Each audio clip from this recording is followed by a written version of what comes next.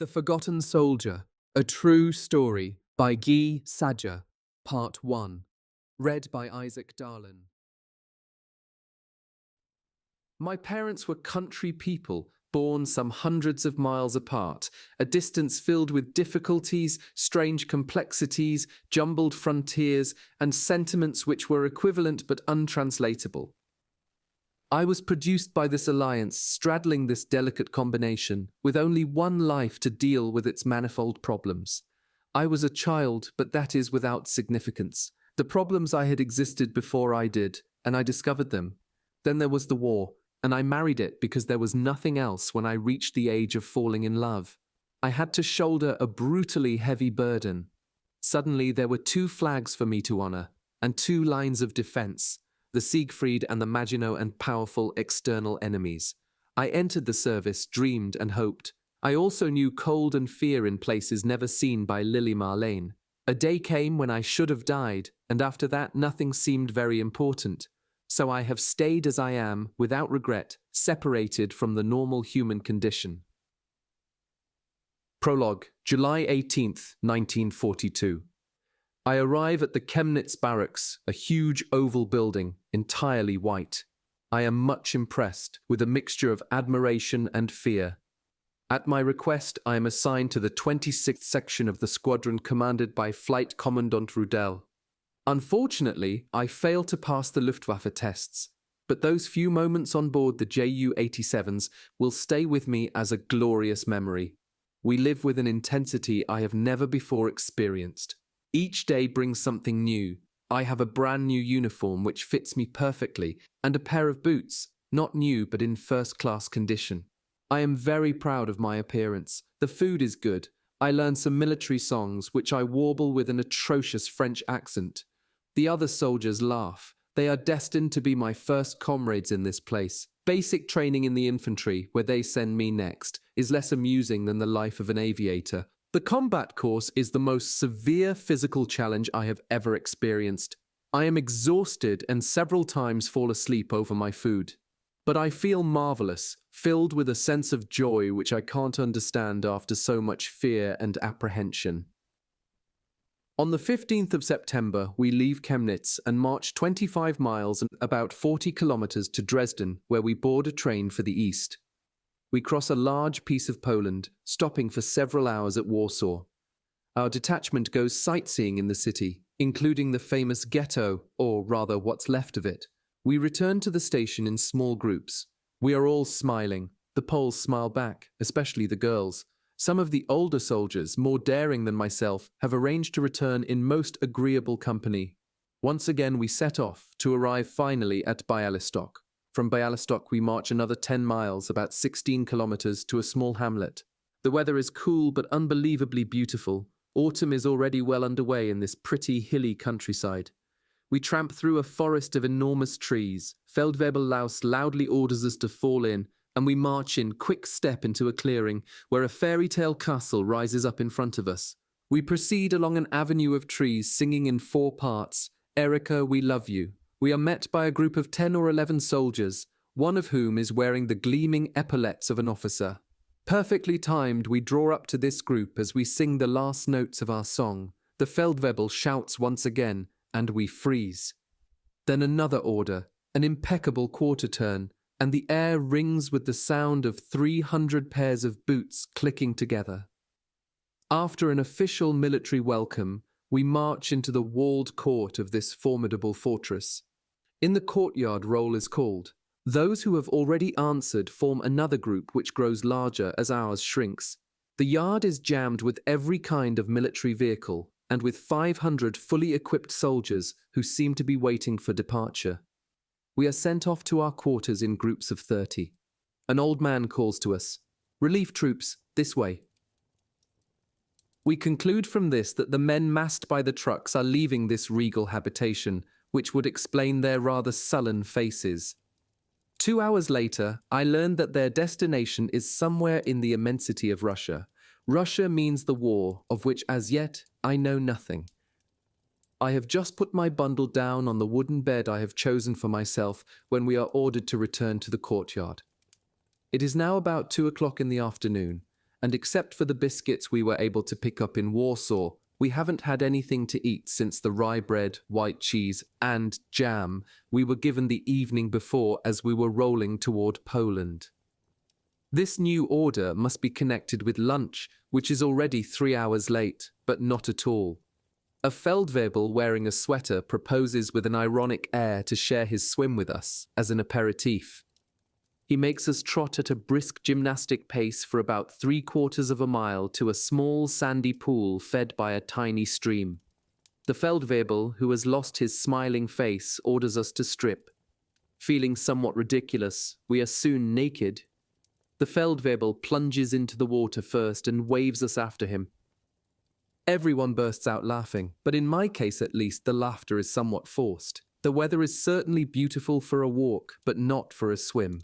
The temperature of the air can be no more than 40, and the water, when I reluctantly dip my foot into it, is really very cold. At this moment, a violent shove, accompanied by a mocking laugh, propels me into the water, where I swim vigorously to keep from fainting. When I emerge, shivering from the plunge, convinced that by evening I shall be in the infirmary with pneumonia, I look anxiously for the towel which is indispensable after such an experience. But there isn't one. Nobody has one. Most of my comrades have nothing but the long-sleeved undershirt that also serves as a shirt in the Wehrmacht, and their fatigue jackets, which they put on next to their bare skins. I am lucky because I have a pullover which protects my child's skin from the rough cloth. On the double, we catch up with our leader, who is already more than halfway back to our enormous residence. We are all frantically hungry, and our avid faces look desperately for some sign of a dining hall. As it seems we are to be abandoned to our fate, a young Alsatian built like a giant accosts one of the non-coms, staring at him as if he wished to devour him. Are we going to have anything to eat? A thunderous Achtung assaults our ears. We all freeze, including our champion. Lunch here is at 11, the non-com shouts. You arrived 3 hours late. In threes to my right, it's time for target practice. Gnashing our teeth, we set off after our foster mother. We take a narrow footpath through the woods. Our marching rows break up, and soon we are walking in a single column. I notice a slight disturbance about 10 men in front of me, which quickly develops into a wild tumult. I press forward, as do those behind me, and there are soon about 30 of us piled up beside a thicket where 3 men in civilian clothes, 3 Poles, are standing, each carrying a basket of eggs. Everyone is asking the same question. Do you have any money? I don't. I can't understand a word the Poles are saying, but all the same I grasp that they are trying to sell us some eggs. It is our bad luck that we haven't been paid yet. Very few of us have any money of our own. This is like the torture of Tantalus, as by now we are desperately hungry. In a sudden rush, avid hands plunge into the baskets. Eggs are broken and blows exchanged in silence. Both sides fear reprisals. I don't do too badly. One of my feet is brutally trampled, but nothing worse happens. And at the end, I have 7 eggs. I run to rejoin my group and give 2 eggs to a fat young Austrian, who stares at me in stupefaction. I consume the 5 eggs that are left, together with a good part of their shells, in less than 100 yards, about 91 meters. We arrive at the shooting range. There are at least 1,000 men, and the firing is non-stop. We march up to a group of armed men coming to meet us, and take over their guns. I draw 24 cartridges, which I will fire when it's my turn.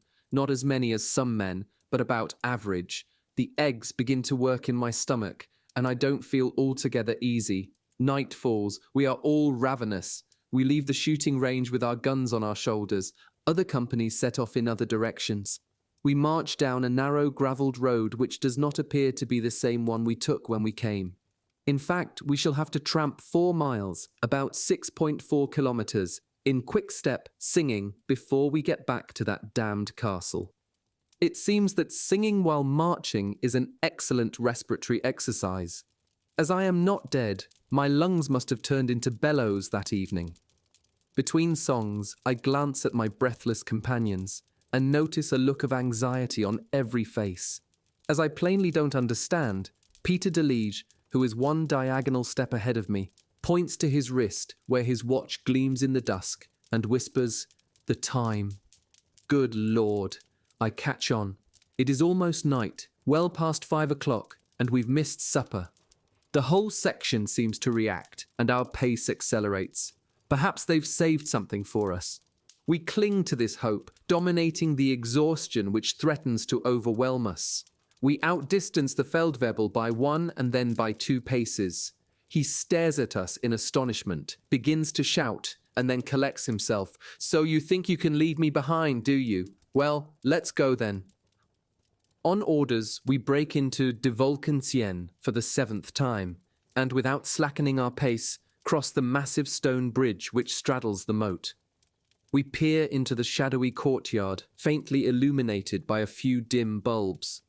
A column of soldiers carrying mess tins and drinking cans is queuing in front of a sidecar, which carries 3 enormous cauldrons. At the sergeant's order, we halt and wait for his next order to break ranks and fetch our mess tins. But alas, that moment has not yet come. This sadist obliges us to put our guns back in the gun rack, in their proper numerical order, which takes another 10 minutes. We are frantic, then abruptly, go and see if there's anything left and in order. We hold ourselves in as far as the armory door, but once outside, nothing can stop us. We surge wildly toward our quarters. Our hobnailed boots throw off sparks as they clatter against the courtyard pavement. We rush up the monumental stone staircase like 80 madmen, driving ahead of us the few soldiers who are trying to come back down. In the dormitories, the melee increases, as no one is yet entirely sure which room and bed he occupies. We run in and out of the rooms as if possessed by demons, and it seems inevitable that someone is trying to get out exactly as another man is trying to get in. We crash, swear, exchange blows. I myself receive a bash on the helmet. Some lucky devils who have had the good luck to find their mess tins right away run back down the stairs at a triple gallop. The swine, they'll eat everything that's left. Finally, I find my pack. But as I am unhooking my mess tin, someone jumps onto my bed with his dirty boots and knocks everything to the floor. My mess tin rolls under the next bed, and when I dive to retrieve it, my hand is trampled. I return to the courtyard, and there, under the benevolent gaze of our non-com, I take my place in line, relieved to see that there is still 1 cauldron with something in it. In this momentary respite, I inspect my companions. Every face wears the same burning look of exhaustion. The thin ones like me have huge circles under their eyes, and the plumper ones are ashen. I catch sight of Bruno Lenson. He has already been served, and is wolfing down his food as he walks away with careful little steps. Farstein, Ollensheim, Lindbergh, Hulls, they are all doing the same thing. When my turn comes, I open my mess tin. I haven't had a chance to wash it since my last meal, and traces of food still cling to its interior. The cook empties his ladle into my tin and puts a large helping of yogurt on my plate. I sit down a little way off, on one of the benches which stand against the wall of the kitchen block. Our galloping return at least had the advantage of making me get rid of the eggs I had devoured so precipitately that afternoon. I bolt my meal with ravenous hunger. The food isn't at all bad. I get up and walk over to the light of an unshaded window and peer into the tin. It contains what looks like a mixture of semolina, prunes, and chunks of meat. It will all be gone in a few minutes. As we haven't been given anything to drink, I go over to the horse troughs like everybody else and swallow down 3 or 4 cups of icy water. And I take the opportunity to rinse my plate. Evening assembly and roll call takes place in a large hall where a corporal addresses us on the subject of the German Reich. It is 8 o'clock. Lights out is sounded on a small bugle. We go back to our rooms and fall into a dead sleep. I have just spent my first day in Poland. It is September 18th, 1942. We are out of bed at 5 o'clock the next morning, which is how it will be for the next 2 weeks. We shall also be undergoing intensive training and shall cross that damned pond every day, no longer as bathers but with full combat equipment. Exhausted, soaked to the skin, we fling ourselves onto our mattresses every evening, overwhelmed by a crushing sleep, without even the energy to write to our families. As a marksman, I am making rapid progress. I must have fired over 500 cartridges on maneuvers and at the shooting range during the fortnight and hurled at least 50 practice grenades. The days are grey. From time to time it rains, and I wonder if the rain is a foretaste of winter. But it is only the 5th of October. This morning it is clear, with a light frost. The rest of the day will probably be beautiful. We salute the flag at dawn and take off for our daily footwork with our guns slung. We cross the moat on the stone bridge, which resounds with the hammering of our 60 pairs of boots. Laus doesn't order us to sing, and for half an hour I hear nothing but the sound of our tramping feet, a sound which pleases me. I feel no desire to talk and take deep lungfuls of cool forest air. A marvelous sense of life flows through my veins, and I make no effort to understand why we are all so splendidly well after such intense daily exertions. We run into a company quartered about 6 miles, about 9.7 kilometers, from us in a village with a name something like Kremenchtovsk, and salute as we pass, we with heads left, they with heads right. Without any dispersal or change of position in the ranks, we shift to the double, to ordinary marching pace, to the double again. When we get back to the castle, we see a crowd of new faces. All the sergeant instructors have jumped on these greenhorns. We remain standing by the entrance. After an hour, as no one has done anything about us, we stack our weapons and squat on the courtyard pavement. I talk to a Lorrainer, half in French, half in German, and the morning goes by. The lunch bell rings, and we put away our guns before going into the dining hall. It is now afternoon. Still no duties, no maneuvers. We can hardly believe it. There is no question of going down to the courtyard. They would only send us off on fatigue.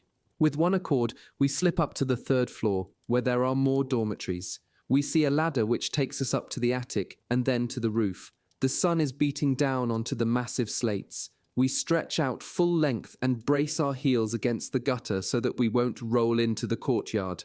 The day is magnificent. On the roof it is almost painfully hot, and before long we are all stripped to the waist as if on a beach. However, after a while, the heat becomes disagreeable, and like many others, I abandon my roost. Up to that moment, though, it is quite amusing to look down at the frenzied maneuvers of the greenhorns under a torrent of abuse. I find myself back in the courtyard in the company of that damned Lorrainer, who never talks about anything but his medical studies. As I am supposed to work as a mechanic with my father, I find all his chatter quite boring. What's the point of thinking about a civilian future when you've just gone into the army? There are still no orders for us. I walk about quite freely, and for the first time observe the details of this massive edifice. Everything about it is on a colossal scale.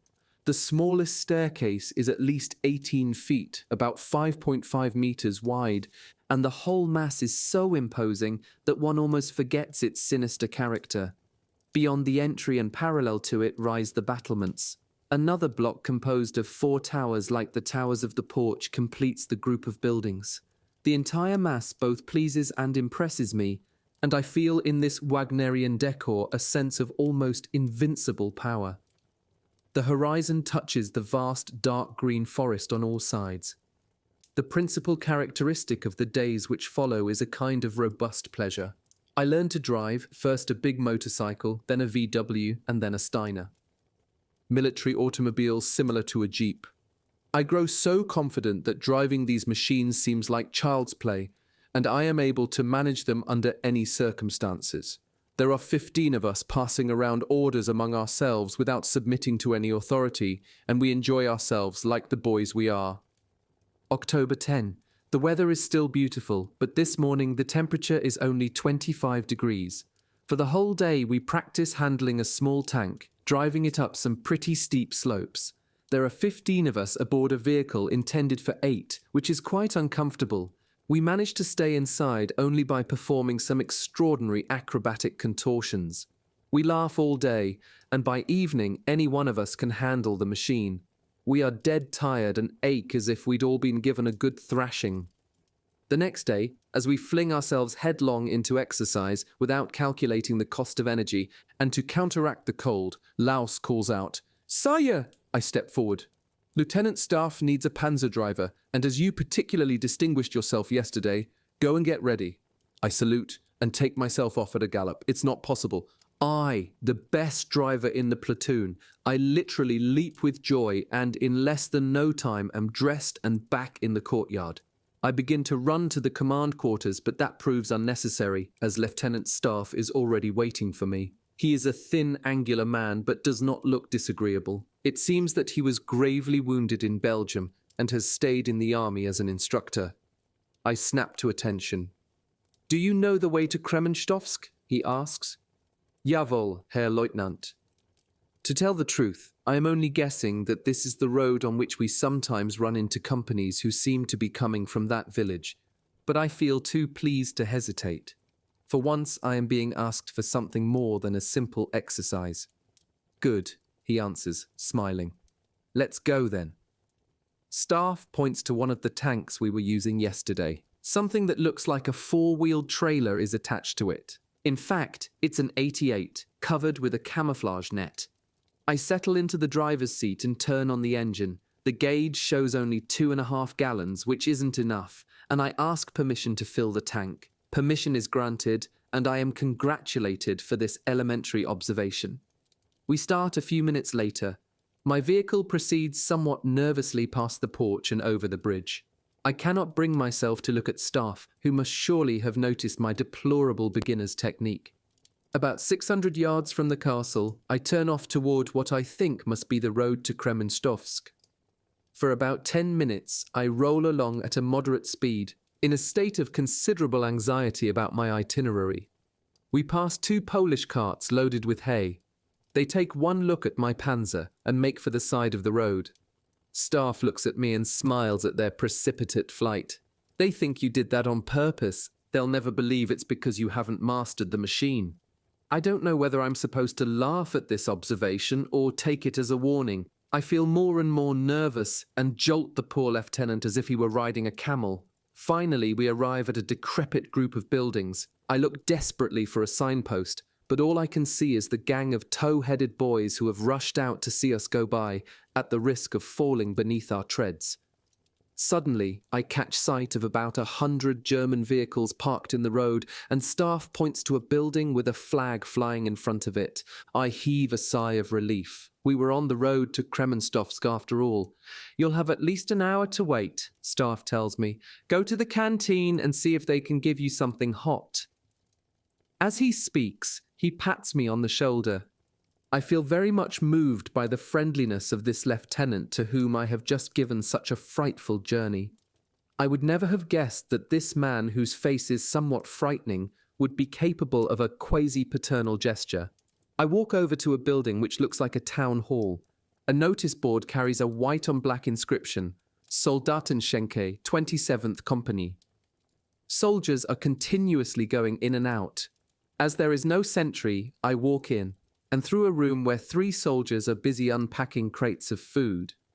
Beyond this room is another, with a counter at the back, beside which a group of soldiers are standing and talking. "Could I have something hot? I've just driven an officer over here, but I don't belong to the 27th. "So," mutters the soldier behind the bar. "Another one of these damned Alsatians pretending to be German. It's plain that I speak hideously badly. I'm not Alsatian, but half German, through my mother." They don't press me. The one behind the bar goes off into the kitchen. I stay where I am, planted in the middle of the room, wrapped in my heavy green overcoat. 5 minutes later, the soldier is back with a steaming canteen half filled with goat's milk. He pours a full tumbler of alcohol into this and hands it to me without a word. It is burning hot, but I drink it down all the same. Every eye is fixed on me. I have never liked the taste of alcohol, but I am determined to finish this liter at any price, so that I won't look like a green girl. I leave this bunch of louts without saluting, and find myself out in the cold once again. This time, I feel certain that the Polish winter has arrived. The sky is overcast, and the thermometer has fallen to 20 degrees. I don't really know where to go. The square is almost empty. In the surrounding houses, Poles must be warming themselves in front of their fires. I walk over to the parking lot where some soldiers are busy with the trucks. I venture a few words, but they reply without enthusiasm. I must be too young for them. These characters are already in their 30s. I continue my aimless wandering and catch sight of 3 bearded men wearing long overcoats of a strange brown color who are cutting a tree trunk into lengths with a large all-purpose saw. I don't recognize their uniforms. I walk up to them, smile, and ask them if everything's all right. Their only response is to stop sawing and straighten up, and I guess that they are smiling behind their heavy beards. One of them is a tall, strapping fellow. The other 2 are short and stocky. I ask 2 or 3 questions but get no reply. These characters must be laughing at me. Then I hear footsteps coming up behind me, and a voice says, "Let them alone. You know that talking to them is forbidden, except to give them orders." Those wild men didn't answer me anyway. I was just wondering what the hell they're doing in the Wehrmacht. "Teufel," says the fellow who's come to dress me down. "I can see now that you've never been under fire. Those fellows are Russian prisoners. And if you ever do get to the front, and you see one of them before he sees you, fire without hesitation, or you'll never see another." I am astounded and look again at the Russians who have resumed their sawing. So those are our enemies who shoot at German soldiers, soldiers wearing uniforms like mine. Why did they smile at me then? For the next 2 weeks, life in the castle with my companions of the 19th Company continues as usual, and I obliterate the memory of the 27th, which seemed to be composed entirely of sullen, gloomy characters. To be fair, however, I must admit that the men in the 27th have been in service since 1940. Winter has arrived with its snow and rain, transforming the earth into sticky glue. When we come in at dusk, we are covered with mud and exhausted, but still filled with the sense of joy that comes from youth and health. These small fatigues are nothing compared to what awaits us. Every evening we warm ourselves in our comfortable beds and joke until sleep interrupts us. October 28. The weather, which is not very cold, is nonetheless frightful. Grey clouds and squalls of wind and rain fill the sky for 24 hours a day. Our non-coms are tired of getting soaked to the skin and have given up taking us to outdoor exercises. We spend most of the time perfecting our skills as drivers and mechanics. I don't yet know anything more disagreeable than rummaging through an engine under a driving rain. The thermometer remains more or less constant at freezing. October 30, raining and cold. After saluting the colours, we are ordered to the supply store where we proceed without thinking about explanations. At least it will be warm in there. In the store, which has been set up in a large shed, the first 2 sections of our company have just been served and are coming out with their arms loaded. When it's my turn, I am given 4 boxes of sardines, stamped in France, 2 vegetable sausages wrapped in cellophane, a package of biscuits enriched with vitamins, 2 slabs of Swiss chocolate, some smoked lard, and a half-pound of lump sugar. 4 steps further on, another attendant piles onto my already encumbered arms a waterproof ground sheet, a pair of socks, and a pair of woolen gloves. At the door, 1 more item is added, a cloth packet inscribed Field Kit, First Aid. In the falling rain, I rejoin my group, which is clustered around an officer crouched on the back of a truck. He is well protected in his long coat of grey-green leather and seems to be waiting for the entire company to assemble. When he judges that everyone has arrived, he begins to speak. He talks so quickly that I have a hard time understanding what he says. You will be leaving this billet to convoy several military trains to a more advanced post. You have just been issued with supplies for 8 days, which you will now include in your equipment. You will assemble in 20 minutes. Now get ready. Quickly, silent with anxiety, we return to our quarters and gather together our possessions. As I fasten my pack to my back, my neighbour in the next bed asks, "How long will we be gone?" "Don't know." I just wrote to my parents and asked them to send me some books. "The PO will forward your package." At that moment, Hals, my enormous friend, hits me across the back. "At last we'll see some Russians," he shouts, grinning sardonically. I sense that he is trying to build up his nerve. In reality, everyone feels considerable emotion. Despite our perfect innocence, the idea of war terrifies us. Once more we find ourselves standing in the courtyard in that damned rain. We are each given a registered Mauser and 25 cartridges. I don't know if it's a reaction to receiving these arms, but I notice that everyone is turning pale. Certainly we can all be excused for this. No one in the company is more than 18. I myself won't be 17 for another 2.5 months. The lieutenant notices our confusion, and to raise our spirits, reads us the latest Wehrmacht communiqué. Von Paulus is on the Volga, von Richthofen is near Moscow, and the Anglo-Americans have suffered great losses in their attempts to bomb the cities and towns of the Reich. Our officer seems reassured by our answering cries of Sieg Heil. The entire 19th Company stands at attention in front of the flag. Laus, our Feldwebel, is there, also helmeted and fully equipped. At his side, he carries a long automatic in a black leather sheath which gleams in the rain. We are all silent. The order to move out sounds like the abrupt blast of an express train's whistle. Achtung! Rechts raus! In threes, we leave the place which was home during our first army experiences. We cross the stone bridge for the last time and set off down the road which brought us here a month and a half ago. I look back several times at the imposing grey mass of the ancient Polish castle, which I shall never see again, and would have succumbed to melancholy if the presence of my comrades had not raised my spirits. We arrive at Bialystok, a sea of green uniforms, and march to the station. Part 1. Russia, Autumn 1943. Towards Stalingrad, Minsk, Kiev, baptism of fire, Kharkov. We were standing beside a long railway convoy. We had been ordered to stack our guns on the tracks and take off our packs. The time was somewhere between 12 noon and 1 o'clock. Laus was munching on something he had taken from his pack. His face, although scarcely attractive, had grown familiar to us, even reassuring.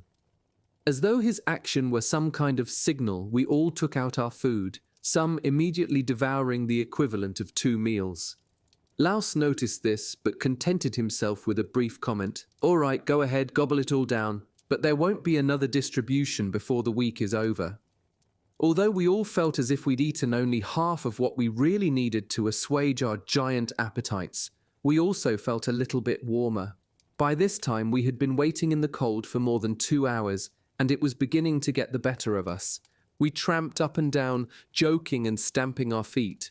Some who had paper wrote letters, but my fingers were too numb, and I contented myself with observation. Trains loaded with war materiel were continuously passing through the station, which had turned into a vast bottleneck, with cars backed up for at least 600 yards, about 549 meters.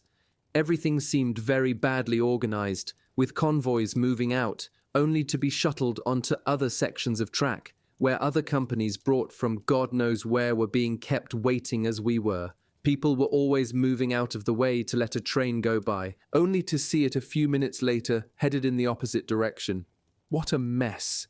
The train we were leaning against seemed to have been immobilized for eternity. Perhaps it would have been bitter if it had never left. To give myself some exercise, I hoisted myself up as high as the air holes in the carriages. Instead of cattle, the train was filled with munitions. By this time we had been in the station for 4 hours and felt frozen. It grew colder as it grew dark, and to kill time we plunged once more into our provisions. Although it was already quite dark, traffic continued, dimly lit. Laus was beginning to look as though he had had enough. With his cap pulled down over his ears and his collar turned up, he was tramping up and down for warmth. He must have covered at least 10 miles, about 16 kilometers. We had formed a small group of friends from Chemnitz, which wasn't to break up until much later. Lenzen, Olensheim, and Hals, 3 Germans who spoke French as badly as I spoke German. Morvan, an Alsatian, Uterbeek, an Austrian, as dark and curly as an Italian dancer, who eventually dissociated himself from our group, and me, a Franco-German. Among the 6 of us, we were making progress in both languages, except for that damned Uterbeek, who never stopped humming Italian love songs under his breath. These plaintive melodies sounded out of place and totally foreign to ears more accustomed to Wagner than to Italian composers, especially those lamentations of an abandoned Neapolitan swain. Hull's had a watch with a luminous dial, which informed us that it was already 8:30. We felt sure that our departure was imminent, that they were not going to leave us on the station platform for the night, but that is how it turned out. After another hour, several men unpacked sleeping rolls and stretched out as best they could, if possible, on some raised surface, for a little protection from the damp. Some even had the temerity to sleep under the train, hoping that it wouldn't start rolling. Our sergeant had settled on a pile of railway baggage and lit a cigarette. He looked worn out. We simply couldn't accept the idea of a night out of doors. It seemed impossible that we would be left where we were. We knew that the departure whistle would blow soon, and that all the idiots who hadn't had the patience to wait would have a fine time packing up their bedrolls in a hurry. As it turned out, we would have done better to imitate them and gain 2 hours' sleep. 2 hours later, we were still sitting on the cold stones of the roadbed. It was growing steadily colder, and a fine rain had begun to fall. Our sergeant was busy building himself a shelter with the railway baggage, not at all a bad idea. When he covered this over with his waterproof sheet, he was completely sheltered, the old fox. We now felt compelled to find ourselves some shelter too. We couldn't move too far from our weapons, but we left them nonetheless, with their barrels in the air, open to the rain, expecting a royal dressing down later on. The best places, of course, were taken by this time, and the only thing we could think of was to shelter beneath the railway cars. It had certainly occurred to us to try to get inside, but the doors were held shut with wire cables. Full of complaints, we crawled into our disquieting and altogether relative shelter. The rain blew in sideways after us, and we were furious. Later on, this anger made me laugh. As best we could, we arranged some degree of shelter from the rain. This was my first night in the open air, and needless to say, I never shut my eyes for more than 15 minutes at a time. I can remember long periods of staring at the huge axle that served as the roof of my bed. Through my exhaustion, it often seemed to be shifting, as if the train were about to move. I would wake with a start to find that nothing had changed, fall back again into a half-sleep, only to be startled back into wakefulness once again.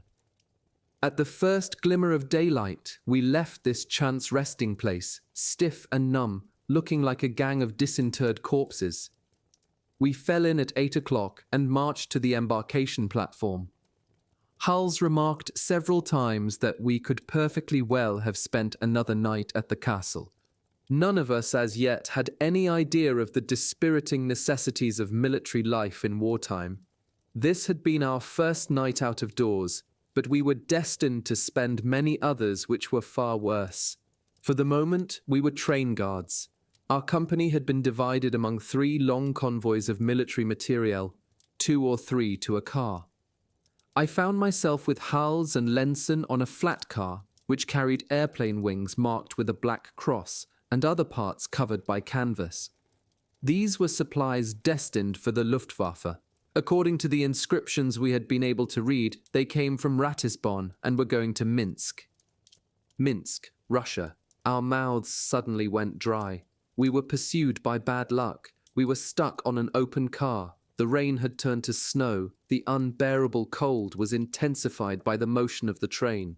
After due consideration, we ducked under the tarpaulin which covered a large Do-17 engine.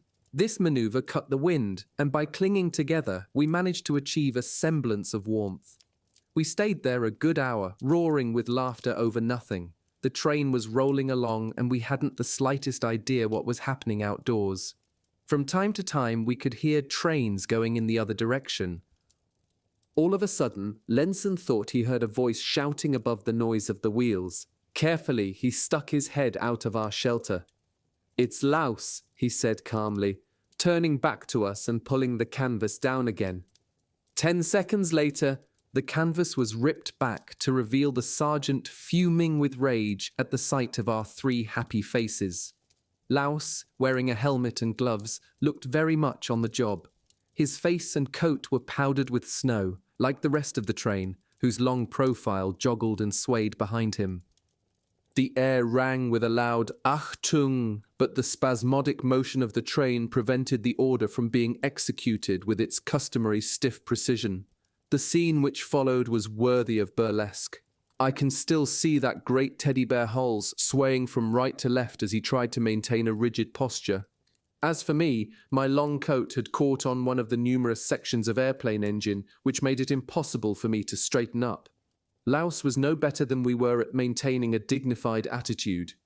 Finally, beside himself with exasperation, he braced himself with one knee against the floor. We followed his example, and from a certain distance we might have been taken for a quartet of conspirators whispering secrets. In fact, I and my companions were receiving a magisterial dressing down. "What the hell do you think you're doing under there?" Laus shouted. "Where in God's name do you think you are, and what do you think you're supposed to be doing on this train?" Hals, who had a spontaneous nature, interrupted our superior. He said that it was impossible to stay outside the canvas because the cold was so bad, and that anyway there was nothing to look at. It would seem that by making these observations, Hals was demonstrating a total lack of objectivity. Like an enraged gorilla, the sergeant seized our comrade by the collar and shook him violently with a torrent of abuse. "I'll make my report. At the first stop, I'll have you sent to a disciplinary battalion. This is nothing less than abandoning your post. You could get the firing squad. What if a car had blown up behind you? You couldn't have warned anyone from that hole of yours." "Why?" Lenson asked. "Is a car going to blow up?" "Shut up, idiot! There are terrorists all along the line ready to risk anything. When they don't blow the trains right up, they throw explosives or incendiaries. You are here precisely to prevent that sort of thing. Take your helmets and come to the front of the car, or I'll throw the whole lot of you overboard." We didn't wait for him to repeat himself, and despite the cold which bit into our faces, we took up the positions he appointed. Laus continued forward through the loaded cars, hanging on as he moved from one to the next. He wasn't really a bully, but a man with a clear idea of a job to be done. I never saw him try to make things easier for himself, which is probably why I felt he must have a sympathetic streak, although I hadn't yet spoken to him. None of the other Feldwebels in the company were so strict. They claimed to be saving themselves for the big job. But when the moment came, Laus did as much as they, if not more. He was the oldest of the sergeants. Perhaps he had already been at the front. In fact, he was like every sergeant major in the world, afraid of responsibility and at the same time giving us a hard time. During his tirade, he had made us realize, rightly enough, that if we couldn't stand a little cold and a vague possible danger, we would never survive at the front. It certainly would be idiotic to get killed by some anarchist before we'd seen anything. We were rolling through a forest of squat, snow-covered pines. I had plenty of time to ponder the case of conscience the Feldwebel had put to me. The north of Poland seemed to be very sparsely populated. We had passed only a few small towns. Suddenly, well ahead of the train, I caught sight of a figure running along beside the tracks. I didn't think I could be the only person who'd noticed him, but apparently no one in any of the cars ahead was doing anything about him. Rapidly, I maneuvered my Mauser into a good position and took aim at what could only be a terrorist. Our train was moving very slowly, a perfect target for a bomb. In a few minutes, I was level with the man. I couldn't see anything unusual about him. He was probably a Polish woodcutter who had come up out of curiosity. I felt disconcerted. I had been all ready to fire, and now nothing seemed to justify it. I aimed deliberately over his head and pulled the trigger. The report shook the air, and the butt of my gun crashed violently into my shoulder. The poor fellow took off as fast as he could, obviously fearing the worst, and I felt certain that my ill-considered action had made another enemy for the Reich. The train maintained its speed, and a few minutes later, Laus appeared, continuing his endless patrol despite the cold. He gave me a curious look. We had decided to take duty in shifts. While two of us watched, the third would try to warm up under the canvas. We had now been on the train for something like 8 hours, and felt apprehensive about the night, which would undoubtedly be spent in these conditions. 20 minutes ago, I had taken Hals's place, and for 20 minutes had been unable to control my violent shivering. Night was drawing close, perhaps Minsk was too. The train was moving along the only track. To the north and to the south, we were enclosed by dark forest. For the last quarter of an hour, the train had been accelerating, which would undoubtedly result in our deaths by freezing. We had also consumed a large part of our rations to keep warm. Suddenly, the train slowed down. The brake blocks grated against the wheels, and the couplings shook violently. We were soon moving at the speed of a bicycle. I saw the front of the train turn to the right. We were diverting onto a secondary track. The train moved forward for another 5 minutes, and then stopped. 2 officers had jumped down from one of the front cars and were walking back. Laus and 2 other non-coms went out to meet them. They conferred for a moment, but didn't tell us anything. All along the train, people were looking out. The forest seemed a likely haven for terrorists. Our train had been standing still for several minutes when we heard the distant sound of wheels. We were walking up and down, trying to warm ourselves up, when a blast from a whistle accompanied by gestures indicated that we should return to our posts at once. A locomotive appeared in the distance on the track we had just left. It was entirely blacked out. What I saw next froze me with horror. I wish I were a writer of genius so that I could do justice to the vision which appeared before us. First, we saw a car loaded with railway materials pushed along in front of the locomotive and hiding its dim lights. Then came the smoking locomotive, its tender, and a closed car with a hole in its roof to accommodate a short length of smoking pipe, probably the train kitchen. Behind this, another car with high railings carried armed German soldiers. A twin-mounted machine gun covered the rest of the train, which consisted simply of open flat cars like ours, but loaded with a very different kind of freight. The first one of these to pass my uncomprehending eyes seemed to be carrying a confused heap of objects, which only gradually became recognizable as human bodies. Directly behind this heap, other people were clinging together, crouching or standing. Each car was full to the bursting point. One of us, more informed than the others, told us in 2 words what we were looking at: Russian prisoners. I thought I had recognized the brown coats I had seen once before, near the castle, but it was really too dark to be sure. Hals looked at me. Except for the burning red spots made by the cold, his face was as white as a sheet. "Did you see that?" he whispered. "They've piled up their dead to shield themselves from the wind." In my stupefaction, I could only reply with something like a groan. Every car was carrying a shield of human bodies. I stood as if petrified by the horror of the sight rolling slowly by, faces entirely drained of blood, and bare feet stiffened by death and cold. The 10th car had just passed us when something even more horrible happened. 4 or 5 bodies slid from the badly balanced load and fell to the side of the track. The funereal train didn't stop. A group of officers and non-coms from our train walked over to investigate. Driven by, I don't know what element of curiosity, I jumped down from our car and went over to the officers. I saluted and asked in a faltering voice if the men were dead. An officer looked at me in astonishment, and I realized that I had just abandoned my post. He must have noticed my confusion, as he didn't reprimand me. "I think so," he said sadly. "You can help your comrades bury them."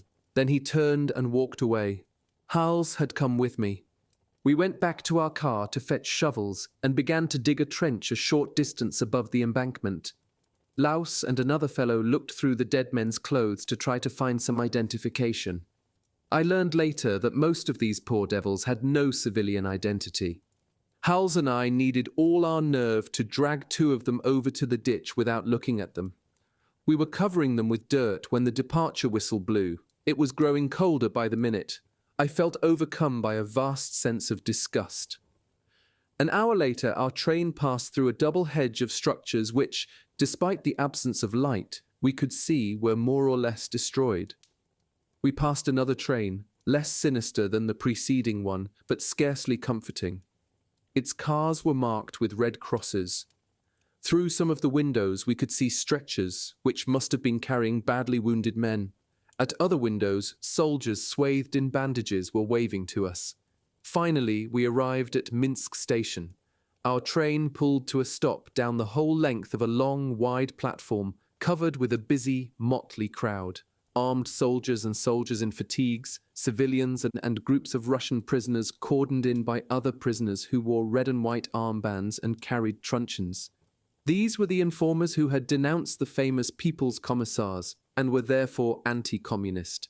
They claimed the right of guarding their comrades, which suited our authorities very well, as no one would be more likely to get a decent day's work from the Russian prisoners. We could hear orders being given, first in German, then in Russian. A crowd of men came up to our train, and the unloading began in the lights of the trucks parked along the platform. We joined in this work, which took the better part of 2 hours, warming ourselves a little, then plunging once more into our provisions. Hals, a greedy guts, had consumed more than half his allotment in less than 2 days. We spent the night in a large building where we were able to sleep in a certain degree of comfort. The next day we were sent to a military hospital where we were kept for 2 days and given a series of shots.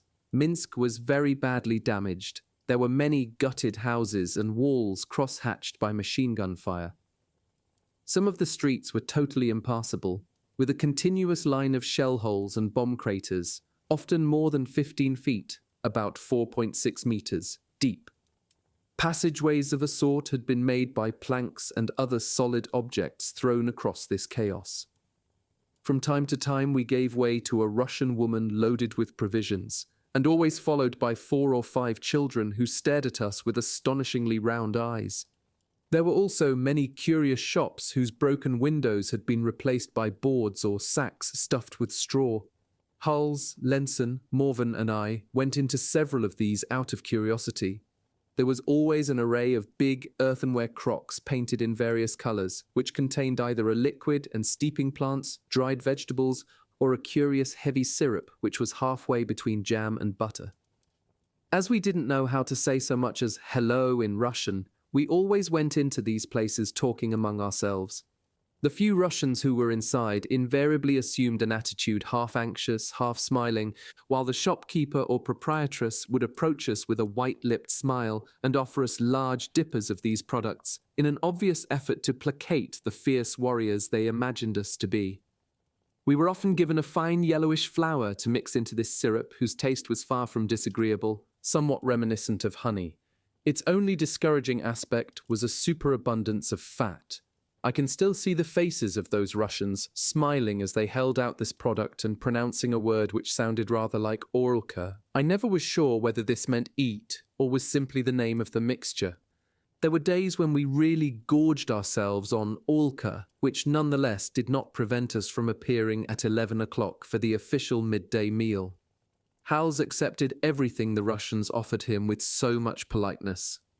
Sometimes I found him quite revolting, holding out his mess tin for the largesse of these Soviet merchants, as they poured into it mixtures resembling each other only in their loose, runny consistency.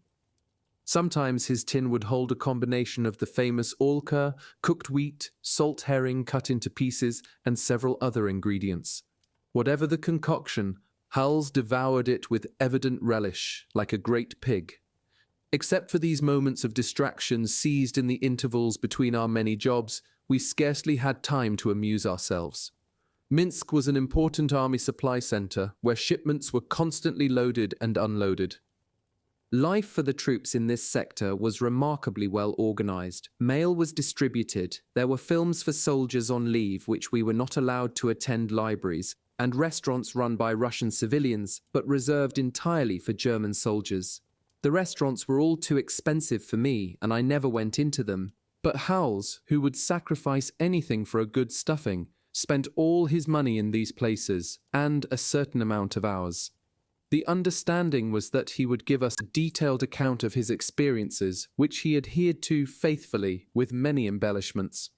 We slavered with vicarious pleasure as we listened to him.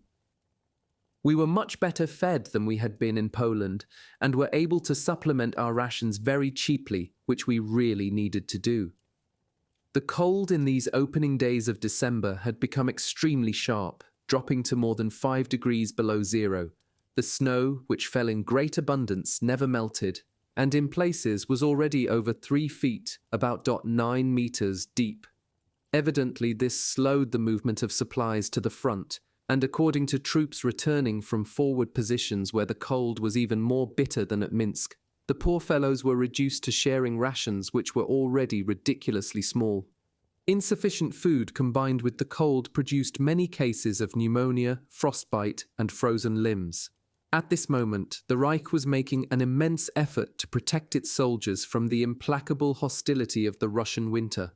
At Minsk, Kovno, and Kiev, there were enormous stores of blankets, special winter clothing made of sheepskin, overshoes with thick insulating soles and uppers of matted hair, gloves, hoods of double catskin, and portable heaters which operated equally well on gasoline, oil, or solidified alcohol, mountains of rations in specially conditioned boxes, and thousands of other necessities. It was our duty, as convoy troops of the Rollbahn, to deliver all of this to the front lines, where the combat troops were desperately awaiting us. We made superhuman efforts, and yet they were not enough.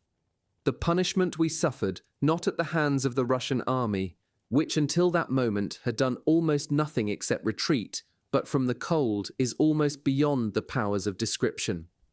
Outside the great towns, there had not yet been time to repair the damaged roads, few and far between to begin with, or to open others. While our unit was doing its autumn gymnastics, the Wehrmacht, after an extraordinary advance, had marched itself and its supplies into an unbelievable quagmire. Then the first frosts had solidified the monstrous ruts leading to the east. Our machines had suffered enormously on these roads, which in fact were passable only for wagons, but the hardening of the soil had temporarily allowed the provisioning of the troops. Then winter poured down its tons of snow across the immensity of Russia, once again paralyzing traffic. That is the point we had reached in December 1942. We shoveled away snow so that our trucks could move forward 15 or 20 miles, about 32 kilometers in a morning, only to find our efforts covered over again the same day. The earth beneath the snow was a sinister relief of bumps and potholes, which we tamped down or blew up. In the evenings, we scrambled to find shelter for the night. Sometimes this would be a butt fitted out by the engineers, sometimes an izba, a log hut or any house we could find. We often crowded more than 50 men into a butt intended for a couple and 2 children. The most desired accommodations were the big tents, especially designed for Russia. They were tall and pointed like teepees, weatherproofed and planned for 9 men. We were rarely fewer than 20, and even at that there weren't enough tents. Luckily, we had raided our stores of food because of the cold, and with enough to eat, we were able to keep going reasonably well. Some of us began to crawl with vermin, as we were only rarely able to wash, and when we returned to Minsk, our first duty was to pass through disinfection. I was beginning to feel that I'd had more than enough of Holy Russia and of truck driving. Like everybody else, I was afraid of the idea of being under fire, but I was also beginning to long to use the Mauser which had been dragging around with me for what seemed like an eternity, without ever being the slightest use. I felt that somehow firing at something would avenge me for my sufferings from the cold and from my blisters. My hands were badly blistered from shoveling, and my woolen gloves were already full of holes, exposing the tops of my icy fingers. My hands and feet felt the cold so sharply that it sometimes seemed as if the pain were stabbing me in the heart. The thermometer remained around 5 degrees below zero. We were now billeted some 15 miles, about 24 kilometers, north of Minsk, guarding a huge parking depot for military vehicles. We occupied the 7 or 8 houses in the hamlet, leaving only one, the largest, occupied by a Russian family. Their name was Korsky. They had 2 daughters and claimed to have originally come from the Crimea, which they spoke of with nostalgia. They ran a kind of canteen where we could buy food and drink from our own pockets and find a few companions with whom to kill time. The snow had stopped, but the cold was growing steadily more intense. One evening after our company had been in the hamlet for about a week, I was scheduled for 2 hours of guard duty. I crossed the huge parking lot, where 500 or more vehicles of every description were half buried in snow. I had been feeling apprehensive all day at the prospect of walking across this space at night. It would be so easy for partisans to hide between the cars and shoot us as we went by, but I had gradually persuaded myself that the war, if it existed at all, was really taking place somewhere else. The only Russians I had seen were either merchants or prisoners, and it seemed highly probable that I would never see any others. With this idea in my head, I walked to my post, about 15 yards, about 14 meters from the first vehicles, through a trench about a yard deep, which allowed us to advance as far as the cars or withdraw without being exposed. The edges of the trench had already been raised nearly another 3 feet, about 9 meters, by new snow, and each fresh fall obliged us to dig. I stood up on the box that allowed the sentry to see a little farther. I had wrapped a blanket over my coat, which made it very hard for me to move my arms. I had refused my allotment of alcohol, the taste of which disgusted me, and was mentally preparing myself for another siege of uncontrollable trembling from the cold. The night was clear. I could have seen a raven 100 yards, about 91 meters off. In the distance, the horizon was cut by a mass of stunted bushes.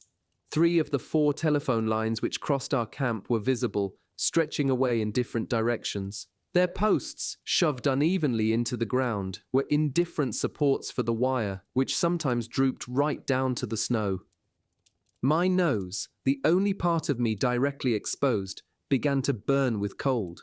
I had pulled my cap down as far as I could, so that my forehead and part of my cheeks were covered. Over this, I wore the helmet required for guard duty. The turned-up collar of the pullover my parents had sent me overlapped the edge of my cap at the back of my head. From time to time, I looked at the expanse of machinery I was guarding and wondered what we would do if we had to move it all in a hurry. The engines must have reached a state of magnificent solidity. I had been at my post for a good hour when suddenly a silhouette appeared at the edge of the parking lot. I threw myself down into the bottom of my hole. Before extracting my hands from the depths of my pockets, I risked another look over my parapet. The silhouette was advancing toward me. It must be one of our men making the rounds, but supposing it was a Bolshevik. Grunting with the effort, I pulled my hands from their shelter and grabbed my gun. The breech, sticky with frost, bit into my fingers as I maneuvered my weapon into firing position and shouted out, "Where da?" I got back a reasonable reply, and my bullet remained in the gun. All the same, I had been prudent to take these elementary precautions. It was an officer going his rounds. I saluted. "Everything all right?" "Yes, Lieutenant." "Fine. Well, Happy Christmas." "What? Is it Christmas?" "Yes, look over there." He pointed to the Korski's house. The roof, loaded with snow, sloped down to ground level. The narrow windows were shining far more brightly than blackout regulations usually permitted, and in their light I could see the swiftly moving silhouettes of my comrades.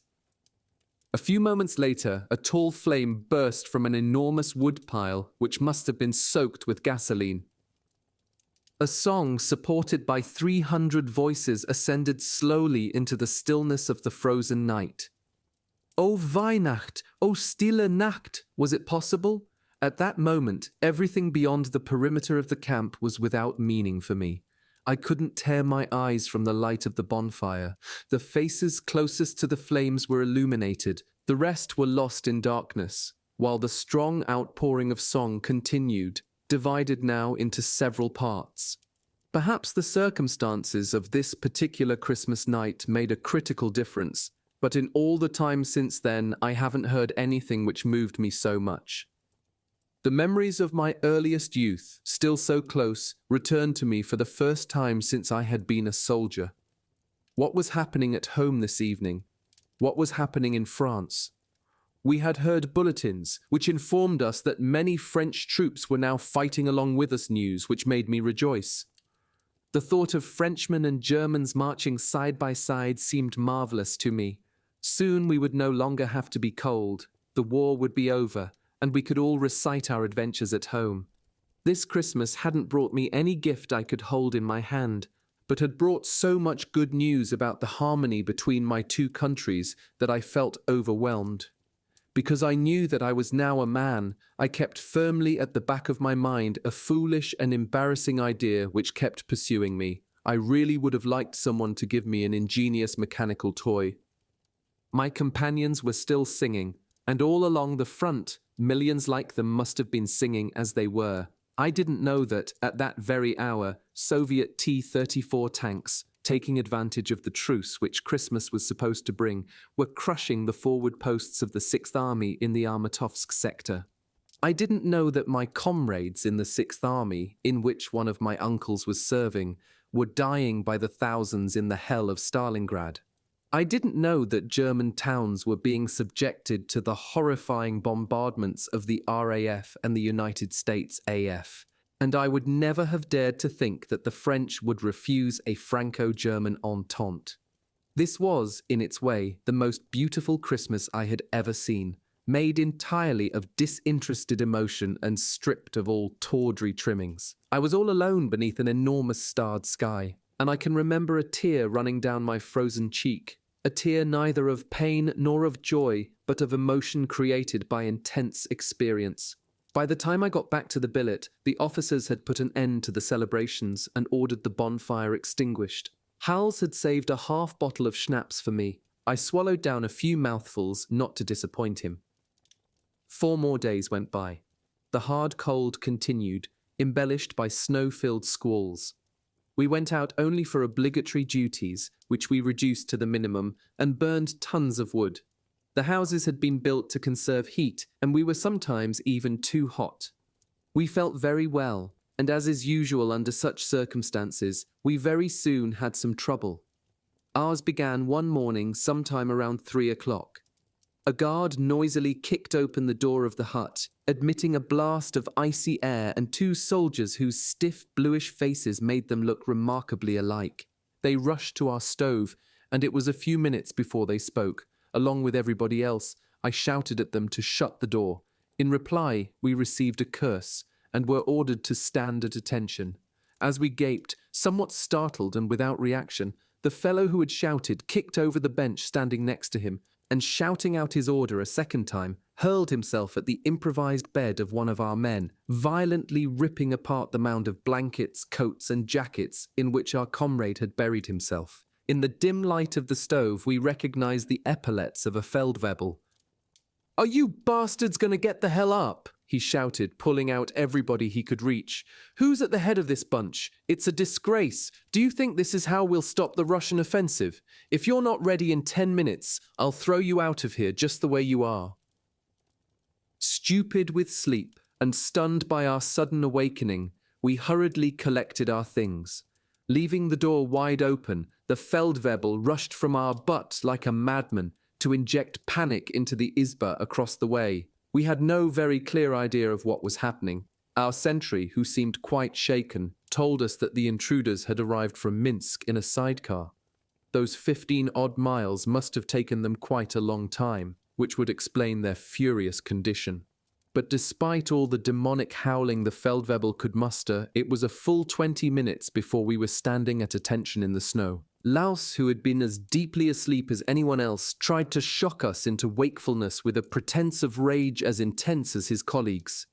The other Feldwebel, whose anger had not abated, barked out our orders. "You will join Commandant Ultrainer's unit at Minsk before dawn." He turned to Laus. "You will take 15 trucks from the depot and proceed as I've ordered." Why hadn't he telephoned instead of working himself into such a state? We found out later that while we had been sleeping peacefully, the telephone line had been cut in 4 places. The difficulty of getting underway and bringing the trucks out from the depot was almost unimaginable. We had to roll out barrels of gasoline and alcohol to fill the gas tanks and radiators, crank up the engines in exhausting labor, and shovel out cubic yards of snow, almost entirely without light. When the 15 trucks were ready, we set out for Minsk, following the bumpy, snow-covered track the Feldwebel had taken to reach us. One of the trucks skidded on the icy ground, and it took a good half hour to pull it from the ditch. We hooked it to another truck, which could only skate along the ice. In the end, almost the entire company was involved in the struggle, and we literally carried the damn machine back onto the road. Toward 8 o'clock in the morning, well before the late winter dawn of those regions, we joined Ultraner and his regiment and stood shivering despite our exertions in a vast city square with 2,000 or 3,000 other soldiers. Minsk seemed to be bursting with excitement and energy. A network of loudspeakers which had been set up throughout the square disseminated a short lecture from the High Command. The lecture pointed out that even a victorious army had to accept deaths and casualties, and that our role as a convoy unit was to carry, at whatever the cost, and despite all the hardships, which the High Command thoroughly recognized, the food, munitions, and materiel the combat troops required. Our convoy, by any means available, had to reach the banks of the Volga, so that von Paulus could continue to wage his victorious battle. 1,000 miles, about 1609 kilometers, separated us from our destination, and we hadn't a moment to spare. We left after the midday meal. I found myself, separated from my closest friends, aboard a 5.5-ton DKW loaded with heavy automatic weapons. The road leaving the city was well ploughed, and we rolled along at a brisk pace. There must have been road gangs working around the clock. The snowbanks on either side of the road were nearly 12 feet, about 3.7 meters high. We passed a signpost bristling with pointers. On the sign indicating the road we took, I read Nach Pripyat, Kiev, Dnieper, Kharkov, Dnipropetrovsk. Our troops had rounded up everyone capable of holding a shovel, and we were able to cover nearly 100 miles, about 161 kilometers, in good time. We soon reached the summit of a hill from which we could see the immensity of the Ukraine stretching into the distance under a yellowish-grey sky. The 10 or 12 vehicles ahead of us had suffered a serious reduction in speed. Ahead of them, a company of soldiers were busily engaged in moving snow. A heavy truck was pushing a sled fitted with a kind of ventilator which blew out the snow in all directions. Beyond lay an infinity of immaculate snow, nearly 3 feet, about 9 meters, deep. Heavy snowfalls buried the road so completely after the passage of each convoy that we needed a compass to dig it out again.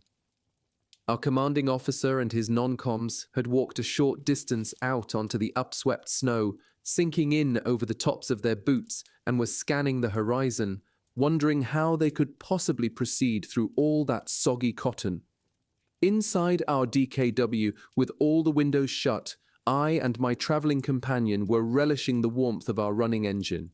But soon they were ordering us out of our machines and distributing snow shovels. As there weren't enough to go round, our non-coms told us to use anything we could lay our hands on. I saw men digging with boards, helmets, big serving platters. With 2 other fellows, I was pushing against the tailgate of a truck which we had detached, hoping to use it as a crude sort of snowplow. The blast of a Feldwebel's whistle interrupted our disorganized labor. "What do you think you're proving over there? Come along with me, we'll go and round up some manpower. Bring your guns." I felt a surge of jubilation which I kept well hidden as I inwardly thanked the idiots who had devised our hopeless procedure. I preferred almost anything to shoveling snow. We followed the Feldwebel. I had no idea where he hoped to find more manpower. We had only passed 2 deserted villages since leaving Minsk. With our guns slung, our little group split off from the track the trucks had traced in the snow and headed north. We sank in over our knees with every step, which made progress extremely difficult. For 10 minutes, I did my best to follow the Feldwebel, who was about 15 feet, about 4.6 meters ahead of me. I was gasping for breath, and I could feel the sweat beginning to trickle down my spine under the heavy cloth of my coat. My breath projected long streams of vapor, which vanished instantly in the icy air. I kept my eyes glued to the Feldwebel's deep footprints, trying to step exactly into them, but as he was bigger than I, this meant that every step was a leap. I deliberately avoided looking at the horizon, which seemed so far away. A thin screen of birches soon hid the convoy from us. Ludicrous in our smallness, we continued forward into the immensity of white. I was beginning to wonder where our non-com thought he would find his famous manpower. We had been exhausting ourselves in this way for nearly an hour. Suddenly, in the absolute quiet, we heard a rumbling sound which was growing steadily louder. We stopped. Our sergeant limited himself to the observation that we hadn't much further to go, and then added that it was a pity we would miss this one. I didn't really understand what he was talking about, but the noise was becoming increasingly clear. To our left, I caught sight of a black line stretching across the snow. A train! We were approaching a railway line. I still didn't see what a train could do for us. Would they take our cargoes on board? The train was going by very slowly, about 500 yards, about 457 meters ahead of us. It was extremely long, a line of black broken at intervals by one of the 5 locomotives, spewing out impressive clouds of white vapor which vanished almost instantly, as if by magic. The train must have had a special mechanism for snow disposal. 15 minutes later, we reached the tracks. A lot of supply trains go through here, the Feldwebel said. Most of the cars carry material, but there are usually a few passenger cars for Russian civilians. We'll stop one of them and collect some Russian labor. Finally, I understood.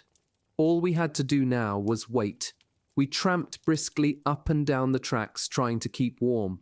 However, it felt as if the temperature had risen somewhat, as if by now it might be up to 15 degrees, which indicates the astonishing degree to which we had grown accustomed to 0 temperatures.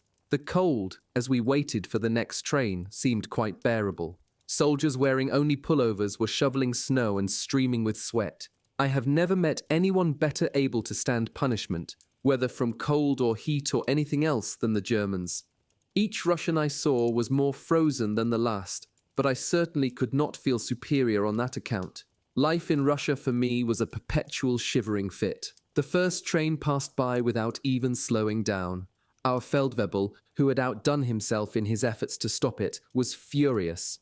Soldiers shouted to us from the train that their orders were not to stop for any reason whatever.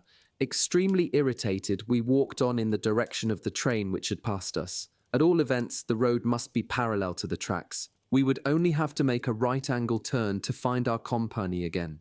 The difficulty was that we were far from the kitchen, and the hour for the distribution of food must have come and gone.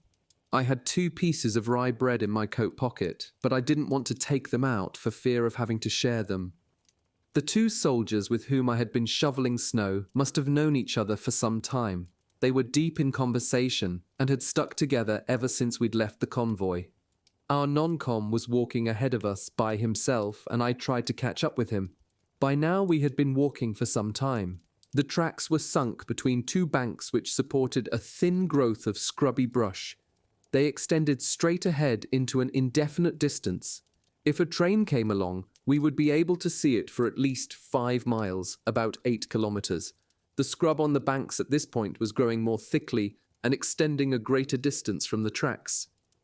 It was now some 3 hours since we had left our company. Everything stood out clearly against the snow. For some moments now, I had been staring at a black shape about 500 yards, about 457 meters away. 10 minutes later, we could see that it was a hut. Our Feldwebel was walking towards it. It must be a shelter for railway workers. The Feldwebel raised his voice. "Hurry up, we'll wait in that shelter over there."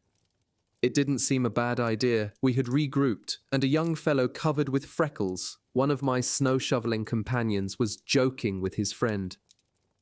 We were making our way toward the butt when a violent burst of sound struck my ears. At the same moment I saw, to the right of the hut, a light puff of white smoke. Utterly astounded, I looked around at my companions. The Feldwebel had flung himself down on the ground like a goalie onto a ball, and was loading his automatic. The fellow with the freckles was staggering toward me with enormous eyes and a curious, stupefied expression. When he was about 6 feet, about 1.8 meters, from me, he fell to his knees. His mouth opened as if he wanted to shout, but no sound came, and he toppled over backward. A second barrage of sound ripped the air, followed by a modulated whistle. Without thinking, I threw myself flat on the snow. The Feldwebel's automatic crackled, and I saw some snow from the roof of the butt shoot up into the air. I couldn't take my eyes off the freckled young soldier, whose motionless body lay a few yards away. "Cover me, you idiots!" the Feldwebel shouted as he jumped up and ran forward.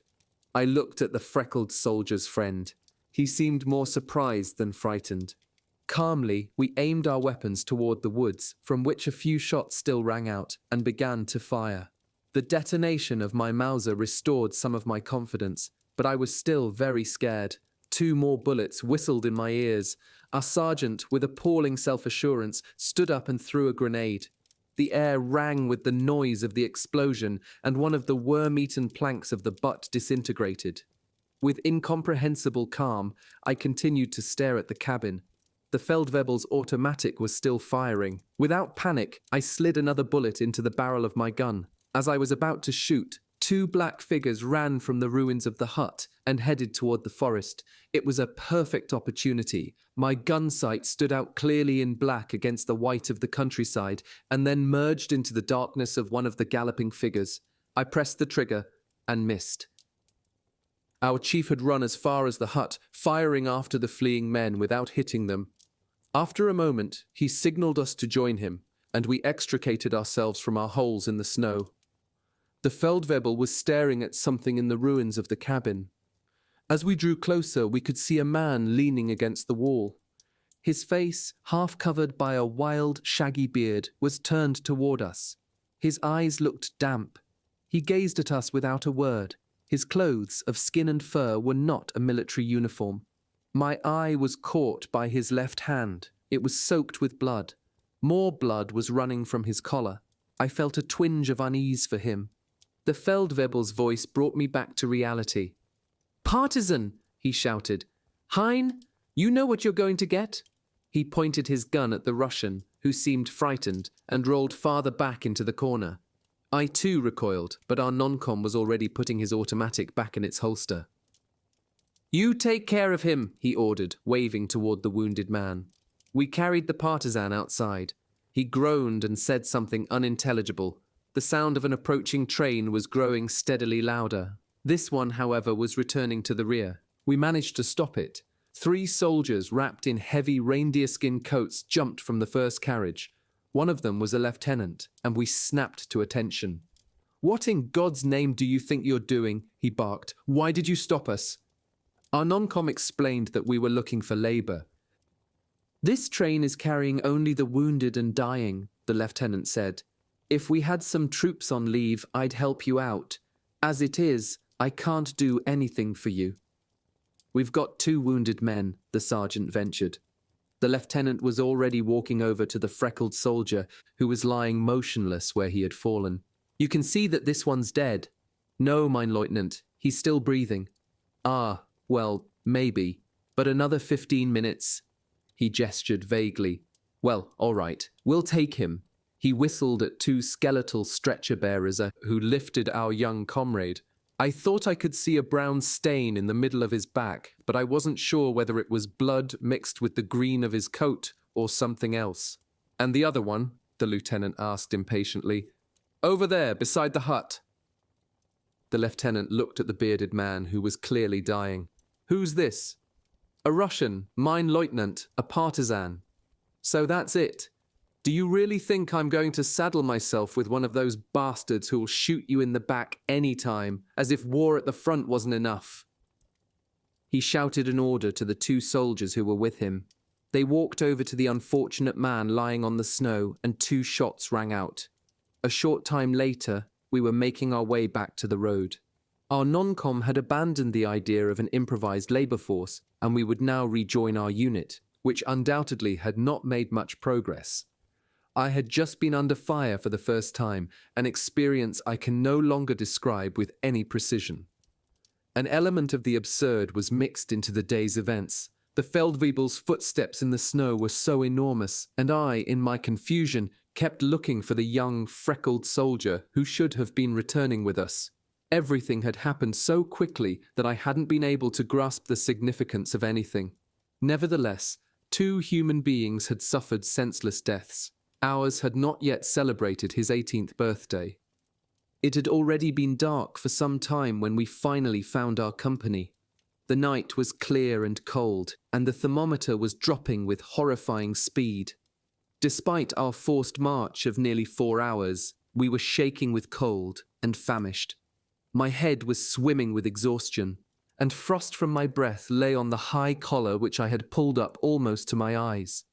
For some time before we reached it, we were able to see our convoy standing out clearly, black against white. Its progress had indeed been small.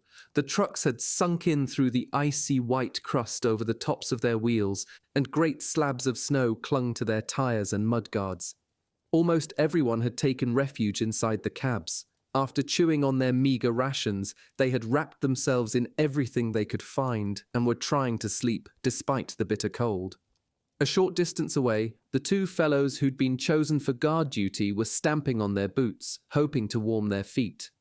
Inside the cabs, through the frosted glass, I could see an occasional gleam from someone's cigarette or pipe. I climbed into my truck and felt in the darkness for my rucksack and mess tin. When the tin was propped between my icy fingers, I wolfed down a few mouthfuls of some filthy mixture that tasted like frozen soya. It was so bad that I tipped most of it onto the snow and ate something else. Outside, I could hear somebody talking. I craned my neck to see who it was. A small fire had just been kindled in a hole in the snow and was burning with a cheerful brilliance. I jumped down from the truck and hurried as fast as I could toward this source of light, heat, and joy. 3 men were standing beside the fire. Among them, my Feldwebel of this afternoon. He was breaking pieces of wood across his knee. "I've had enough of this cold. I had pneumonia last winter, and if I get it again, it's goodbye to me. Anyway, our trucks are visible for at least 2 miles, about 3.2 kilometers, so we're not giving anything away by just lighting a few sticks." "You're right," replied a fellow who must have been at least 45. "The Russians, partisans or not, are all snug in their beds." "I certainly would be glad to be home in my bed," said another, staring into the flames. We were all practically in the fire except for the big Feldwebel, who was busily reducing a packing case to fragments. Suddenly, someone shouted at us, "Hey, you over there!" A figure was approaching us between the trucks. We could see the silver trim on his cap gleaming through the darkness. Already the Feldwebel and the old man were trampling on the fire. The captain came up to us, and we stood at attention. "What do you think you're doing? You must have lost your minds. Don't you know the orders? Since you've come out to watch round the campfire, you can pick up your guns and make a nice patrol of the neighborhood. Your festivities have undoubtedly attracted a few guests. Now it's up to you to find them, by twos until we leave. Understood?" It was the last straw. With death in my soul, I went off to look for my damned gun. I was on the point of collapse from hunger, exhaustion, cold, and God knows what else. I would certainly never have the strength to spend the night slogging through that horrible snow, whose frozen crust covered more than 2 feet, about 6 meters of white power, into which I sank over the tops of my boots. I was filled with rage which I couldn't express. Exhaustion prevented reaction. I returned to my companions in misfortune as best I could. The Feldwebel decided that the fellow who was pushing 50 and myself should take the first patrol. "We'll relieve you in 2 hours, which will be easier for you." I have never understood why, but I had the distinct impression that the miserable cur had purposely put me with the old man. No doubt he preferred the other fellow as a companion, 25 years old and strongly built, to a scrawny 17 or an old man. I started off with my fellow sufferer, convinced that we were a vulnerable combination. After the first few steps, I tripped and fell down full length onto the snow, scraping my hands against the hard, icy crust. As I was pulling myself up, I was scarcely able to contain a paroxysm of tears. The old man was a decent sort. He too seemed to have had about enough. "Did you hurt yourself?" he asked in a paternal tone. "Merde," I replied. He said nothing. Pulling his collar a little higher against his head, he let me get in front of him. I didn't really know where we were supposed to be going, but that was unimportant. What I knew beyond a doubt was that I would double back as soon as the black mass of the convoy was out of sight, and despite my exhaustion, I managed to put a considerable distance between myself and the old man. I moved forward nervously, breathing as little as possible as the icy air burned my nose, but after a moment I couldn't go on. My knees trembled and I dissolved in tears. I could no longer grasp anything that was happening to me. I could see clearly in my mind's eye France and my family and the games I used to play with my friends and my Meccano set. What was I doing here? I can remember crying out between bursts of sobs, "I'm too young to be a soldier." I don't know whether or not my companion was surprised by my confusion. When he caught up with me, he contented himself with saying, "You walk too quickly, young fellow. You must forgive me if I can't keep up with you. I shouldn't even be a soldier. I was retired before the war, but 6 months ago they called me up anyway. They need everyone they can get, you know. Anyway, let's hope we get home again safely. As I didn't understand very much about the times and needed someone to blame, I began to attack the Russians. And all of this on account of those bastards. The first one I meet has had it. However, I wasn't able to forget the events of the afternoon. The partisan and his execution had overwhelmed me. The poor old man looked at me in bewilderment. He must have wondered whether he was involved with a party fanatic or a security agent. "Yes," he said in a carefully veiled tone, "they're certainly making us sweat. It would be better to let them settle it among themselves. They won't stay Bolshevik for long. And in the end, anyway, it's none of our business. And Stalingrad, we certainly have to supply the 6th Army. My uncle is there. They must be having a tough time." Of course they're having a tough time. We don't know everything. Finishing off Zhukov isn't going to be easy. Zhukov will quit, the way he did at Kharkov and Zhytomyr. This won't be the first time General von Paulus made him run. He said nothing. As we lived without much information from the advanced front, the conversation came to a halt. I certainly never guessed that the doom of Stalingrad was already sealed, that the soldiers of the 6th Army had given up hope and were fighting in horrible conditions with heroic tenacity. The sky was covered with stars. In the moonlight, I was able to see the little student's watch strapped on my wrist, a souvenir of my certificate d'études in France.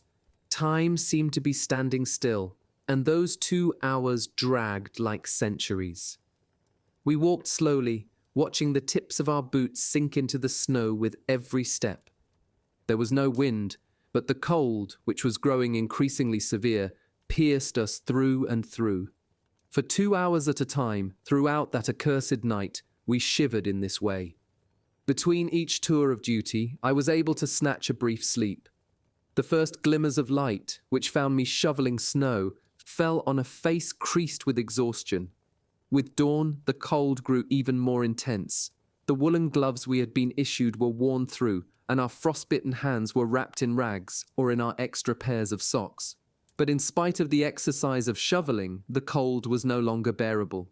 We slapped our hands against our sides and stamped our feet to keep our chilled blood moving. The captain, in a moment of compassion, ordered some ersatz coffee prepared and served to us boiling hot. This was doubly welcome because for breakfast that morning we had been given nothing but a portion each of frozen white cheese. The corporal at the canteen told us that the thermometer outside his truck read 24 degrees below zero. I don't remember exactly how much longer this journey took. The days which followed have remained in my memory like a frozen nightmare.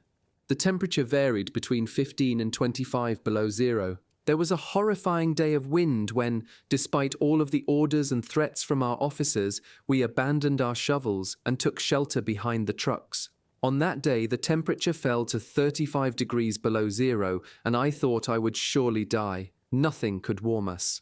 We urinated into our numbed hands to warm them, and hopefully to cauterize the gaping cracks in our fingers.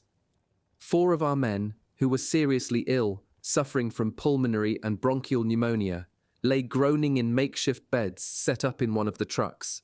There were only 2 medical orderlies for our company, and there wasn't much they could do.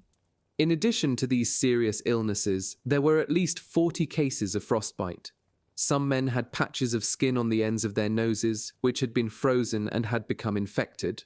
Similar infection was common in the folds of the eyelids, around the ears, and particularly on the hands. I myself was not seriously affected, but each movement of my fingers opened and closed deep crevices, which oozed blood. At moments, the pain was so intense that I felt sick at my stomach.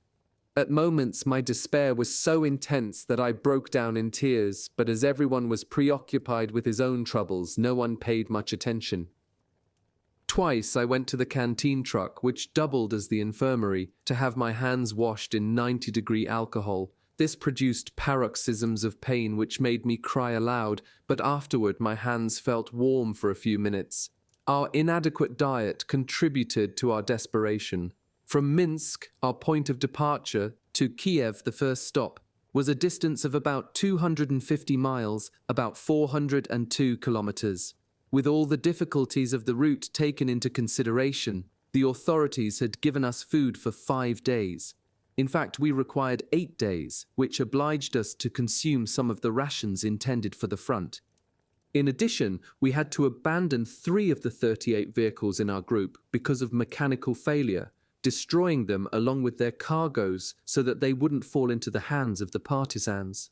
Of the 4 men who were seriously ill, 2 had died, many others suffered from frostbite, and a few had to have frozen hands or feet amputated.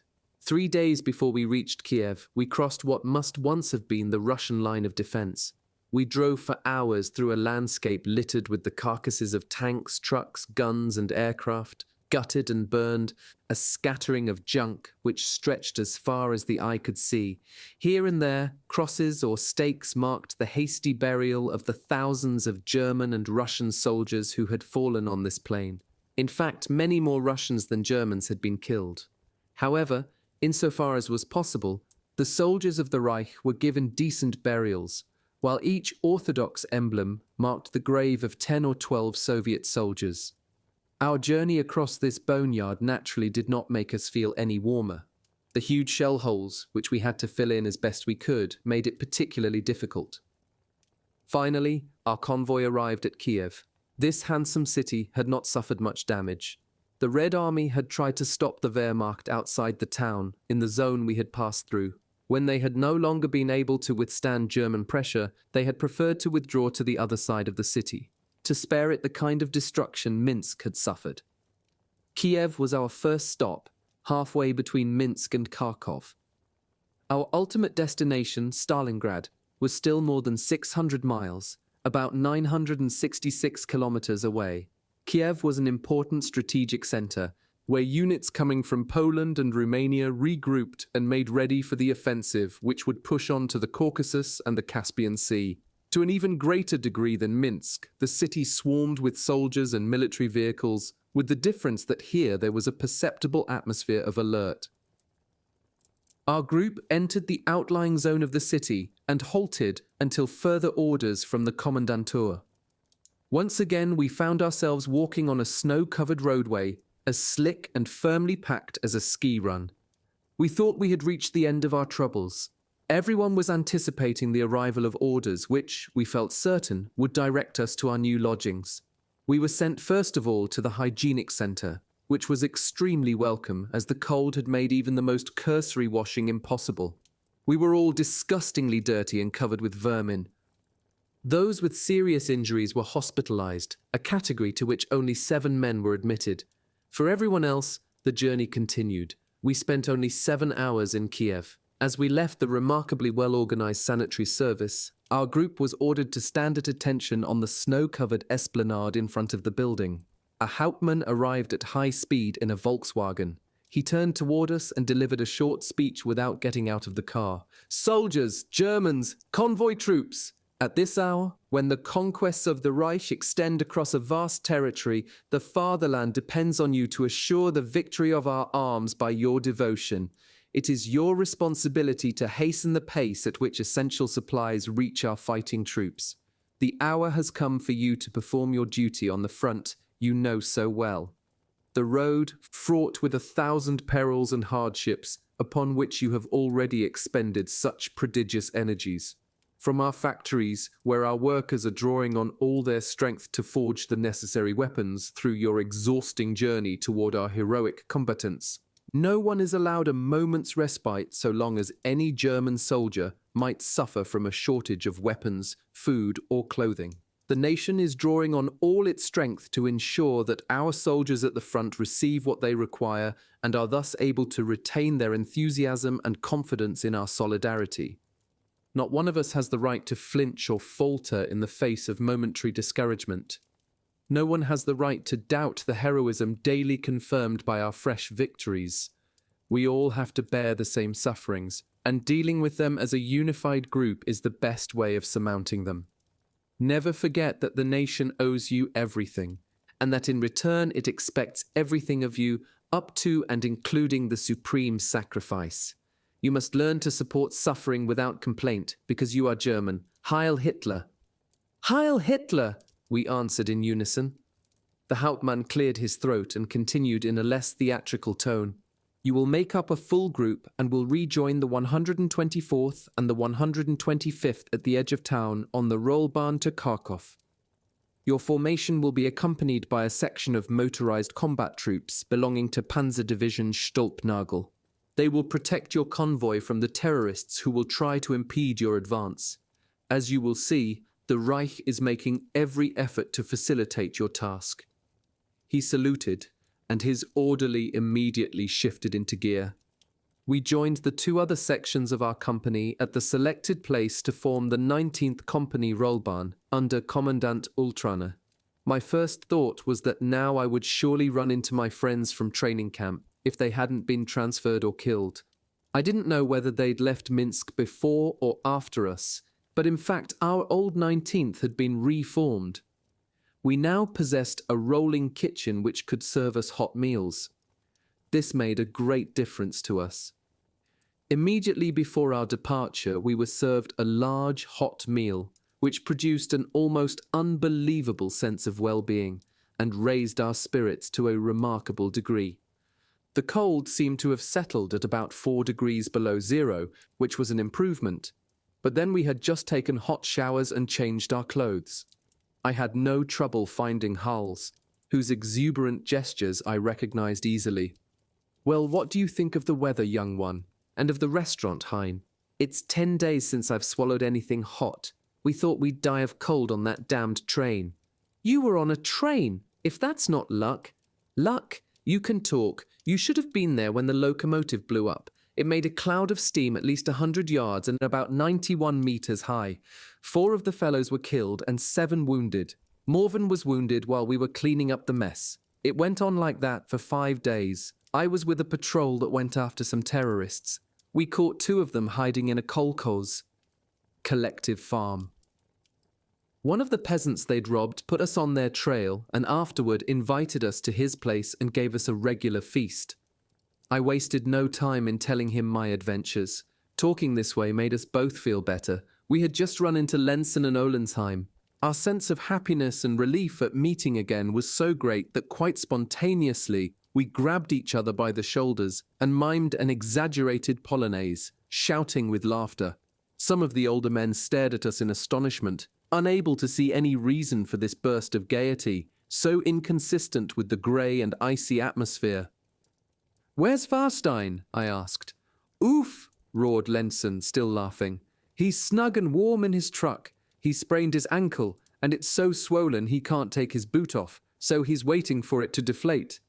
"He's making the most of it," Hals remarked. "If I carried on like that every time I turned my ankle..." Our conversation was interrupted by the order for departure, and we returned to our posts. Knowing that my friends were there, with only a few trucks between us, made me feel a great deal better, and I almost forgot that each turn of the wheels was taking me closer to the front. It was still so far away. We were travelling on bad roads covered with snow and ice. On either side, a wall of snow thrown back by road-clearing operations hid the countryside.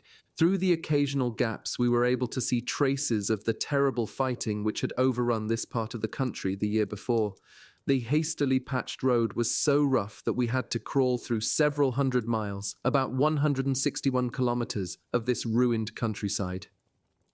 The troops of von Wix, Guderian, von Reichenau, and von Stulpnagel had wrenched this territory from the Soviets after weeks of heavy fighting and held several hundreds of thousands of prisoners between Kiev and Kharkov. The amount of Russian war material strewn about under the snow made me wonder how they could possibly have much left.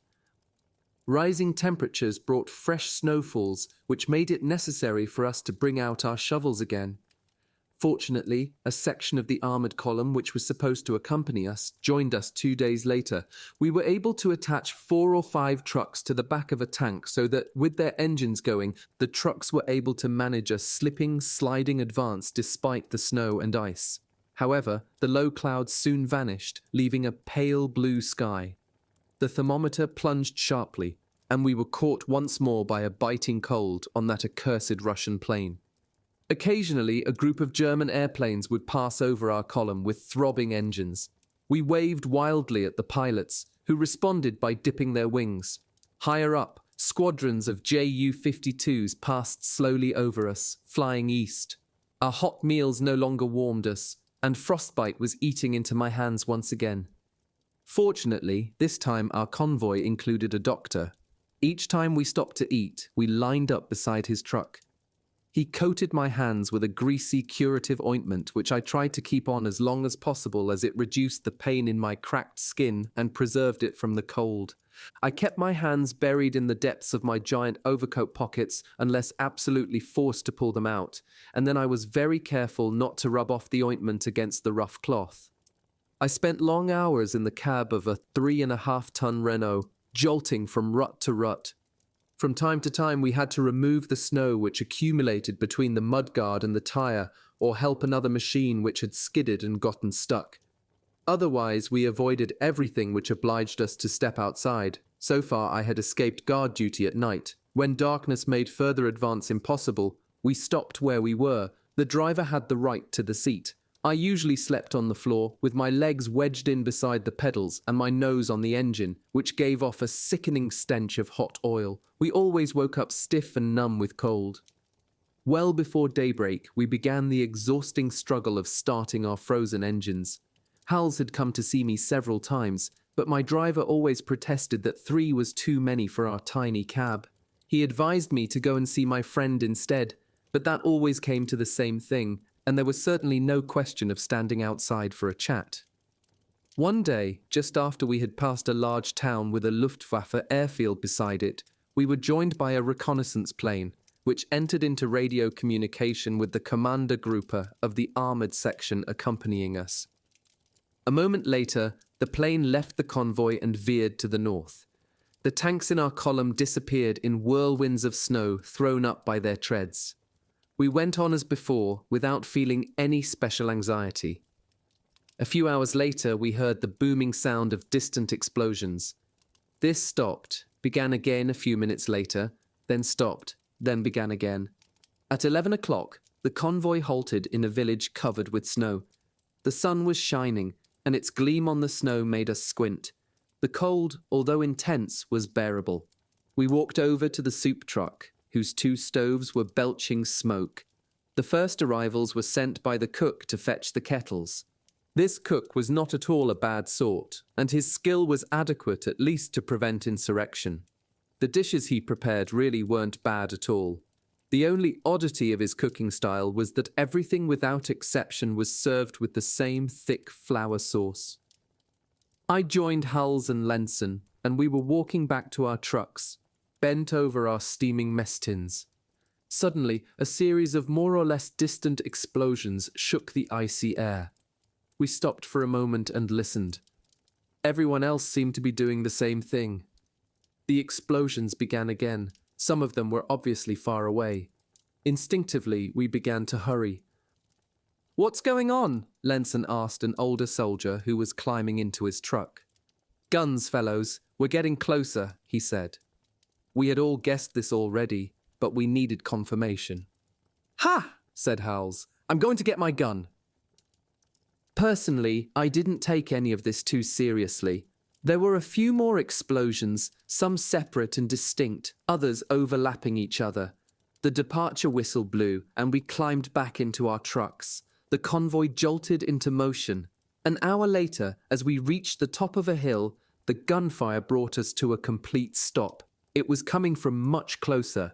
Each explosion literally shook the air, which was a very strange sensation. Some nervous drivers had stepped on their brakes much too quickly. Their trucks had skidded on the ice, and the drivers were racing the engines, trying unsuccessfully to straighten their machines. I had opened our door and was looking down the line of trucks. A Volkswagen was driving from the rear at top speed, and a lieutenant was shouting through its open door, "Hurry up, get going, keep moving. You help that idiot out of the rut." I jumped down from our Renault and joined a group of soldiers trying to pull an Opel Blitz back onto the road. The firing had begun again. It seemed to be quite close and coming from the north. Slowly and with difficulty, the convoy began to move. As we had jammed on our brakes in the middle of an ascent, my driver had a particularly hard time starting up our truck. We descended slowly into a rolling wooded countryside. The dull sound of explosions continued. Suddenly, the trucks at the head of the column stopped again, and we heard the blast of a whistle. We quickly jumped to the ground. Soldiers were running to the head of the convoy. What was happening? The lieutenant of a while ago was running too, collecting a group of soldiers as he went by. I was one of them. Carrying our Mausers and running as fast as we could, we reached the front of the column. The big Commander Grouper half-track seemed to have driven deliberately into the thick snow at the side of the road. "Partisans up ahead!" a Feldwebel shouted. "Scatter for defense!" He pointed to our left. Without understanding very much, I followed the sergeant who was at the head of our group of 15 soldiers and plunged into the snowy slope.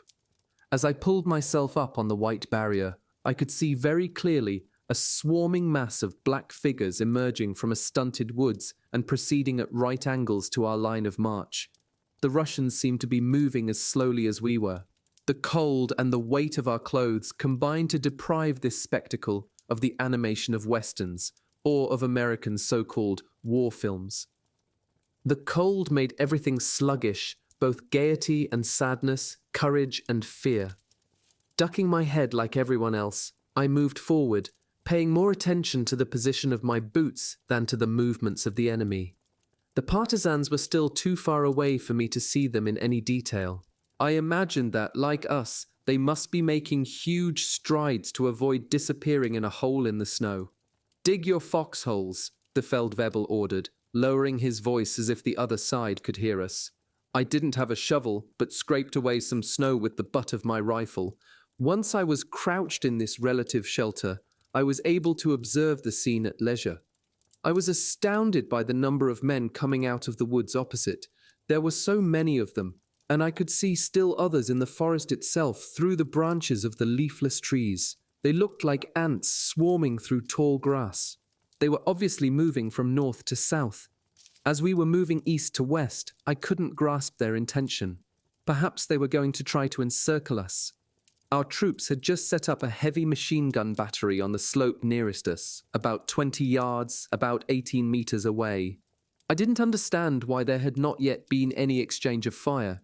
The enemy had begun to cross the road about 200 yards, about 183 meters from us. The sound of big guns from the north was louder than ever, and there seemed to be some answering fire directly opposite us. My hands and feet were beginning to feel the cold. I didn't understand our situation and felt entirely calm. The band of Russians crossed the road without bothering us. They appeared to outnumber us by 3 or 4 to 1. Our convoy consisted of 100 trucks with 100 armed drivers and 60 accompanying troops whose sole function was defense. In addition, there were 10 officers and non-coms, a doctor, and 2 medical orderlies. Each explosion created clouds of powdered snow. From the wooded hill in the near distance, plumes of smoke synchronized with the increasingly frequent sounds of explosion rose into the air. The heavy machine gun to my right burst into sound for a moment and then fell silent. Stupidly, instead of crouching down in my hole, I lifted my head. I could see little white clouds puffing out among the numerous silhouettes of the partisans. There was a sound of dry detonation with an answer in kind from the Russians. My eardrums had begun to feel as though they would burst from the noise of the machine gun, which was joined by another on the slope opposite. Everywhere, soldiers were firing their Mausers. Over in the Russian sector, the black silhouettes were running in all directions, faster and faster, through the puffs of white smoke. Some of them fell and lay motionless. The sun went on shining. None of it seemed really serious. Here and there, Russian bullets whistled through the air. The noise was deafening. With my slow reflexes, I hadn't yet fired. To my right, someone cried out. The sound of firing was almost continuous. The Bolsheviks were running as fast as they could toward the shelter of the snowy thickets. Our tanks were rolling toward them with sharp bursts of gunfire. 3 or 4 Russian bullets landed in the snow in front of me, and I began to fire blindly, like everyone else. 7 or 8 other tanks had arrived and were harassing the partisans. The whole episode lasted about 20 minutes, and when it was over, I had fired about a dozen cartridges. A short time later, our tanks and armoured cars returned. 3 of them were driving prisoners ahead of them, in groups of about 15 men, who all looked deeply humiliated.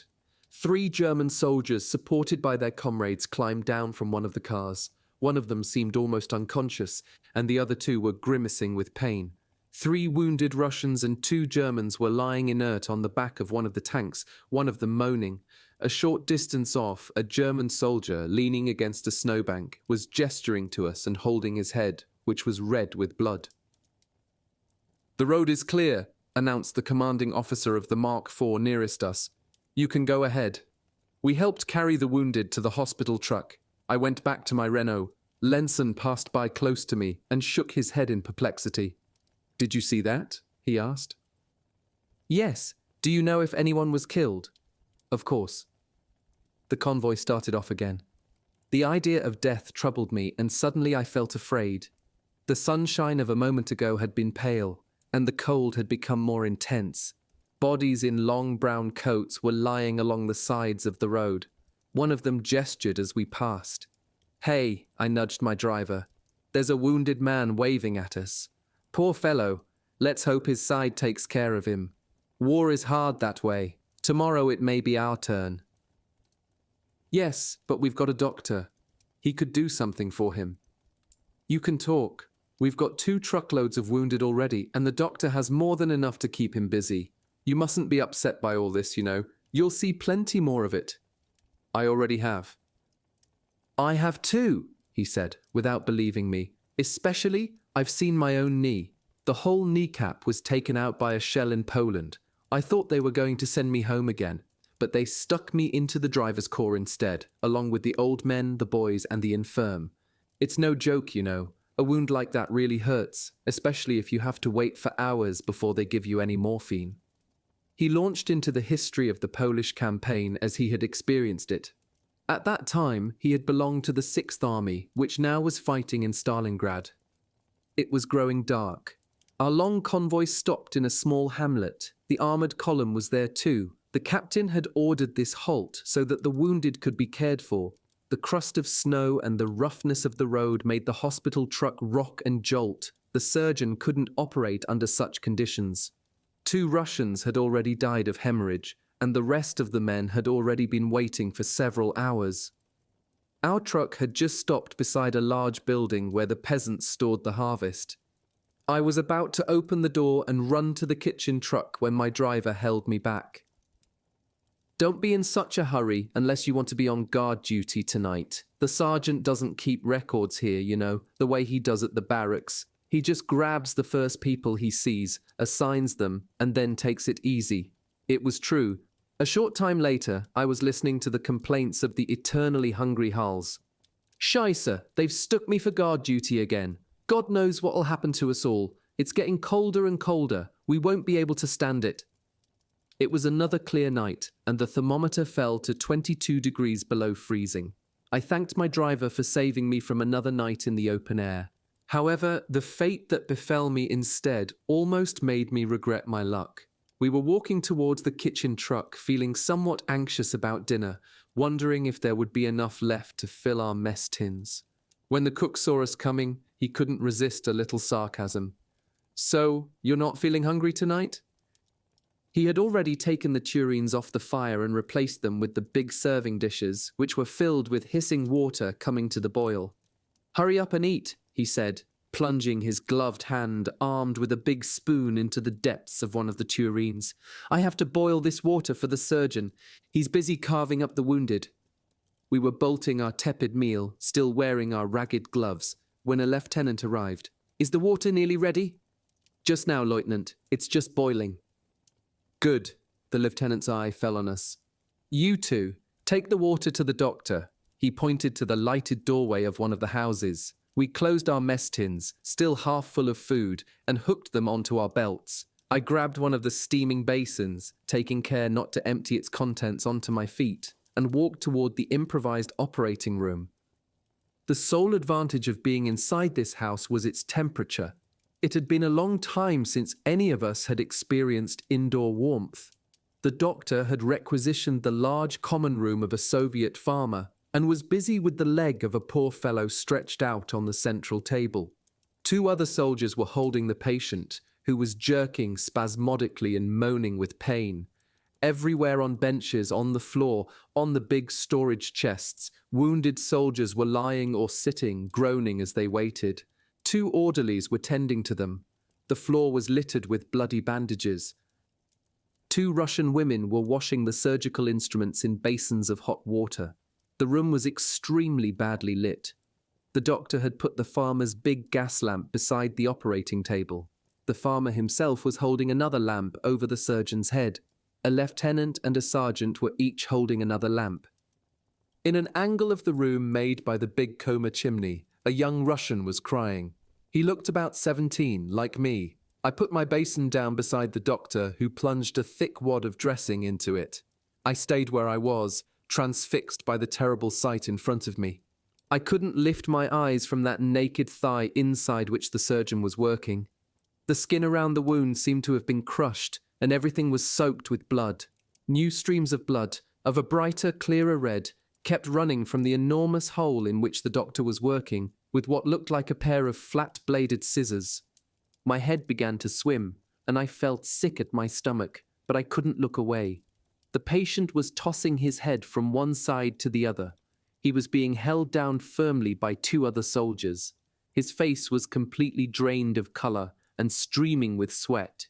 They had stuffed a bandage into his mouth, perhaps to keep him from crying out. It was one of the soldiers from the armored column. I couldn't move. "Hold his leg," the doctor said softly to me. I hesitated, and he looked at me again. My trembling hands took hold of the mangled leg. As they touched the skin, I could feel myself shaking. "Gently," murmured the doctor. I saw the scalpel cut even more deeply into the wound, and I could feel the muscles of the leg tensing and relaxing. Then I closed my eyes. I could hear the sounds made by the surgical instruments and the heavy, panting breath of the patient, who kept moving in agony, despite the partial anesthetic. Then, although I could hardly bear to recognize it, I heard the sound of a saw. A moment later, the leg was heavier in my hand, unbelievably heavy, and I saw that it was supported 5 inches, about 13 centimeters, above the table only by my anguished hands. The surgeon had just detached it from the body. I remained for a moment in a ludicrous and tragic attitude, holding my hideous burden. I thought I was going to faint. Finally, I put it down on a pile of bandages beside the table. I shall never forget that leg, even if I live 100 years. My driver had managed to leave, and I waited for a moment of general inattention to do the same thing.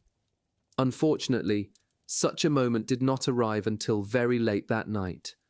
I had to do a great many other things almost as troubling as the amputation. It was nearly 1 o'clock in the morning when I finally opened the double doors of the house. As the cold struck me, it seemed more violent than ever. I hesitated, but the thought of returning to those dying men and those streams of blood turned me resolutely back into the night. The sky was clear and light, and the air seemed absolutely still. The shadows of the houses and the trucks were stamped with precise outlines on the hard, gleaming snow. I couldn't see a living soul. I walked through the village looking for my Renault. The whole convoy could have been destroyed before anyone gave the alarm. The door of an isba flew open, and a bundle of blankets with a Mauser slung across it ventured a few faltering steps onto the snow. When the man inside the blankets caught sight of me, he mumbled a few words. "You go in now, it's my turn." "Go where?" "To warm up, unless you feel like taking another round." "But I'm not on guard. I've just been helping the surgeon, and now I'm going to get some sleep." "I see. I thought you were—" He mumbled a name. "Did you say there was somewhere to get warm?" "Yes. You go on in there. They've made it headquarters for the guard. We take shifts every 15 or 20 minutes. Of course, you don't get any sleep that way, but it's better than freezing for 2 hours." "Yes, thank you. I'll go in." I pushed open the heavy door and went inside. A big fire was blazing in the fireplace. 4 soldiers, one of whom was Hal's, were roasting potatoes and other vegetables under the ashes. The light from the fire was the only light in the room. Another fellow came in right after me, probably the guard I had been mistaken for. I warmed up the rest of the food in my mess tin, ate without appetite, and stretched out on the floor in front of the fireplace to sleep as best I could. Every 15 or 20 minutes, one of the guards would shake awake some poor fellow flattened by sleep. From time to time, the voice of someone protesting his fate would waken me. It was still dark when the reveille whistle shrilled in my ears. Slowly we stood up on the floor which had served as our bed. We were rather stiff, but it had been a long time since any of us had slept without feeling cold. A young Russian woman was coming toward us from the shadows in the corner of the room. She was carrying a steaming pot which she held out to us, smiling. It was hot milk. For a moment I wondered if the milk might not be poisoned, but Hals, who preferred to die with a full stomach, had already grabbed the pot and helped himself to a generous swig. We passed the milk around among the four of us. Then Hals laughed and returned it to the Russian woman. Neither of them could understand a word the other said. Hals went up to her and kissed her on both cheeks. She blushed a deep red. We bowed and left. Immediately, the cold fell on us like an icy shower. There was roll call and distribution of lukewarm ersatz coffee. As on every other morning, we needed a good half hour to warm up the engines and get them started. Well before daybreak, the 19th Company Rollbahn was jolting along the glare ice of that damned Soviet highway, the 3rd International. Several times we had to make way for convoys driving to the rear. We stopped for lunch in a squalid hamlet where the column of tanks which preceded us had also stopped, and we learned that we were only 50 miles, about 80 kilometers from Kharkov. We were all jubilant to hear that we were so close to our destination. Our convoy should arrive in 2 or 3 hours. We tried to imagine our quarters in Kharkov. "What do you think it will be like?" Lenson asked. The fellow who'd been with me for this interminable trip, the one without a kneecap, was not one to jump for joy. "I hope we won't be spending too much time there," he said. "It would be just like them to send us on to the Volga. I'd rather start back the other way than keep on going east." "If no one wants to go east, we'll never be through with the Russians," someone said. "That's true," another voice remarked. "Some people would do better to shut up instead of always talking about how afraid they are." We were back on the road about half an hour later. The sun had disappeared into a fog which veiled the horizon. The cold seemed less sharp, but damp and penetrating. We drove for about an hour. My eyes were half closed and I had nearly fallen asleep, staring at an illuminated spot on the dashboard. My head was jolting from side to side with the motion of the truck. I decided I might as well sleep, and propped myself against the door. Before closing my eyes, I looked out once more at the snowy countryside. The sky had turned grey and seemed heavier than the earth. 2 tiny black spots were coming toward us over the top of the nearest hill. Probably a couple of patrol planes. I closed my eyes. A few seconds later, my eyes flew open again. The roar of an engine passed right over our heads and was immediately followed by a series of crackling detonations. Then something unimaginable hurled me against the windshield, and I felt as if my chest and eardrums were going to explode. There was an intensity of noise which sounded like the end of the world, and we were engulfed in a shower of ice stones, boxes, helmets, and mess tins. Our Renault nearly crashed into the car in front of us, which had come to a dead stop. Stupefied and bewildered, I opened the door and jumped down to the ground, looking back toward the source of the noise. The truck behind had almost run into us, and behind it a third truck had rolled over. Its wheels were still turning in the air. Beyond it there was nothing but flames and smoke. "Quick, get over the bank!" Soldiers were scattering across the snow as far as I could see. "They're shooting at the trucks!" someone shouted. I dug myself into 3 feet and about 9 meters of snow behind the bank. "Anti-aircraft defense!" yelled a sergeant who was running, doubled over, along the side of the bank. The soldiers floundering in the snow beside me aimed their guns at the sky. Good Lord! My gun was still in the Renault. I was already running back to the truck when I heard the noise of airplane engines once again. I pushed my head into the snow. A hurricane passed over me, followed by explosions, both nearby and far away. I lifted my snowy face and looked at the 2 bimotors diving down behind distant birchwoods. The captain's Volkswagen was bouncing from rut to rut, driving down the length of the convoy in reverse. Soldiers were running in every direction. I got up and ran toward a pillar of black smoke. A truck loaded with explosives had been hit by Soviet planes. The truck had exploded, destroying the vehicles immediately in front of it and behind it. The snow was strewn with smoking debris for a distance of nearly 60 yards, about 55 meters.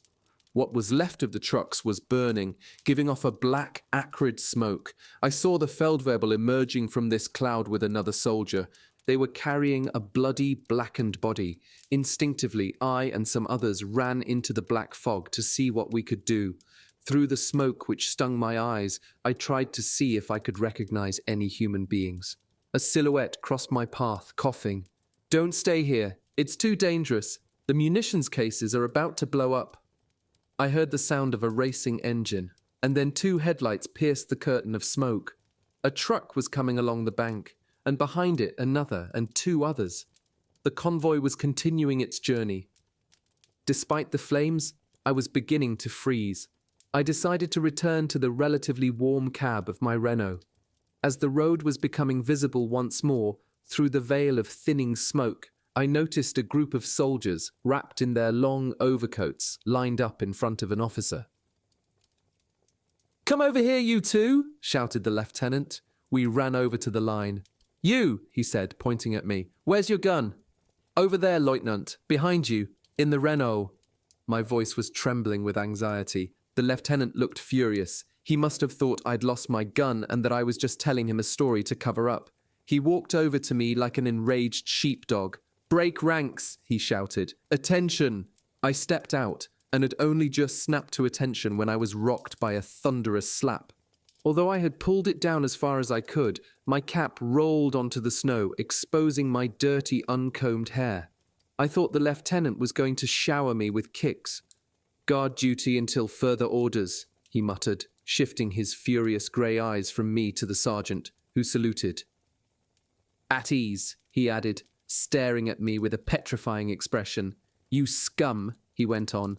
"While your comrades in arms are getting themselves killed to protect you, you are incapable of spotting 2 stinking Bolshevik aircraft firing at us. You should have seen them. You must have been asleep. I'm going to get all of you sent to the front in a disciplinary battalion. 3 trucks destroyed, 7 men killed, 2 wounded. They must have been asleep too. There's your result. You are unworthy of the arms you bear. I'm going to report your attitude." He walked off without saluting. "To your posts," the sergeant shouted, trying to maintain the tone of his superior. We all ran off our separate ways. I darted for my cap, but the sergeant caught me by the shoulder.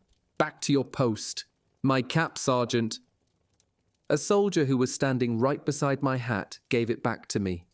In a daze, I climbed into my truck, which was just starting up. "Wipe your nose," said my driver. "Yes, it seems as if I'm getting it in the neck for everybody." "Oh, don't worry. Tonight we'll be at Kharkov. Maybe there won't even be anything to guard." After the shock of a moment ago, I was beginning to feel angry. He could have seen those planes himself. After all, he's part of the convoy too. Why don't you go tell him that? I thought of the 2 little black dots I had noticed in my half-sleep. There was some truth in what the lieutenant had said, but we hadn't been prepared for anything like that. In fact, we hadn't yet encountered any of the real dangers of war, and we were all exhausted by the lack of sleep, the cold, this endless journey, and by our revolting condition of almost unbelievable filth. We were too cold to wash during the few minutes of our daytime halts, and in any case it was almost impossible to find water. We had to ask the peasants for it, and as they didn't understand a word we said, we had to proceed without their permission, in front of their stupefied faces and their enormous eyes. All of that took time, and we had time only in the evening after dark, when all we could think of was sleep. But all these excuses wouldn't bring my comrades back to life. I was appalled by the thought that a difference of 3 trucks would have meant ours. I had never been wounded, but I already had an idea of how painful that could be. I glued myself to the window.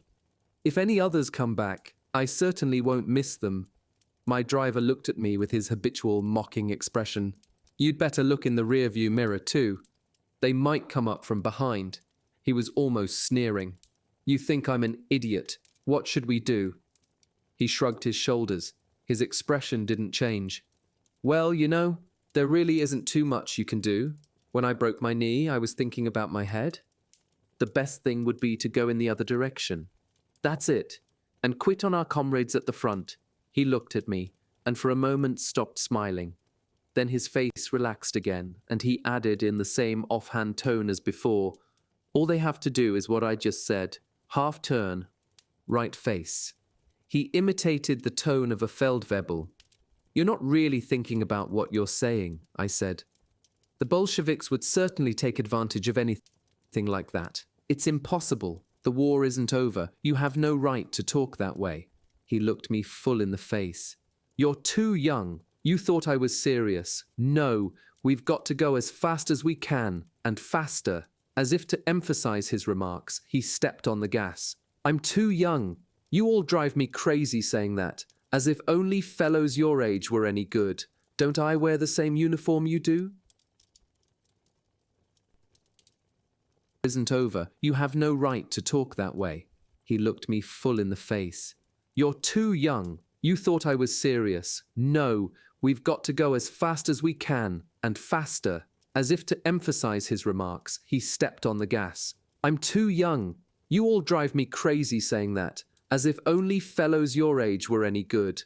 Don't I wear the same uniform you do? I didn't really believe what I was saying with such passion, or even that I was really there among all those soldiers. If you're not satisfied, get another taxi. He was openly laughing at me.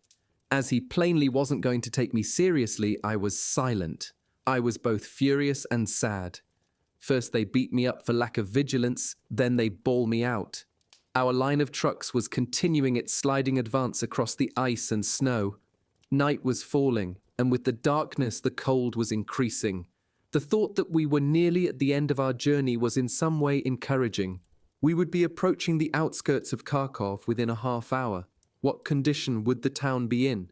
It was the last big city before the front, before the Don, and beyond that, the Volga and Stalingrad. Stalingrad was still 400 miles, about 644 kilometers from Kharkov. Secretly, despite my feeling of revulsion toward the Soviet countryside, I felt almost disappointed that we weren't yet at the front. Then came the crushing blow. I remember that we were going down a hill. The trucks ahead of us slowed down and then stopped. What now? I had already opened the door. Shut that door. It's too cold. I slammed the door in his face and walked across the icy crust that covered the narrow 3rd International Highway. A sidecar had just come to a stop ahead of me and was still skidding on the ice. A courier from Kharkov was bringing us an order. In the grey light, I could see some officers talking rapidly to each other.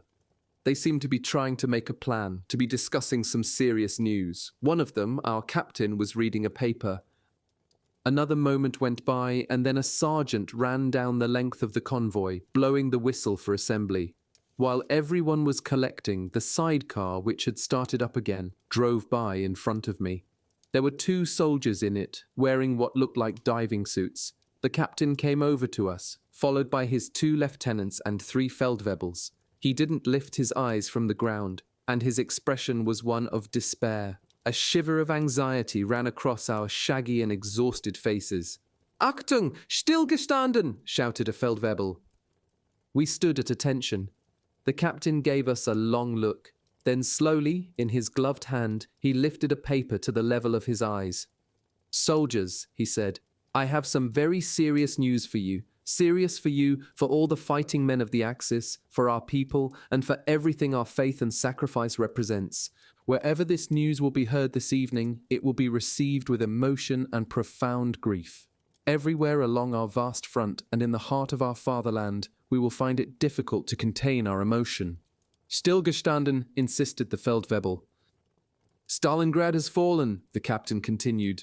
"Marshal von Paulus and his 6th Army, driven to the ultimate sacrifice, have been obliged to lay down their arms unconditionally."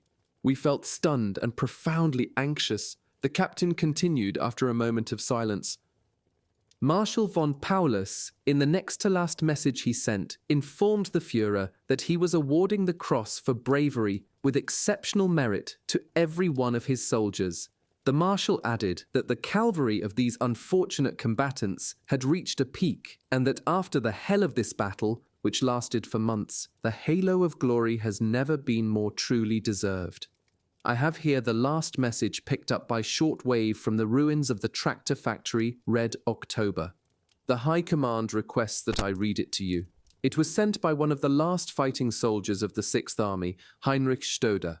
Heinrich states in this message that in the southwest district of Stalingrad, he could still hear the sound of fighting. Here is the message.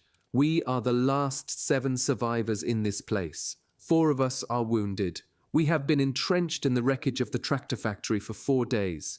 We have not had any food for 4 days. I have just opened the last magazine for my automatic. In 10 minutes, the Bolsheviks will overrun us. Tell my father that I have done my duty and that I shall know how to die. Long live Germany, Heil Hitler.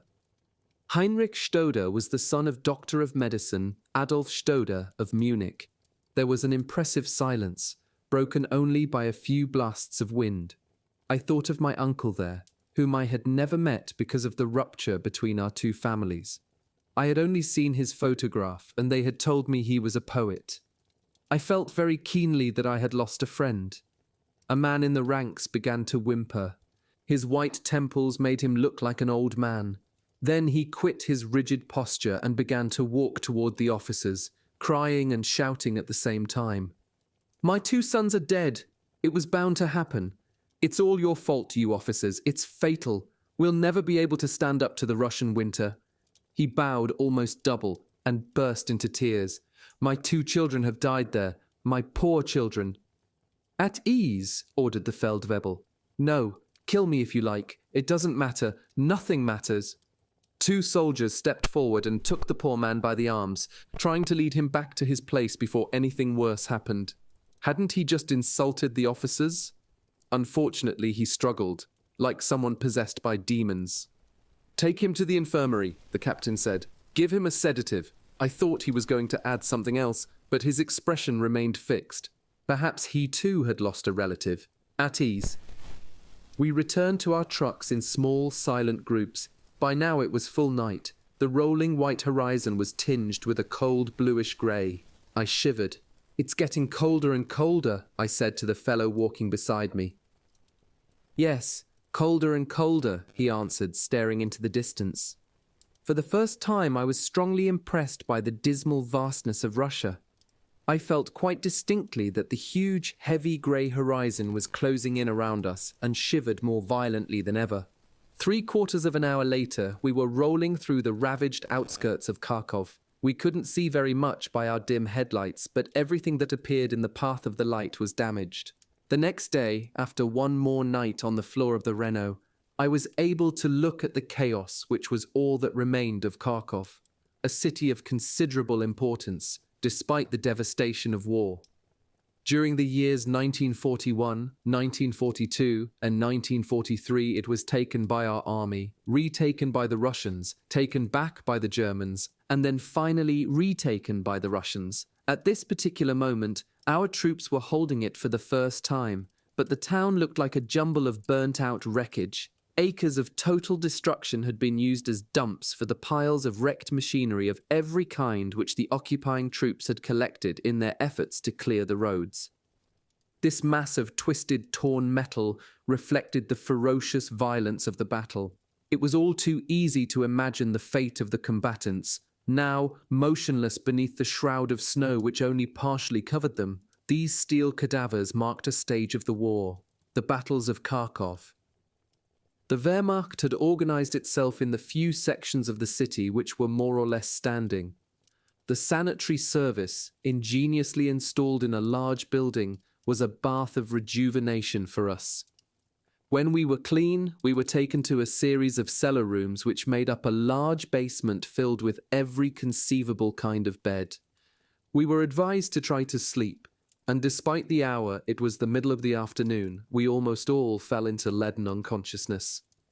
We were wakened by a sergeant who led us to the canteen. There I found Hals, Lensen, and Olensheim. We talked about everything, particularly about the fall of Stalingrad.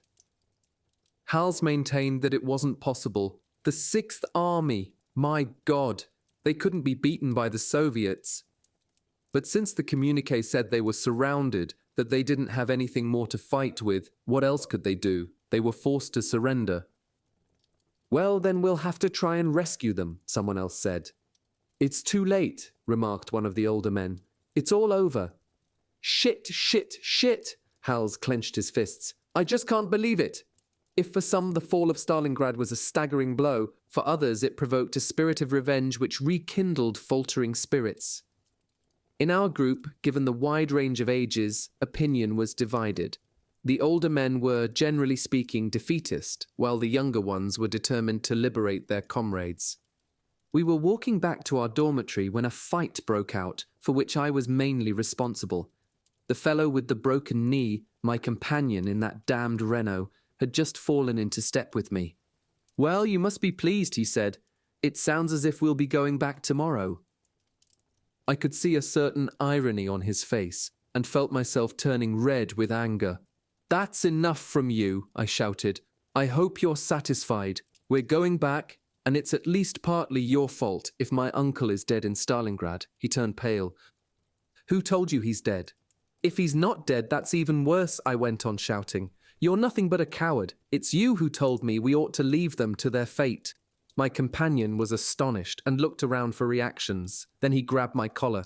Shut up, he ordered, lifting his fist. I kicked him in the shin. He was going to hit me when Hals grabbed his arm. That's enough, he said calmly. Stop it, or you'll get yourselves thrown in jail. So, you're another young fellow who wants what's coming to him?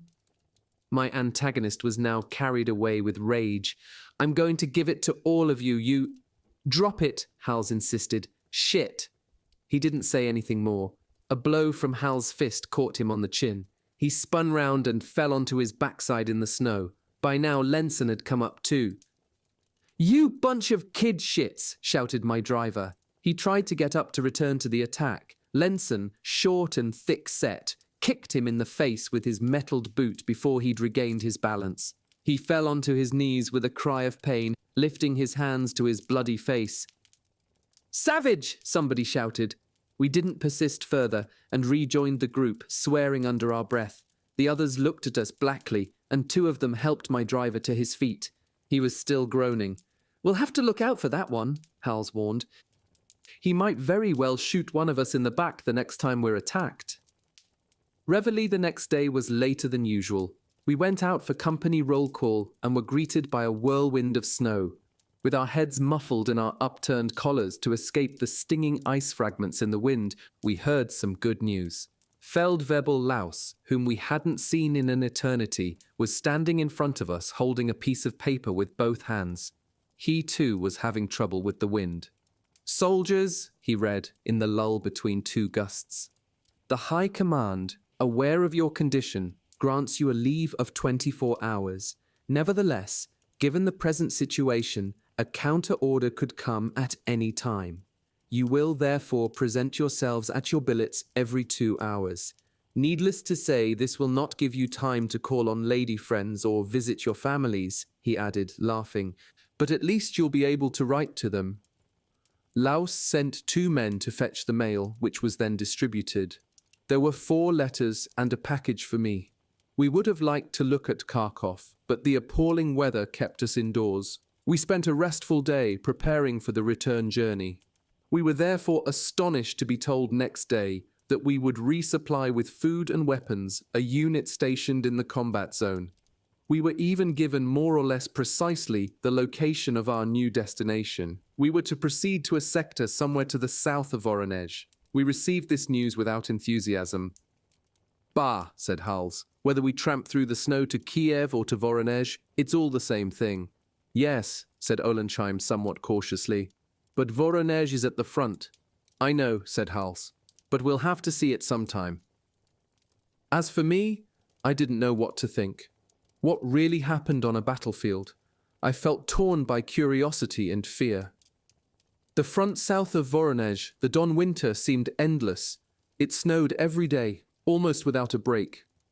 At the end of February or beginning of March 1, no longer remember which we were taken by rail to a town used as a major supply center, some 50 miles, about 80 kilometers, from Kharkov. Food, blankets, medicines, and other supplies were stored in big sheds, and every cellar and hole in the ground was jammed with munitions. There were also repair shops, some indoors, others in the open air. Soldiers perching on tanks blew on their fingers when they grew too numb to hold a wrench.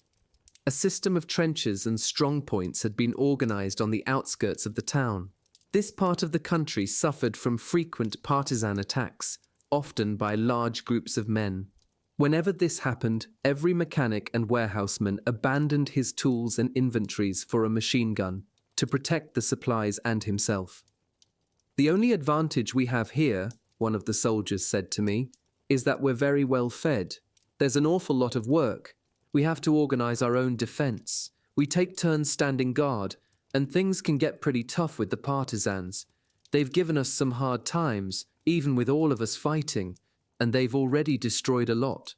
Several times the CO has asked for an infantry unit to help him out, but it's only happened once. An SS company came, but 3 days later they were sent on to the 6th Army. We've already had 40 killed, which is a lot for one company." That afternoon we organized an odd-looking convoy using 4-wheeled Russian carts to which runners could be attached, transforming them into sleighs. There were also some real sleighs, a few Eideckers, and even 2 or 3 troikas covered with decorations, all requisitioned from Russian civilians. As we started off, I remember wondering where we were taking this convoy, which looked so like Christmas, but whose load of shells and grenades was of such a different character. We set off towards the northwest and a sector somewhere near Voronezh. We had been given special rations for the cold, new first aid kits and a 2-day supply of pre-cooked dinners. We took a track more or less blocked with snow, which crossed the line of defences that cut off the steppe. A bulky, hooded soldier, who was the only sentry in sight, waved to us as we slowly went by him. His round shape looked enormously vulnerable as he stood there, puffing on a huge covered pipe, with his feet planted in the snow. After an hour or so on the trail, which grew increasingly snowy, we fastened the runners to the wheels. Our leather boots, although they were remarkably waterproof, were not the ideal footgear for tramping through nearly 2 feet, about 6 meters of snow. We tired quickly and hung on to the horses' harnesses or the edges of the sleighs with the desperation of cripples clinging to their canes. I myself twisted my fingers into the long hair of one of those shaggy ponies whose pelts are thick and tufted, like sheep's wool. However, the horse's pace was too quick and forced us into an exhausting rhythm which made us pour with sweat despite the cold. From time to time, one of the leaders of a column would stop and watch the long convoy going by, catching his breath under the pretext of checking the line of march. When they rejoined the column, it was always at the end of the line. I never saw anyone run back to the front. Hals, who had become a real friend, was holding on to the other side of my horse. Although he was much bigger and stronger than I, he also looked as though he were nearly through. His face was almost hidden between his upturned collar and his cap, which had been pulled down as far as it could go. His red nose, like everyone else's, was producing a plume of white vapor. We hardly spoke. I had learned to be as silent as Germans usually are. But even without words, I knew that Hals was a friend who felt as warmly toward me as I did toward him. We gave each other occasional smiles of encouragement, as if to say, "Hang on, we'll make it." We halted at dusk. Feeling that I had been pushed beyond the limits of my strength, I collapsed onto a cart shaft. My legs ached with stiffness, and I could feel exhaustion pulling down my face. Hals let himself fall onto the snow. "Aye, my poor feet." All along the convoy, men were sitting or lying on the snow. "We're not spending the night here, are we?" asked a young soldier who was sitting next to me. We looked at each other uneasily. "I don't give a damn what anyone else does," said Hals, opening his mess tin. "I'm not taking another step." "You say that because you're still sweating. Wait until you're a little colder, then you'll have to move if you don't want to freeze." "Shit," said Hals without looking up. "This food stinks." I opened my mess tin too. The cooked dinners they had given us early in the afternoon had long since cooled and then frozen in the metal containers. It looked like tripe. All around us, other soldiers were making the same discovery. "God damn it," said Hals. But there's no point in just throwing it out. What do you think? Someone asked a Feld, who was looking at the stuff in his own tin. Those bastards must have given us rotten meat. Or a week of leftovers. It's unbelievable. There's enough food in that town for a whole division. It's not edible. It stinks. We'll have to get out some cans. No, you won't, the Feldwebel flared out at us. We still have a long way to go, and none too much food as it is. Throw away the meat if you don't like it, and eat the cereal. Hals, who was never too particular, crunched something vaguely like a lamb cutlet between his teeth. 2 seconds later, he spat it out on the snow. Pah! It's rotten. The shits must have cooked a Bolshevik. In spite of our dismal situation, we couldn't help laughing. Faced with the ruins of the meal he had been anticipating with such eagerness, Hals was on the brink of one of his rare fits of rage. Given his giant size, these were always impressive. With a stream of oaths, he gave his mess tin a magisterial kick, which sent it flying across the snow. There was a silence, and then a few laughs. "You've made things a lot better for yourself," said the young soldier standing beside me. Hals spun round but said nothing. Then he slowly went off to pick up his tin. I began to wolf down the mess which had been flavoured by the rotten meat. Hals, who looked crushed, collected his battered tin, whose contents had been scattered across the snow. A few minutes later, cursing a cruel fate, we were both digging into my ration. The non-coms appointed guards, and we were faced with the problem of where to sleep. Already clenched with cold, we wondered where and how to spread out our ground sheets. Some men dug themselves hollows in the snow, others constructed rough huts, using the sacks of dried grass which hung from each side of the horses' collars. Others tried to ensure a supply of warmth by making the horses lie down. We had already spent several nights out of doors, but always under more or less sheltered conditions. The fact of sleeping absolutely in the open in such appalling cold terrified us. Here and there, clusters of men discussed what we might do. Some thought we should keep on walking until we came to a village, or at least to some sort of building, on the grounds that it was better to die of exhaustion than of cold. According to this faction, if we stayed where we were, at least half of us would be dead by morning. "We won't be coming to any village for at least 3 days, the non-coms told us. We'll have to make out the best we can." "If only we could light a fire," one man exclaimed. His teeth were chattering, and his voice was almost a whimper. Appalled by the prospect, we prepared ourselves for the night as best we could. Hals and I reorganized the load on a sleigh so that there was a space between the cases of explosives big enough to hold us both. Despite the obvious danger of such a resting place, we preferred disintegration in a hot flash to death by freezing. Hals had the spirit to crack a few obscene jokes, and they made me laugh in spite of my misery. We managed to doze intermittently, huddled together, haunted by the fear of freezing in our sleep. We spent a fortnight in these bitter conditions, and it proved fatal for many of our group. On the 3rd day, we had 2 cases of pneumonia. On subsequent days, we had frozen limbs and Hergesogena, a kind of gangrene from cold, which first attacks the exposed portion of the face, and then other parts of the body, even if they are covered. Those affected by this condition had to apply a thick yellow pomade, which made them look both comic and pitiable. 2 soldiers, driven mad by despair, left the convoy one night and lost themselves in the featureless immensity of snow. Another very young soldier called for his mother and cried for hours. We tried alternately comforting and cursing him for disturbing our rest.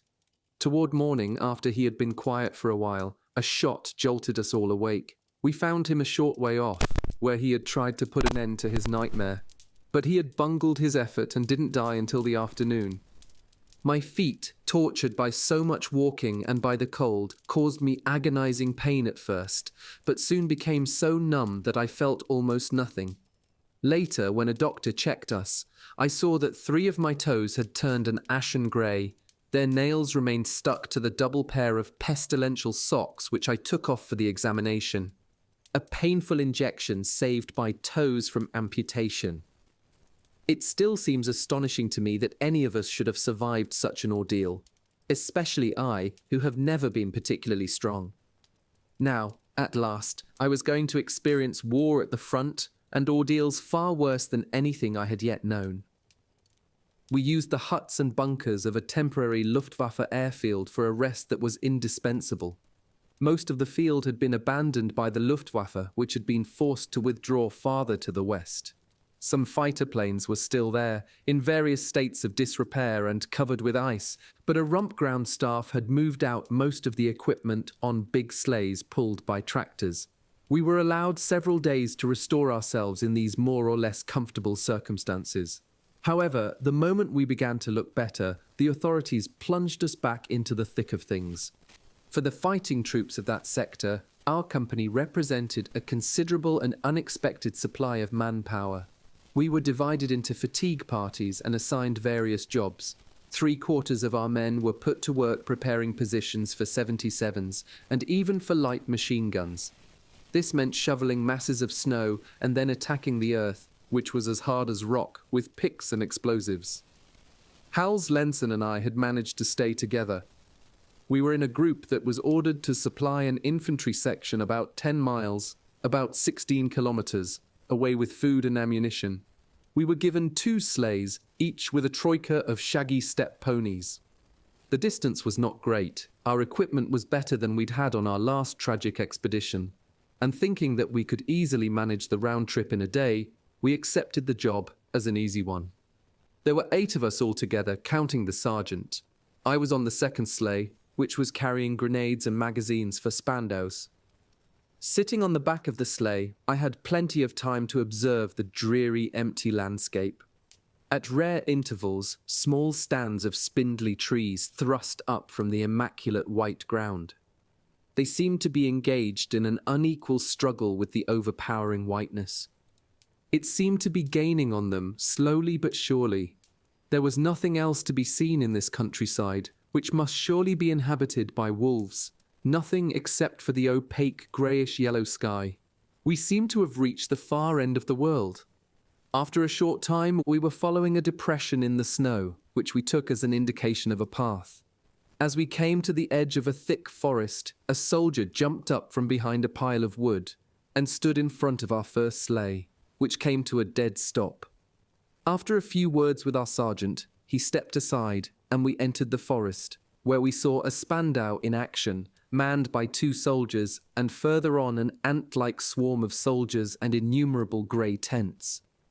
There were a great many big guns, light tanks of the Alpenberg type, packs, anti-tank guns, and mortars set up on sleighs.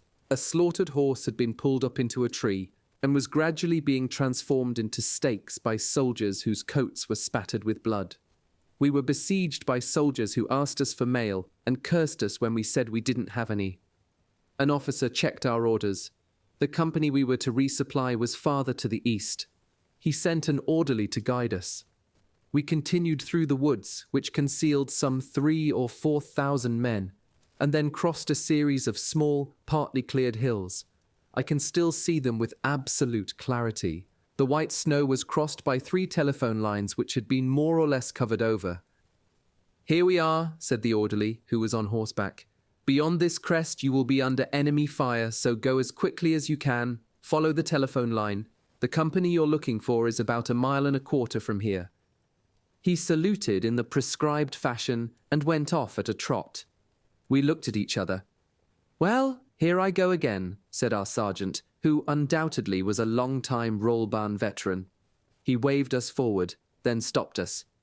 "We're going to try and get there really fast. Don't be afraid to beat the horses. If the Russians see us, they'll open fire, but it usually takes them a while. If things get too hot, we'll leave the sleigh with ammunition, because if that goes anyone closer than 30 yards, about 27 meters, we'll never see his mother again."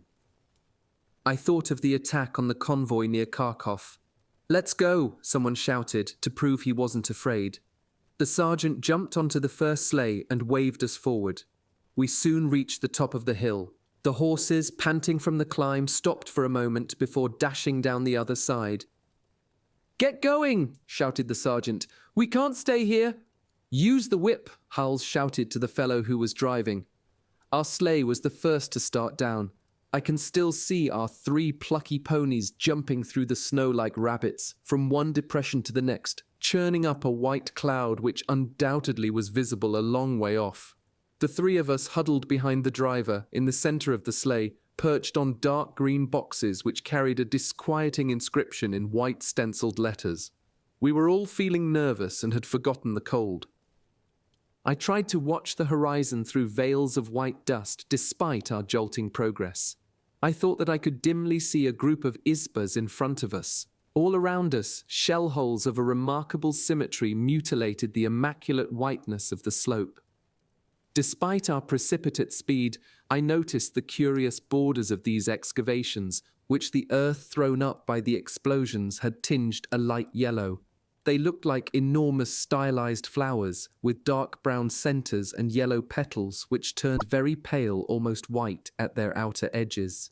The holes, which had already been there for long enough to be partly filled by new snow, made a subtle variation in this curiously decorative pattern.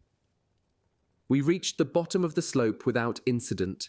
There were a few heavily damaged isbas and several large guns almost buried in the snow. We stopped beside an isba whose roof sloped right down to the ground. The wall nearest us was of open lattice, and we could see some engineers working inside. They seemed to be taking the building apart. A few men came out carrying pieces of wood. Then a plump sergeant with a white garment pulled over his coat came up to us. "Unload right here," he said. "The engineers are preparing a shelter. It'll be finished in an hour." A loud explosion made us jump.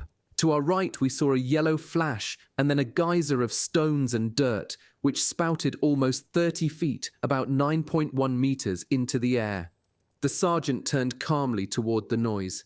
"Goddamn dirt," he said. "Harder than a rock." We concluded that these fellows were engineers playing with dynamite. The corpulent non-com looked at our orders. "Ah," he said, tapping a box of cans with a gloved finger. "These aren't for us. But our supplies are already 3 days late, and we're living on our reserves, which we're not supposed to touch.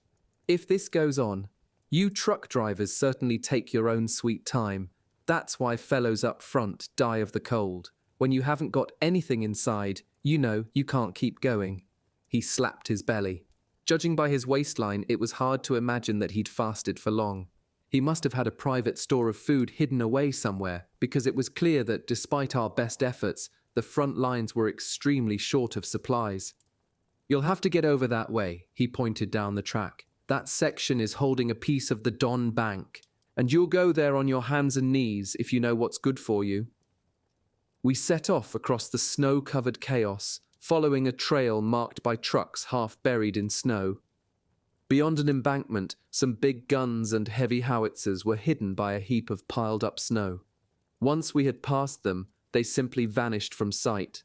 Their camouflage was perfect. We came to a big trench in which a group of thin, shivering horses were pawing the hard ground. Some sacks of hay, so dry it was practically dust, had been ripped open and put down for them. The poor animals were sniffing at the hay with their rimy nostrils, but didn't seem too tempted. A few frozen horse cadavers lay on the ground among the animals that were still standing. A handful of soldiers in long coats were watching the horses.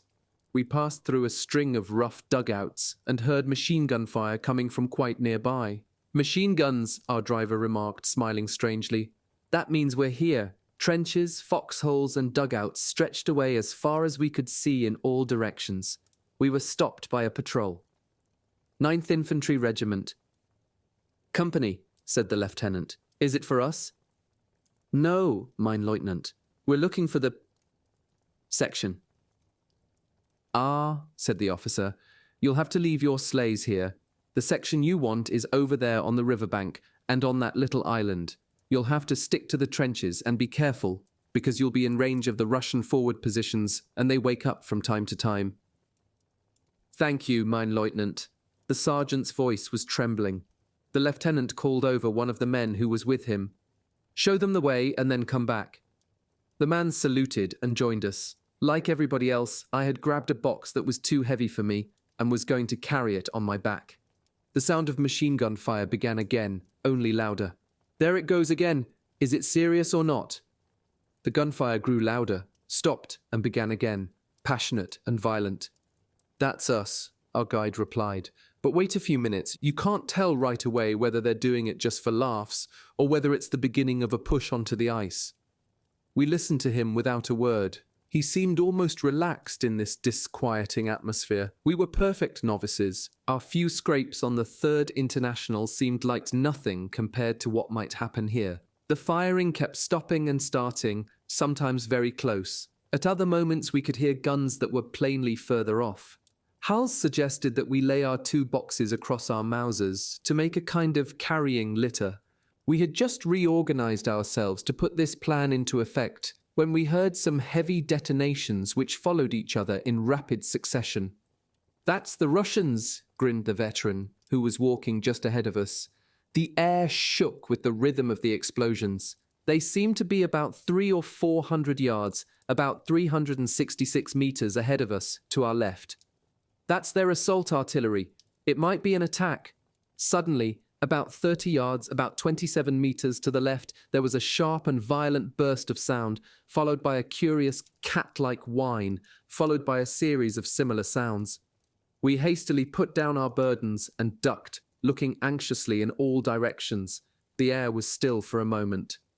"Don't panic, boys," said our guide, who had also ducked. "We've got a battery of 107s behind that pile of stuff over there, and we're answering the Russians." The infernal noise began again. Even though our guide had told us what it was, I could feel my stomach contracting. "Put on your helmets," said the sergeant. "If the Russians spot that battery, they'll fire on it. And let's keep going," our guide added. "There isn't a quiet corner within 60 miles, about 97 kilometers. We're no safer here than anywhere else." We began to move forward, bent double.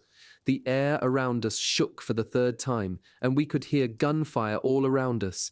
The German battery was firing non-stop, and ahead the noise of the Spandau was getting closer. We passed 3 soldiers who were unrolling a telephone wire along a footpath which crossed our route. The sound of explosions now seemed to have a regular rhythm. "This might be an attack," said the soldier who had come with us. "I'll leave you here. I've got to get back to my section." "Which way do we go?" asked our sergeant, who was clearly terrified. "Follow the path as far as the Geschnaus over there on the right. They'll be able to tell you, but eat something first. It's lunchtime." He took a few steps in the other direction, doubled over as before. So that is how one moves on a battlefield. A few days later I was used to it, and paid no more attention. We opened our mess tins and ate huddled in the snow. I didn't feel particularly hungry. The explosions, which made my head ring inside my icy helmet, seemed far more interesting than food. Hals, who was not entirely in control of his feelings, rolled his eyes like a hunted animal and looked at me, shaking his head. Maybe we shouldn't stop to eat, if an officer came along. A deafening salvo which seemed to be passing right over our heads interrupted us, and we instinctively hunched our shoulders and shut our eyes. Hals was about to speak again when another explosion, different in kind but no less brutal, shook the earth, followed by a loud whistle and another explosion. This time we felt as if we were being lifted from the ground. We were shaken by a displacement of the air of an astonishing violence. Then an avalanche of stones and chunks of ice poured down on us. We made ourselves as small as we could, not daring to move or speak. We had dropped our guns and our mess tins. "They'll kill me!" shouted a young fellow who had hurled himself into my lap in the general confusion. "They're going to kill me!" There was another loud boom, and then a deafening German salvo passed over our heads. "Let's go on! We can't stay here!" yelled our sergeant, shoving his helmet further down onto his head. We picked up our boxes like automatons. The trench was wide enough for 4 men to walk abreast, but we proceeded single file, keeping close to one of the walls. I was with Hals, directly behind the sergeant, who kept exhorting us to move. "Hurry up, quick! The Russians have spotted our battery. They can see it, and we're right beside it. This damn trench is heading right into their fire. We've got to get to that communication trench down there." Every other minute we had to throw ourselves into the bottom of the trench. The heavy cases kept slipping from our icy fingers no matter how tightly we tried to hold them. It still seems astonishing that they didn't explode in our faces. "Hurry up!" said the sergeant, disregarding our troubles. It's down there. Tell me, said Hulls. There's still twice as much as this on the sleighs. Do we have to bring all that too? Yes, of course. I don't know. Hurry up for God's sake. While the Russians were reloading, our battery had fired twice. The next Russian salvo fell about 40 yards, about 37 meters behind us, followed by two others at an indefinable distance, which nonetheless made us double over a little lower. Suddenly there was a deafening hooting sound, followed by an overwhelming noise which shook the earth and the air. One side of the trench collapsed. It all happened so quickly I had no time to duck. I remember seeing what looked like a disintegrating scarecrow flying through the rubble in a cone of flame and falling in several pieces onto the edge of the trench before rolling to the bottom. We were all thrown to the ground without the strength or courage to get up again. "Quick, up! We've got to get to the other trench!" shouted the sergeant, whose face was contorted by fear. "If a shell lands here, it will be a volcano." There were two more explosions. Our guns were firing steadily. Dragging the cases, we climbed across the debris and the body of the poor wretch who had been blown into the air. I glanced at him quickly as we went by. It was a horrible sight. His helmet had fallen down over his face and its visor was half buried in his chin or neck. His heavy winter clothes were like a sack holding together something which no longer bore any resemblance to the human form. He was missing a leg, or perhaps it was doubled under him. Another body was mixed into the rubble a short way off. The Russian shell must have landed right on some poor fellows who had ducked their heads and were waiting for the storm to pass. I can remember very distinctly the first deaths I encountered in the war. The thousands upon thousands which followed are blurred and faceless, a vast cumulative nightmare which still haunts me, in which atrocious mutilations appear side by side, with figures who seem to be peacefully sleeping, or with others whose eyes are opened astonishingly wide, stamped by death with an uncommunicable terror. I thought I had already experienced the limits of horror and of endurance, that I was a tough fighting man who would return home in due course to recount my heroic exploits. I have used the words and expressions which my experiences from Minsk to Kharkov to the Don suggested to me. But I should have reserved those words and expressions for what came later, even though they are not strong enough. It is a mistake to use intense words without carefully weighing and measuring them, or they will have already been used when one needs them later. It's a mistake, for instance, to use the word frightful to describe a few broken-up companions mixed into the ground. But it's a mistake which might be forgiven. I should perhaps end my account here, because my powers are inadequate for what I have to tell. Those who haven't lived through the experience may sympathize as they read, the way one sympathizes with the hero of a novel or a play, but they certainly will never understand, as one cannot understand the unexplainable. This stammering outpouring may be without interest to the sector of the world to which I now belong. However, I shall try to let my memory speak as clearly as possible. I dedicate the remainder of this account to my friends Marius and Jean-Marie Kaiser, who are in a position to understand me, as they lived through the same general events in the same part of the world. I shall try to reach and translate the deepest level of human aberration, which I never could have imagined, which I never would have thought possible if I hadn't known it firsthand. We reached the communications trench, which had seemed like safety to our sergeant, and literally dived into it as a brutal burst of fire scattered the soil beyond the parapet. The two men in white overalls who were already there jumped up in astonishment. One of them had been standing beside the gun, surveying the scene through field glasses. The other, hunched down at the bottom of the hole, had been fiddling with the knobs of a radio apparatus. "The section?" asked our sergeant, puffing for breath. "We've got some supplies for them." "It's not very far," said the soldier with the field glasses, "but you won't be able to get there right now. You'd only be blown up. Put your explosives down, but not right here, and use the bunker." He smiled. Without waiting for him to repeat the invitation, we slid down into a tomb-like structure of boards and hard earth, which was almost without light. Inside, there were 4 soldiers dressed in white. One of them had somehow managed to go to sleep. The others were writing beside a flickering candle. The bunker wasn't high enough for us to stand, and everyone had to move over so we could get in, but we were, at any rate, something new. "Is it solid?" Hals asked, pointing his tattered finger at the roof of the rat hole. "Well, if something lands a little closer, it might collapse," one of the soldiers answered mockingly. "And if something lands square on us, our pals won't have to bury us," added another. How could they joke? Habit, probably. The fellow who had been asleep woke up and yawned. "I thought they'd sent us some women." "No, just a bunch of kids. Where did you find this brood, Sergeant?" We all laughed. As if to rub our noses in our situation, the ground shook again. From here the noise was less violent. "These boys are new recruits, part of the supply train, and they've crossed the whole of Russia so you can fill your stomachs." "That's nothing," said the fellow who'd just waked up. "We've been sweating it out here for 3 months already, while you were taking your own sweet time. I know they've got pretty girls in the Ukraine, but you shouldn't have stayed there so long. We've been dying of hunger." I ventured a few words in my atrocious German. "Girls, we didn't see any girls. All we saw was snow." "Alsatian?" somebody asked. "No, he's French," Hals answered, joking. Everyone burst out laughing. Hals was taken aback and didn't know what to say. "Merci?" the questioner added with a good accent, holding out his hand to me. "Ma mère est allemande," I replied. "Ach gut, votre Mutter ist Deutsche, sehr gut." The ground shook again. Some pieces from the ceiling rattled down onto our helmets. "Things don't seem to be going very well here," said our sergeant, whose mind was absorbed by his terror, and who plainly didn't give a damn whether my mother was German or Chinese.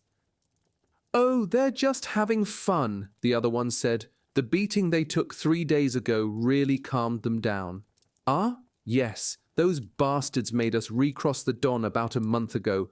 We had to give up at least 40 miles, about 64 kilometers. Now our front is on the west bank. They've tried to cross on the ice at least 4 times already. The last time was 5 days ago. Then you would really have seen something. They attacked for 2 days, especially at night. It was really pretty rough. You see how I am today? I'm trying to catch up on my sleep. We haven't had much lately. We're supposed to counterattack too, but nothing's happened yet. Take a look through the glasses. The ice is still covered with Russians. The pigs don't even pick up their wounded. I'll bet some of them down there are still groaning. We're supposed to resupply the section, our wretched sergeant explained anxiously. You'll find them a little further on, right down on the riverbank, real daredevils. I think they've got the little island too. They lost it one night when they had to fight hand to hand, but in the morning they took it back. It's a pretty tight spot down there, I can tell you. I'd rather be where I am. Our battery had been silent for a few minutes, but the Russian shells were still coming over at a slow but regular pace. The soldier with the field glasses came in, hunched up and blowing on his fingers. "Your turn," he said to one of the soldiers. "I'm shaking so hard I'm afraid my teeth will fall out." The man he called got up with a groan and pushed his way through to the exit. "Our guns aren't firing anymore. Have they been destroyed?" our sergeant asked the newcomer. "You've got some funny ideas," the soldier replied, still rubbing his fingers. "We'd be in a fine fix without them. A few days ago we'd have just been overrun without those guns. I sincerely hope that all our comrades of the 107th are still among the living." "I do too," our sergeant agreed emphatically, realizing that he'd said the wrong thing. "But why have they stopped firing?" "You should know how tight supplies are. We have to fire drop by drop, so to speak, or when we know we can't miss. The infantry and the artillery both have to economize on munitions to the maximum. But we can't let the Soviets know that, so from time to time we give them a heavy dose. You see?" "I see." "They're not shooting anymore," said someone in our group. "Yes, it's quieted down. You better make the most of it," said one of the soldiers from the Geschnaus. "Let's go, children," said our sergeant, who seemed to have regained some confidence. Children, he wasn't far wrong. We seemed like children beside these Don veterans. A few rounds from the big guns had seemed to us like the end of the world. There was a great difference between the proud soldiers we'd been in Poland, marching smartly through the villages with our guns slung, and what we were now. How many times in the past I had thought myself invulnerable, filled with the pride we all felt, admiring our shoulder straps and helmets and magnificent uniforms, and the sound of our footsteps, which I loved and love still, despite everything. But here, by the banks of the Don, we seemed like nothing, like bundles of rags which each sheltered a small, trembling creature. We were underfed and unbelievably filthy. The immensity of Russia seemed to have absorbed us, and as truck drivers we were not dashing figures, but more like the junior maidservants of the army.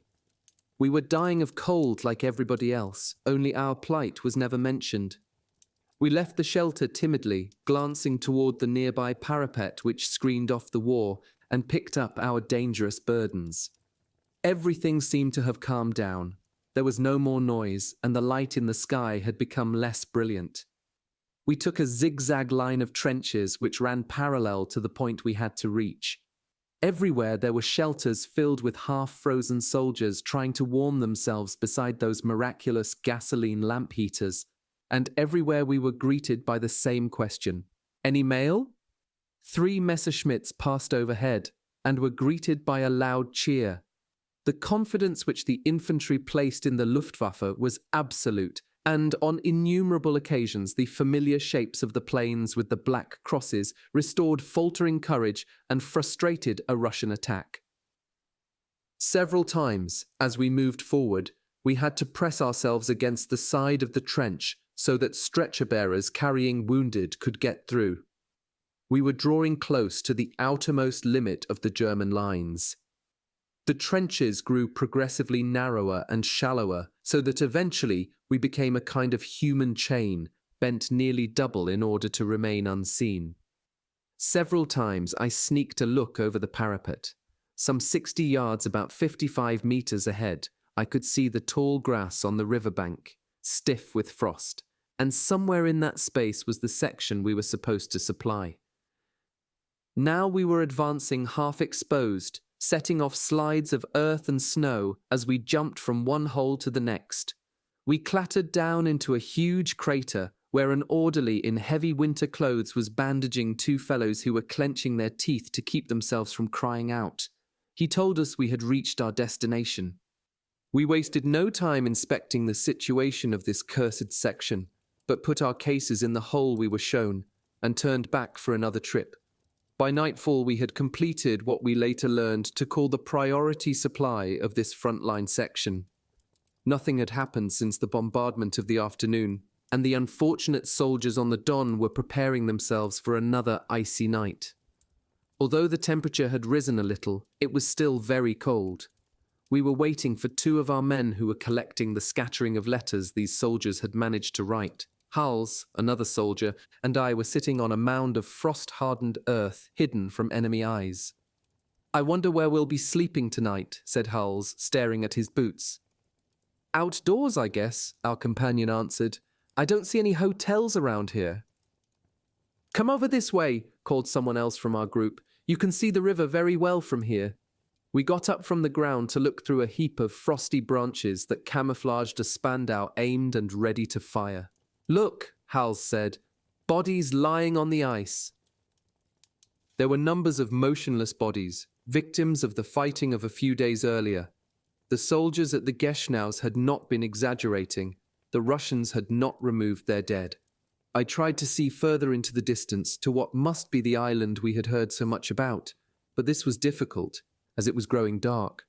I could recognize only vaguely what looked like snow-covered trees. Our soldiers must be crouched among them, watching in the silence, with every sense alert. Beyond, in the heavy, unbreathable mist falling across this mournful landscape, the far bank was almost invisible.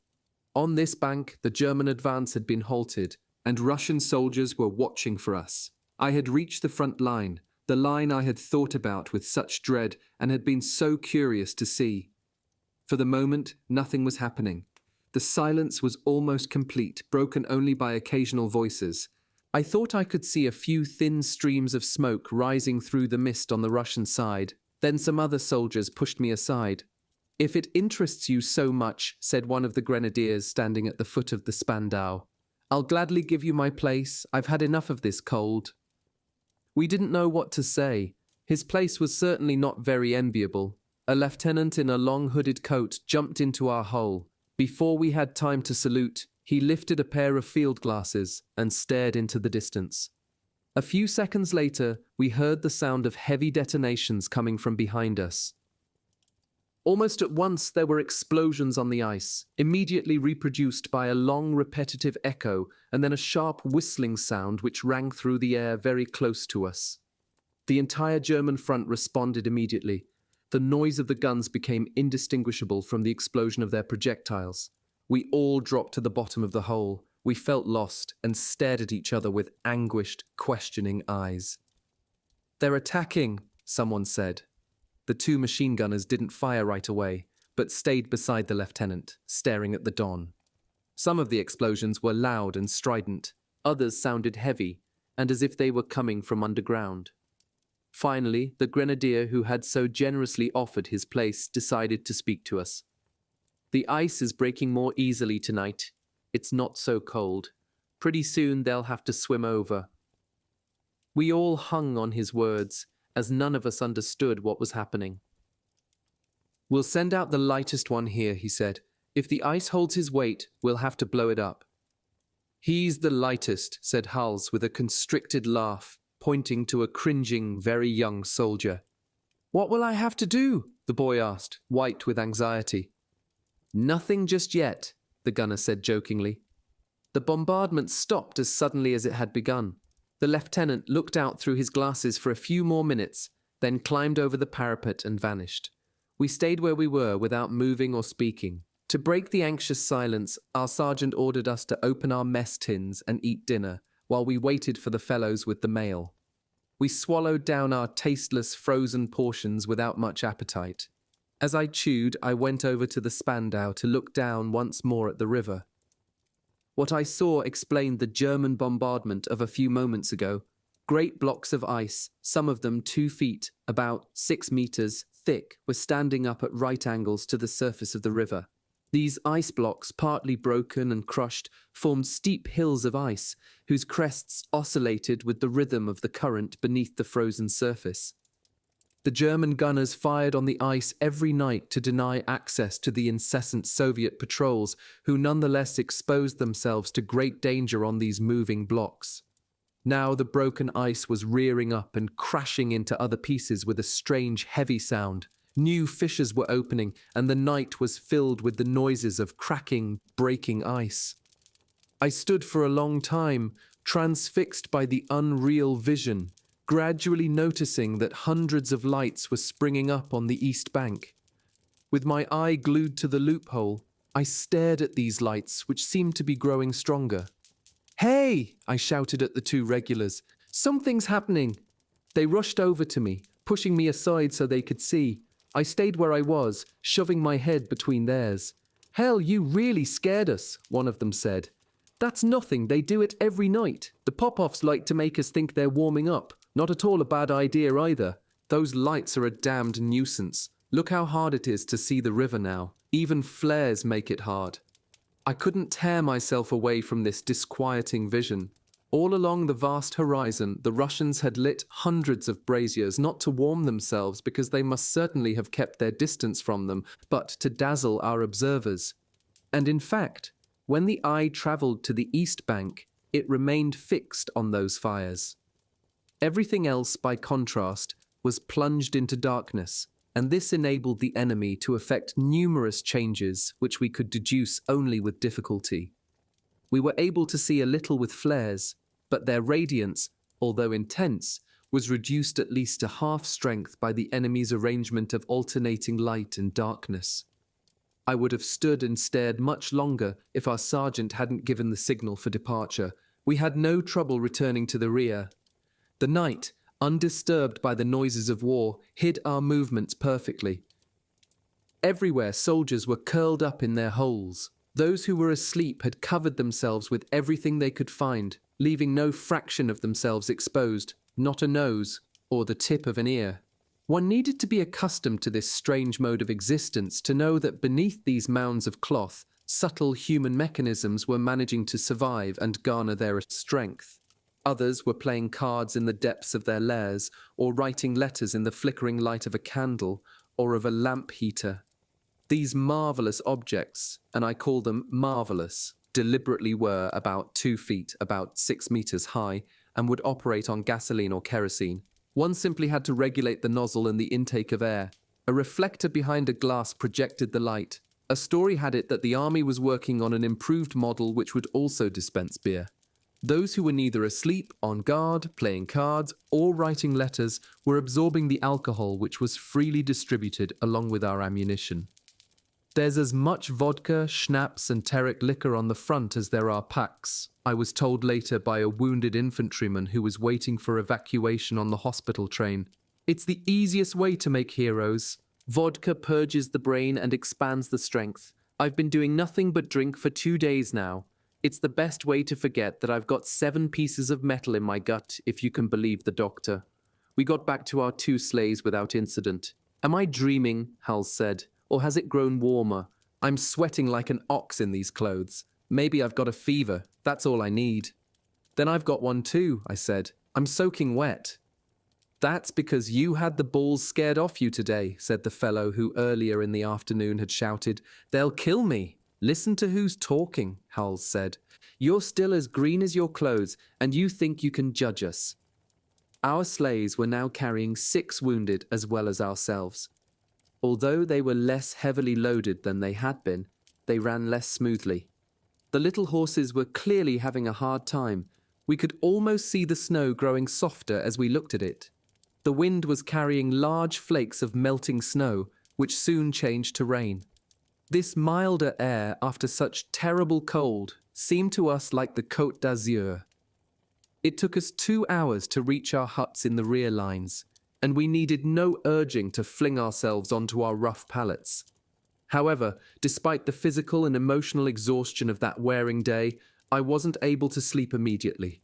I kept seeing the banks of the Don and hearing the whine of enemy projectiles and the explosions, whose violence I would never have been able to imagine.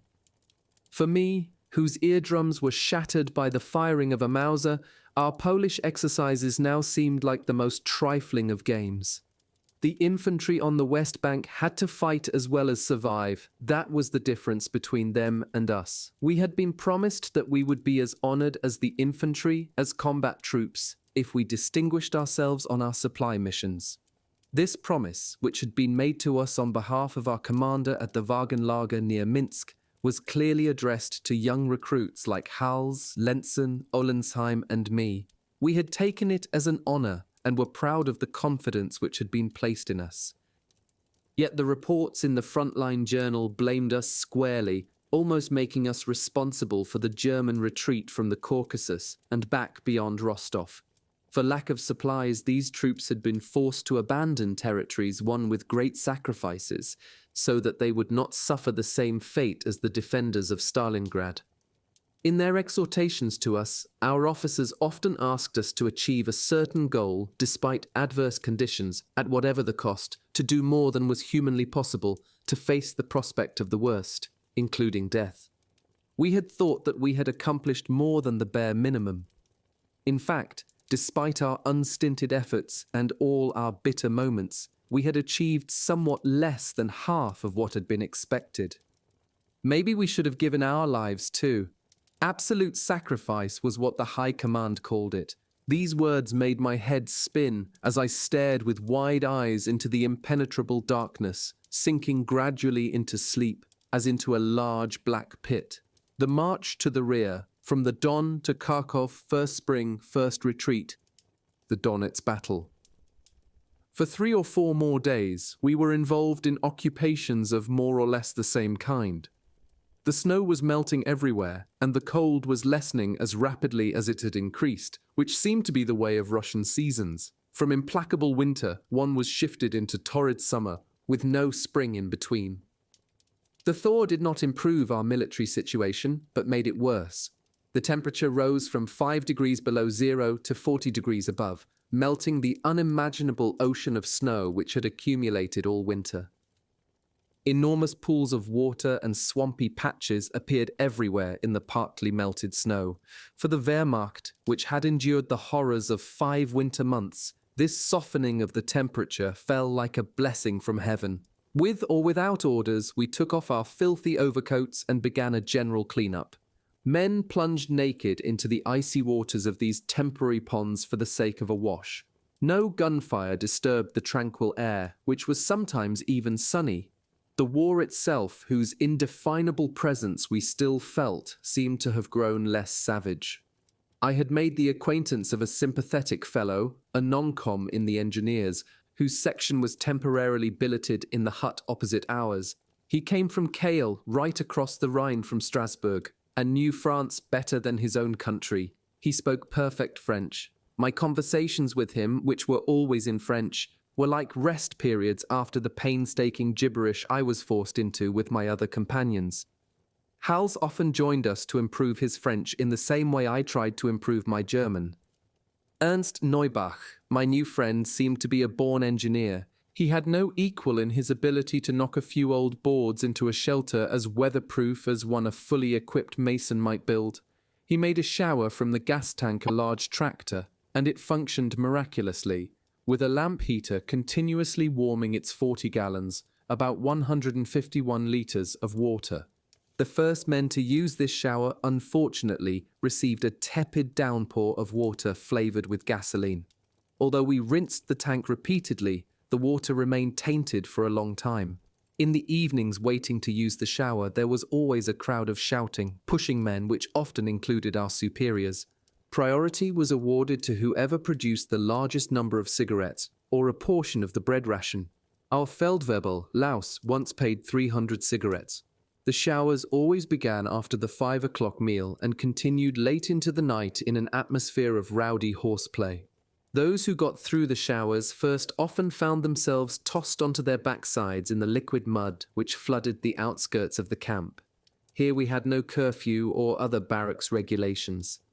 Once all the day's work was done, we were free to joke and drink for the whole night if we wanted to. We spent about a week in this way, with quiet, uneventful days. Each fatigue party obliged us to flounder through a sea of increasingly sticky mud. We made 3 trips back to the front. Each time it was unbelievably quiet.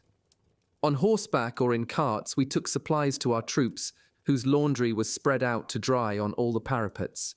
Across the Don, the Russians appeared to be similarly engaged. We spoke to a bearded soldier and asked him if everything was going well. He laughed. "The war must be over. Hitler and Stalin have made it up. I've never seen it so calm for so long. The Popovs do nothing but drink all day and sing all night. They have terrific nerve, too, walking around in the open air right under our guns.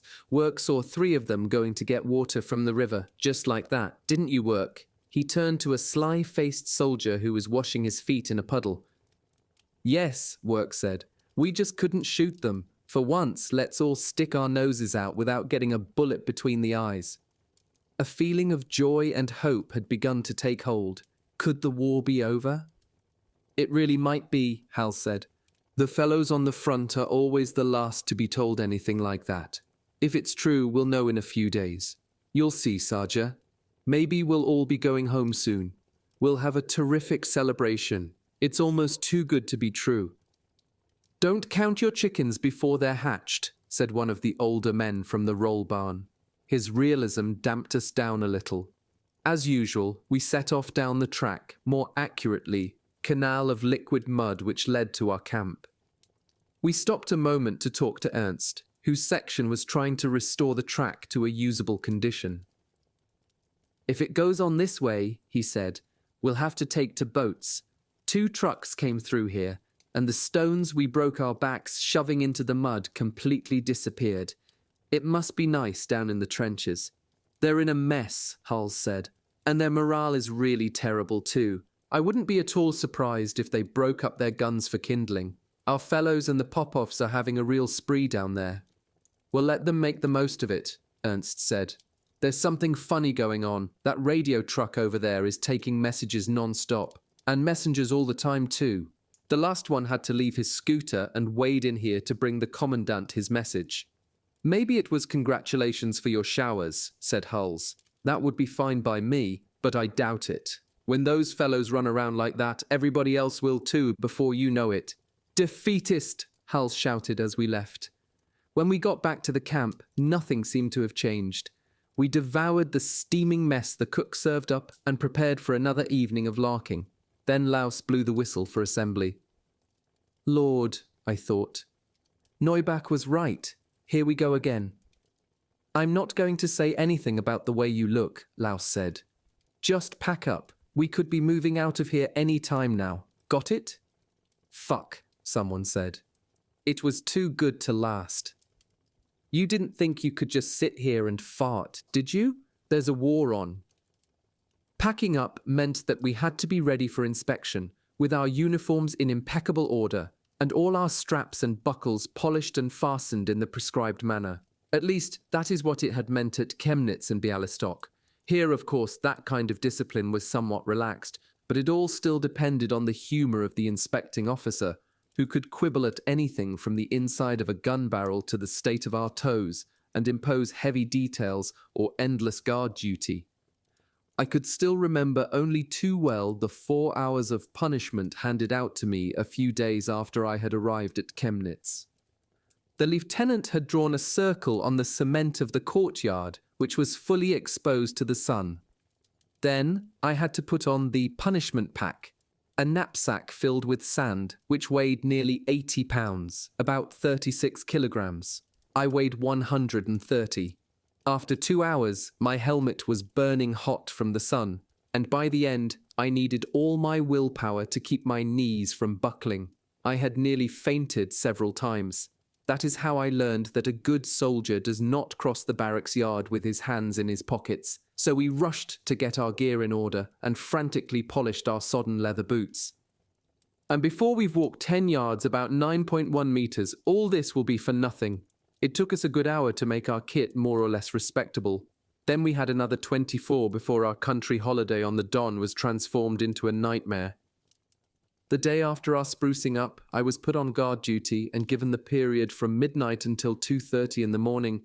I had summoned up all my patience and was standing on the platform of empty munitions cases which had been put there so the sentry wouldn't sink into the mud. Beside the platform, a foxhole half filled with water was ready to receive the guard responsible for the stocks of gasoline, in this case myself. The night was mild. A rainy wind blew fat white clouds rapidly across the sky, occasionally revealing a large white moon. To my right, the outlines of our vehicles and the camp buildings stood out sharply. Ahead of me, the enormous dark hilly horizon melted into the sky. As the crow flies, the Don lay about 5 miles, about 8 kilometers from our first line of German reserves. Between us and the river, some thousands of men were sleeping in conditions of almost unimaginable squalor. The sound of engines came to us on the wind. Both sides used the dark for moving supplies and troops. 2 of the sentries patrolling our perimeter came by, and we exchanged the usual formalities. One of the men told a joke. I was about to reply when the whole horizon from north to south was suddenly lit by a series of brilliant flashes.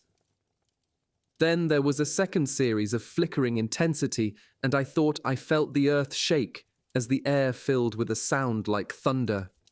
Lord, it's an attack, shouted one of the men on patrol. I think it's them. We could already hear whistles in the camp and voices shouting orders through the still distant noise of explosions. Groups of men went by on the run. Artillerymen who had been asleep were running to their guns on the edge of the abandoned airfield. As no one had told me to leave my post, I stayed where I was, wondering what would be asked of my comrades. A supply expedition through such a heavy bombardment would be an operation of an entirely different kind from the ones we had recently grown used to. The bursts of distant fire continued, mixed with the sound of our guns.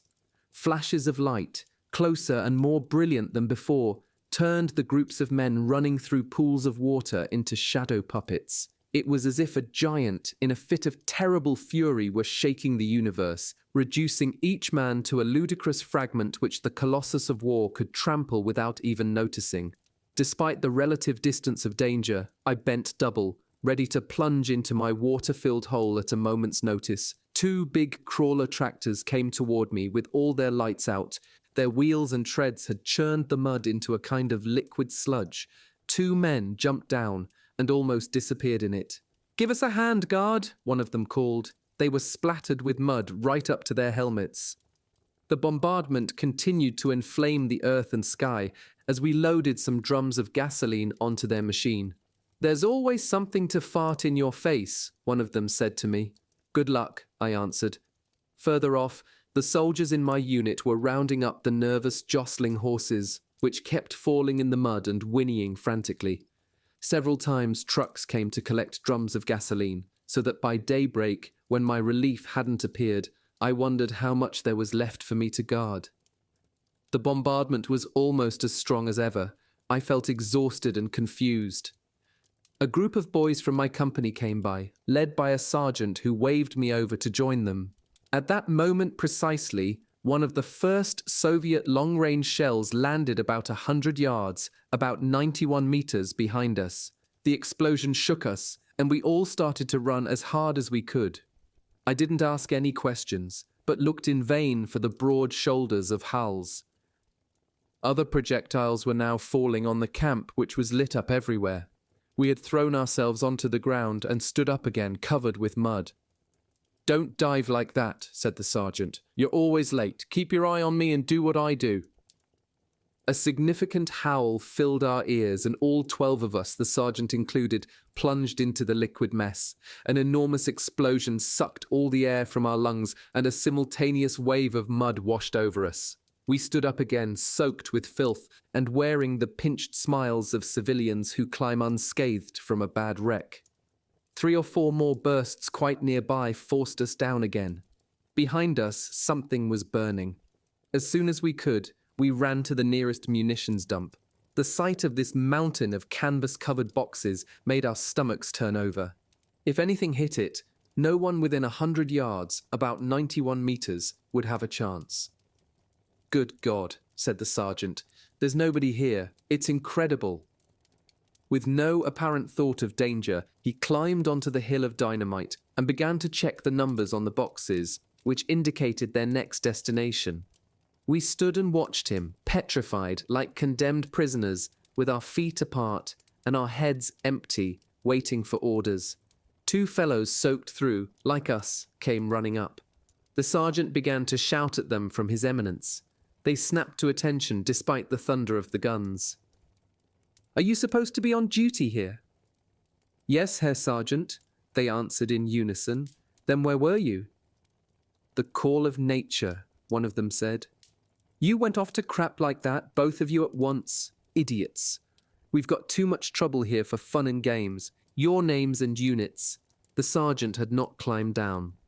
Silently, I cursed this animal with his niggling discipline, who stood there preparing a report, as if nothing unusual were happening. Fresh explosions, which sounded very close, threw us all onto the ground except the sergeant, who continued to provoke Providence.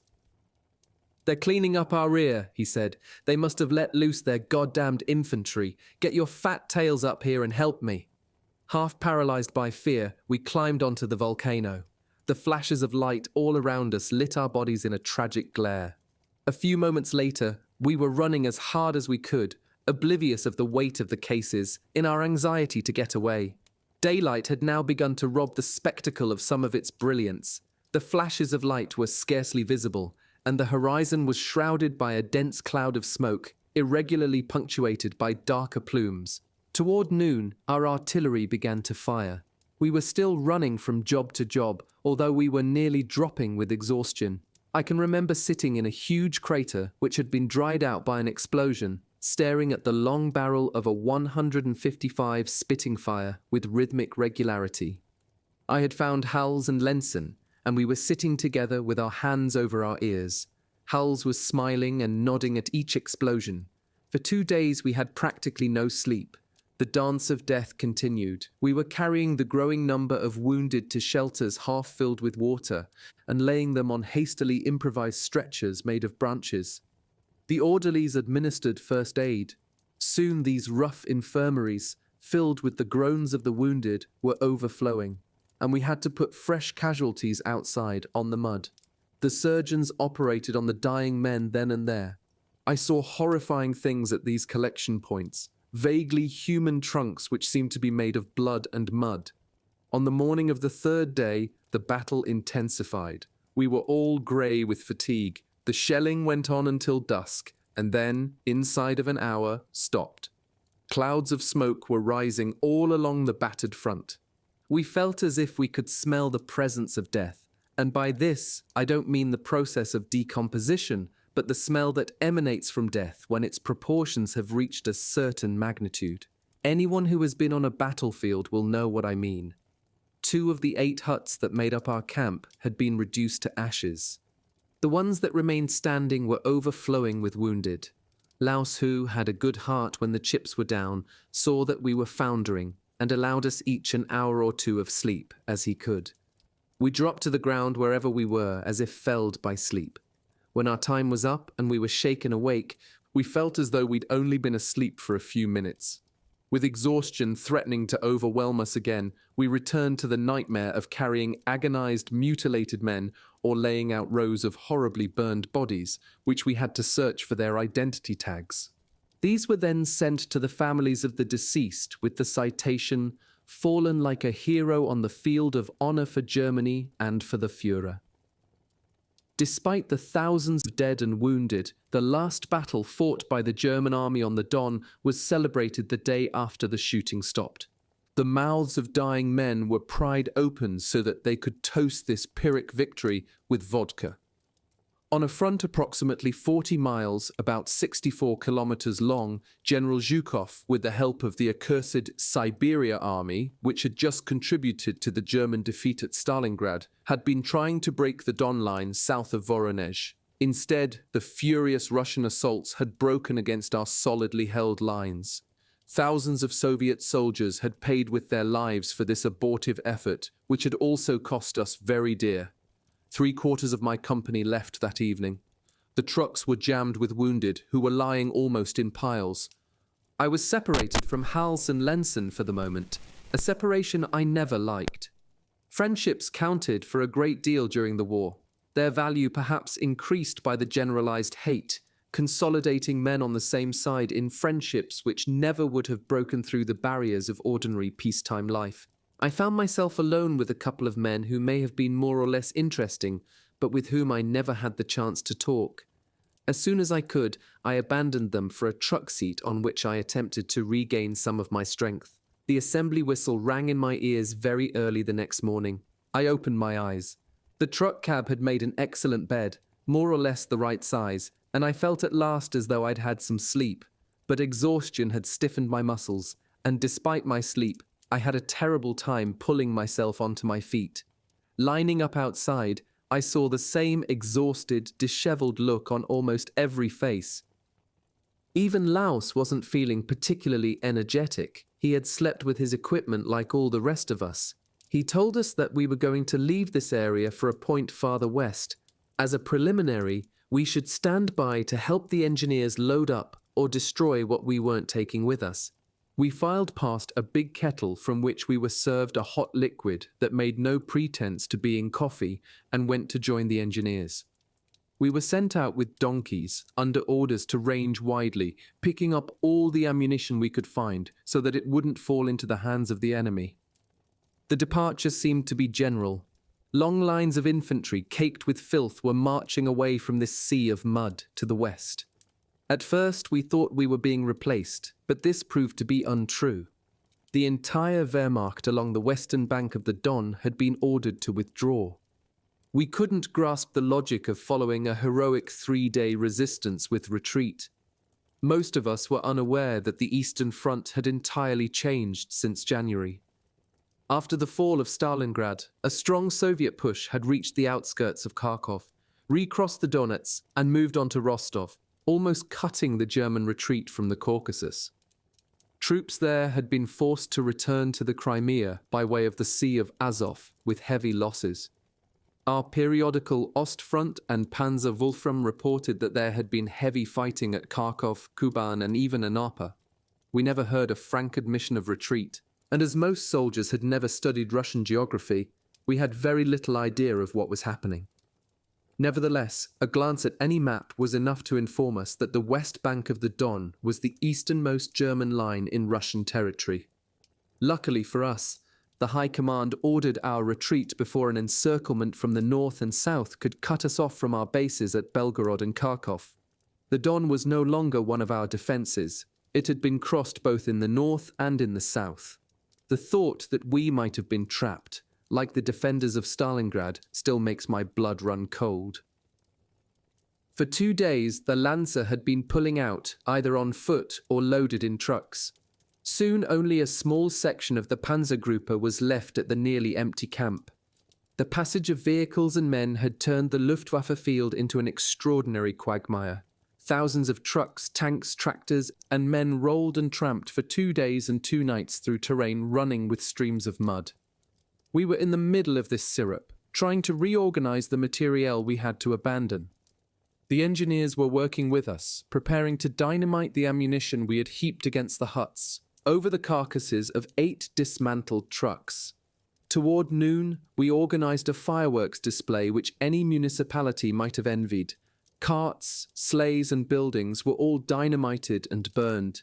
2 heavy howitzers, which the tractors hadn't been able to pull from the mire, were loaded with shells of any caliber. Then we poured any explosive that came to hand into their tubes and shut the breach as best we could. The howitzers were split in 2 by the explosions, scattering showers of lethal shrapnel.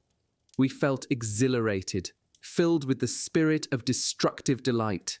In the evening, the Spandaus stopped a few Soviet patrols who had undoubtedly come to see what was happening. During our last hour, we were under light artillery fire, which caused us a certain emotion. Then we left. After the period of light artillery fire, the troops covering the Panzergruppe signaled several enemy penetrations into our former positions.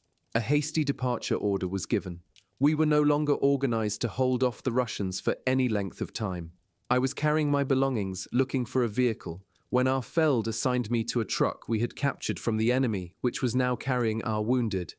"Step on the gas," he shouted. "We're getting out." Every soldier in the Wehrmacht was supposed to know how to drive.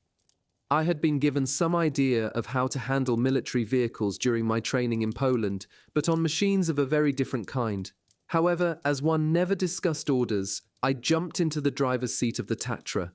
In front of me, the dashboard presented an array of dials whose needles uniformly pointed down, a few buttons, and a series of words in indecipherable characters. The engineers had just attached the heavy truck to the back of a Mark IV. We would be leaving instantly. It was essential that I get the wretched machine to start. I considered climbing out and confessing my incapacity, but repressed the idea on reflection that they might assign me to something more difficult, or even leave me behind, to get out on my own feet as best I could. If I couldn't move, I would be captured by the Bolsheviks, a thought which terrified me. I pawed frantically at the dashboard and was blessed by a miracle. My desperate eye fell on Ernst, who was clearly looking for a lift. I felt saved. "Ernst," I shouted. "Over here, I've got room." My friend joyfully jumped aboard.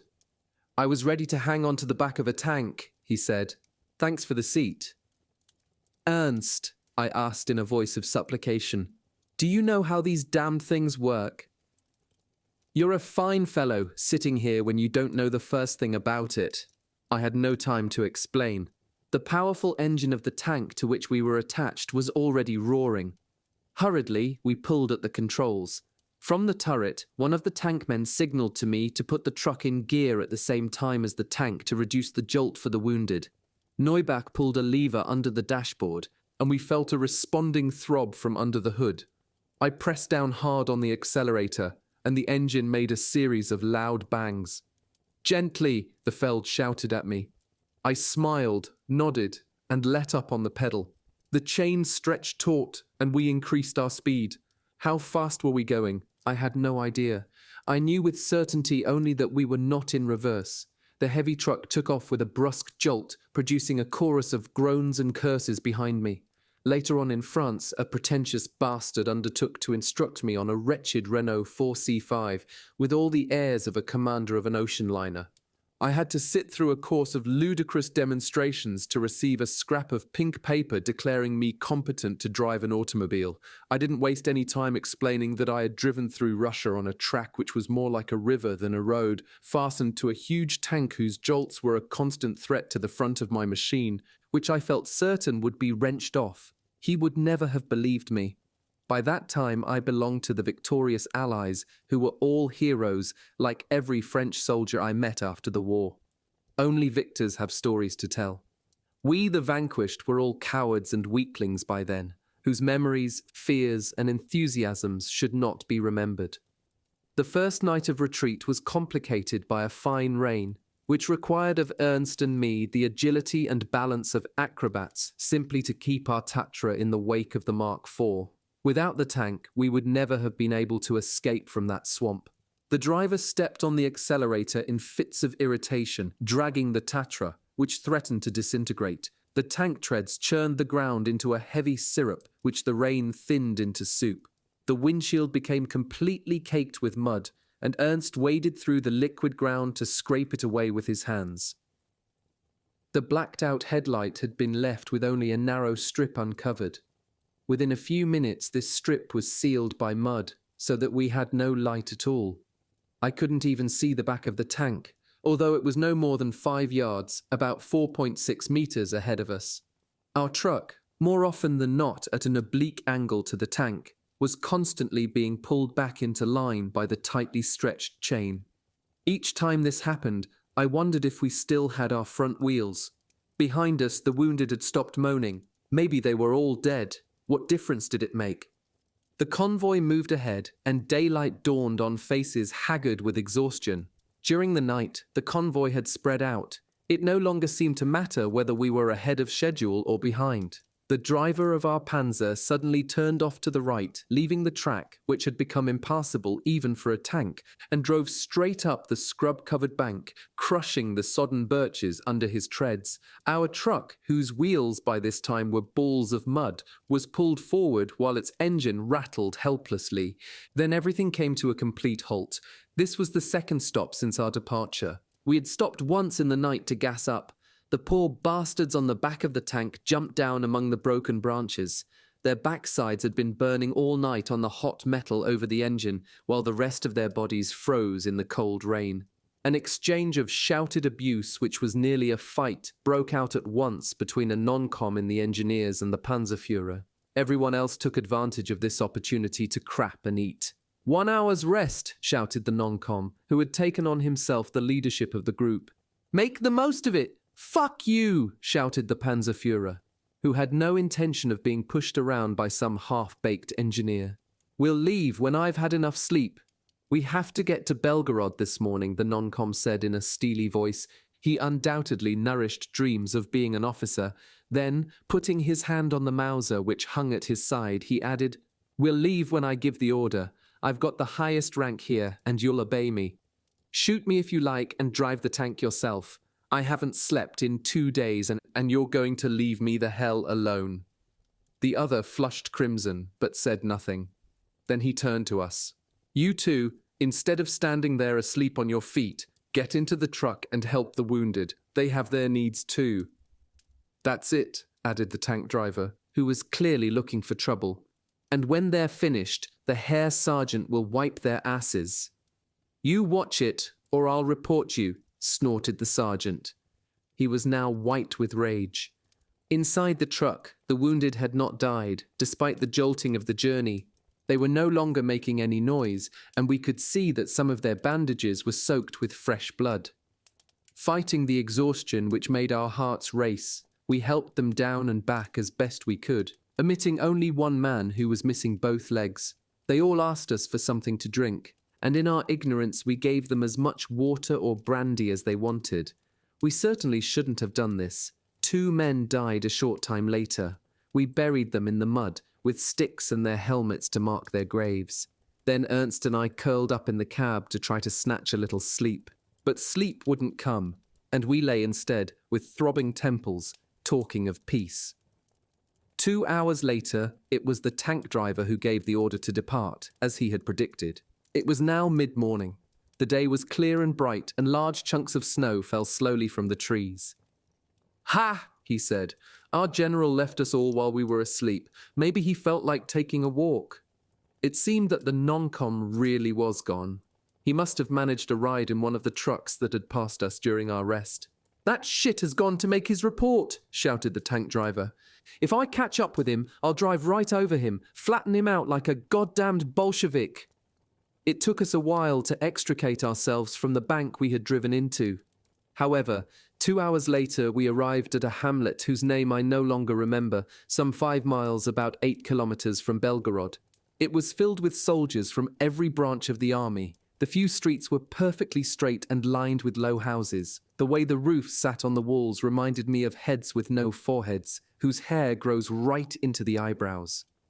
There were swarms of soldiers, and a multitude of rolling equipment covered with mud, pushing through the shouting mob of soldiers, most of whom were looking for their regiments. The road at this point had been roughly resurfaced and was much more negotiable. We unhooked ourselves from the tank and took on 8 or 10 of the engineers who had been riding on its back. Somewhat bewildered by this flood of soldiers, I had stopped the truck and was looking for my company. 2 MPs told me they thought it had gone on toward Kharkov, but as they weren't sure, they sent me to the redirection center, which had been organized in a trailer and was staffed by 3 officers who were tearing their hair.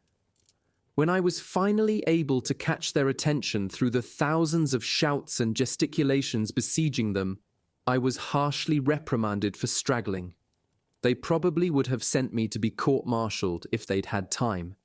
The disorder was incredible, and the Lancer, half furious, half joking, flooded into the Russian huts.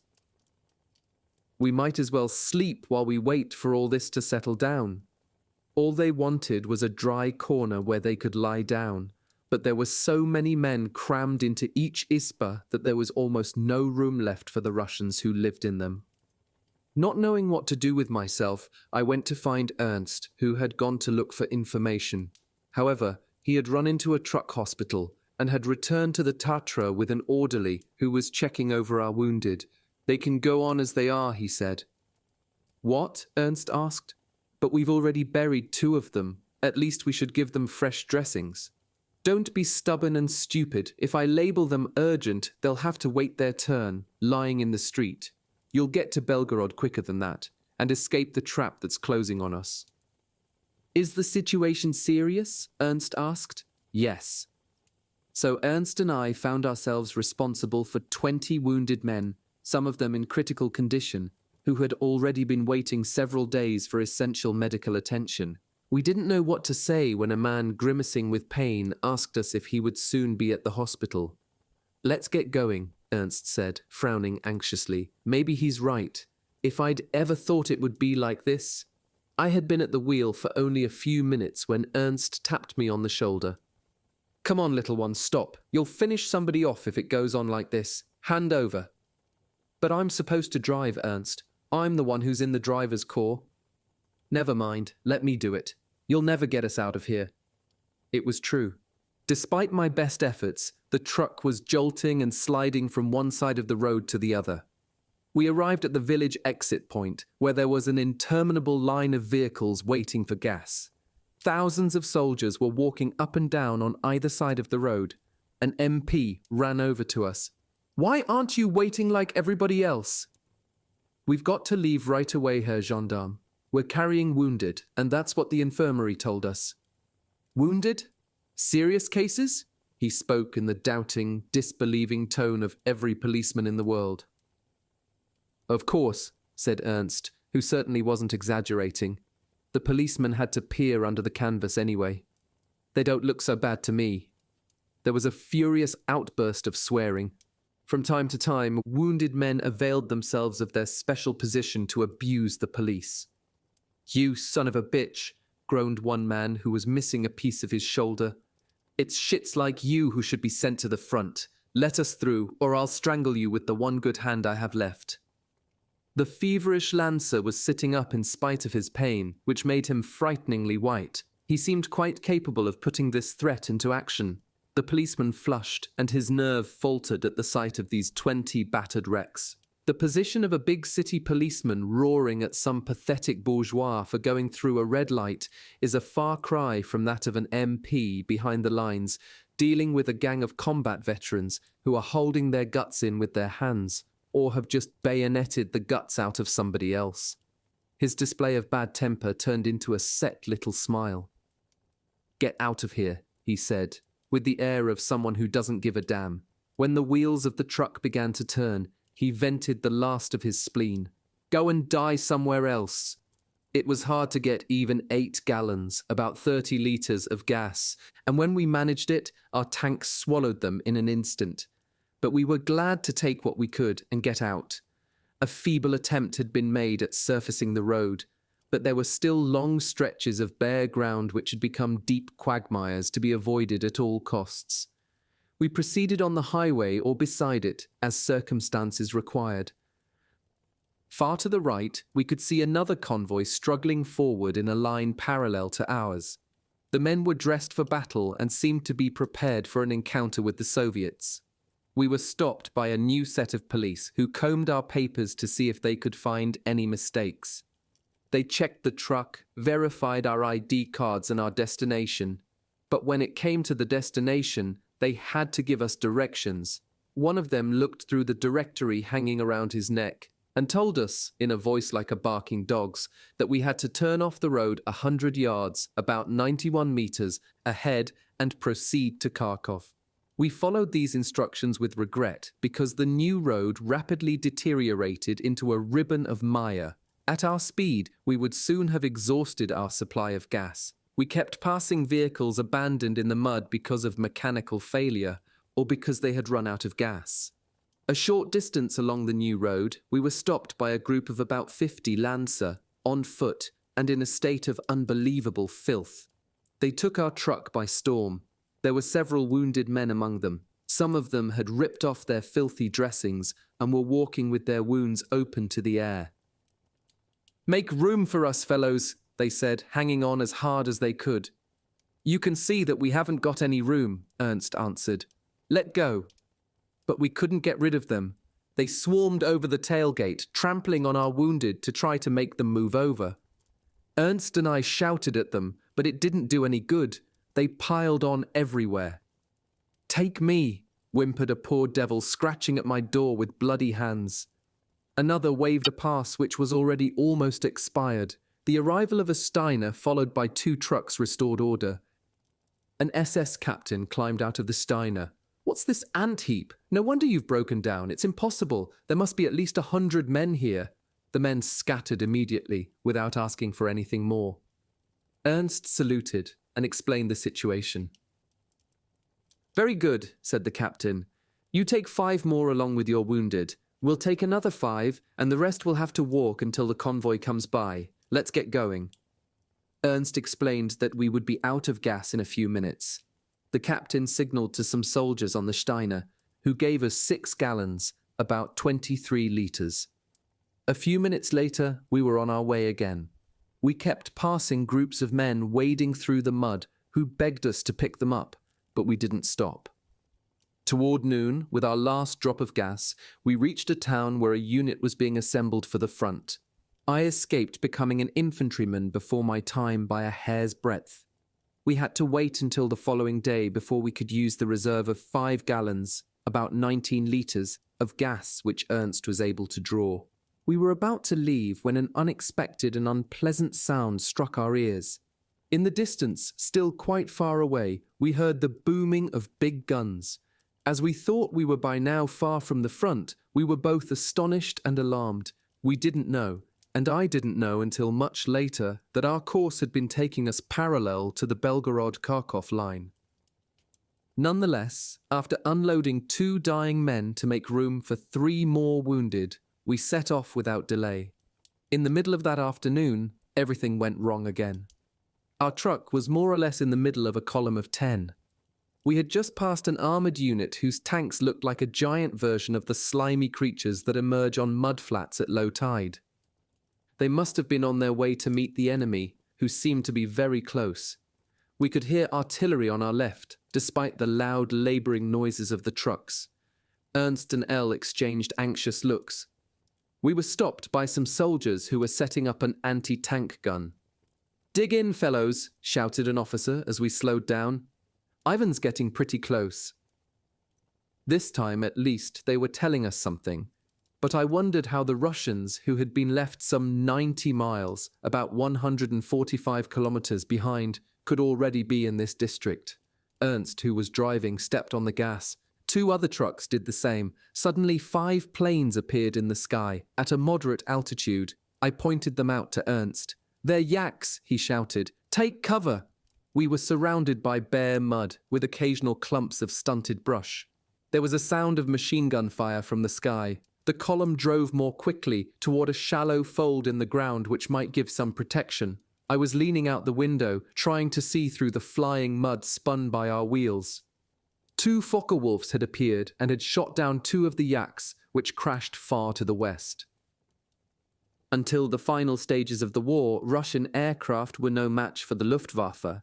Even in Prussia, where Russian air power was its most active, the appearance of one Messerschmitt 109 or one Focke-Wulf would make a dozen armoured Ilyushin bombers turn and run. At this period, when German air power still possessed important reserves, the lot of the Russian pilots was not enviable. 2 of the 3 remaining yaks had taken flight, pursued by our planes, when the last dived straight at the convoy. One of the Focke-Wulfs was chasing him, and was plainly trying to get him in his sights. We reached the dip in the road. The Soviet plane had come down very low to use its machine guns. The trucks ahead of us had stopped short, and the able-bodied were jumping down into the mud. I was already holding the door open, and I jumped with my feet together, plunging face downward, when I heard the machine guns. With my nose in the mud, my hands on my head, and my eyes instinctively shut, I heard the machine gun and the 2 planes through a hellish intensity of noise. The sound of racing engines was followed by a loud explosion. I looked up to watch the plane with the black crosses on its wings regain altitude. 300 or 400 yards, about 366 meters away, where the yak had crashed, there was a plume of black smoke. Everybody was getting up again. "One more who won't give any trouble," shouted a fat corporal who was clearly delighted to be still alive. Several voices joined in a cheer for the Luftwaffe. "Anybody hit?" one of the non-coms called out. "Let's get going then." I walked over to the Tatra, trying to brush off the worst of the mud that clung to my uniform. I noticed 2 holes in the door I had opened to get out, which appeared to have swung shut on its own momentum. 2 round holes, each outlined by a ring of metal from which the paint had been scraped away. Nervously, I pulled open the door. Inside, I saw a man I shall never forget, a man sitting normally on the seat, whose lower face had been reduced to a bloody pulp. "Ernst?" I asked in a choking voice. "Ernst!" I threw myself at him. "Ernst, what? Say something! Ernst!" I looked frantically for some features on that horrible face. "Ernst!" I was nearly crying. Outside, the column was getting ready to leave. The 2 trucks behind me were impatiently blowing their horns. "Hey!" I ran toward the first of the trucks. "Stop! Come with me! I've got a wounded man!" I was frantic. The doors of the truck behind me swung open, and 2 soldiers stuck out their heads. "Well, young fellow, are you going to move or aren't you?" "Stop!" I shouted louder than ever. "I've got a wounded man." "We have 30, one of the soldiers shouted back. "Get going. The hospital isn't too far from here." Their voices rose over mine, and the noise of their trucks, which had pulled out and were passing me, drowned my cries of desperation. Now I was alone, with a Russian truck loaded with wounded men, and Ernst Neubach, who was dead or dying. "You shits! Wait for me! Don't go without us!" I burst into tears and gave way to a mad impulse. I grabbed my Mauser, which I'd left in the truck. My eyes were swimming and I could barely see. I felt for the trigger and, pointing the gun at the sky, fired all 5 cartridges in the magazine, hoping that to someone in the trucks this would sound like a cry for help. But no one stopped. The trucks continued to roll away from me, sending out a spray of mud on each side. In despair, I returned to the cabin and ripped open my kit to look for a package of dressings. "Ernst," I said, "I'm going to bandage you. Don't cry." I was insane. Ernst wasn't crying, I was. His coat was covered with blood. With the dressings in my hand, I stared at my friend. He must have been hit in the lower jaw. His teeth were mixed with fragments of bone, and through the gore I could see the muscles of his face contracting, moving what was left of his features. In a state of near shock, I tried to put the dressing somewhere on that cavernous wound. When this proved impossible, I pushed a needle into the tube of morphine and jabbed ineffectually through the thick nesses of cloth. Crying like a small boy, I pushed my friend to the other end of the seat, holding him in my arms and soaking in his blood. Two eyes opened, brilliant with anguish, and looked at me from his ruined face. "Ernst!" I laughed through my tears. "Ernst!" He slowly lifted his hand and put it on my forearm.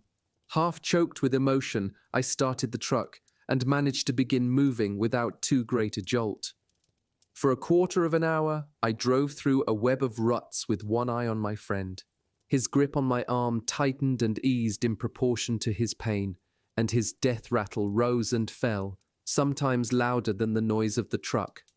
Choking back my tears, I prayed without reason or thought, saying anything that came into my head. "Save him! Save Ernst, God! He believed in you! Save him! Show yourself!" But God did not answer my appeals. In the cab of a grey Russian truck, somewhere in the vastness of the Russian hinterland, a man and an adolescent were caught in a desperate struggle. The man struggled with death, and the adolescent struggled with despair, which is close to death. And God, who watches everything, did nothing. The breath of the dying man passed with difficulty through that horrible wound, making huge bubbles of blood and saliva. I considered every possibility. I could turn back and look for help, or force the men I was carrying to tend Ernst at gunpoint if necessary, or even kill Ernst to cut short his sufferings. But I knew very well I couldn't kill him. I had not yet been obliged to fire directly at anyone. My tears had dried, leaving the trace of their passage on my filthy face to betray my weakness to the world. I was no longer crying, and my feverish eyes stared at the knob on the radiator 2 meters in front of me, which cut hypnotically into the interminable horizon. For long moments, Ernst's hand would tighten on my arm, and each time I was overwhelmed by fresh panic. I couldn't look at that horrifying face. Several German planes passed overhead, through the cloudy sky, and in a desperate attempt at telepathy, every fiber in my body appealed to them for help. But maybe they were Russian planes. It didn't matter. I had no time to spare. No time to spare. The expression assumed its full significance, as so many expressions do in wartime. Ernst's hand gripped my arm convulsively. The pressure continued for so long that I slid my foot off the accelerator and stopped, afraid of the worst. I turned and looked at the mutilated face, whose eyes seemed to be fixed on something the living can't see. Those eyes were veiled by a curious film. My heart was pumping so hard that I felt actual physical pain. I refused to believe what I could guess without difficulty. "Ernst!" I shouted. From the back of the truck, my shout was answered by several others. I pushed my companion down on the seat, imploring heaven to let him live. But his body fell heavily against the other side of the cabin. Death! He was dead. "Ernst! Mama! Help me!" In a delirium of terror, I leaned against the truck door and then let myself drop, trembling, onto the running board. I tried to persuade myself that none of this was happening, that it was all a nightmare from which I would wake to see another horizon. As I sat and thought, I still had no idea of the extent of irremediable evil. I dreamed of what life would be like when I shook off this horrible nightmare in which my friend had just died. But my eyes could see only mud sucking at my boots. 2 heads looked out from the back of the truck. They were saying something, but I didn't hear them. I stood up and, turning my back on them, walked off a short distance. That small physical effort reawakened some sense of life and hope, and I tried to tell myself that all of this wasn't really serious, that it was only a bad dream I had to forget. I tried to impose an expression of smiling derision on my features. 2 of the wounded men jumped down from the truck to relieve themselves. I stared at them unseeing, while the vitality of being alive beat back the darkness. I began to think with hope that surely all the German soldiers in Russia would be sent to help us, that something must be coming to help us. Suddenly I thought of the French. They were already on their way. All our newspapers said so. The first legionnaires had already set out. I had seen the photographs. I felt a hot flush run through me. Ernst would be avenged. That poor fool who had never hurt a fly, who had spent his time making life more endurable for wretched soldiers shaking with cold. And his marvelous hot showers. The French would come, and I would run to embrace them. Ernst had loved them like his own compatriots. This surge of hope and joy could not be damped by facts I didn't know, like the fact that the French had decided on quite another course. "What's happened?" asked one of the men, whose grey bandage was falling over his eyes. "Are we out of gas?" "No, my friend has just been killed." They looked into the cabin. "Fuck, that's not so bad. At least he didn't have to suffer." I knew that Ernst's agony had lasted for nearly half an hour. "We ought to bury him," one of them said. The three of us lifted out the body, which was already stiffening. I moved like an automaton, and my face was without expression. I saw a small rise of ground which was less trampled than everywhere else, and we took Ernst there. We had no shovels, so we dug the grave with our helmets, rifle butts, and bare hands. I myself collected Ernst's identity tags and papers. The other two were already pushing back the dirt and trampling it down with their boots when I looked my last on that mutilated face. I felt that something had hardened in my spirit forever. Nothing could be worse than this. We pushed in a stick at the head of the grave and hung Ernst's helmet on it.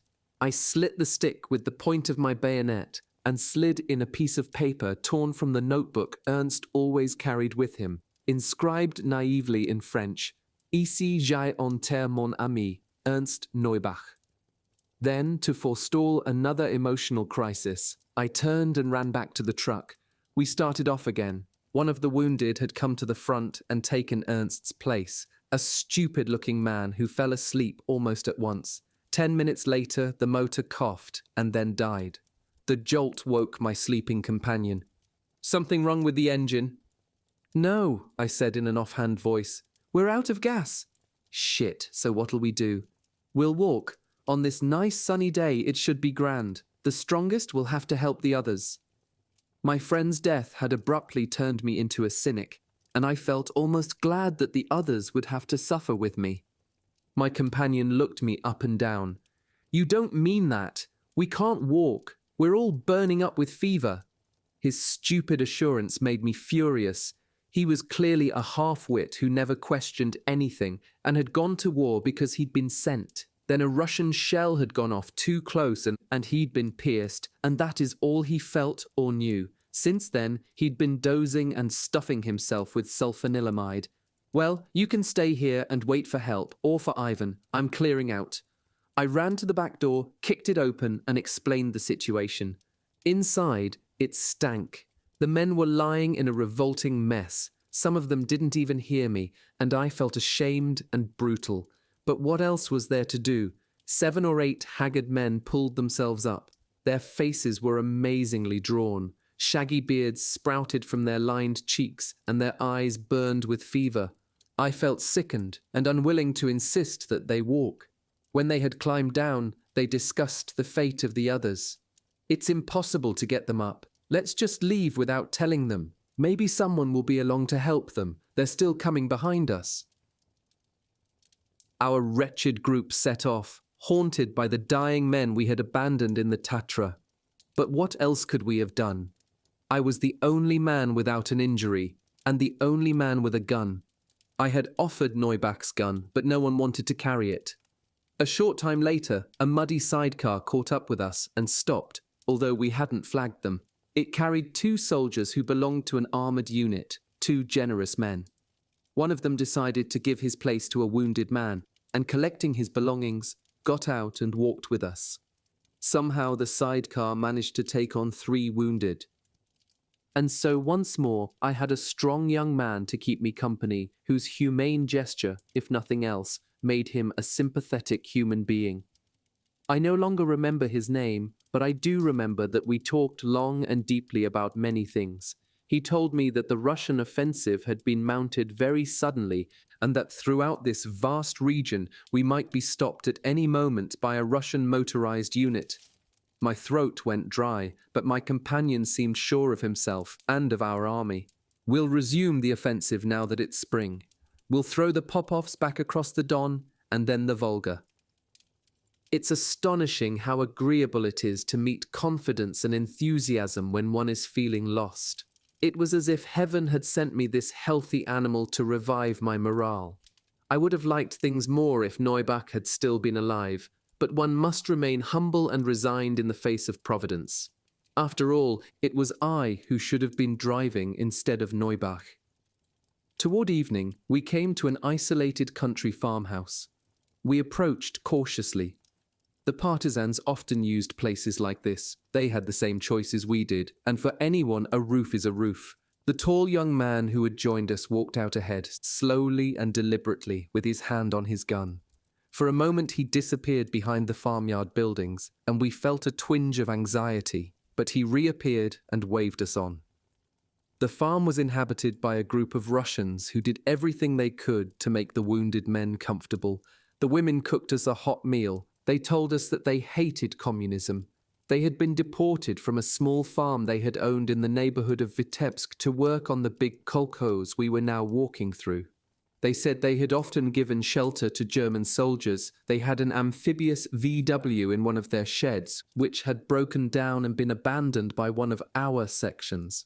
They said that the partisans never bothered them because they knew that the Wehrmacht often used their buildings. Our tall newcomer felt somewhat uneasy about the VW. The Russians might be lying. They could have stolen it. We tried to start it, but although the engine turned over, the vehicle wouldn't move. "We'll fix it tomorrow," the big man said. "We ought to rest now. I'll take the first watch and you can relieve me at midnight."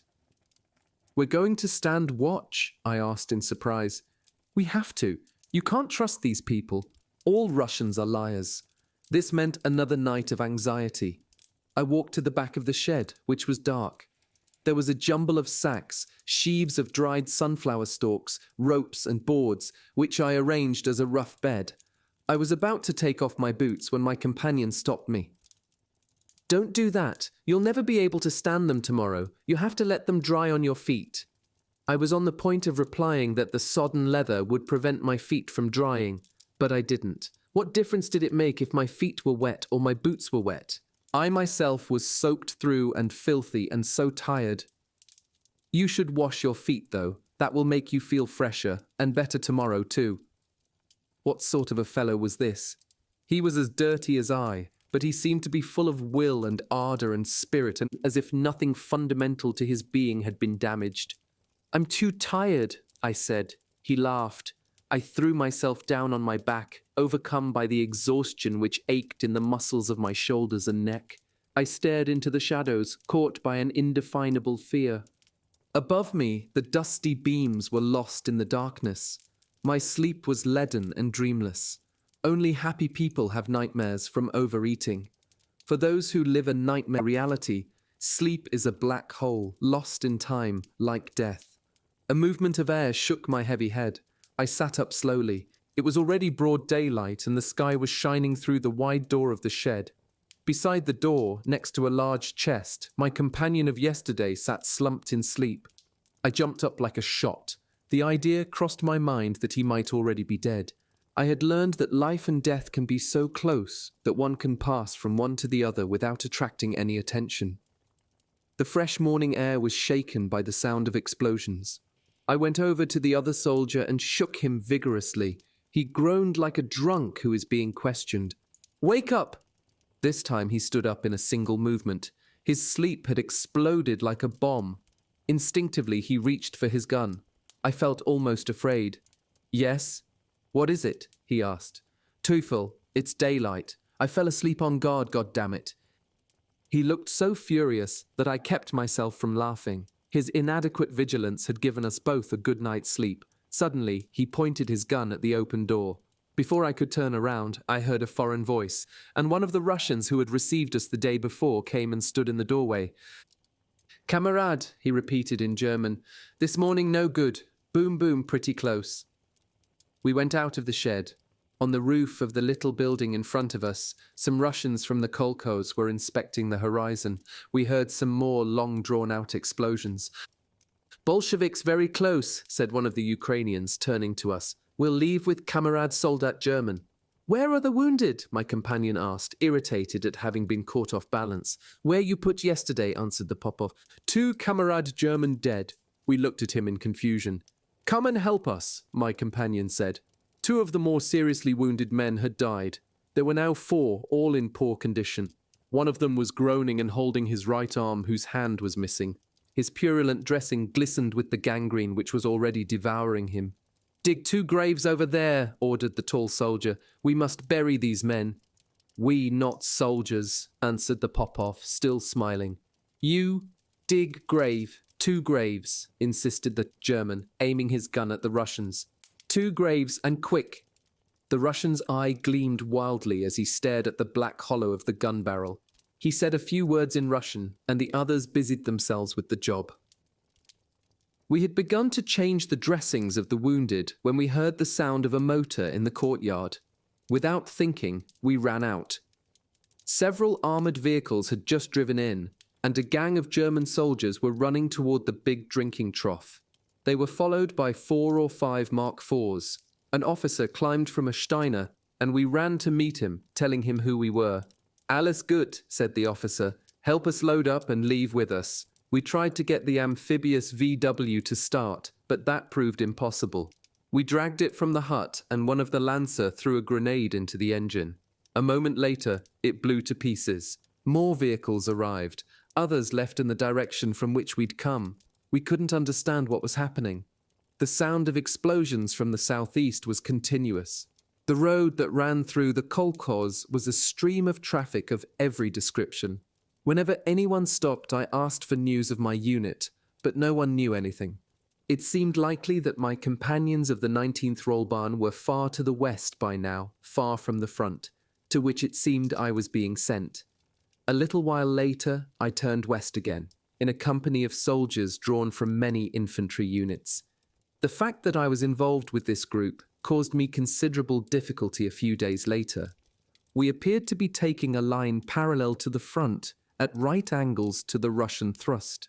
Far to the north, the Russians were pushing toward the south, hoping to surround the German forces still in the Voronezh-Kursk-Kharkov triangle. For a day and a half, we followed a muddy rut, on which our only troubles were mechanical. The machines we were using had been in Russia since the German advance of 1941 and had been pushed hard. Our forces were obliged to abandon large numbers of trucks and tractors and tanks. The tanks in particular had taken a beating, often having been used for work their designers had never imagined. They were almost the only vehicles able to move normally during the winter months, and a tank pulling 5 trucks along a snowy mule track was not an unusual sight.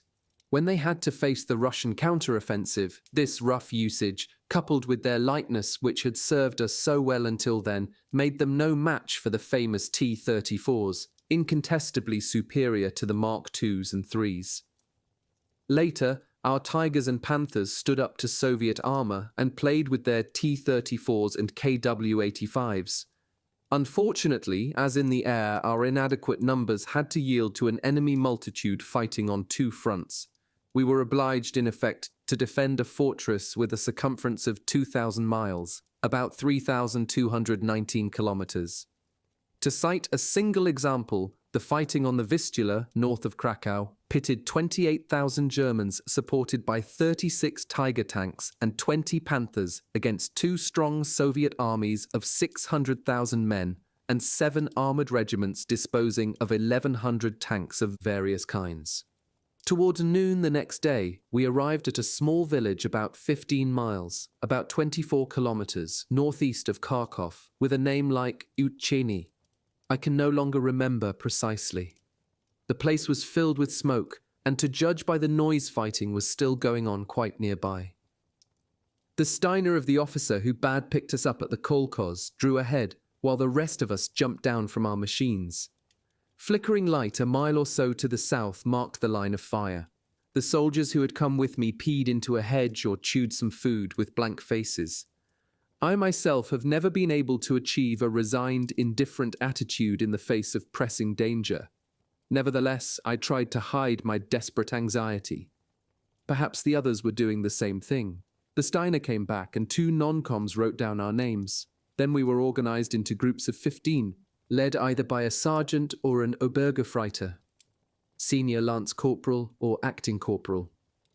The officer climbed onto the seat of the Steiner and spoke to us briefly, mincing no words. The enemy has cut us off from our line of retreat. To get around them, we would have to turn north onto the plain, where there are no roads. This could be fatal. Therefore, we will have to break through their barrage to reach our new positions, which are quite close.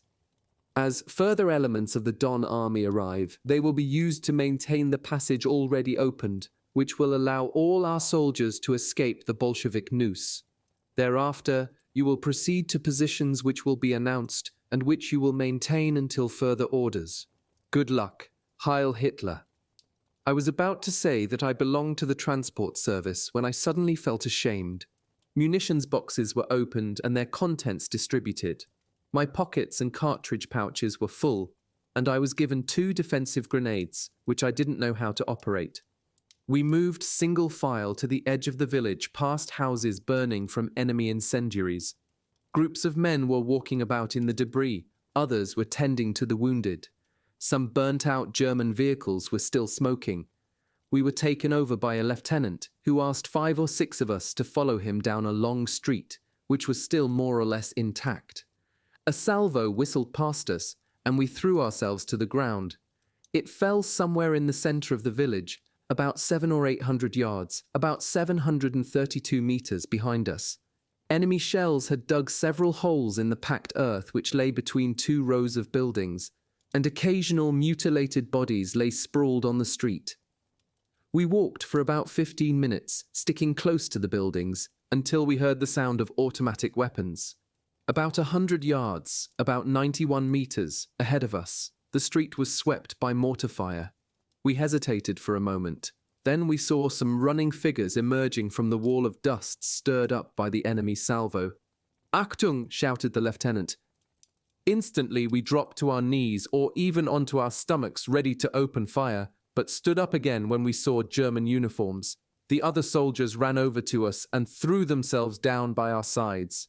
We could see that still more were coming through the flying dust. Several of them were howling at the tops of their lungs, a sound which combined fear, anger, and pain. I watched a soldier without a gun who was trying to run holding his right thigh with both hands. He fell, stood up, and fell again. 2 others were staggering slowly after him. I heard someone shout, "À moi!" and was trying to see which of them had used my language when a fresh salvo struck the group, scattering about 10 of them in search of shelter. 2 of the men continued toward us despite the danger. They ran to a door, which they were able to kick in without much trouble, and stood in its opening, shouting curses in French. Amazed, and without a thought of danger, I ran across the street, bursting in on them like a whirlwind. They paid no attention to me. "Hey," I said, shaking one of them by his straps, "are you French?" They turned toward me and looked at me for a fraction of a second.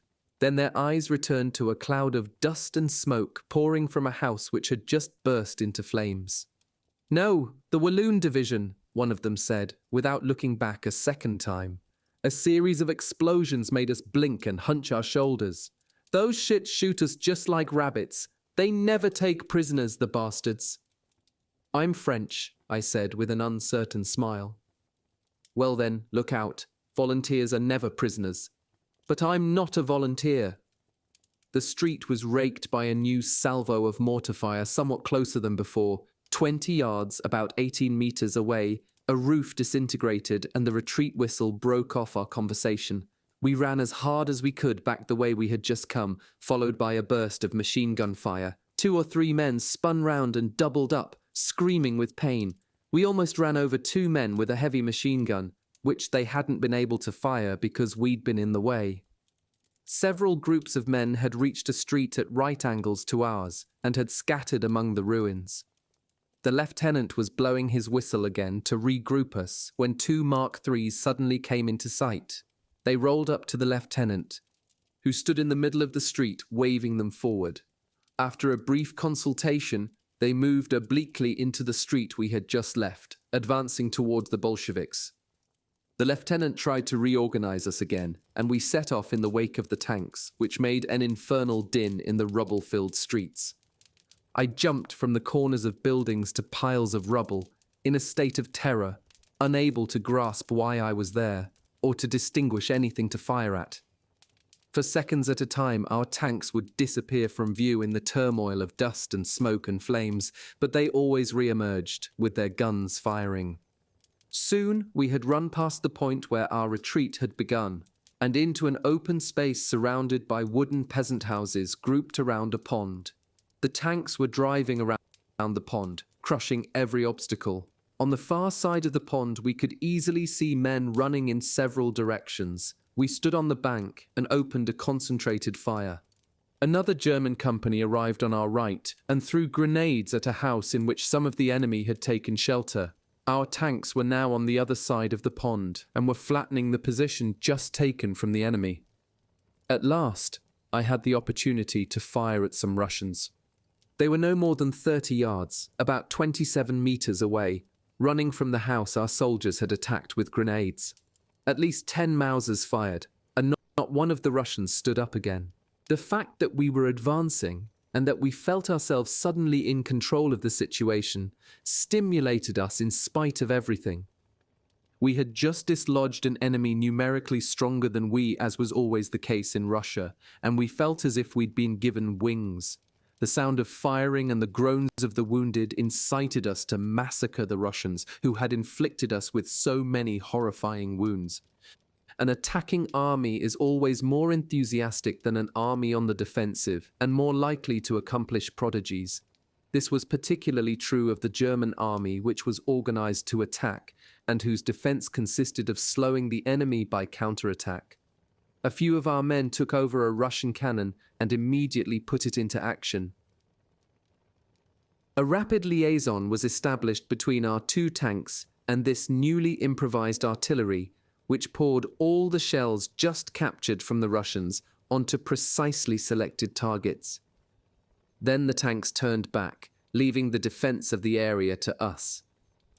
Directed by the lieutenant, we placed ourselves as best we could in readiness for any new surprises. We could hear the sound of continuous firing all around us. A fine rain began to fall. At dusk, we were still exchanging fire with the enemy, who had grown bolder and were trying to come back. With darkness, our terror returned, and the firing almost stopped. The lieutenant sent someone to fetch some flares. To the southwest, the horizon lit up in time with sporadic heavy artillery fire. Without knowing it, we had become part of the Third Battle of Kharkov, whose front extended for some 200 miles, about 322 kilometers, around the city. With darkness and rain, the fighting for our group was almost over. Behind us, we could still hear the sound of automatics, which penetrated the noise of engines. Our vehicles were using the darkness to try to get through the Russian barrage. We thought that at any moment we might see the Popovs running toward us through the night. A Volkswagen came up from behind with all its lights out. The driver spoke for a moment with the leader of our group and then handed some flat mines to 4 of our men. With white faces, they went off into the darkness to place the mines on either side of the pond. 5 minutes later, we heard a rough cry from the left, and a short time after that, 2 of the 4 came back from the right. After another half hour, we concluded that the 2 who had gone to the left had run into a Russian knife. Back from the right. After another half hour, we concluded that the 2 who had gone to the left had run into a Russian knife. Much later that night, when we were all feeling overwhelmed by sleep, we witnessed a tragedy that froze my blood. We had just thrown about a dozen grenades at random to forestall some suspected danger, when a prolonged and penetrating cry rose from the hole on my left. It lasted for several minutes, as if it were coming from the throat of someone who was fighting desperately. Then there was a cry for help, which brought us all from our holes and shelters. About 10 of us ran toward the sound. The darkness was torn by the white lights of several shots. Fortunately, no one was hit. We arrived at the edge of a foxhole where a Russian, who had just thrown down his revolver, was holding his hands in the air. At the bottom of the hole, 2 men were fighting. One of them, a Russian, was waving a large cutlass, holding a man from our group pinned beneath him. 2 of us covered the Russian who had raised his hands, while a young Obergefreiter jumped into the hole and struck the other Russian a blow on the back of his neck with a trenching tool. The Russian let go at once, and the German who had been under him, who had just missed having his throat cut, ran up to ground level. He was covered with blood, brandishing the Russian knife with one hand like a madman, while with the other he tried to stop the flow of blood pouring from his wound. "Where is he?" he shouted in a fury. "Where's the other one?" In a few bounding steps, he reached the 2 men and their prisoner. Before anyone could do anything, he had run his knife into the belly of the petrified Russian. "Cutthroat!" he yelled, looking with wild eyes for another belly to open. We had to hold him so he wouldn't run past our lines. "Let me go!" he shrieked. "I want to show these savages how to use a knife." "Shut up!" shouted the lieutenant, exasperated by having to deal with such a motley crew. "Get back into your foxholes before Ivan machine guns the lot of you." The lunatic, who was losing a lot of blood, was dragged to the rear by 2 men. I went back to the hole I was sharing with 4 others. I would gladly have fallen asleep, but nervous exhaustion kept me awake. I had not yet absorbed all the emotions of the day and was suffering a belated reaction. The intermittent rain began to soak into our clothes and weight them down. The pond gave off a faint smell. 2 men began to snore. Throughout the night, which seemed interminable, I kept up a dull conversation with my companions to prevent a nervous collapse. In the distance, we could hear the continuous rumble of our retreating trucks. Enemy action began again, well before dawn. Flares above our position blinded us with their unexpected white lights. We looked at each other in wordless confusion. The intensity of this diabolic light threw a sinister, almost indecent glare on our ghostly faces. At daybreak, enemy artillery poured a hail of projectiles of every caliber onto the road about a quarter of a mile behind us. Beyond my hole, when I dared look outside, I could see other helmets poking up here and there from below the ground. Under their visors, eyes gleaming with fatigue were trying to discern our immediate future on the dim bank across the pond. I scraped up some crumbs of vitamin biscuit, which was the last food in my possession. Insomnia and exhaustion made us incapable of grasping the situation with any precision. We were simply there, shivering and wet, and if even a small group of Russians had appeared, we wouldn't have been able to stop them. Fortunately, the Soviets didn't attack, and we were only subjected to 1 round of mortar fire, which nevertheless wounded 9 of us. At last the sun rose, and we felt somewhat better. When it reached its zenith, we were still waiting in our holes, which the spring warmth had not been able to dry out. We had not been given any more food, but then a soldier of the Reich was supposed to be able to withstand cold, heat, rain, suffering, hunger, and fear. Our stomachs growled, and the blood beat in our temples and at our smallest joints, but the air and the earth and the universe were growling too. From habit, we were almost able to persuade ourselves that this was a possible way to live. I know of many who actually managed it. Towards 6 o'clock that evening, we were ordered to abandon our positions. This step required many precautions. We had to cover a considerable distance with all our equipment, while 2 men stayed behind to lay mines for the enemy. When we reached the ruins of the first house, we were finally able to straighten up. We went into the battered buildings whenever we could to look for food. I can remember devouring 3 raw potatoes and finding them delicious. We arrived at the crossroads from which our group had set out 24 hours earlier. The 2 mutilated but recognizable roads we had taken the day before had been turned into a jumble of churned earth. As far as I could see, the disabled carcasses of Wehrmacht vehicles lay scattered in a haze of whirling smoke across the ruins of what must once have been houses. There were several muddy German bodies too, lying in rigid attitudes beside wrecked machines, waiting for the burial squad. Some men from the engineers were setting fire to the vehicles that blocked the road. We walked through this chaos for a while, supporting our wounded. 100 yards, about 91 meters away, another group, larger than ours, was also withdrawing, with arms and equipment. We followed the lieutenant as far as the regroupment center, abandoned by the officers 2 hours before we received the order to withdraw. Not a soul was left in the battered building which had housed the officers responsible for the defense of the town. A sergeant on a motorcycle was waiting alone in front of the building to instruct stragglers. The lieutenant seemed disgusted by the available options and continued to lead us westward. We covered another 12 miles, about 19 kilometers, on foot, constantly threatened by Soviet patrols who would open fire without hesitation on even a single famished Lancer. After diving down some 30 times or more to avoid Russian salvos, we arrived at a Luftwaffe airfield which had already been abandoned. We thought that the wooden buildings, which were like the ones we had occupied on the Donmite, still contained some scraps of food. Carrying our 4 wounded men on improvised stretchers, we walked toward one of the huts, stumbling with exhaustion. But we never reached it. A scene of intense horror stopped 6 or 7 of us. We had just passed a bunker in which we noticed a body lying at the bottom. 2 emaciated cats were eating one of its hands.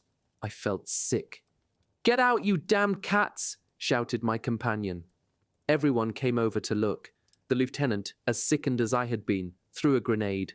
The 2 ghostly cats ran off into the countryside, while the explosion sent a column of more or less human debris straight up into the air, like a chimney. "If the cats are eating stiffs," somebody said, "there couldn't be much left in the pantry." There were still 2 bimotors with Maltese crosses on their wings, standing on the empty field, probably inoperable in some way. From the sky we heard a disquieting sound which was growing louder. We all turned our white faces the same way, suddenly realizing that we were standing beside 2 planes in the center of a vast flat space and could hardly fail to attract attention. We scattered without waiting for any orders, flinging ourselves onto the ground, trying to escape those 6 black dots, which were already falling toward us like lightning. I thought immediately of the bunker where the cats had been feasting. 6 others had the same idea, and although I ran as fast as I could, I arrived next to last beside the hole where 4 soldiers were already trampling on what was left of a human being. I looked desperately into that crowded space, hoping that some miracle would make it larger. 2 others were doing the same thing. Maybe we'd made a mistake. Maybe the planes were really ours. But that was impossible. The sound was unmistakable. The noise grew louder and louder. We threw ourselves down, painfully aware of our absolute exposure. I held my head between my hands and closed my eyes, trying to obliterate the muffled explosions which reached my partially blocked ears. I felt the fury of hell pass over me like a hurricane. The blows striking the earth shook every organ in my body, and I knew that I was going to die. Then the storm passed as quickly as it had come. I lifted my head to see the enemy formation break apart as it climbed higher into the pale blue sky. Here and there across the field, men were getting up and running for better cover. The Russian planes had regrouped and were turning as tightly as they could. Then they swooped down at us again. I felt a bitter presentiment freeze my blood. I began to run like a madman, with my legs flying, trying to force myself to go faster. But I knew that exhaustion had the upper hand, that I would never reach the road, with its ditch, which might shelter me. I kept stumbling over my heavy boots. In desperation, and despite myself, I fell onto the wet grass, instinctively aware that the planes were on top of us again. The first explosions shook the ground, filling me with a frantic fear. I scratched at the ground like a rabbit whose last hope of escape is to bury itself. I could hear the earth being torn and horrifying human shrieks. White flashes burned into my eyes through my clenched fists and eyelids. I lay there for 2 or 3 minutes, which seemed like an eternity. When I finally looked up, the 2 bimotors were burning like torches. The Russian planes were far off, turning back into formation for another attack. They had pulled up after this one in all directions. Once again, I called on all my reserves of strength to get up and run, the other way this time, to the wooden buildings, which suddenly seemed to offer refuge. I had covered about a third of the distance when the Russian planes attacked, shooting rockets into the buildings, which disintegrated like matchwood. After a few moments of further terror, we could hear the engines of the planes fading into the distance. Everyone who was able stood up again. No one spoke. We stared at the flames, at the sky, at the reddening heaps of human remains. Our lieutenant, who seemed to have lost his sanity, although he was unhurt, was running from one wounded man to another. "Shit!" someone shouted. "Another attack like that, and there won't be anyone left. They've just left us here. We'll never get out." "Shut up!" shouted the lieutenant who was supporting a wounded man. "War is never a picnic." Who did he think he was telling? We gathered around him. He lifted the shoulders of a poor fellow covered with mud and blood, who was laughing to split his sides. For a moment, I thought he was crying with pain, but he was in fact howling with laughter. "Das ist der Philosoph," someone said.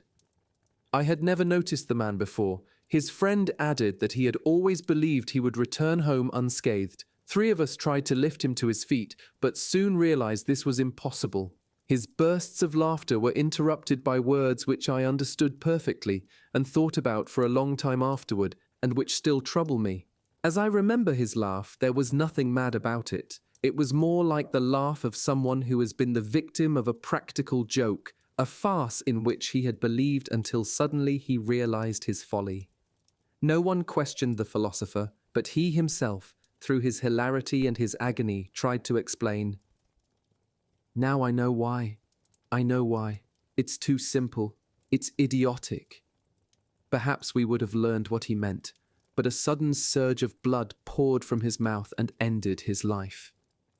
We dug graves for the new victims and then stretched out, exhausted, on the bed of warm ashes that marked the site of the destroyed buildings. At nightfall, we were wakened by the sound of guns, which seemed to be following us. By now, we all felt desperately hungry and thirsty. Despite our rest, we had not recovered our strength, and we looked appalling. We stared at each other suspiciously, wondering if the next fellow didn't have a couple of biscuits hidden somewhere, forgetting the lessons of comradeship we had been taught in Poland. But apparently, we were all cleaned out. If anyone had been hiding something, we could scarcely have reproached him, as we all might easily have done the same thing. In the darkness, as we fled the curtain of flares which had pursued us since our retreat from the Don, we heard once again the sound of a moving column, and were once again filled with panic. The night was as black as pitch. A fine rain was falling. We followed the lieutenant, God knows where he was taking us. No one spoke. Our strength seemed barely adequate to move our legs, weighted by exhaustion and mud. Finally, the lieutenant spoke. "Maybe they'll go by without seeing us. Are any of you anti-tank gunners?" Quickly, our solitary Spandau was set up for a final effort of defense. Luckily, the exhaustion which made my temples throb under my leaden helmet prevented me from clearly grasping the seriousness of our situation.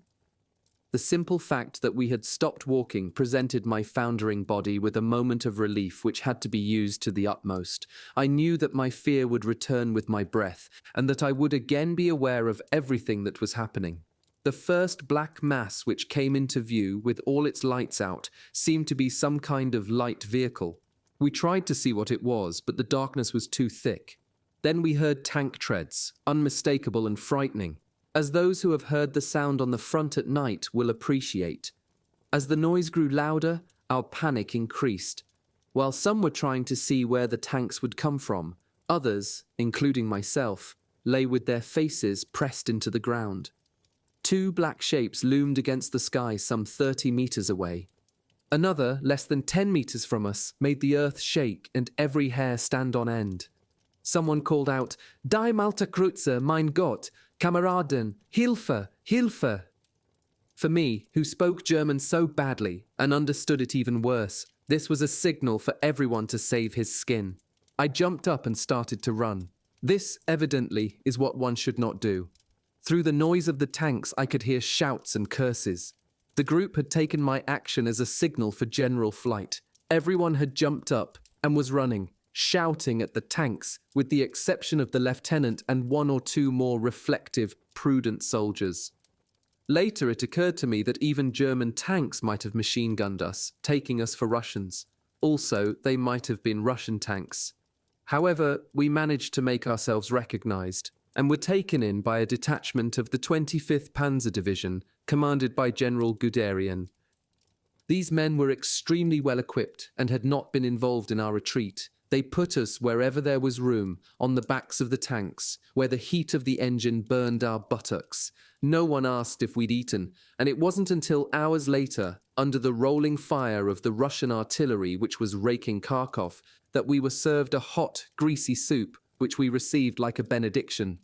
It was here that I first saw one of the enormous Tiger tanks and 2 or 3 Panthers. I also saw, a few hours later, the appalling avalanche of the famous Katyushas, which poured hours of devastating fire on the German infantry, advancing with appalling losses through the outlying district of Slavyansk-Kiniskov. Guderian's tanks took us right into Kharkov, where the Donetsk battles had already been in progress for more than a week. Once again, the Wehrmacht took the battered city, before losing it finally in September, after the failure of the Belgorod counter-offensive.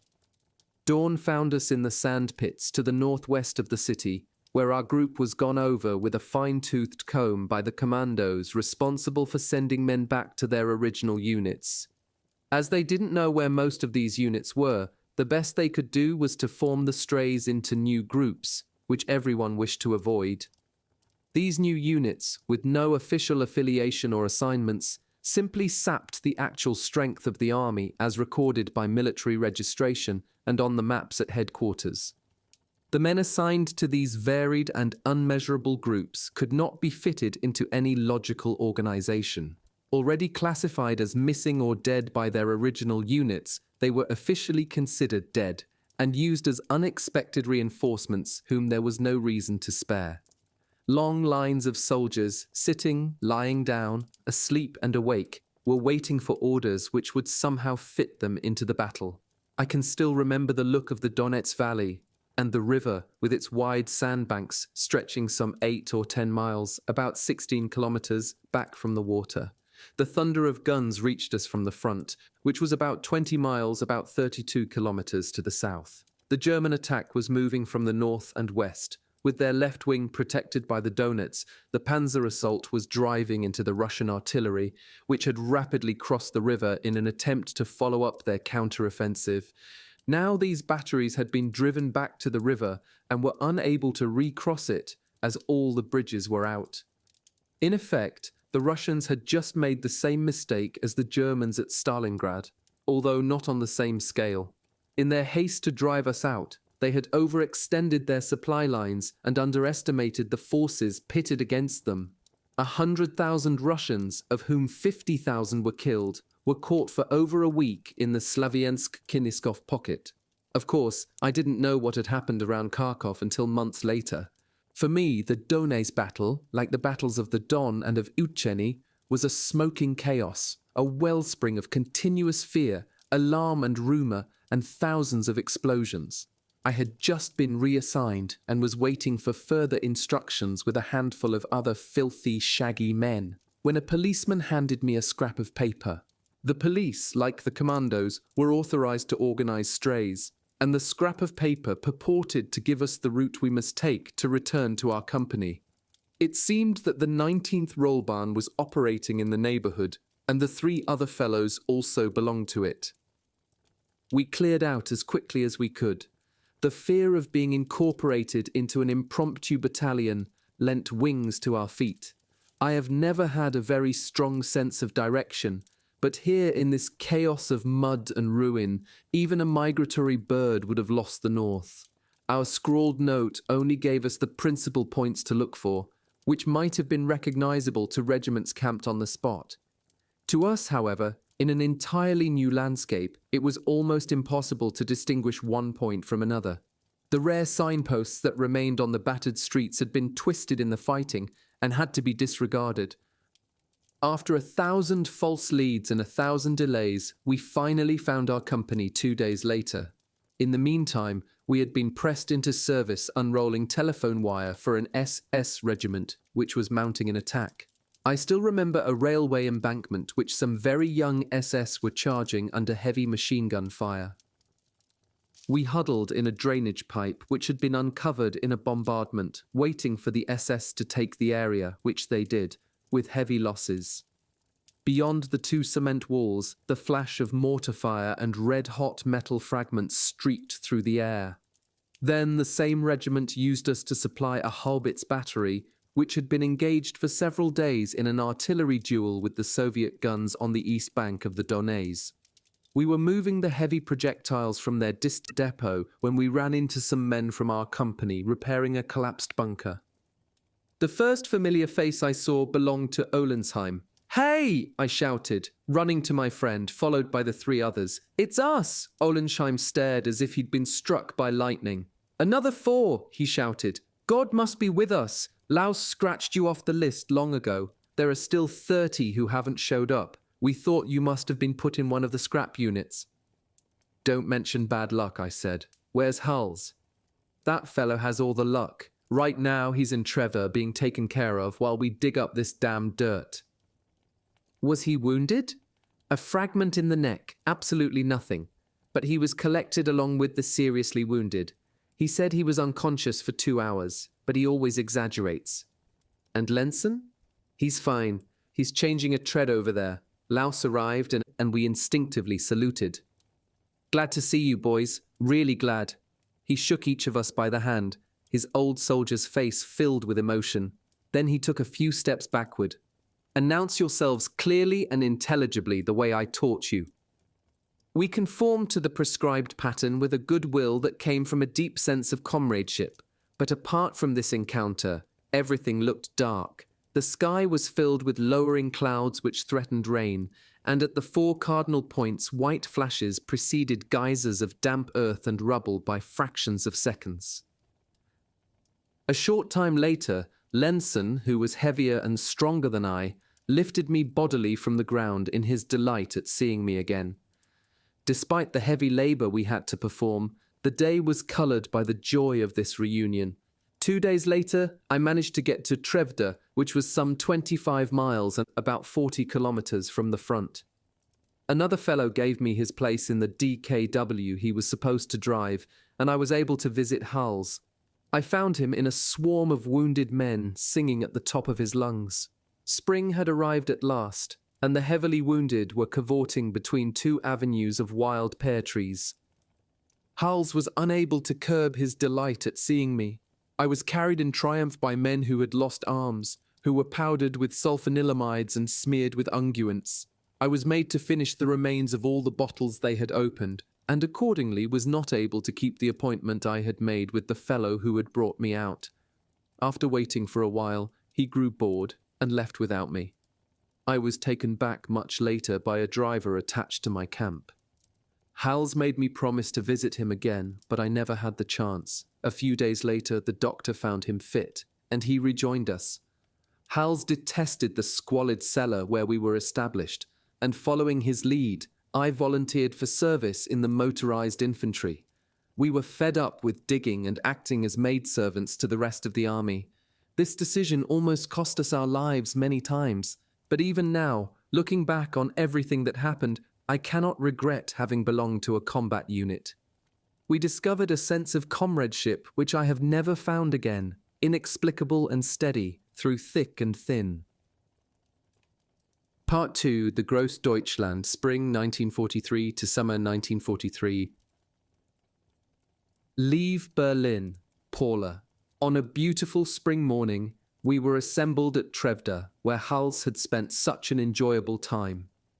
2 other companies joined us on a hillside covered with short, velvety grass, the kind which thrusts up so thickly that each blade seems to be fighting for space, and which becomes a tall savanna within a month. There were about 900 of us. A group of officers standing on the platform of a half-destroyed truck addressed us from the top of the hill. About 20 flags and regimental pennants had been propped around the base of the truck. The speeches were very courteous. We were even congratulated for our attitude in the past, an attitude which made us feel ashamed whenever we heard any bulletins from the front. We stared at the officers with enormous eyes. They said that because of our attitude, they were prepared to honor any one of us who might wish it by transferring him to a combat unit. About 20 men volunteered at once. The officers, recognizing our timidity, tried to put us at our ease and went on talking in the same style. Certain heroic actions were described in detail. 15 more volunteers stepped out of the ranks, among them Lenson, who was clearly born for trouble. Next, the officers mentioned a fortnight's leave, which produced at least 300 volunteers. Then several lieutenants stepped down from the platform. They threaded their way through our ranks, selecting individual men and inviting them to take the 3 fateful steps forward, while a captain maintained the tone of eloquent pressure. The men chosen were always among the largest, healthiest, and strongest. Suddenly, an index finger sheathed in black leather was pointing, like the barrel of a Mauser, into the ribs of my best friend, my war brother. As if hypnotized, Hals took 3 large steps, and the sound of his heels as he snapped them together was like a door slamming shut, a door which threatened to separate me, perhaps forever, from the only real friend I had ever made, and from the friendship which was my only incentive for life in the midst of despair. After a moment's hesitation, I joined the group of volunteers without any further pressure. I looked confusedly at Hals, whose face was glowing like the face of a child who has just been given a delightful surprise, and who doesn't know what to say. Henceforth my identification would be Guy Sajer, G.100/1010G4, 17. Bataillon, Leichtinfanterie Großdeutschland Division, Süd, G. In the evening, we went back to the squalid shelters we had already occupied. Nothing seemed to have changed. The fact that our names had been added to the infantry recruitment lists was the only difference between the life we had led yesterday as truck drivers and our new life as combat troops.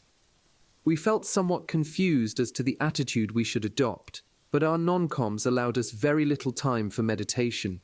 They kept us busy cleaning up and restoring to good condition the weapons which had taken a beating during the last battle, a job which took several days. Everything seemed to have quieted down, although strong Soviet counterthrusts had started several fires to the northeast at Slaviansk. We were also used for the revolting chore of burying the thousands of men who had died in the battle for Kharkov. We were officially designated burial squad one morning at dawn. The light was so faint it was still almost as dark as the middle of the night. Laus informed us that our new job would take the place of the fortnight's leave we had been promised and was so much looking forward to. As a rule, the Russian prisoners were used to bury the dead, but it seemed they had taken to robbing the bodies, stealing wedding rings and other pieces of jewelry. In fact, I think the poor fellows, many of them wounded but designated fit for work, were probably going over the bodies for something to eat.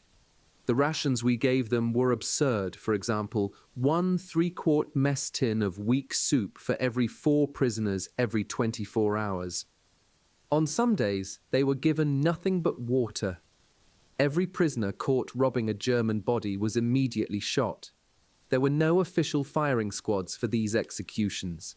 An officer would simply shoot the offender on the spot or hand him over to a couple of toughs who were regularly given this sort of job.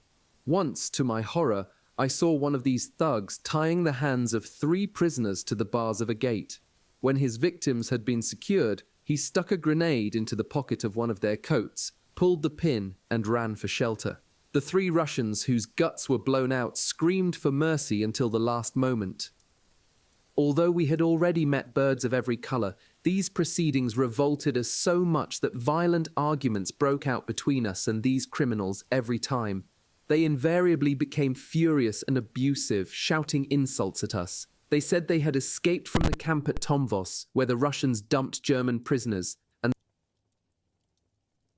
I saw one of these thugs tying the hands of 3 prisoners to the bars of a gate. When his victims had been secured, he stuck a grenade into the pocket of one of their coats, pulled the pin, and ran for shelter. The 3 Russians whose guts were blown out screamed for mercy until the last moment. Although we had already met birds of every color, These proceedings revolted us so much that violent arguments broke out between us and these criminals every time. They invariably became furious and abusive, shouting insults at us. They said they had escaped from the camp at Tomvos, where the Russians dumped German prisoners, and they told us how our countrymen were being slaughtered. According to them, the infamous Tomvos camp, 60 miles, about 97 kilometers east of Moscow, was an extermination camp. Rations as ludicrous as those we handed out to Russian prisoners at Kharkov were served once a day to men reporting for labor. Men who did not work received nothing. 1 bowl of millet was provided for every 4 men. There was never enough, even for the prisoners who could work. The daily surplus was simply killed. A favorite method of execution was to hammer an empty cartridge case into the nape of the prisoner's neck. It seemed that the Russians often distracted themselves with this type of sport. I myself can well believe that the Russians were capable of this kind of cruelty, after seeing them at work among the pitiful columns of refugees in East Prussia. But Russian excesses did not in any way excuse us for the excesses by our own side. War always reaches the depths of horror because of idiots who perpetuate terror from generation to generation under the pretext of vengeance. We spent hours digging out a long tunnel which had been turned into an emergency hospital during the fighting. The surgeons had been so overloaded that the wounded had almost certainly been abandoned. A line of rough triple-decker beds extended some hundreds of yards down the corridor, each containing 3 blackened, stiff and mutilated bodies. From time to time, an empty space marked the final flight of a dying man.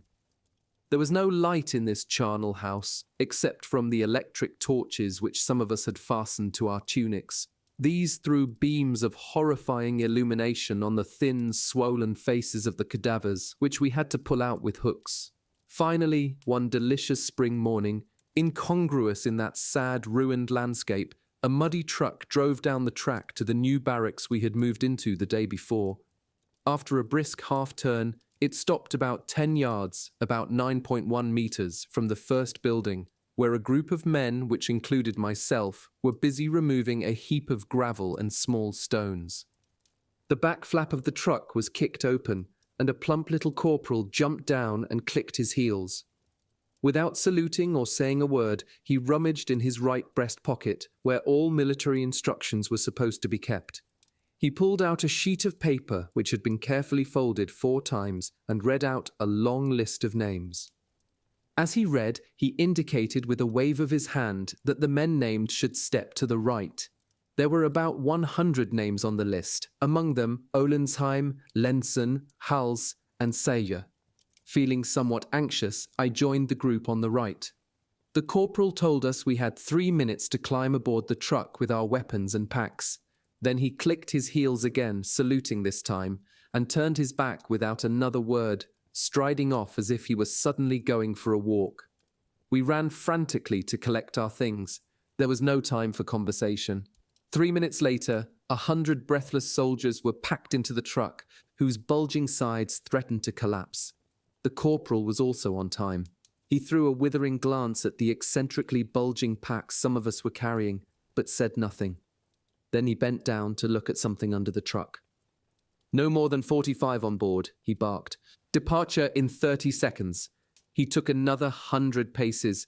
We all groaned silently. No one wanted to get down. Everyone had the best of reasons for staying put. 2 or 3 men were shoved off the back. As I was right in the middle, packed in like a sardine, there was no question of moving. Laus finally took matters in hand. He made half the men on the truck get down. The remainder came to exactly 45. The corporal, who was already climbing into the front seat, told the driver to start. Laus gave us a friendly wave. We had received our final orders from him. His last smile more than made up in our eyes for all the duties he had imposed on us. Beside him, the other half of the group called out by the corporal watched with dazed faces as we vanished in a whirl of dust. This half of the group joined us 4 days later, 100 miles, about 161 kilometers, behind the front lines, at the rest camp of the famous Grossdeutschland division. A large part of the division, especially the convalescing wounded, occupied the rustic Achterka camp. The division itself held a mobile sector in the vast Kursk-Belgorod region. Everything at the camp was clean and neatly organized, as in the Boy Scouts, only far more lavishly supplied. Akhtirka reminded us of an oasis surrounded by the trackless steppe. We jumped down at the corporal's order and lined up in a double file. A captain, a first lieutenant, and a Feldwebel walked toward us. Our plump little corporal snapped to attention. These officers were all dressed with astonishing style. The Hauptmann looked like a figure from a costume party, in a jacket of fine grey-green cloth with the red facings of a combat unit, dark green riding breeches, and gleaming cavalry boots. He waved at us, and then said something we couldn't quite hear to the Feldwebel, who was every bit his equal in elegance. After a short conversation with the Hauptmann, the Feld walked over to us, clicked his heels, and addressed us in a tone which at least was more agreeable than that of the corporal who had come to fetch us. "Welcome to the Grossdeutschland division," he shouted. "With us, you will experience a genuine soldier's life, the only life which brings men close to each other on terms of absolute sincerity. Here, a sense of comradeship exists between each and every one of us, which might be put to the test at any moment. Any black sheep, anyone unsuited for comradeship, does not stay in this division. Everyone must be able to count on everyone else, without any qualification whatever. The slightest error on anyone's part affects the whole section. We want no slackers and no strays. Everyone must be prepared either to obey without question or to give orders. Your officers will think for you. Your duty is to show yourselves worthy of them. You will now get yourselves some new clothes and throw away your stinking rags. Absolute cleanliness is the essential foundation for a decent frame of mind. We do not tolerate any sloppiness of appearance." He took a deep breath and then continued. "When these preliminaries have been accomplished, this group of volunteers will receive their passes for the fortnight's leave which has been promised them. If there is no counter-order, these passes will become effective in 5 days, when the convoy leaves for Nedrigайлov. You may now proceed. Heil Hitler!" It was a beautiful day. Everything in the camp seemed to be efficiently organized. According to what we'd just heard, one did not trifle with orders, but that seemed a reasonable change after the universe of shit and horror and suffering and panic we had just come from. And then there were our passes. Hals was jumping with delight like a young goat. Everyone felt overjoyed. Our plump corporal had one more nasty surprise in store for us, but we were all in such a good humor nothing could ruffle us. He ordered us to wash our filthy clothes before turning them into the supply store where we would draw new ones. We found ourselves transformed into washerwomen, standing stripped to the skin in front of long troughs. Our underclothes were caked with filth, beyond hope of recovery. I kicked my shorts into the air and tore my undershirt into shreds. My last pair of socks, which I'd been wearing since the beginning of the retreat, were nothing but holes and joined my shorts. Then, stark naked, we walked across the grass to the store to hand in our old clothes, which were soaking wet but neatly folded, and receive new ones. 2 women soldiers nearly choked with laughter when they saw us coming. "Hang on to your boots," shouted the sergeant, who was not particularly amused by the sight of naked boys. "No new boots here." We were given a fresh issue of everything from caps to first aid kits. However, certain indispensable items were missing among these, underpants and socks, which in the long run proved to be serious omissions. But our spirits were too high to be disturbed at the time. When we were dressed, we were directed to a wooden army barrack. A notice in large legible characters was tacked beside the door to remind us of the cleanliness which was officially obligatory. Eine Laus der Tod. The plump little corporal who had accompanied us from Kharkov waved us inside. We looked curiously around our new room, which was rough but impeccably clean. "Ruhe, Mensch!" shouted the corporal. We instantly fell silent. "Since there isn't a non-com here, I am going to put one of you in charge." He worked his way through our ranks, with his eyes half closed, as if he wished to surprise his choice, who of course would not want the responsibility, or as if the decision were somehow significant. Finally, with a sharp cry, he selected a fellow who didn't seem to have anything special about him. Du The man he pointed to stepped forward. Your name? Wiedebeck. Wiedebeck. Until further notice, you will be responsible for the order of this room. You will go to the Warrenlager to pick up the divisional patches which everyone must sew on his left sleeve. You will also... He enumerated a list of duties, each of which made poor Wiedebeck's head droop a little lower. A few minutes later, we each received the famous insignia of the Großdeutschland Division, with its divisional title in silver Gothic letters on a black ground. This band remained on my sleeve until 1945, when the rumor ran through our scattered ranks that the Americans were shooting any man wearing a divisional name instead of a number. And at that moment of hasty judgment, they might very well have shot a nobody from the Großdeutschland or the Brandenburg as easily as a hero from the Leibstandarte or the Totenkopf. But that time was still far in the future. We were then in the spring of 1943, on the territory of a conquered country. The weather was marvelous, and as a finishing touch, we all had 2-week passes in our pockets. After everything we had been through, this new life seemed like a dream. Except for morning and evening roll call, we were free to wander about and entertain ourselves as we pleased. Aktyrka was a curious place, between the houses or groups of houses, which were built in an agreeable Russian peasant style. The grasses and wild flowers of the steppe grew with vigorous abundance, making a kind of thick lawn which was often nearly 3 feet, about 9 meters high.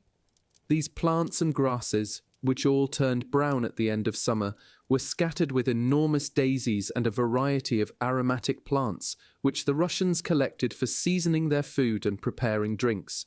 Fields of rough, light green gherkins were set off by enormous sunflowers. The groups of houses were inhabited either by members of a family or by friends who built in clusters to reduce the effort of paying visits.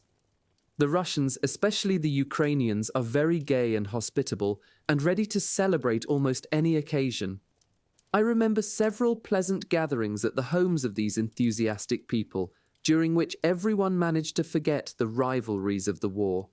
And I remember the girls shouting with laughter when they had every reason to hate us, on another human scale altogether from the affected Parisian beauty, obsessed by her appearance and her cosmetics.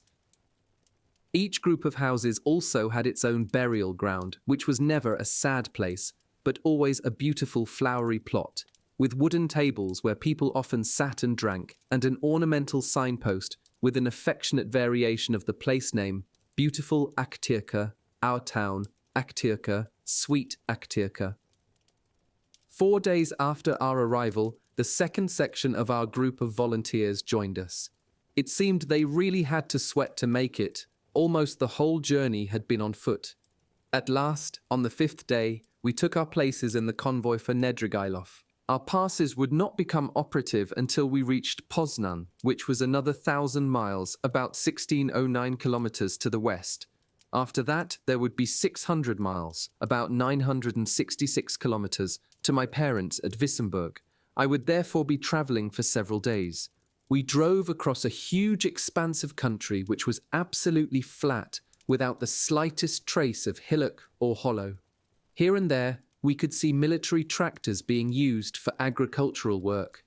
We were able to maintain a decent speed as far as Nedrigайлov, on a road which had been rebuilt by the army engineers, and which, every 3 or 4 miles, about 6.4 kilometers, was littered with the wreckage of hastily abandoned Soviet materiel.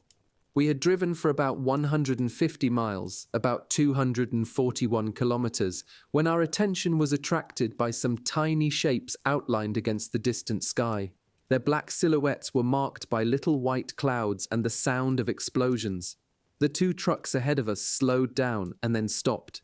As usual, the Feld responsible for the convoy jumped down from the first truck and stared through his field glasses. As usual, we waited for an order before plunging to the ground. Everyone was quiet, watching the Feld attentively, trying to fathom his reactions. Only the sound of the idling engine broke the stillness. The joy which had transformed our faces these last few days slowly faded as our anxiety grew. A few voices cursed our bad luck. I thought that by now we were good and far from any trouble. God damn it! What do you think it could be? Partisans, muttered Howells, who had already taken part in a manhunt. There were several other conjectures as well. Whoever they are, I'm not going to let the bastards wreck my leave. I wonder what we're waiting for. Why don't they just tell us to go ahead and shoot them? Each of us had already picked up the Mauser which soldiers on leave in an occupied country were required to carry at all times. The idea that somebody or something might prevent us from going home made us feel savage. We were ready to shoot anyone at a moment's notice if that's what was needed to keep moving west. But the order to fire never came. The Feld climbed back onto his truck and the convoy started off again. We stared at each other in confusion when, some 500 yards, about 457 meters, further on, we ran into a group of 20 German officers carrying shotguns. We felt so surprised and delighted that our assumption had been mistaken that we cheered them as if we were driving past the Führer himself. At last, we reached Nedregайлov, where we left the convoy, which turned south. We went on to Romny, the gypsy paradise, where we were supposed to be picked up by another convoy moving west. At Nedregайлov, our ranks were swelled by other men on leave from various parts of Russia until there were nearly 1,000 of us. However, the supply of available trucks had to be used for many purposes other than simply transporting men on leave. The few trucks for Romny took on about 20 fortunate souls. The rest of us were left to mill about in front of a field kitchen equipped to feed barely a quarter of our number. Although we were famished, we decided to walk the 30 miles, about 48 kilometers, to Romny and set off despite the lateness of the hour, in the best of spirits. About 20 fellows who were considerably older than the rest of us and belonged to the Großdeutschland division came along. There were also 7 or 8 fellows from the SS who sang at the tops of their lungs. The others took swigs from bottles which they passed from hand to hand. They must have emptied several cellars. Every one of them seemed to be carrying a generous collection. We had instinctively arranged ourselves in threes, as if we were going up to the line, and were proceeding on the double, consciously reducing the distance which separated us from Romny. Evening was slowly falling across the endless green rolling landscape. Our uniforms, so perfectly matched to outdoor colours, seemed to take on the tone of the surrounding landscape like chameleon skins. After the first 10 miles, about 16 kilometres, our high spirits faded somewhat, leaving us more inclined to contemplate the immense panorama of the Ukraine. The earth, engaged in the processes of spring germination, exhaled a subtle but nonetheless powerful odour as the horizon faded into the boundless emptiness of the darkening sky. Our uniforms grew darker as the earth darkened, almost as if by magic, and our footsteps seemed to be setting the rhythm of the whole mysterious universe. The blackness of night was spreading behind us, and we fell silent, hushed by the respect which immensity imposes on simple men. Our group of soldiers, members of an army hated throughout the world, was seized by an indefinable emotion. As one sometimes jokes to hide sadness, we began to sing to avoid thought. The favourite song of the SS rose up like a hymn to the earth, offered to men, so wait die braune Heide get gehört das alles wär. Then darkness engulfed us, a darkness which, for the first time in months, seemed made for nothing more than watching over us. Although we had begun to feel our exhaustion, no one suggested a halt. The road home was long, and we didn't want to lose any time. For me, hoping to reach my other country, the road was even longer. Although our leave did not officially begin until Poznan, the idea of getting home overrode every other consideration and enabled me to endure the painful condition of my bare feet, rubbed raw by my boots. Hals, who was having the same sort of trouble, cursed the storekeeper at Akhtirka for failing to supply us with socks.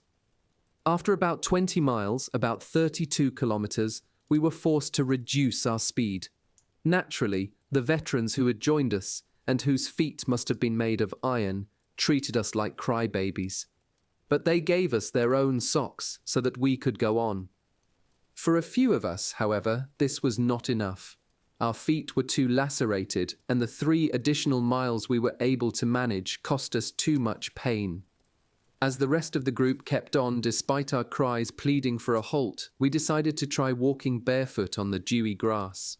At first, this seemed like an improvement, but not for long. Some even thought of wrapping their feet in the new undershirts we had been issued, but the possibility of an inspection made them hesitate. The last few miles, as we hobbled through the growing daylight, were torture. A torture refined by the first military police we met on the outskirts of Romney, who made us put back our boots. They said they wouldn't allow us into town looking like a bunch of tramps. We could knave murdered them. Further on, we asked some gypsies to take the worst cases as far as the commandantur in their carts. They were prudent enough not to argue. The infirmary was in the same building as the commandantur.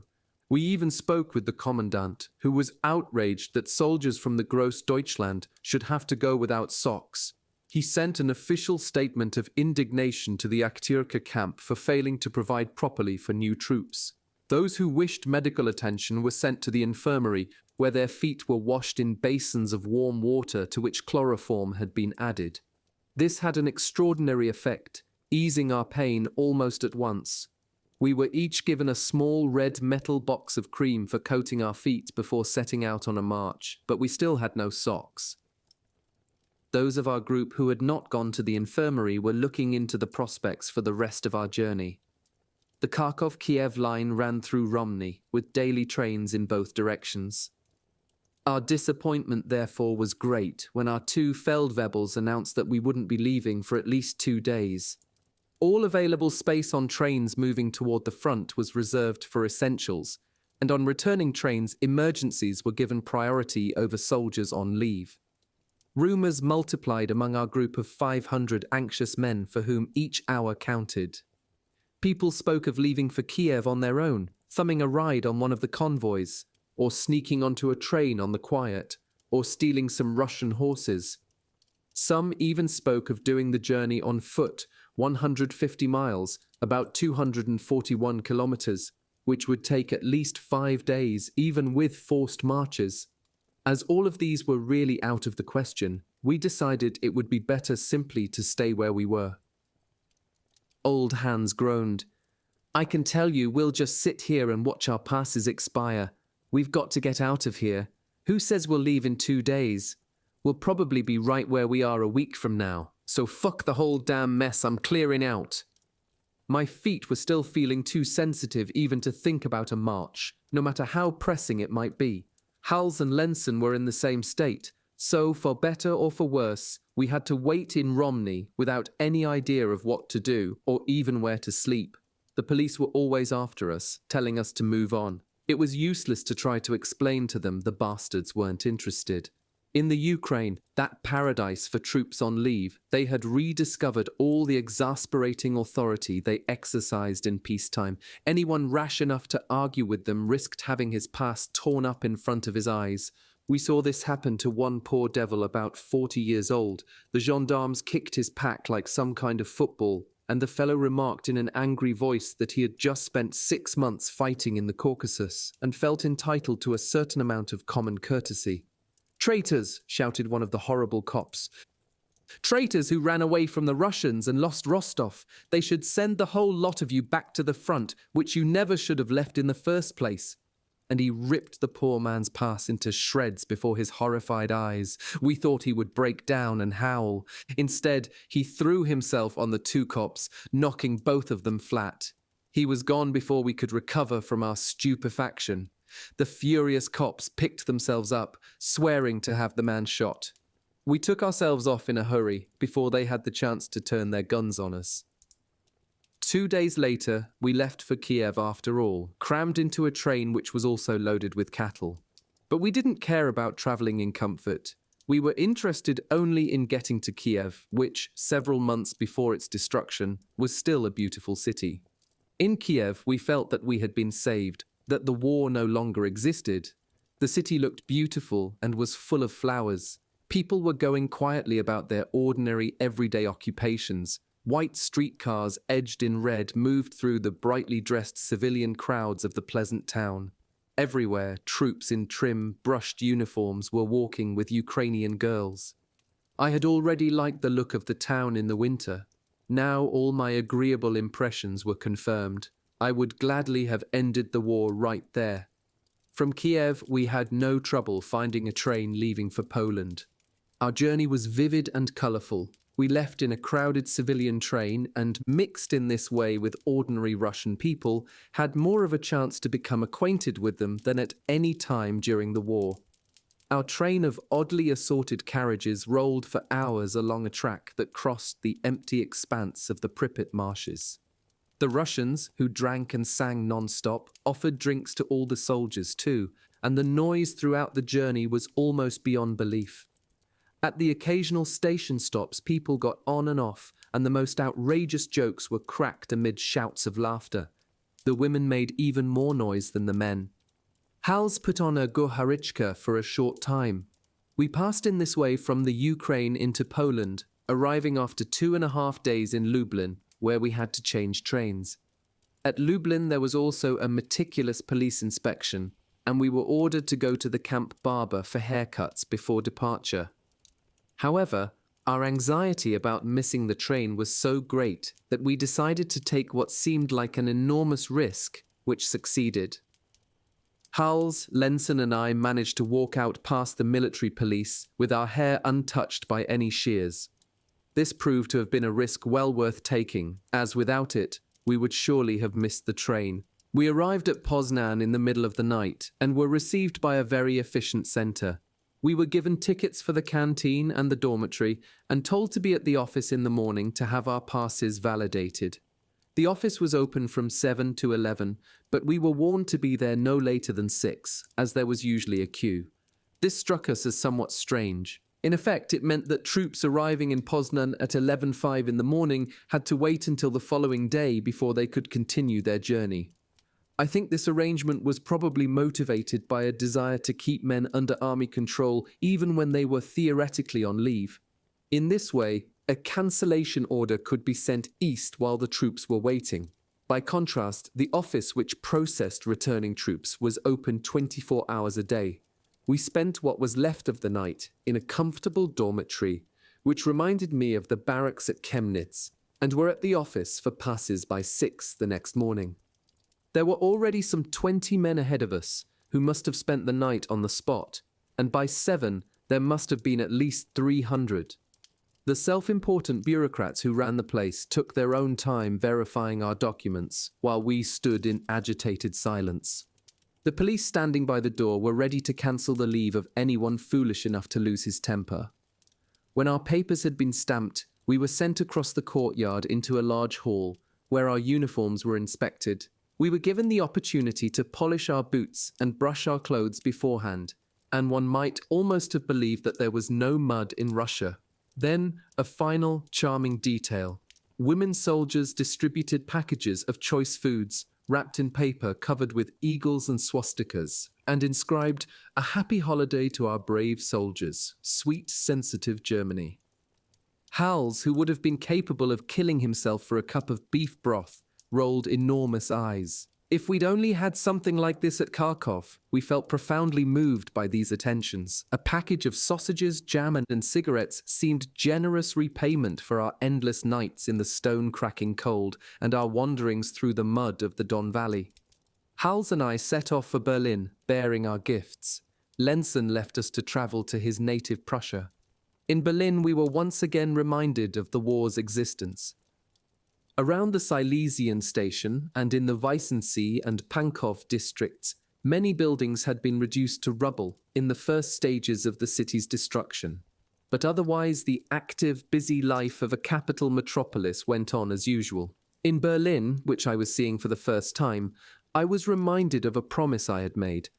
I had promised myself to go see Ernest Neubach's wife.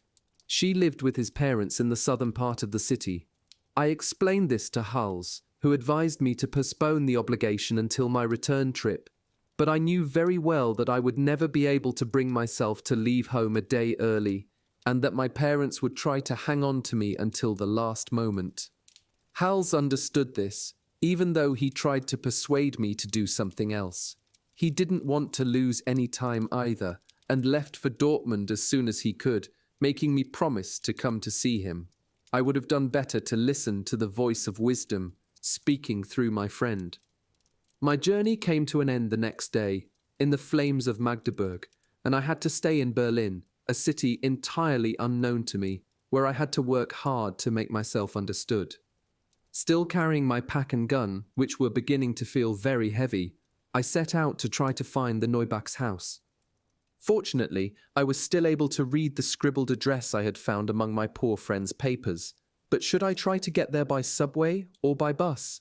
As I really didn't know where I was going, I decided to proceed on foot, which would at least give me the chance to look around. The idea of walking across the city still seemed normal at that time. However, I didn't want to stray too far afield to walk west when I should have been walking south. I had noticed a sign, Berlin Sud, which must be roughly correct. I passed two cops who gave me a long, cold stare when they noticed the spectacular package of a soldier on leave. I saluted them as required. One had to salute those bastards as if they were army officers, and went on my way. The city seemed beautiful, but serious and well organized. The bombing had only recently begun, and in Berlin affected only the districts immediately around the railway stations. In this large, imposing town, with its austere houses set off by sumptuous, intricate railings, everything seemed to be regulated by a precise, organized rhythm. No raucous crowds or parents pulling down their children's pants to let them pee. Men, women, children, bicycles, cars and trucks all seemed to be moving at an even, regular pace toward a precise destination, with a rhythm that seemed conscious and assertive and designed to avoid any dissipation of energy. It was all very different from Paris, for example. Undue haste seemed out of place, and my legs seemed to fall instinctively into the accepted tempo of the city. To stop moving without good reason would have seemed strange.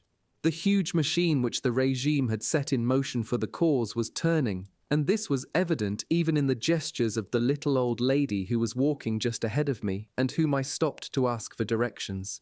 Her neat white hair was impeccable, like the streets and the railings and the edges of the sidewalks. The sound of my voice seemed to call her back from some distant daydream. "Excuse me, gnädige Frau," I said, feeling somewhat embarrassed, as if I were speaking in a theatre where the play had already begun. "Could you give me some directions? I am going to this address." I showed her my scrap of paper, which really looked like something pulled out of a waste-paper basket. The old lady smiled, as if she had seen an angel. "It's very far, young man," she said in a gentle voice which suddenly reminded me of my childhood. "It's very far. You must go to the Tempelhof Autobahn, but it's really very far." "That doesn't matter." I couldn't think of anything else to say. "You really ought to take a bus. It would be much easier for you." "That doesn't matter," I repeated, like someone in a dream. In fact, I couldn't think of the German words for anything else. This woman's obvious goodness, after so much loud-mouthed bullying and malignity, moved me even more deeply than the exhausted men at Utcheny.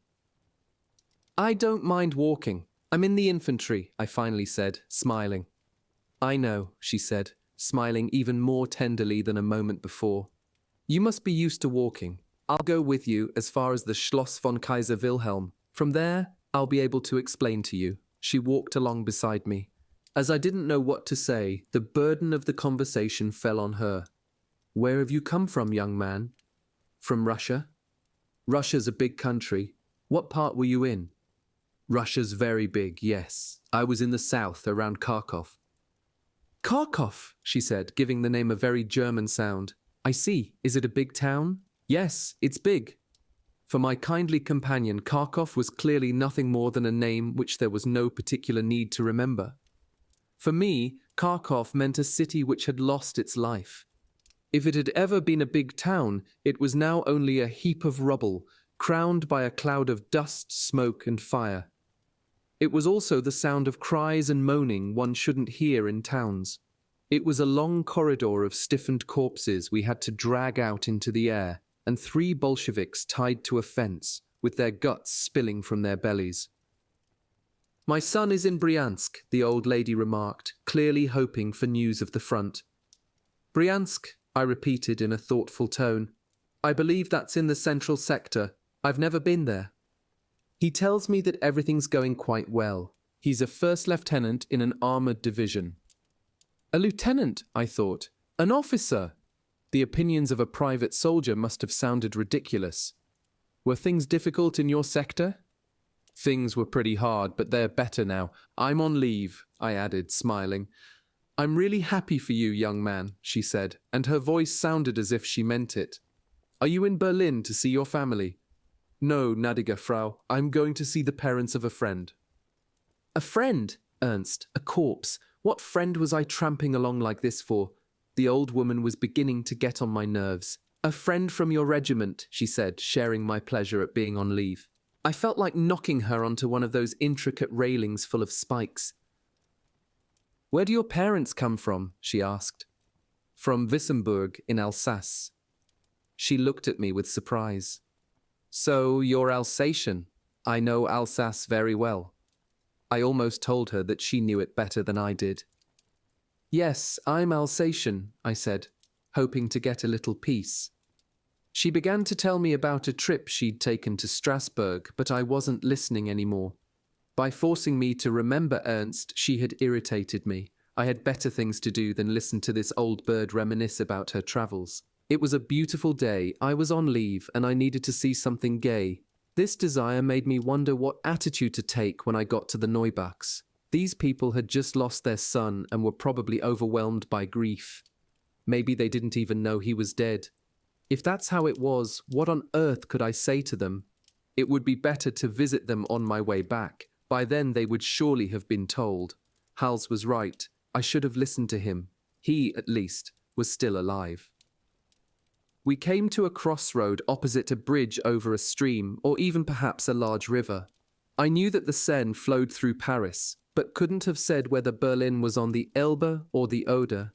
To the right, there was a massive block of buildings, the Schloss von Kaiser Wilhelm, and directly across the avenue, an impressive memorial to the heroes of 1914-18, 1,200 helmets of that time set round a forecourt to give some idea of the sacrifice.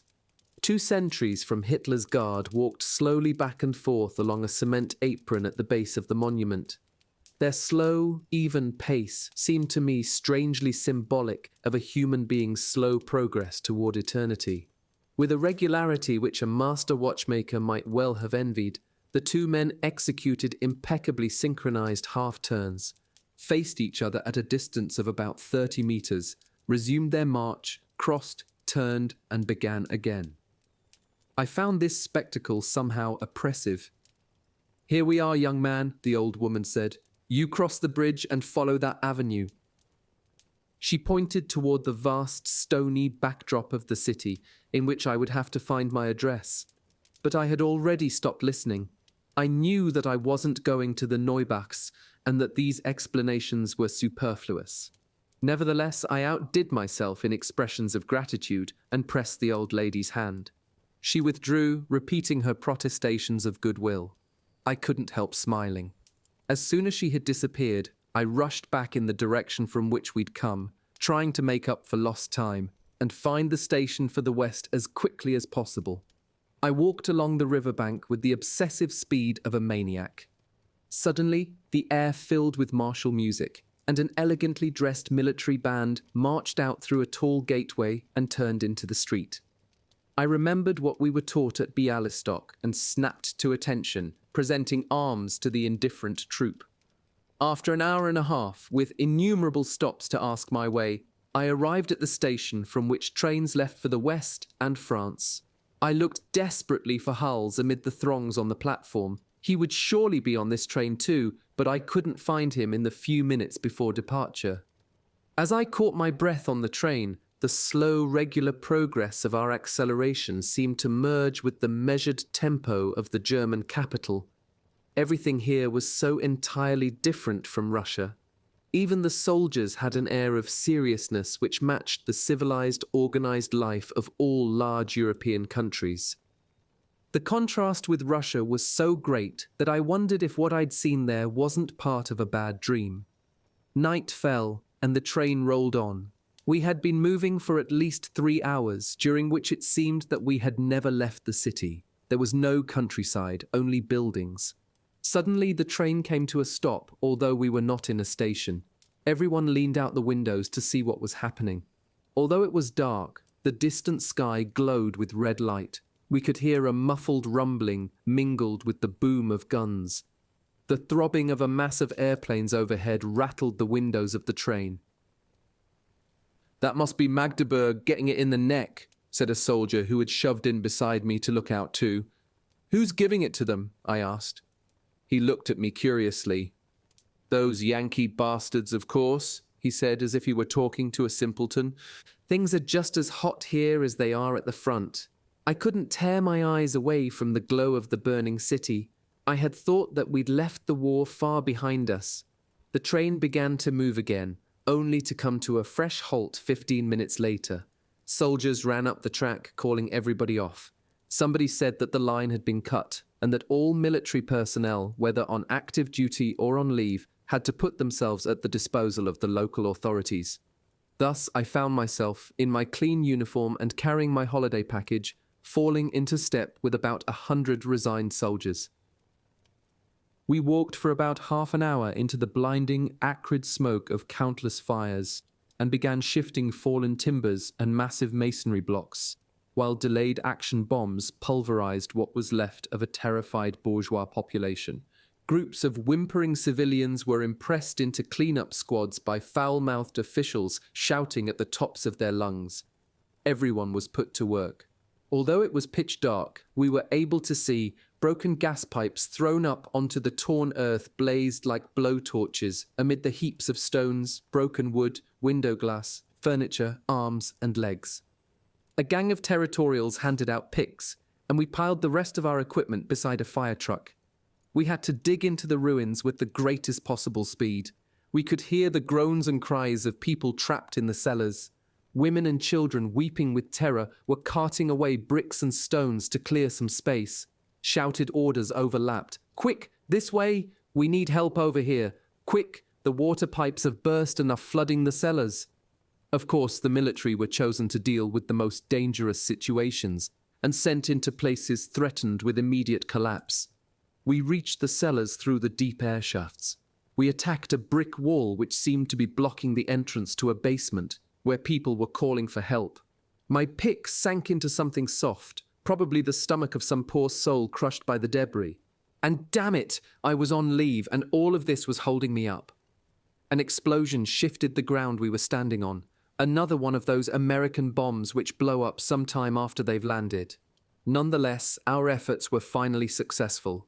The last brick wall fell beneath our blows, and a bunch of haggard, blackened people surged through the jagged opening, engulfed in a swirling cloud of dust. Several people embraced us, sobbing with relief and recognition. Others were in a state of literal madness. Everyone was somehow hurt or wounded. We had to climb down ourselves to bring out terrified women clutching their children so tightly they were nearly suffocating them. I pulled out the first child I saw.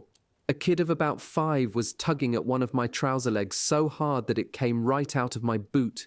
He was trying to drag me to a particular spot, and he was crying so hard that his gasps for breath between each sob were extraordinarily long. He pulled me over to a recess where a crushed wine bin was holding up the base of a vault on the brink of collapse. An inert human form was lying in the jumble of rubble at my feet. The kid was still howling in a passion of grief that couldn't be helped. I shouted as loud as I could, "Licht aus, schnell!" Someone came over with a torch, and we saw the body of a woman crushed by the metal of the bottle rack, which had collapsed under the weight of 30 or 40 tons of disintegrating masonry. The body of a child was wedged in beside her. Pulling against the stiff, dusty clothes of the corpse, I dragged out the child's body as if it were just another stone. But maybe the kid was still alive. It seemed to move a little. Dragging the 2 kids with me, I made for the exit hole and handed over the child in my arms to some rescue workers. The one who was howling trailed along with me for a short distance until I abandoned him. He could shift for himself, for God's sake. In Germany, everyone had to be ready for that. The younger, the better. We were already needed for another job. The sirens were howling again. The Anglo-Americans were faithfully adhering to their practice of coming back with a second dose before we had time to help the victims of the first. The gang chiefs blew their whistles for retreat. Voices were shouting, "Everyone take cover!" But where? For 400 yards, about 366 meters, around us we could see nothing but heaps of rubble. People who knew the district ran in what they hoped were likely directions.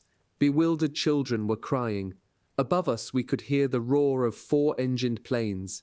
I was running too, and I knew what I was looking for. The fire truck had disappeared, but our heap of packs remained where we'd left them. Soldiers were turning them over, grabbing the right one and running off. I recognized mine by the metal edelweiss I had sewed onto the piece of calfskin which served as a pillow. I pulled it out, along with my gun. But my gift package... God damn it. Hey! My package! Someone threw me a package across the maelstrom. Everyone was hurrying off. Hey, this isn't it. Wait a minute. God damn it. Bombs were beginning to fall at the other end of the city. God damn it to hell. I ran as fast as I could across an empty space where I narrowly escaped a car in as great a hurry as I. The surface of the road seemed to be rising and falling in ripples, and the sound of thousands of panes shattering simultaneously added a crystalline note to the huge shock produced by bombs of 4,000 and 5,000 kilos. The number of people on the street was shrinking rapidly. Only a few fools like myself were still running about looking for shelter. My eyes, stinging from the clouds of acrid dust, could see, in the intermittent flashes of white light, the outline of the houses bordering the street. On one of the buildings I could make out a white poster with black letters. Shelter, 30 persons. Never mind if there were already 100. I ran down a spiral staircase between the only 2 walls left intact in the building. A dim lamp which some thoughtful soul had hooked to the wall lit the turns in the stair. But after 2 spirals the way was blocked by a large grey cylinder which was even taller than I. I tried to squeeze through the narrow gap next to the stair wall, but a closer look at the object made my blood freeze. I was pressing myself against an enormous bomb whose broken wings indicated that it had crashed through every floor of the building from the roof down. It must have weighed at least 4 tons and might explode any minute. I streaked back up the stairs and out the door into the darkness, which flickered unevenly into brilliant light like a huge neon sign. Finally, gasping for breath, I collapsed beside a bench in a square and lay there for about 20 minutes until the sirens sounded the all clear. When everything was quiet again, I went back to the job of cleaning up, from which I was released at the end of the morning. Then I was given the most depressing news of all. I was ready to continue my journey westward. 2 days of my leave had already been wasted, and I couldn't spare another minute. I asked a territorial where I would find the train for Kassel and Frankfurt. He asked for my pass, looked it over, and told me to follow him. He took me to a military police station. I watched through the little window as my pass travelled from hand to hand, keeping my eyes firmly fixed on it. I saw several stamps being added to the scrap of paper I had brought from Aktirka. Then it was handed back to me, and I was informed in an indifferent administrative tone that I could not proceed beyond the Magdeburg sector. Given the location of my army corps, I had come to the extreme western limit of permissible travel. I was absolutely stunned and stood staring at the cops. The shock of disappointment was so great that for a few moments I felt numb. "We can understand that you are upset," one of them said, officially taking note of my condition. "You will be well taken care of at the reception centre here in town." Without a word, I took my pass from the counter, where the cop had put it down when he got tired of holding it out to me, and walked through the door. My throat felt as if it would burst from the effort of holding back my tears. In the street, where the sun continued to shine, I stumbled on in a daze. I could see that people were staring at me as if I were drunk. Suddenly I felt ashamed and looked for some place where I could withdraw for a few minutes to compose myself. A little farther on, I took shelter in the ruins of a large building, collapsing onto a stone in the darkest corner I could find. Clutching my stamp-covered document, I burst into tears like a child. The sound of footsteps made me look up. Someone had followed me into the building, thinking perhaps that I was a thief. When he saw that I was only crying, he turned back to the street. Luckily, people cared more about ration cards than about tears in those days, so at least I was allowed to remain alone with my sorrow. That evening, I caught a train back to Berlin, letting fate dictate that I should call on the Neubachs after all. I didn't know where any of my German relatives lived, although at that time they were quite near Berlin, so I was reduced to either the reception center or the Neubachs. I felt obsessed by my disappointment. I had been looking forward to this leave so much. And I had earned it too. I had joined the infantry expressly to get it. And now here I was with nothing but a ludicrous scrap of paper. I didn't even have my gift package anymore. It had vanished at Magdeburg, which I had left with a box of some soldiers' dirty laundry. Now I would have to show up with empty hands at the house of people I had never met. I certainly didn't have enough money to buy them anything. That evening, I counted myself lucky to get a bed at the reception center in Berlin. One of the older soldiers there listened to the story of my pass and advised me to speak to a non-com at the registration desk. The non-com turned out to be quite sympathetic, noted down all the details, and told me to come back in 24 hours. Early the next morning, I set out to find the Neubach's house. After several hours of hesitant, groping progress, I finally found myself in front of number 112, Killerringstrasse, a simple 3-story house with a gravelled walk beside it, which could be shut off from the street by a low gate. A young girl who seemed to be about my age was leaning on the bottom half of the front door, looking out into the street.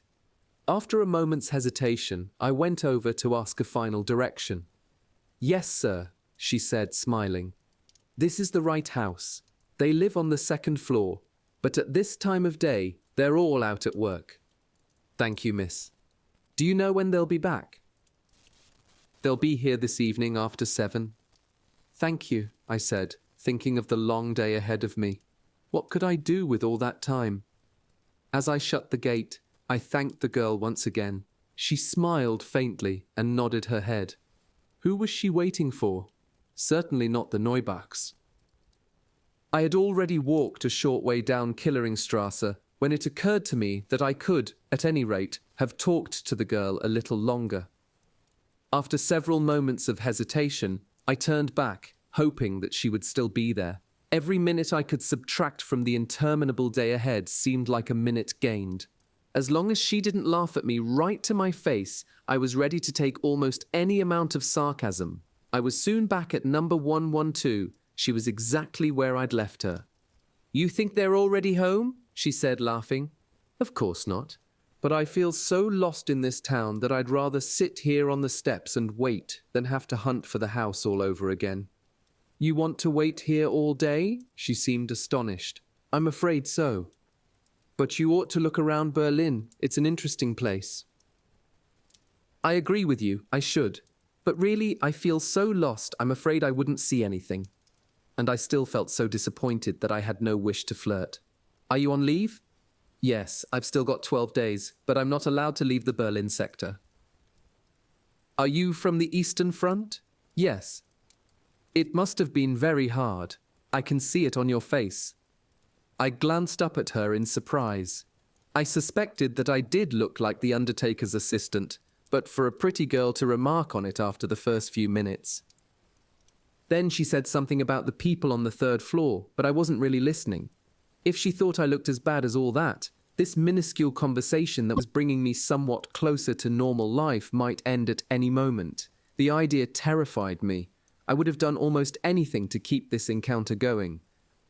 I tried to change my expression, to force my mouth to smile, to make myself agreeable. Heavily and clumsily, I asked her if she knew the city. "Oh yes," she said, apparently unaware of the trap I was arranging. "I've lived in Berlin since before the war." Then she told me about herself, how she studied for part of the day and was a first aid assistant for an 8-hour shift. She was studying for a teacher's license. I listened, but with only half my attention. The simple sound of her voice seemed to wrap me in tenderness. I only wanted it to continue. I tried to look agreeable. When she fell silent, I thrust home with my question, the technique of a Feldwebel. "Since you don't have to be at the first aid station until 5, couldn't you show me some of the sights? That is to say, if you don't have anything else to do?" She blushed a little.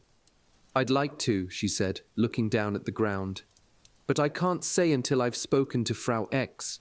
I no longer remember the woman's name. Oh, well, I've got lots of time. 12 days, she laughed. Good sign, I thought. We talked for about an hour until the good lady arrived. We couldn't avoid the war, of course, although I certainly wanted to, but I did my best to embroider what I said. I described heroic deeds the like of which I'd never seen. I couldn't believe that the filth of the steppe was what this girl wanted to hear about, and I was afraid of speaking too frankly.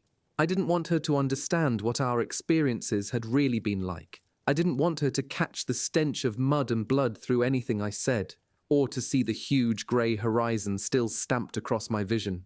I was afraid of infecting her with my terror and disgust, and afraid that if I did, she'd resent it. My descriptions of heroism came straight from Hollywood, but at least we were able to laugh, and I could go on talking to her. Finally, Frau X arrived. At first, she looked at us disapprovingly. Then Paula, she had told me her name, introduced me as a friend of the Neubachs. To tell you the truth, gnädige Frau, I was a friend of Ernst's. I wanted to visit his family. I understand, young man. Come in and wait in my place. You'll be more comfortable there. Those poor Neubachs. Their courage is almost unbelievable. To think of losing 2 sons in 10 days, it's too awful. My God, I hope this war ends before one of mine is killed. So the Neubachs already knew. They knew not only that Ernst was dead, but another son as well. I hadn't even known that Ernst had a brother. Suddenly Ernst's death came back to me in all its detail. Ernst, the Don, the Tatra. Ernst, I'll save you. Don't cry, Ernst. These things were blotted out only when I looked at Paula, and they had to be blotted out. I had to forget them. Paula was beside me, smiling. To forget how hard it was. You may wait here, dear sir, or at the Neubachs, whichever you wish, said the older woman, addressing the boy of 17 like a grown-up gentleman. How was Ernst killed? Forgive me if I don't speak of it, I said, looking down. But looking down was no help. My eyes fell on my boots, the boots which had trampled the earth on Ernst's grave. Everything here kept reminding me except Paula's smile. You must invent something then, said the kind-hearted woman, guessing at the horror behind my silence. You must spare those poor people. You can depend on that, gnädige Frau, I said. I've already had some practice. Frau X changed the subject, which was clearly too painful. She brought out a large bowl of cocoa and milk, and then began talking to Paula, who worked for her as a dressmaker's assistant. I hope, Paula, that you will entertain our friend Sajer here.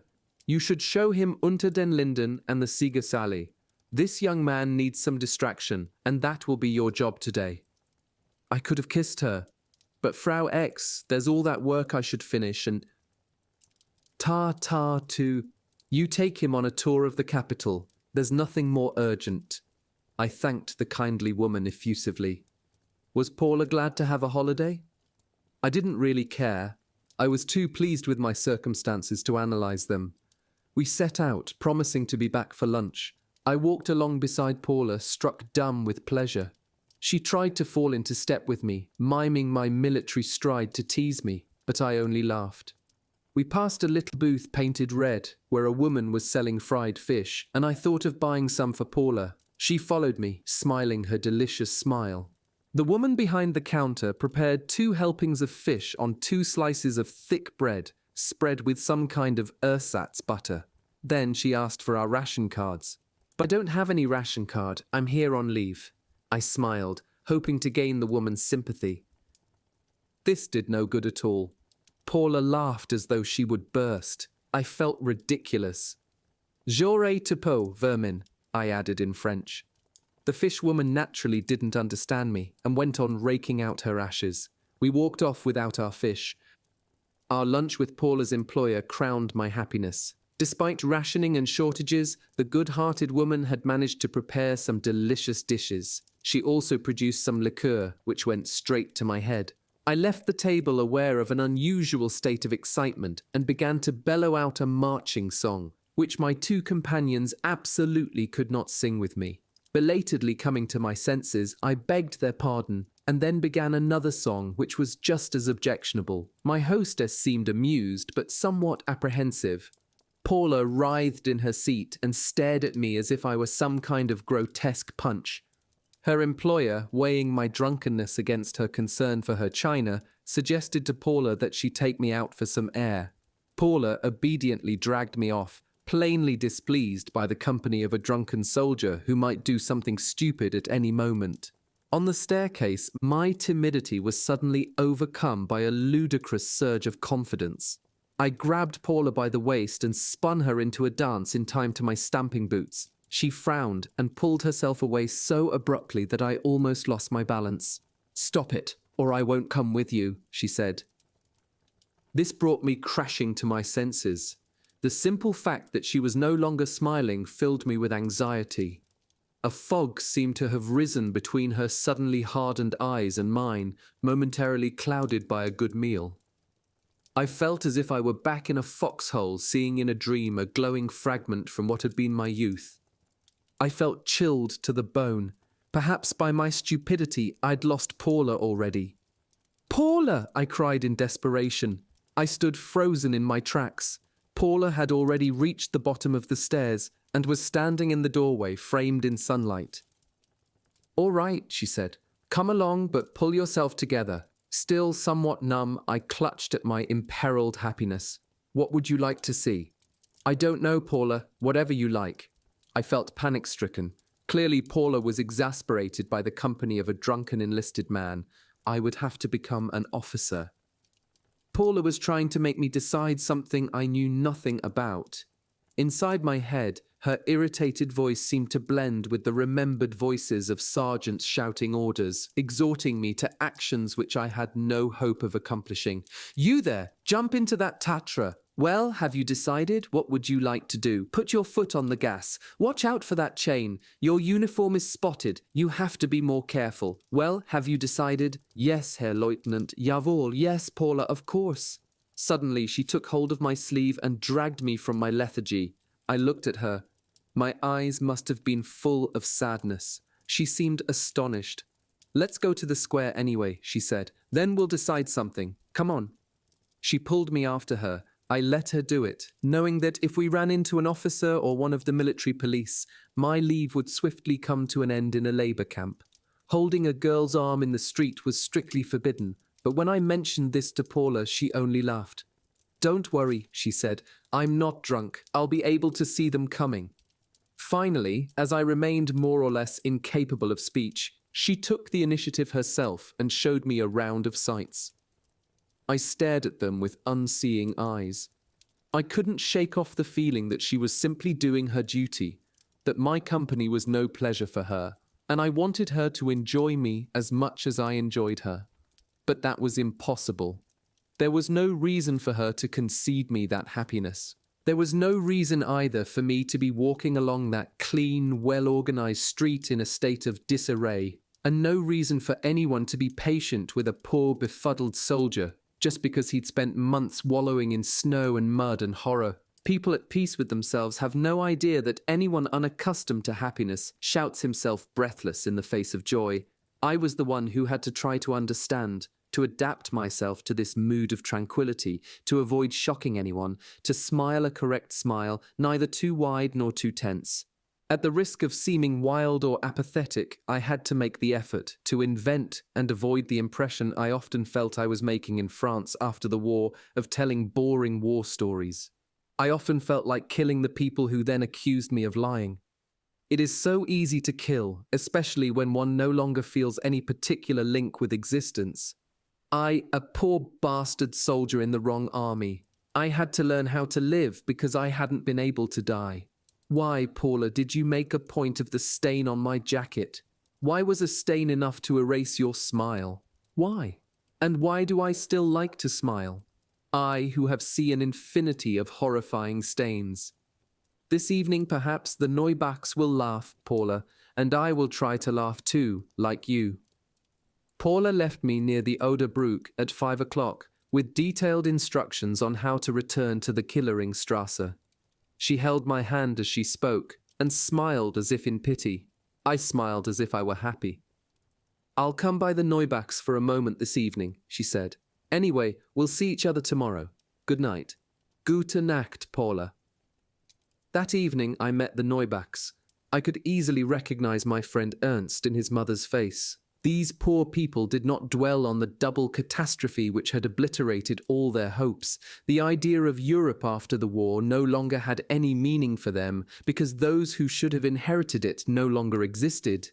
But they made heroic efforts to celebrate my passage. The kindly woman from upstairs who had so generously wet my throat that afternoon joined us, and Paula came in for a moment about 11. Our eyes met, and Paula saw fit to make a joke about our earlier falling out.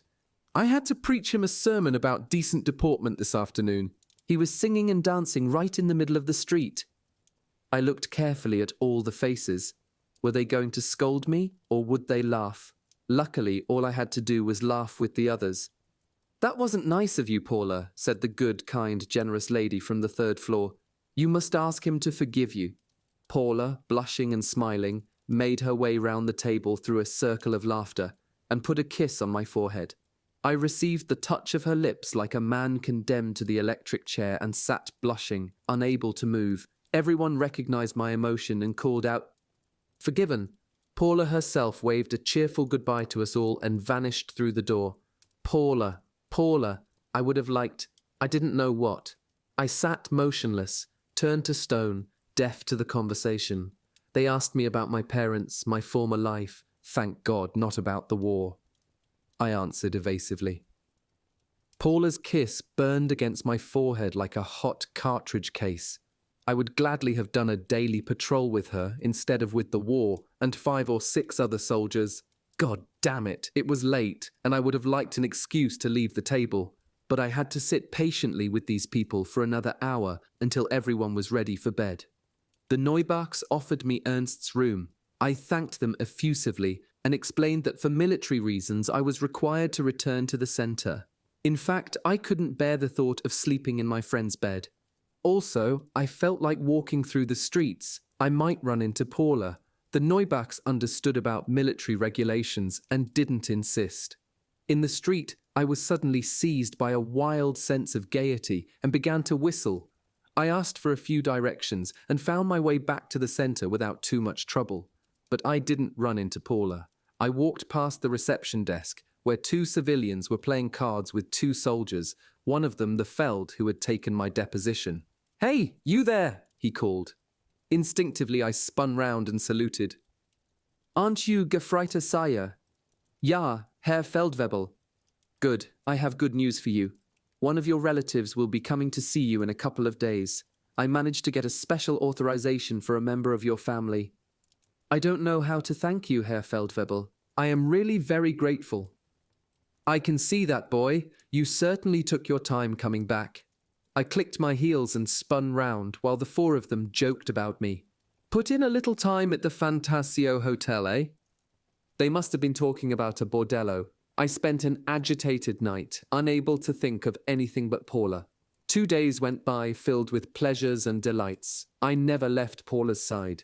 We always had lunch with Frau X and dinner at the Neubachs. Frau X, who noticed everything, was aware of the growing feeling between Paula and me, and was horrified. She tried several times to make me realize that the war wasn't over, that it was idiotic to fall in love. After the war, it would be a fine thing for me to unleash my emotions, but for the moment, anything like that was premature. To my adolescent mind, the war had no power over my love for this girl, and holding back any emotion was out of the question. The only limits would be set by my leave, whose duration, unfortunately, I was powerless to affect. One of my family was coming to see me, so I couldn't move too far from the center, where I spent my nights. This restriction irritated me because I lost precious time which I could have spent with Paula. On the day of my visitor's expected arrival, I must have made 5 or 6 trips to the center. Finally, in the middle of the afternoon, the kind-hearted sergeant answered my question even before I asked it. "Someone's waiting for you in the dormitory, Sajer." "Ah," I said, as if this was the last thing I'd expected. "Thank you, Herr Feldwebel." I ran up the stairs and pushed open the door of the large room where I'd already spent several nights. My eye travelled past the double row of beds to a man in a blue-grey overcoat, my father. "Hello, Papa," I said. "You've turned into a man," he he said, with the air of timidity which was always one of his characteristics. "How are you? We haven't heard much from you, you know. Your mother's been very worried." I listened, as I always did when my father spoke to me. I sensed that he felt ill at ease in the heart of Germany, in this dormitory where everything reflected implacable military discipline. "Shall we go out, Papa?" "If you like. Ah, by the way, I brought along a small package for you. Your mother and I had a hard time getting all these things. The Germans kept it downstairs." He lowered his voice when he said Germans, as though he were speaking of a bunch of savages. Although he had married a German woman, my father did not feel particularly friendly toward Germany. He had never shaken off the hatreds of the 1914-18 war, although he himself had been well treated when he was a prisoner. However, the fact that one of his sons had been stuck into the German army prevented him from listening to Radio London with any sense of relief. Downstairs, I asked the Feldwebel for my package. He handed it to me while speaking to my father in almost perfect French. "I'm sorry about this, sir, but all food is strictly forbidden in the dormitories. Here is your package." "Thank you, sir," my father said, clearly abashed. I checked over the contents of the box while we walked through the streets, talking. A chocolate bar, some biscuits, and joy, a pair of socks knitted by my paternal grandmother. "These are just what I need," I said. "I thought you'd be most pleased by the cigarettes, or the chocolate, but of course there's no shortage for you." My father was convinced that we feasted from morning to night. With us, it's different. The Germans take everything. We do all right. I had learned to make the most of present pleasures, to forget the miseries of another day, but this answer was a mistake. "Well, that's fine for you. For us, it's another story. Your mother really has a hard time scraping our meals together. Life is far from easy." I didn't know what to say to this. I thought of giving him back the package. "Well," my father said, "let's hope it's all over quickly. Things are going badly for the Germans. On London radio, all we hear is the Americans here, the Americans there, Italy, the Allies." This was all news to me. A group of men from the Kriegsmarine passed by, singing. I saluted as required. My father stared at me with dismay. France was in such a state of chaos, and talking about it filled him with such despair that it was very hard to cheer him up. For the next 24 hours he told me about the suffering in France, explaining things to me as if I were Canadian or English. All of this put me in a very difficult position, and I didn't know quite what attitude to adopt. I held myself in check, contenting myself with "Yes, Papa, exactly, Papa." I would have loved to talk about something else, to have forgotten the war, to have told him that I loved Paula, but I was afraid he wouldn't understand, that he might even be angry. The next day, I took my sorrowing father to the station. I was fool enough to snap to attention as the train pulled out, a gesture which I'm sure gave him no pleasure. I watched his anxious face pull away from me into the hot June evening. I wouldn't see him again for 2 years. 2 years, so full of experience they might as well have been a century. As soon as my father was gone, I ran to the Neubachs. I excused myself for not having introduced him, explaining that we had only been together for a very short time. They understood perfectly, and were not in the least offended. As I was clearly bursting with impatience, Frau Neubach gave me news of Paula. I was extremely disappointed to learn that she would be away until the afternoon of the following day. This was hard to bear. We had already lost 24 hours plus a day and a night. In the 7 or 8 days I had left, this counted for a great deal. I ate with the Neubachs, maintaining a gloomy silence which they understood and respected. Then I left them to walk the streets in the hope of meeting my love. I walked for about an hour, until the air raid sirens drowned out the clocks, which were just striking 11. The city filled with the sound of their long-drawn-out howling, and the few lights which had remained in the blacked-out streets disappeared.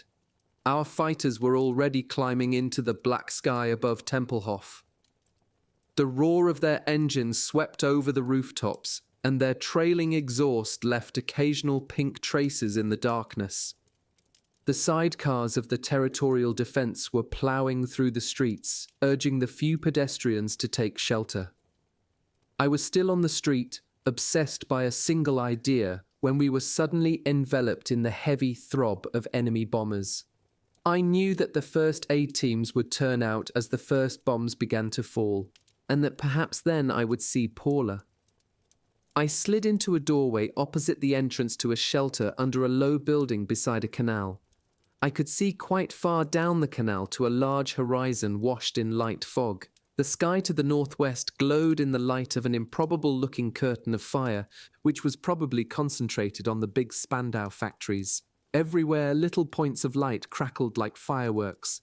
The numerous anti-aircraft guns defending the capital, some of them firing from the terraces of houses, were erecting a lethal barricade against the approaching rain of death.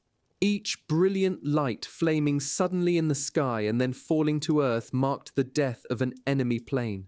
A thudding and hammering of incredible violence shook the wall of the stone porch against which I had pressed myself. Forcing my eyes to accept the brutal contrast between the darkness and flashes of light, I stared down the street and along the quay, where a few laggards were still running for shelter. Then a cacophony of breaking glass marked the blanket of bombs falling across a section of the city about a mile ahead of me. A hurricane of displaced air ran over the surface of the canal, whose water responded in a pattern of sinister waves. I could hear thousands of objects falling all around me. In spite of my intense desire to stay in the street, an irresistible fear made me run to the shelter. The pavement trembled under my feet like a piece of badly attached plating on the hood of a moving truck. In no time, I was in the midst of a crowd of desperate, anxious people. The atmosphere was suffocating. A loud roaring, which seemed to emanate with equal strength from above and below, shook loose pieces of plaster from the ceiling. People looked for some reassurance on faces as tense with fear as their own. Children asked questions of childish innocence. "What's making that noise, Mama?" While the mothers caressed the small blonde heads with trembling fingers. The lucky ones, who believed in some god, prayed. I was leaning against a pipe which transmitted every sound and vibration from the street. The roaring noise grew suddenly louder, crushing the air in our lungs. The room filled with cries of pain and then with an intensified din like the sound of 1,000 locomotives. Horrifying screams of terror, like screams from hell, rang through the darkness. The electric lights came on. Then the entire shelter filled with thick black dust, which poured in from the outside and engulfed us. We could hear some men shouting, "Shut that door!" The door slammed. We felt trapped in a communal grave. Some of the women broke down from nervous tension and began to howl and wave their arms wildly. We felt the floor shake 5 or 6 times, as if in the grip of some overpowering force. We were all terrified and clung together, despite a hideous sense of suffocation. An hour later, when the storm seemed to have died down, we left that ghastly hole. We were confronted by a scene worthy of Dante. The dark waters of the canal reflected the numerous fires ravaging its banks and destroying the structures which had given it some point. What was left of the tidy street and its white-edged sidewalks lay strewn with rubble between 2 giant crevasses. A constellation of sparks ascended into the summer sky in a rising column of acrid, suffocating smoke. People were running everywhere, and as at Magdeburg, I was immediately impressed into a clean-up squad. After an exhausting night and most of the next morning, I finally found Paula, who was just as done in as I. The happiness I felt when she told me she had worried about me during the bombing erased the miseries of the night in a single stroke. "I was thinking of you too, Paula. I looked for you all night long." "Really?" she asked, in a tone which told me that her sentiment was as strong as mine. I felt giddy with emotion. My eyes remained fixed on the young girl before me. I wanted passionately to take her in my arms and knew that I was blushing. She broke the silence. "I feel like a limp rag," she said. "Why don't we go out to the country, somewhere around Tempelhof? It might make us feel better." "That's a good idea, Paula. Let's go." I rode out with my first love in a little motorcycle taxi to the sandy countryside near the civil and military airfield at Tempelhof. We left the Autobahn and climbed onto a small hillock covered with a kind of spongy lichen onto which we collapsed with delight. We both felt crushed by exhaustion. It was a marvelous day. Less than a mile away, the ground was cut up and crisscrossed by the network of airport runways, from which Fokker-Wulf trainers leaped into the sky with astonishing speed. Paula lay on her back with her eyes closed as if she were nearly asleep. I leaned on my elbow and stared at her, as if the rest of the world didn't exist. My head was filled with things to say to her, 1,000 amorous communications, but my mouth remained ludicrously shut. I felt that I should and must say everything to her right away, that they could wait no longer, that I must take advantage of this ideal moment and make her understand that it was idiotic to be so timid. Perhaps Paula was being deliberately silent, so that I would have a chance to speak. Time was passing, especially the time still left in my leave, but, despite all these considerations, my love for Paula imposed silence. She murmured, "The sun is so hot." I stammered a few stupidities. Finally, in a surge of courage, I slid my hand toward hers. The ends of our fingers touched, and I lingered for a moment at this delicious contact. Then I screwed up my courage so that my breath almost stopped, and Paula's hand was entirely mine. I grasped it fervently, and she didn't try to withdraw it. My shyness had presented me with a problem more taxing than finding a safe passage through a minefield. I lay stretched on my back for a moment longer, recovering my strength. I stared at the sky, overwhelmed with happiness, lost to the rest of the world. Paula turned her face toward me. Her eyes were still closed, and her hand gripped mine. I felt that I might faint. In a fever of emotion, I think I told her I loved her. Then I pulled myself together. I didn't know whether I had spoken or not. Paula hadn't moved. I must have been dreaming. Suddenly we turned our heads. The air was filled once again with the sinister sound of sirens howling in unison from the airport to the edge of the city. We stared at each other, astounded. Can it be another raid? This seemed unlikely. At that time, daytime raids near the capital were still extremely rare. However, the sirens were impossible to mistake. They were signaling the start of a raid, and we quickly believed them. Planes were rolling down all the runways, gathering speed. "The fighters are taking off, Paula. It really is a raid." "You're right. Look down there, all those people running to the shelter." "We should get into a shelter too, Paula." "But we're perfectly safe here. It's the country. They're going to bomb Berlin again." "I guess you're right. We're as well off here as in one of those airless holes." The German fighters roared over our heads. 10, 12, 13, 14, cried Paula, waving at the Fokker-Wulfs boring through the air over our heads. "Good luck to our pilots. 3 cheers for them." "Go on, boys," I shouted to fall in with her mood. "Go on," Paula repeated. "It's not night time now. They'll be able to see. 22, 23, 24, how many there are. Hooray!" 30 fighters had taken off and were soaring into the sky. Their tactic was to climb as high as possible so that they could swoop down on the bombers from above and sting them in the back. The Luftwaffe had perfected the formidable Fokker-Wulf 190s and 195s, which could soar up quickly. For precisely this purpose, we could hear the distant firing of anti-aircraft guns. "If we catch them that far away, they'll never even get to Berlin," Paula said. "I hope not, Paula."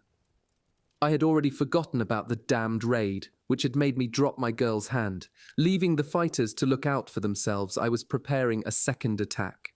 I was already quite close to Paula when the roar of enemy bombers drowned out the sounds of the nearby city and overwhelmed us. "Oh, look, Guy," she said, as always mispronouncing my name. "They're coming from over there, look." With her delicate hand, she pointed to a huge mass of black dots which were steadily growing larger against the pale blue sky. "How high they are," she said. "And look, there are others over there." I stared at the double apparition bearing down on the city and on us. "My God, how many there are!" The noise grew louder and louder. "There must be hundreds of them." "It's impossible to count," Paula said. "They're still too far away." I began to feel afraid for us, for her, for my happiness. "We've got to get away from here, Paula. It could get very dangerous." "Oh no," she said, unconcerned. "What would happen to us here? We could be strafed, Paula. We've got to find a shelter." I tried to drag her after me. "Look," she said, fascinated by the spectacle of danger growing visibly larger. "They're coming straight at us, and look at the white trails they make. Isn't it strange?" Now our flak went into action. On all sides, thousands of guns were spitting steel at the attackers. Come quick, I said to Paula, tugging her hand. We've got to get to a shelter. The shelters at the airfield were too far away for us now, so I pulled her toward a hollow in the ground, beside a large tree. Where are our fighters? Cried Paula, gasping for breath. Perhaps they've run away. There are so many enemy planes. You mustn't say that. German soldiers never run away. But what can they do, Paula? There must be at least 1,000 bombers. You have no right to say that about our heroic pilots. Forgive me, Paula, you're right. I would be astonished if they ran away. The thunder of bombs once again filled the air of the martyred city. German soldiers never run away. I, who had run from the Don to Kharkov, knew that perfectly well, although it must be admitted that German soldiers could fight against odds as great as 30-1, as in Russia, for instance. From the hole into which Paula and I had dived, we were able to watch the avalanche which flattened 1/3 of the airfield and 90% of Tempelhof. The daytime raids were always stronger than the ones at night. On that particular day, 1,100 British and American planes attacked the Berlin region, opposed by roughly 60 fighters. The heavy American losses were caused largely by flak. At least 100 planes were shot down. The German fighters had not run away. Not a single German plane came through undamaged. I can still see very clearly the whistling clusters of bombs falling 7,000 or 8,000 feet, about 2,438 meters, onto Tempelhof and the airfield, and feel the earth trembling under their giant blows. I can see the ground cracking and houses bursting into flame, and the oil depots near the field spreading the flames over hundreds of yards. I can see a suburb of 150,000 people blotted out in a blanket of smoke, and with my eyes involuntarily wide from the shock, I can see trees tearing upward from the ground in groups of 10 or 12 and hear them ripping open the earth. I can hear doomed planes roaring their engines and see them spinning, exploding, falling, and I can see the terror in Paula's eyes as she pressed herself against me. Flaming debris was falling all around us, so we made ourselves as small as we could at the bottom of our hole. Paula hid her face between my shoulder and my cheek. I could feel her trembling, quite apart from the trembling of the earth. Pressed together like two lost children, we watched helplessly. Long after the planes had gone, delayed action bombs were exploding in Tempelhof, where the raid had taken 22,000 lives. Berlin had received a battering too, and its rescue services were completely overwhelmed. The streets were still strewn with wreckage from the night raid, Spandau was still burning, and in the southwest quarter of the city, delayed action bombs were still exploding 15 hours later. Tempelhof was shrieking with pain. When we stumbled from our hole, haggard with exhaustion, Paula clung to my arm. Her nerves were strained to their utmost, and she couldn't stop trembling. "Guy," she said, "I feel terrible, and look at me, I'm filthy." She seemed to have lost control of her reason. Her head fell back on my shoulder. Without even thinking, I kissed her on the forehead. She made no effort to stop me. I was unable to reassemble the thoughts which had obsessed me at the beginning of our walk. I no longer felt any hesitation about kissing my friend. We seemed to have passed beyond the stage of infantile flirting. I kissed her hair as if I were consoling an anxious child, and saw through her tears the tears of the child in Magdeburg, shaking with sobs. I thought of Ernst, of all the tears in this war, and all the anguish. I tried to feel pity, and to show it. My happiness was mixed with too much suffering. I couldn't simply accept it and forget all the rest. My love for Paula seemed somehow impossible in this setting of permanent chaos. As long as children were crying in the dust of their crumbled homes, I would never be able to live with my love. Nothing seemed certain. Perhaps nothing would survive this marvelous spring day except my love for Paula, and I didn't know how to declare it. 3/4 of the sky was darkened by smoke from the thousands of fires which were burning at Tempelhof, along the autobahns, and in Berlin. I looked from Paula's blonde hair to the ravaged landscape. Once more we fell down on the grass. I didn't know what to say to comfort her. When we had regained some of our strength, we walked slowly down the autobahn. There, truckloads of rescue workers were driving toward Tempelhof. Without any signal, a truck stopped beside us. Come on, you young ones. They need you down there. We looked at each other. Yes, we're just coming. Paula, I'll help you climb up. The trucks were picking up everyone they met. One section of the city was abandoned so that another at least might be saved. We worked for hours, pulling out the wounded. The Hitlerjugend from a nearby hostel volunteered for the most dangerous jobs, in search of heroism. Many of them were killed, disappearing in the torrential collapse of burning timber frames. We managed to find a refuge late that night, in an apartment that had been 3/4 destroyed. Dizzy with fatigue, we collapsed onto a bed and lay there, too tired to speak, staring into the darkness with wide-open eyes. Thousands of luminous butterflies seemed to be dancing in front of us. They looked as solid and tangible as living creatures. My retina, stamped with the lights of the fires, continued to light my inner vision. One of Paula's hands twisted a button on my dusty tunic. "Do you think we can sleep here?" she said. "I don't know, but anyway, if anyone found us here, we might get into trouble." What could she be thinking of? "I don't care. I'm too tired." Paula, who was sucking one of her skinned fingers, said nothing. I slid my hand under her head and, fully prepared to affront God or the devil, pulled her to me, kissing her passionately as her torn hands stroked my hair. We were trying to catch up with what life had denied us that afternoon, but quickly succumbed to sleep, overcome by exhaustion. We spent all next day cleaning up. It took about a week to restore some kind of functional order. However, in the evening, we were relieved by fresh volunteers, who had been rounded up so that the first group could return to their usual occupations. Luckily for me, I was not impressed into any obligatory duties, although as a soldier on leave, I was not involved in any essential activities. 2 more days went by, during which I hardly left Paula's side. Every morning I brought a fresh supply of chocolates and cigarettes from my father's package for us to consume together. The capital was binding up its wounds and burying its dead. Long funeral processions twisted through the streets. The heroic city was returning to its usual productive rhythm. I only had 5 days left and felt oppressed and anguished by the prospect of departure. Paula, who dreaded it as much as I did, tried to fill my mind with other thoughts. Luckily, there were no further raids. The Neubachs had lost all their windows and had to repair a section of their roof. 3 bombs had fallen only 150 yards, about 137 meters, away, on the square, which now looked like a street in Minsk. Paula's mother, whom I had met, began to think it rather strange that her daughter never left my side. We met every evening, as well as every day, but she took the times into account and raised no objection. Paula, who had more money than I did, took me to the movies one evening. We saw a film called Immensee, based on a poem about water lilies. We lived this way until the day of my departure. I was due at the Silesian station at 7 in the evening. The Neubachs were touching in their expressions of goodwill when I said goodbye to them.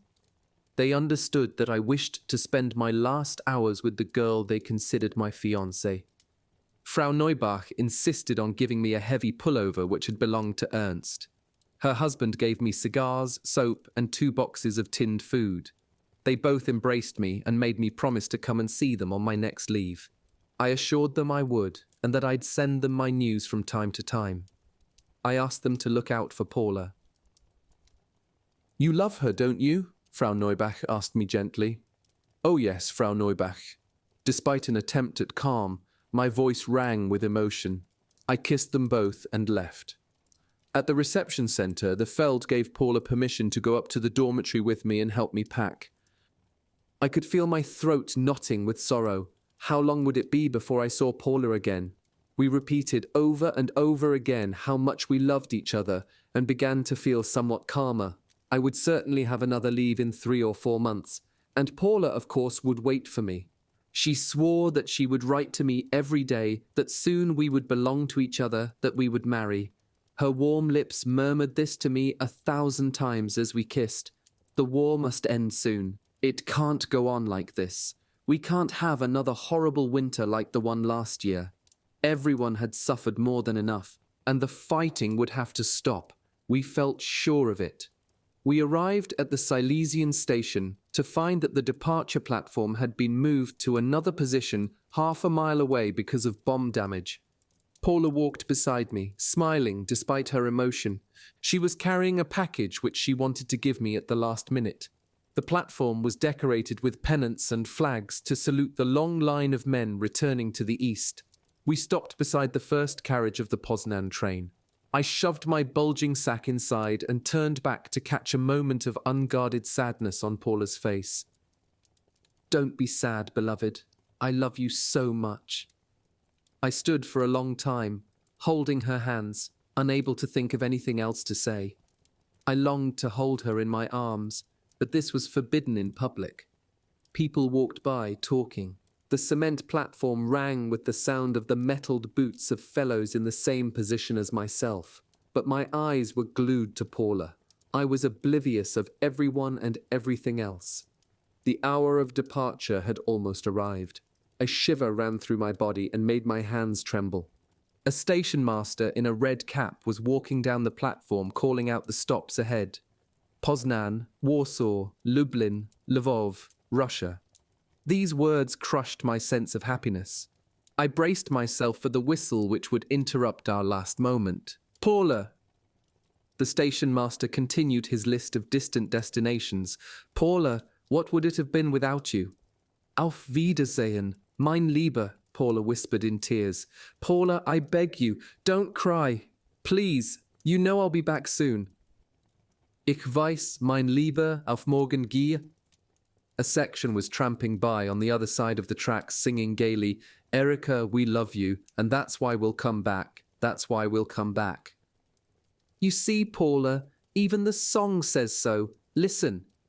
I felt overwhelmed by the words. I would come back only for Paula. That's what the song meant to say. Then the whistle demolished my sense of joy. I pulled Paula to me and embraced her wildly. "Einsteigen, los, los, Reisende einsteigen, Achtung, Passagiere einsteigen, Achtung, Achtung." "I love you, Paula. We'll see each other soon. Don't be sad. See how beautiful it is today. We can't be sad." Paula was inconsolable, and I felt that I was going to burst into tears myself. I kissed her for the last time. The couplings of the carriages clashed. The train was beginning to move. I jumped onto the step of the carriage. Paula clung to my hand. The train slowly gathered speed.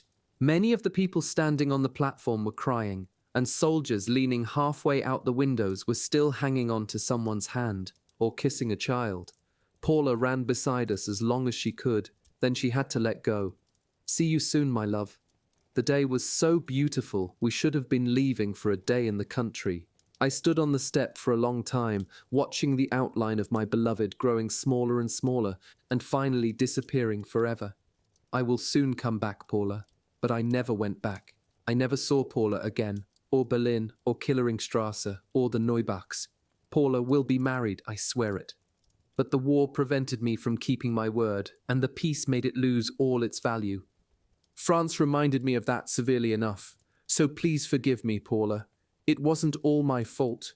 You knew the misery of war too, and fear and anguish. Perhaps, and I wish it with all my heart, perhaps you also were spared. That at least would allow us both to remember. The war destroyed Berlin and Germany and Killerstrasse, and perhaps the Neubachs too, but not you, Paula. That would be too horrible. I have forgotten nothing. Whenever I close my eyes, I relive our marvelous moments, and hear once again the sound of your voice and smell your skin and feel your hand in mine. Training for an elite division. Auf, Marsch, Marsch! I remained in the corridor of the crowded train and quickly opened the little box Paula had given me as we parted. It contained 2 packs of cigarettes which I had given her from my father's parcel. My father wasn't a smoker and must have collected those cigarettes on odd occasions for years. Paula had added a short note and her photograph. In her note, she said that she hoped the cigarettes would help me through some of the hard moments ahead. I must have read her words over at least 10 times before tucking her letter and photograph into my passbook. The train lurched forward. Everyone was wrapped in his private melancholy. I tried to find a relatively stable spot where I could press a piece of paper against the window frame and begin a letter to Paula, but some bastard from the Alpine Corps had to try and talk to me. So, leave's over. Always too short, isn't it? Mine's over too. Now, back to the guns. I looked at him without answering. He was a pain in the neck. And with good weather like this, things must be really rough out there. I can remember that very well from last summer. One day Excuse me, camarade, but I'm writing a letter. Ah, a girl, eh? Always girls. Well, don't worry about it. I felt like sticking my bayonet into his stomach. There are such marvelous girls everywhere. I can remember in Austria once.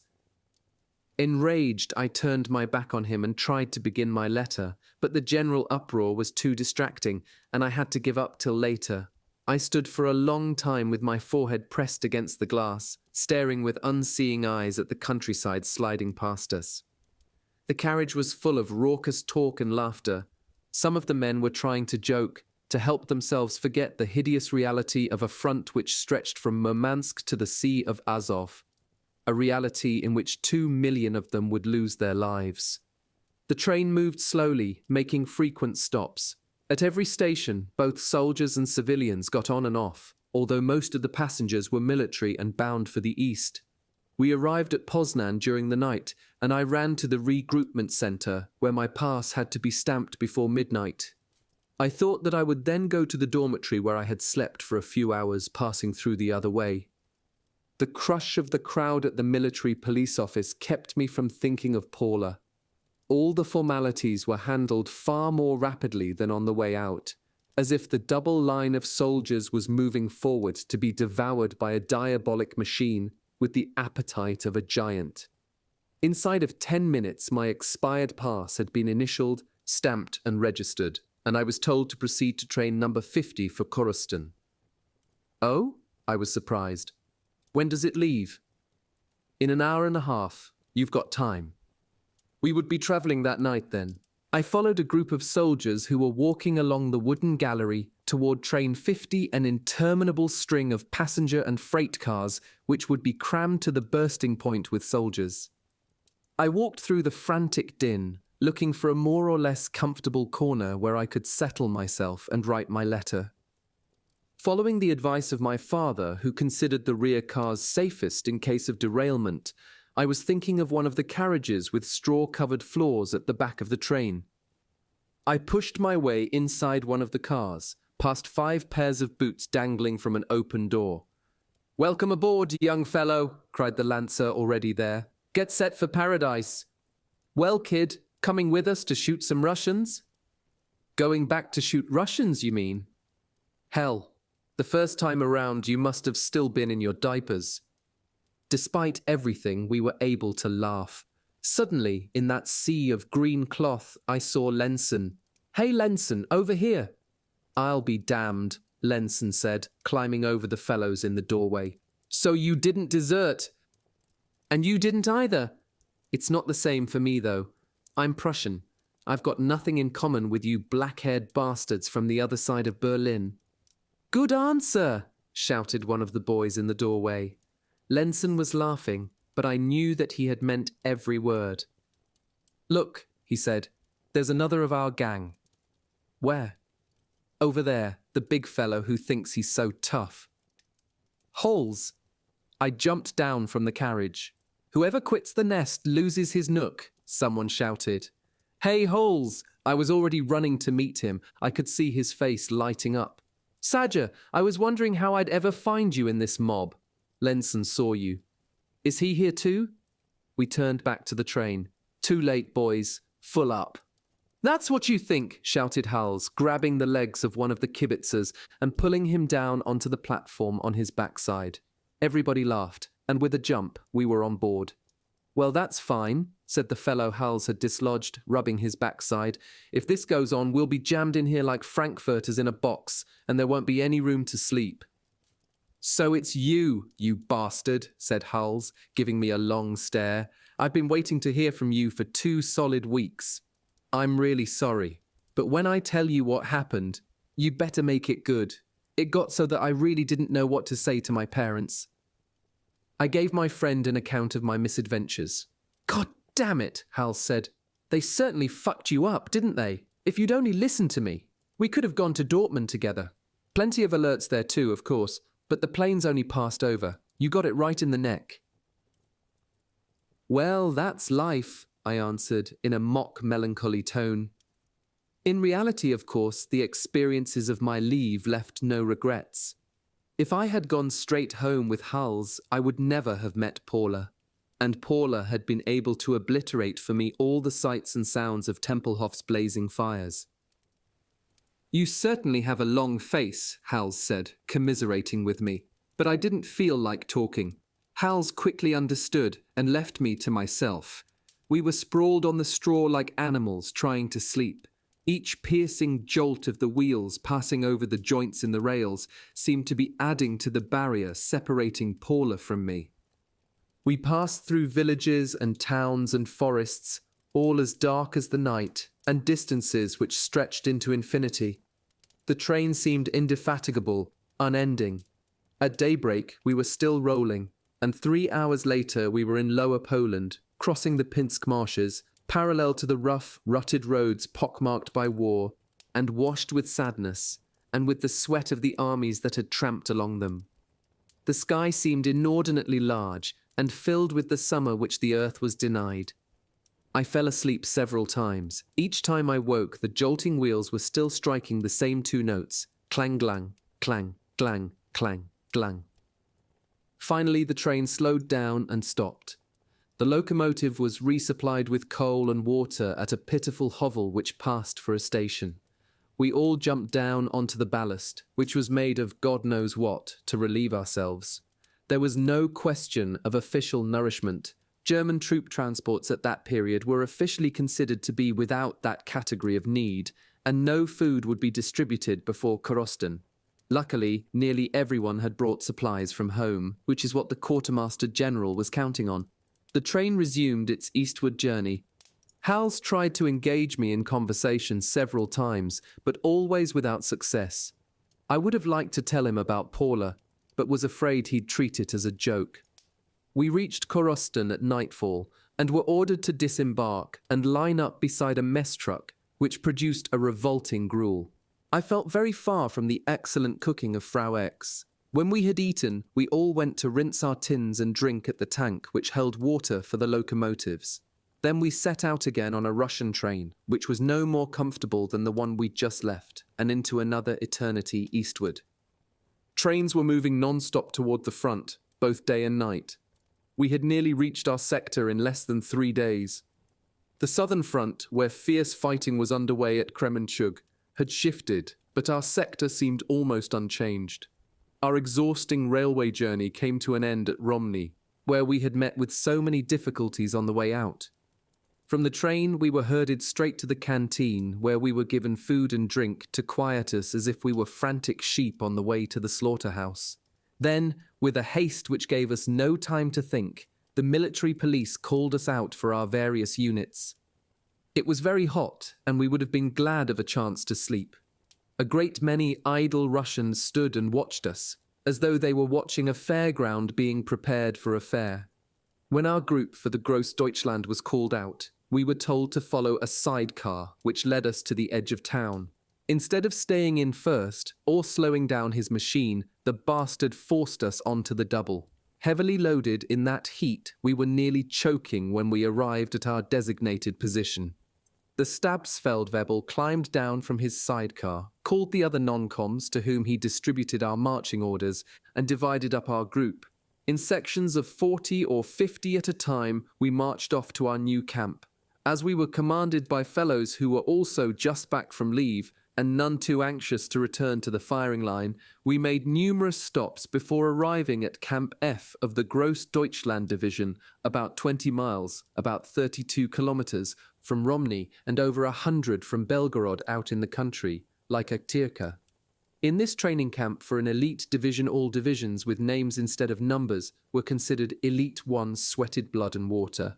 One was either hospitalized after a week of almost insane effort or incorporated into the division and marched off to the war, which was even worse. We entered the camp through a large symbolic gateway cut into the trees of the forest which stretched away thickly to the northeast.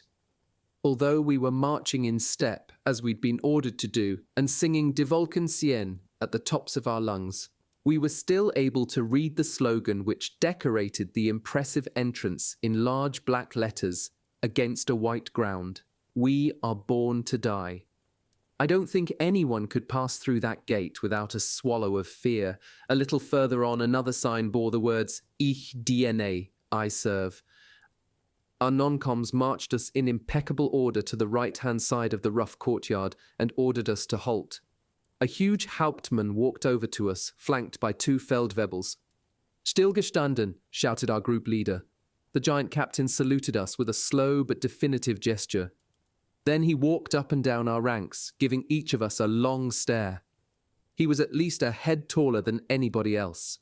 Even Hals seemed small beside this impressive personage.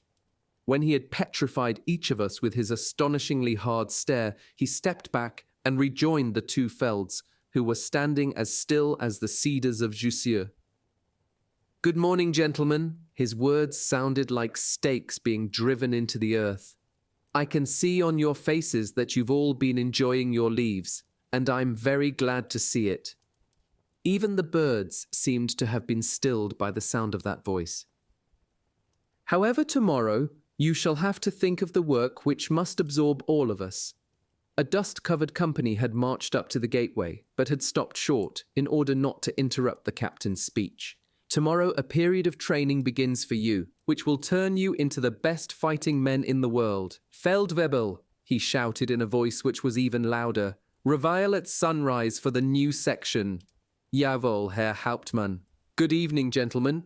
He turned on his heel, then changed his mind, gesturing with one finger for the group of men at the gate to come in. When the fellows, stripped to the waist and grey with dust, drew even with us, he stopped them with a similar tiny gesture. Here are some new friends, he said, addressing himself to both groups. Salute each other, please. 300 men, their faces drawn with exhaustion, made a quarter turn to the right and saluted, shouting, Thank you, comrades, for joining us. We presented arms, and the captain walked off, looking very pleased with himself. As soon as he was gone, the 2 Feldwebels who'd come with him chased us off to the barracks as if they'd suddenly gone mad. You've got 4 minutes to settle in, they shouted. Forgetting our tiredness, we were presently standing at attention at the feet of our double-decker beds. Our non-coms, who were clearly terrified, called the roll under the baleful eyes of the 2 Kampffelds, who then explained what they expected of us in the way of order, cleanliness, and discipline. They also advised us to sleep, although it was still early, as we would need all our strength tomorrow. We knew that in the German army, words of that sort often had a significance far greater than their literal meaning. The word exhaustion, for instance, had nothing to do with the exhaustion I've encountered since the war. At that time and place, it meant a power which could strip a strong man of 15 pounds, about 6.8 kilograms, of weight in a few days.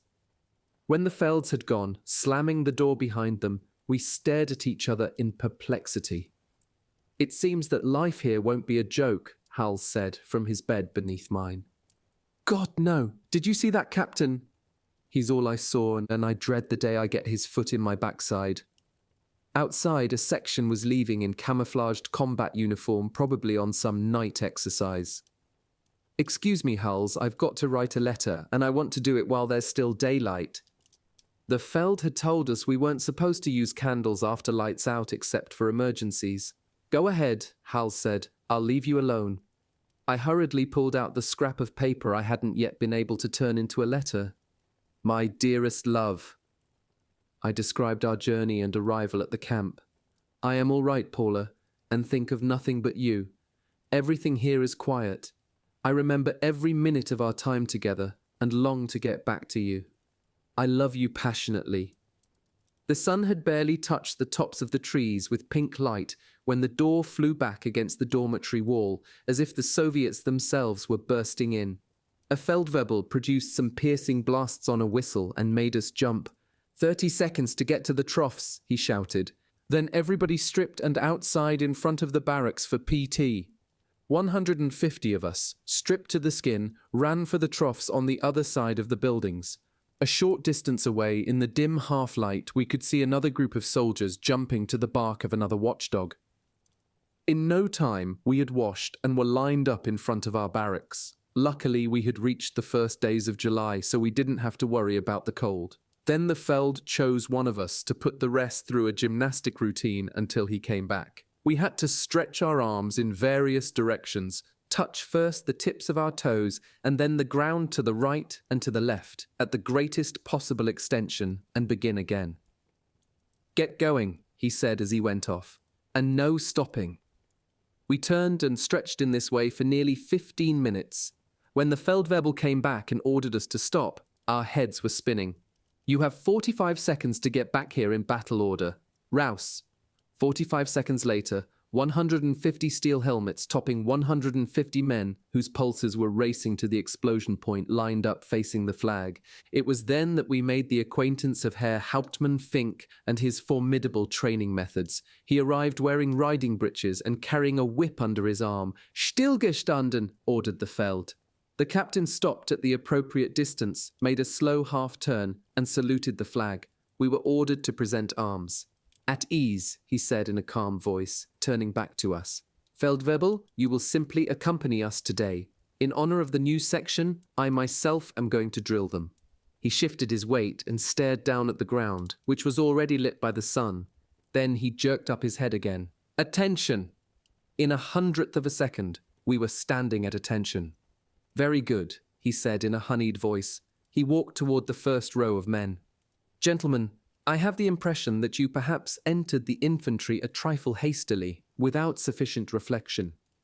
You probably do not realize that the specialized infantry, such as we are here, has nothing in common with what you knew in the auxiliary service, which you voluntarily quit. Not one of you seems adequate to the job we have to do. I hope that I am wrong, that you will prove the contrary to me, that you will not oblige me to send you to a disciplinary unit to teach you that you have made a mistake." We listened to him transfixed, with empty heads and rapt attention. "The task which you will all have to assume sooner or later will certainly require more of you than you supposed. Simply maintaining a decent level of morale and knowing how to handle a weapon will no longer be enough. You will also require a very great deal of courage, of perseverance and endurance, and of resistance in any situation. We of the Gross Deutschland have merited mention in the official communiques which are published throughout the Reich, and this is an honor not lightly bestowed. To deserve this honor we need men, and not pitiful specimens like you. I must warn you that everything here is hard, nothing is forgiven, and that everyone in consequence must have quick reflexes. We didn't know how we ought to receive this tirade." "Attention!" he shouted. "Down on the ground and full length!" Without a moment's hesitation, we were all stretched out on the sandy soil.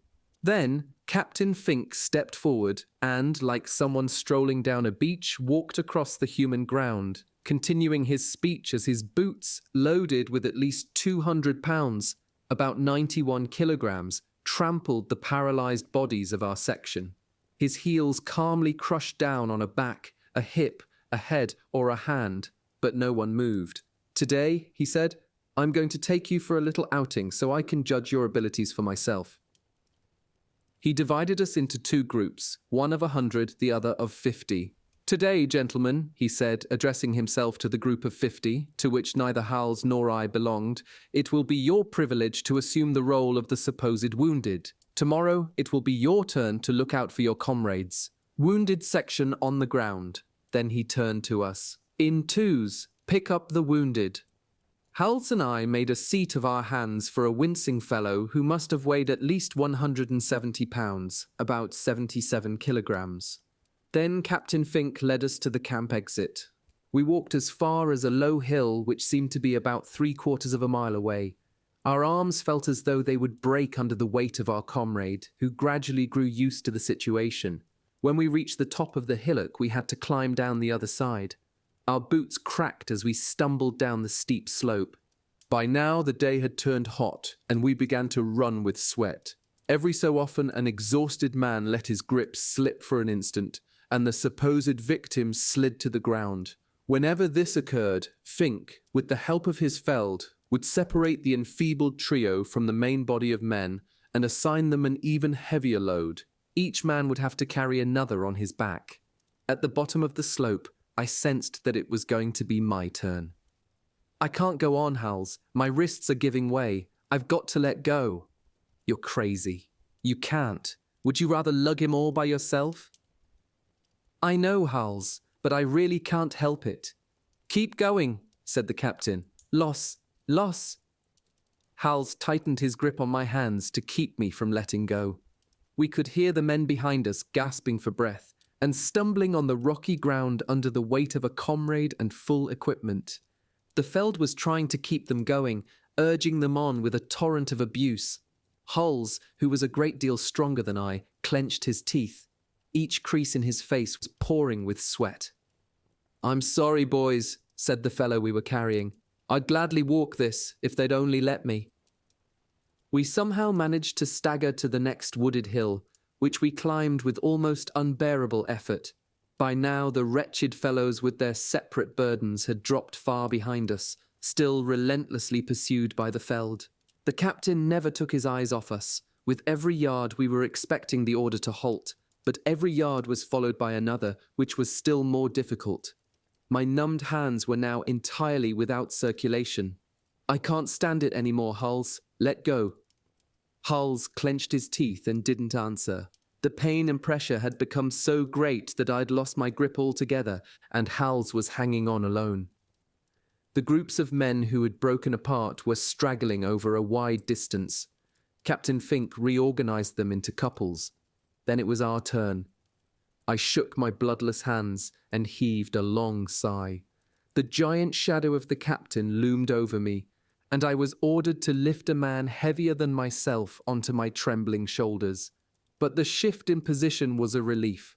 Although my head was swimming, I was able to keep going. This torture went on for nearly an hour, until we were all on the point of losing consciousness and at the extreme limit of our capacities, which Captain Fink seemed to be deliberately overestimating. Finally, he decided to shift us to a new exercise. "Since you all seem to be tired, I shall now assign you a lying down exercise, which may revive you. Picture to yourselves that over there behind that hill there is a nest of Bolshevik resistance." He gestured toward a hillock about a half-mile away. "Furthermore," he went on in a jovial tone, "imagine that you have the best of reasons for taking that hill, but that if you walk over there on your feet, the Bolsheviks will make it their business to lay you flat. Therefore, you will make yourselves even flatter than the ground and proceed towards your objective on your bellies. I shall precede you and shall fire on anyone I see. Understood?" We gaped at him, astounded. He was already walking away from us, pulling his Mauser from the holster on his belt. The few minutes he needed to reach the hill gave us a chance to breathe, almost the only chance we were to have during our 3 weeks of training. We kept our eyes glued to the Hauptmann, who had gone to take up his position, wondering if we had heard him correctly. On the Feld's orders, we threw ourselves down on our stomachs and began to squirm forward. The Feld ran to join the captain, and we drew slowly closer to the rocky outcrop. Hals was struggling along on my left. We had covered about 4/5 of the distance when the tiny silhouette of the captain appeared against the sky. He began firing almost at once. We hesitated for a moment, wondering what was happening, but the Feld's whistle was still summoning us forward. The captain must have been under orders to avoid undue damage to his trainees, otherwise I am sure he wouldn't have hesitated to aim true. His bullets whistled down among us until we had reached our objective. The game was not entirely without danger. During our 3 weeks of training, we buried 4 companions to the strains of Ich hatte ein Kamerad, victims of so-called training accidents. There were also some 20 wounded, with injuries ranging from a long infected scratch received during a crawl through a barbed wire entanglement, to a wound from a bullet or a fragment of shrapnel, to a limb crushed by the track of a training tank. We also pulled out 2 fellows who had nearly drowned crossing a piece of water on waterlogged wooden crosses made of old railway ties. We were sent on interminable marches. One day, we spent hours following the edge of a swamp on the water side, while another section fired at us, forcing us to remain submerged up to our chins. During that particular game, everyone's head was down in earnest. We were trained to hurl grenades, both offensive and defensive, on a carefully prepared piece of ground. We were given bayonet practice and exercises to develop balance in which 1 in 5 cracked his head, and tests of endurance which seemed to last forever. One of these, for instance, took place in an old conduit, which must have been used to supply several towns with gas. It was made of 2 elbows, and the fellows in the middle learned all about the horrors of claustrophobia. There were many thousands of similar tests. In addition, there was the famous Hartaibong, which was almost continuous. We were put on 36-hour shifts, which were broken by only 3 half-hour periods, during which we devoured the contents of our mess tins, before returning to the ranks in an obligatory clean and orderly condition. At the end of these 36 hours, we were allowed 8 hours of rest. Then there was another 36-hour period, after which everything began all over again. There were also false alarms, which tore us from our leaden sleep and forced us into the courtyard fully dressed and equipped in record time before we could return to our uncomfortable beds. Our first days were a time of martyrdom. No one had the right to talk. Sometimes a fellow would drop from exhaustion, which would place an extra charge on the section, obliging them to get the fellow onto his feet again, slapping him and spraying him with water. Sometimes one of our comrades would return to camp so exhausted he could only stagger with the support of 2 other men. In principle, within 500 yards, about 457 meters, of the camp we were supposed to line up in order, fall into marching step, and sing as if we were returning from a healthy and enjoyable hike. On some evenings, however, despite every curse in the book and the threat of the disciplinary hut, we were so exhausted it was impossible for us to assume the attitude the Feld required. To his chagrin and fury, he was obliged to drag a long line of sleepwalkers past the flag before chasing us into our barracks, where we dropped onto our beds with all our clothes and equipment, our mouths bone dry and our heads aching. Nothing ever affected the routine at Camp F. Captain Fink simply carried on, in total disregard of our bleeding gums and pinched faces, until the stabbing pains in our heads made us forget the bleeding blisters on our feet. A cry for mercy would have brought no relief. Any appeal was guaranteed an identical reception. Auf Marsch! Marsch! For us there was the heat of the Russian summer, which followed the winter with practically no spring in between. There were the storms with their torrents of rain. There were our tender-skinned shoulders rubbed raw by our straps, particularly at the point which bore the weight of the gun. There were kicks and scuffs, and for many of us, the whip. There were mess tins half filled with tasteless pap. There was the fear of failure and of the disciplinary battalion, and the fear of ultimate success as a dead hero. There were our heads, emptied of every thought, and the fixed, staring eyes of comrades who no longer saw anything but the earth on which we had to crawl. There were also 2 letters from Paula, which my heavy, exhausted eyes could no longer make any sense of, and my remorse at being unable to reply during my 8 hours of rest. 2,000 miles, about 3,219 kilometers, to the west, people were complaining because at certain hours it was impossible to find anything to drink at the Paris bistros. It still makes me laugh to hear how bitterly this abstinence made them suffer. Throughout the war, one of the biggest German mistakes was to treat German soldiers even worse than prisoners, instead of allowing us to rape and steal crimes which we were condemned for in the end anyway. One day, we were given anti-tank exercises, defensive and counter-attack. As we had already been taught to dig foxholes in record time, we had no trouble opening a trench 150 yards, about 137 meters, long, 20 inches, about 51 centimeters, wide and a yard deep. We were ordered into the trench in close ranks and forbidden to leave it, no matter what happened. Then 4 or 5 Mark IIIs rolled forward at right angles to us and crossed the trench at different speeds. The weight of these machines alone made them sink 4 or 5 inches, about 13 centimeters, into the crumbling ground. When their monstrous treads ploughed into the rim of the trench only a few inches from our heads, cries of terror broke from almost all of us. Even today, I am fascinated by the sight of a bulldozer at work. Its treads remind me of those terrifying moments. We were also taught how to handle the dangerous Panzer and how to attack tanks with magnetic mines. One had to hide in a hole and wait until the tank came close enough. Then one ran and dropped an explosive device, unprimed, during practice between the body and the turret of the machine. We weren't allowed to leave our holes until the tank was within 5 yards, about 4.6 meters of us. Then, with the speed of desperation, we had to run straight at the terrifying monster, grab the tow hook and pull ourselves onto the hood, place the mine at the joint of the body and turret, and drop off the tank to the right, with a decisive rolling motion. Thank God, I myself never had to mine a tank coming straight at me. Lenson, who was promoted to Ober and then sergeant, partly because of his prowess in this exercise, gave us a demonstration which no suspense film could ever hope to equal. His assurance was partly responsible for his horrible end a year and a half later.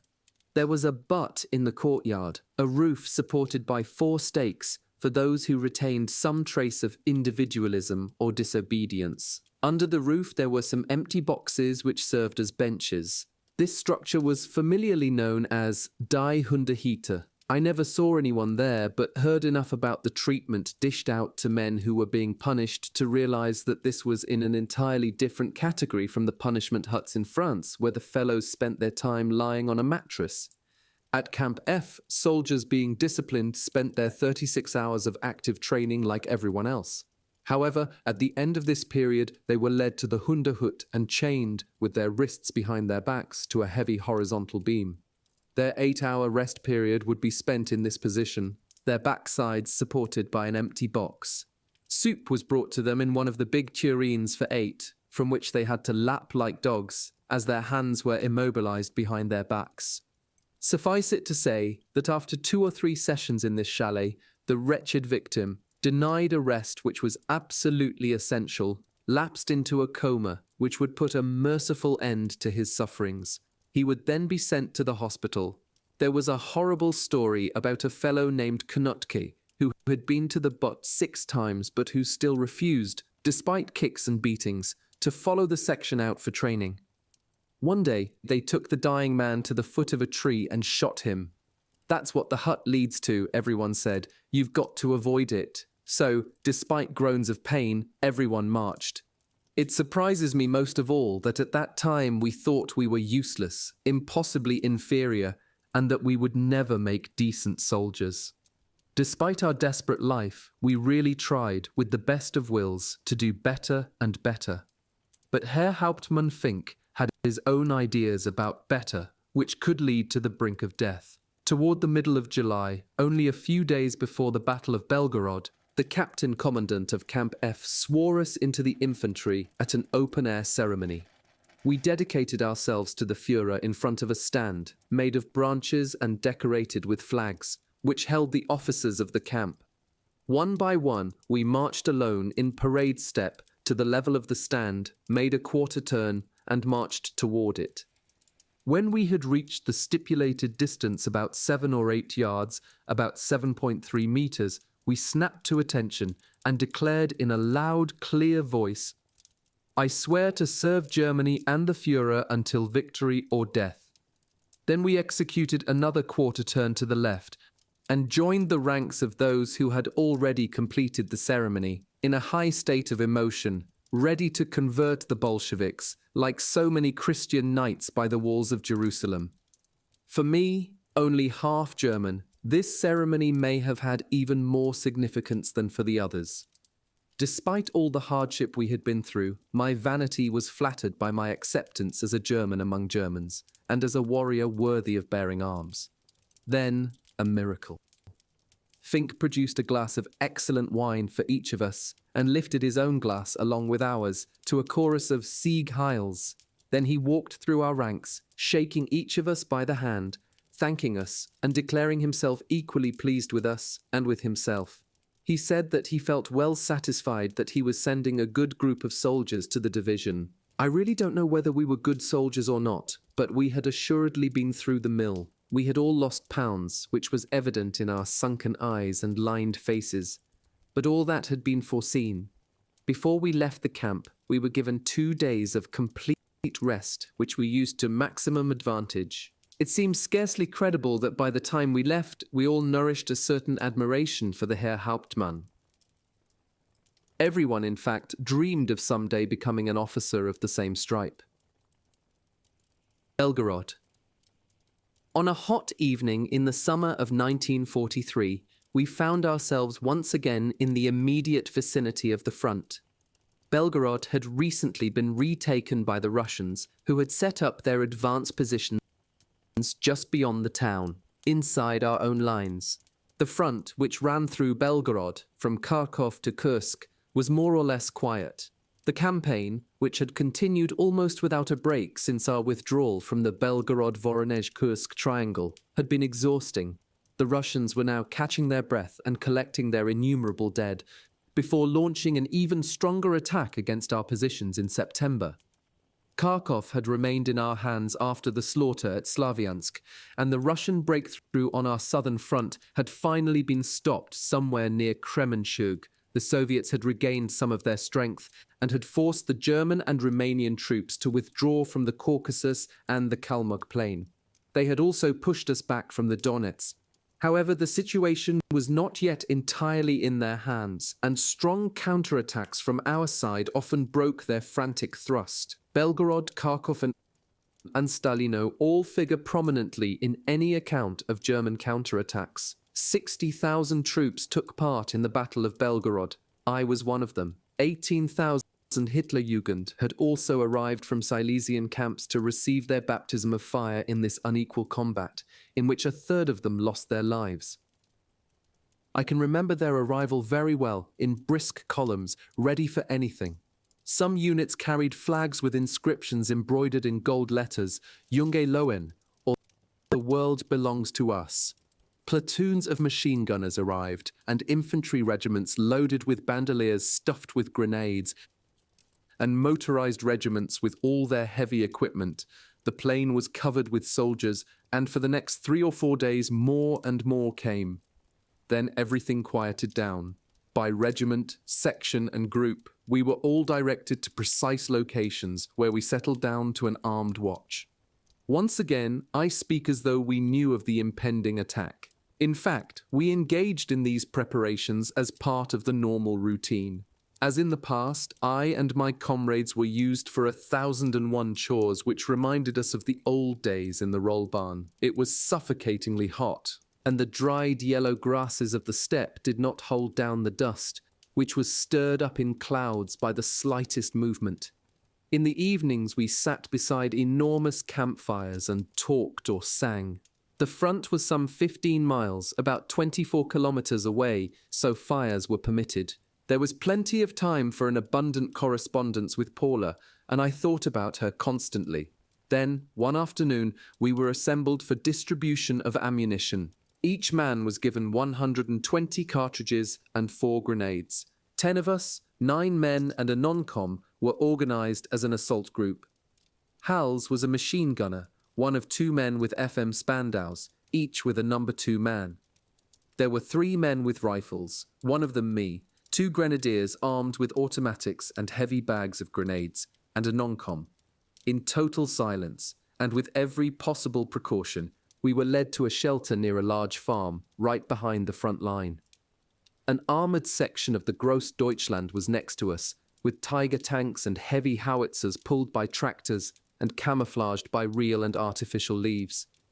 We walked past a table set up near one of the buildings, and a fat clerk took down our identification numbers. At another table, a lieutenant in the cavalry was studying a map, surrounded by other Panzer officers and a couple of non-coms. With painstaking precision, we were taken from the farm to the place marked for us on the map. Suddenly, at the edge of some woods, I recognized the wide communication trenches which led to the front line, and I think we all had the same thought. Now we're in for it. All around us, other groups were taking up their positions. We formed part of Company 5, which was sent down a communications trench, cutting in at right angles and leading to the brush where the trees stopped. The engineers must have really sweated cutting through all those routes. Everywhere, sections were settling in, improving and deepening their shelters. It was about 6 o'clock in the evening and the heat of the day was beginning to slacken off. We followed the trench out of the woods and across a range of low hills with wooded crests. An officer with his eyes glued to a map showed us the way. We turned off to the right, which brought us back under the trees, where the heat was trapped and much more oppressive than out in the open. Everywhere, men pouring with sweat were jostling each other, looking for their positions. Finally, we came to a large half-covered shelter packed with young soldiers from the Hitlerjugend. "Halt!" shouted the non-com who'd been leading us. "You'll split up here and take your positions when the order's given. Your Feldwebel will explain what's expected of you." He saluted and left us with the Hitlerjugend, who were sitting on the ground or squatting on their haunches, talking gaily. I went over to Hals, who had just put down his MG42 and was wiping the sweat from his face. "Hell," he said. "I was better off with my Mauser. This damn thing weighs a ton." "I'll be with you, Hals. It seems we're part of the same group." We compared left hands, which had both been stamped 5K8. "What does that mean?" asked Olensheim, who had just come up. "Our group number, Gefreiter," said Hals. "If you're not in the 8th, we don't know you." Olensheim looked anxiously at his hand. "Damn, I'm 11. Do you know what that means?" "Not I," said Hals. "But ask Corporal Lenson. He must have an inside tip." "We're going on a picnic," Lenson said, laughing, secretly displeased that his rank did not let him in on the secrets of the gods. One of the Hitlerjugend came over to us, as pretty as a ripe young girl. "Do the Soviets hang together in combat?" he asked, as though he were inquiring about an opposing football team. "Extremely well," said Hals, sounding like an old lady in a tea room. "I was only asking because I thought you looked experienced," he said. We were all about the same age. "Let me give you a piece of advice, young man," said Lenson, whose tiny promotion was, after all, worth a little something. "Fire on anything Russian without the least hesitation. The Russians are the worst sons of bitches the world has ever seen." "Are the Russians going to attack?" Olensheim looked very white. "We'll surely attack first," said the beautiful young man, whose Madonna face was incapable of a ferocious expression. He walked back to his gang of boy companions. "Do you think someone will tell us what all this is about?" Lenson said, in a voice loud enough to be overheard by the Feldwebel. "Shut up!" shouted a real veteran, sprawled full length on the ground. "You'll know soon enough where they're going to do you in." "Hey," one of the Hitlerjugend took him up. "Who's the shit talking like that?" "You shut up too, you crap heads," said the veteran, an old man in his 30s, who must have been taking it for several years now. "We'll have enough of listening to you when you get your first scratch." One of the Junge Lowen got up and walked over to the veteran. "Sir," he said in the assured voice of a law or medical student, "will you please explain your defeatist attitude, which is sapping the morale of everyone here?" "You just let me whistle my own tune," said the other, who appeared unimpressed by a flowery turn of speech. "But I'm afraid I must insist on a reply," said the young man, "and I say you're a bunch of fatheads who won't begin to think until you've been cracked on your nice little skulls." Another of the young Hitler boys jumped up as if he'd been shot. His features were regular and firm, and his steel-grey eyes reflected an unshakable determination. I thought he was going to rush the older fellow, who wasn't looking at anyone.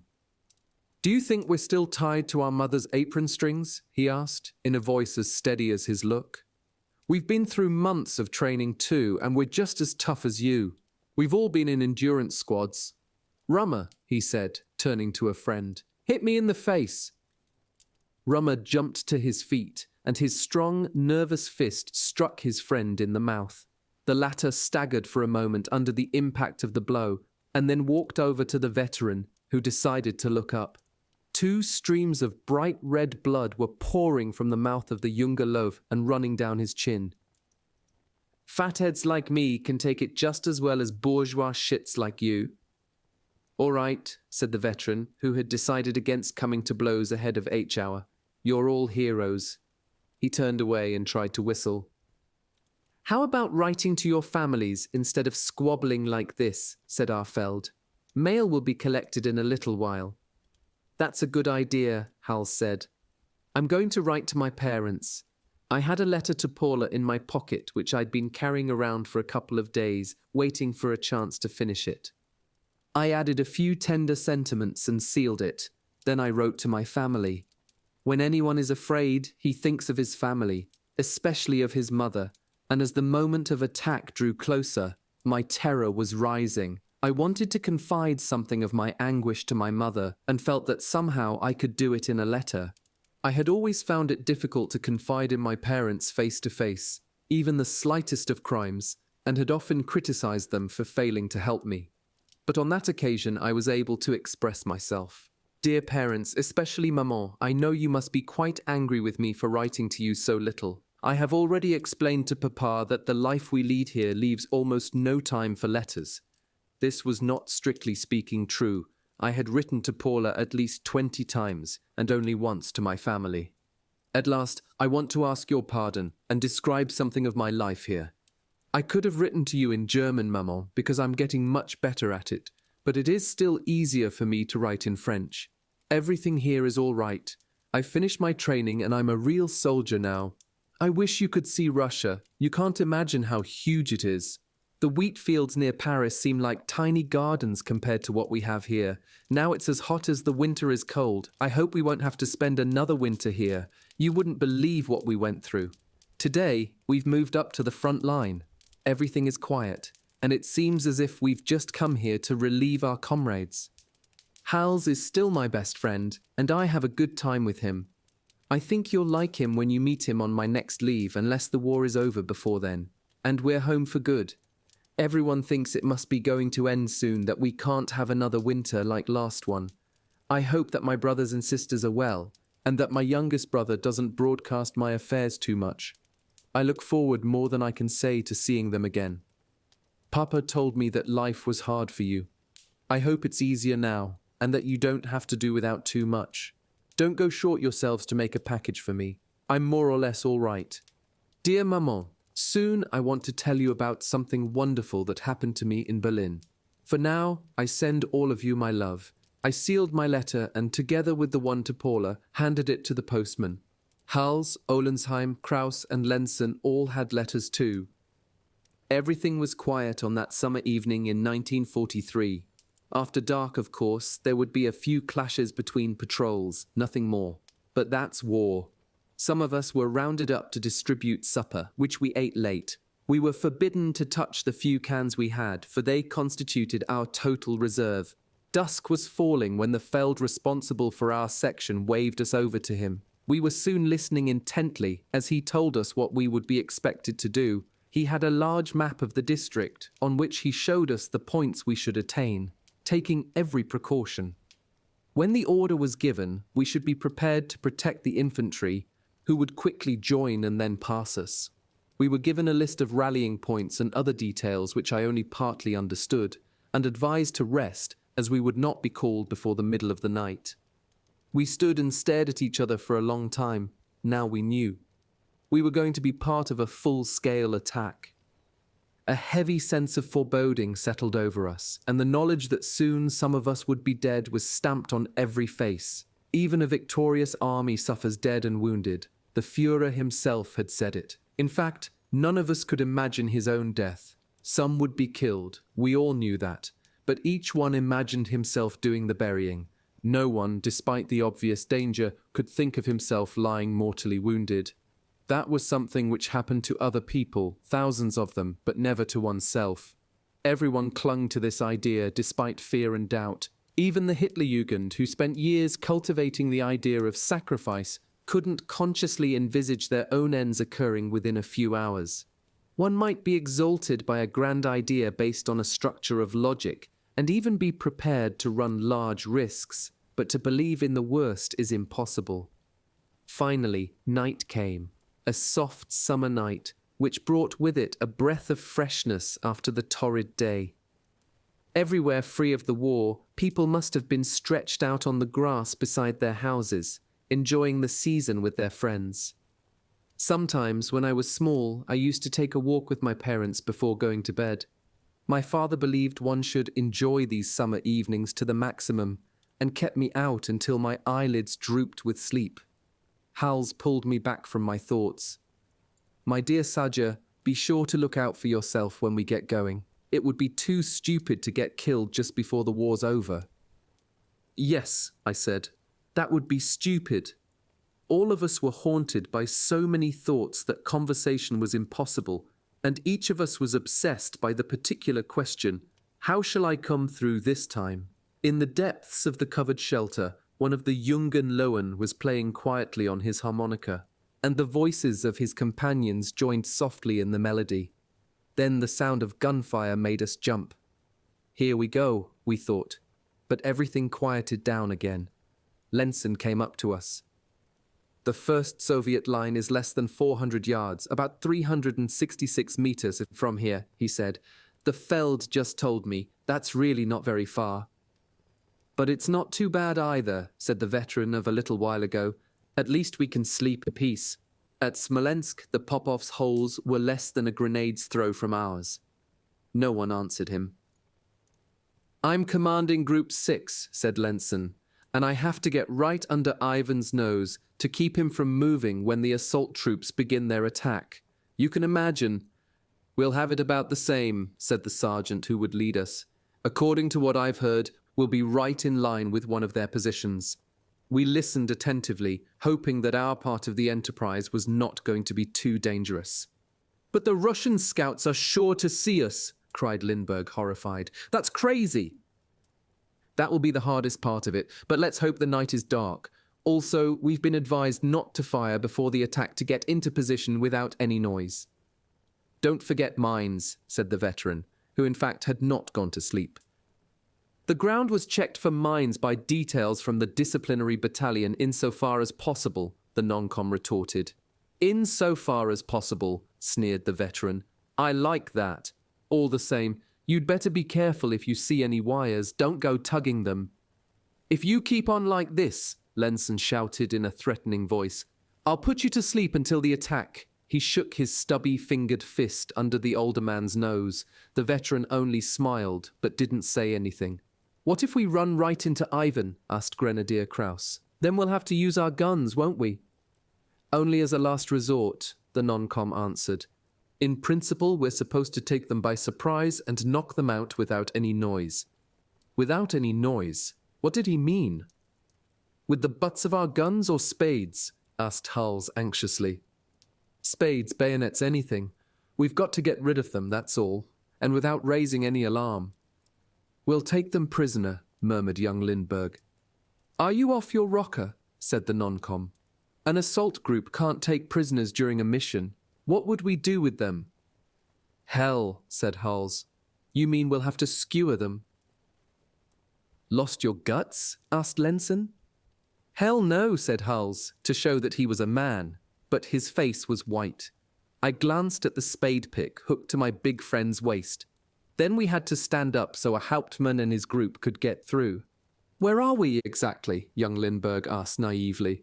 In Russia, said the veteran.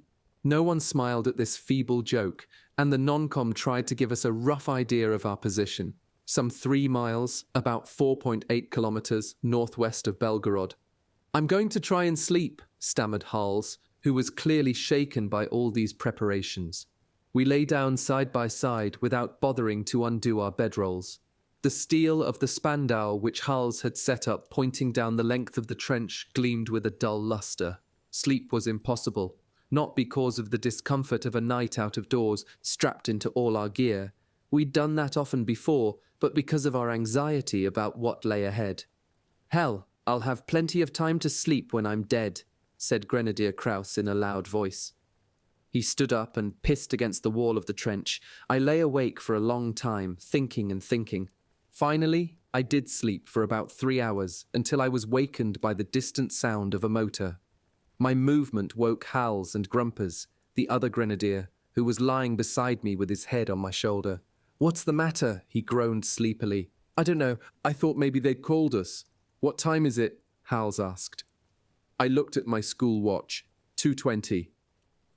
"What time is dawn?" asked young Lindbergh, who hadn't been able to sleep at all. "Probably very early this time of year," someone said. The sound of engines continued. "If those fucking drivers keep it up, they'll wake every one of the goddamn Ruskies." We tried to go back to sleep, but couldn't.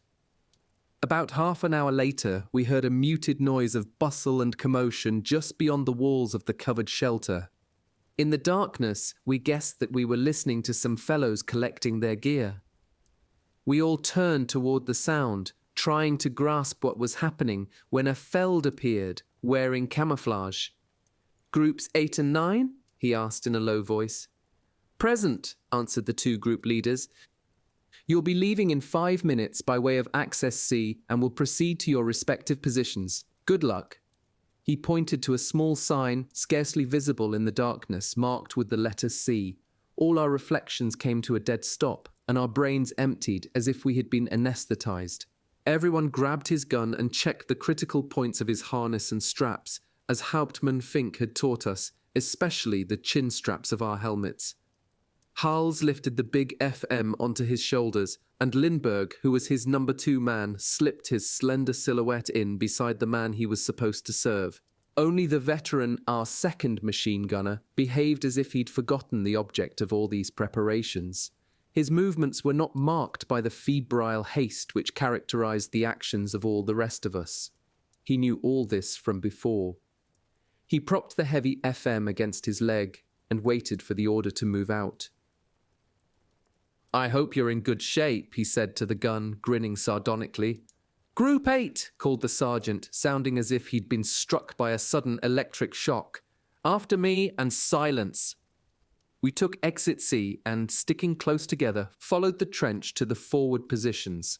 Our non-com was at the head of the column. Behind him came Grumpers, the grenadier, who was about 22 years old. Then Hals, just past 18, and Lindbergh, not quite 17. Then our 3 gunners, a Czech of indefinable age with an unpronounceable name, a Sudeten of 19, whose name ended with an A, and me. Right behind me was the veteran with his number 2 man, another terrified boy, and finally Grenadier Kraus, who must have been well into his 20s. We moved out in good order, exactly as we'd been taught at Camp F, where we'd sweated so hard. Indefinable noises reached us, coming from either the Russian or the German lines. We crossed several trenches jammed with troops who were still half asleep in the warm summer air, before climbing out of our own trench in the middle of the woods. Young Lindbergh, who was loaded down like a donkey, slipped on the earth embankment, and the magazines of the Spandau he was carrying clashed together. The non-com grabbed him by his straps and helped him climb up. Then he glared at him furiously and kicked him in the shin. We walked to the edge of the wood in single file. The non-com stopped short very suddenly, and we all more or less piled into each other. "It's darker than Hades here," the veteran muttered in my ear.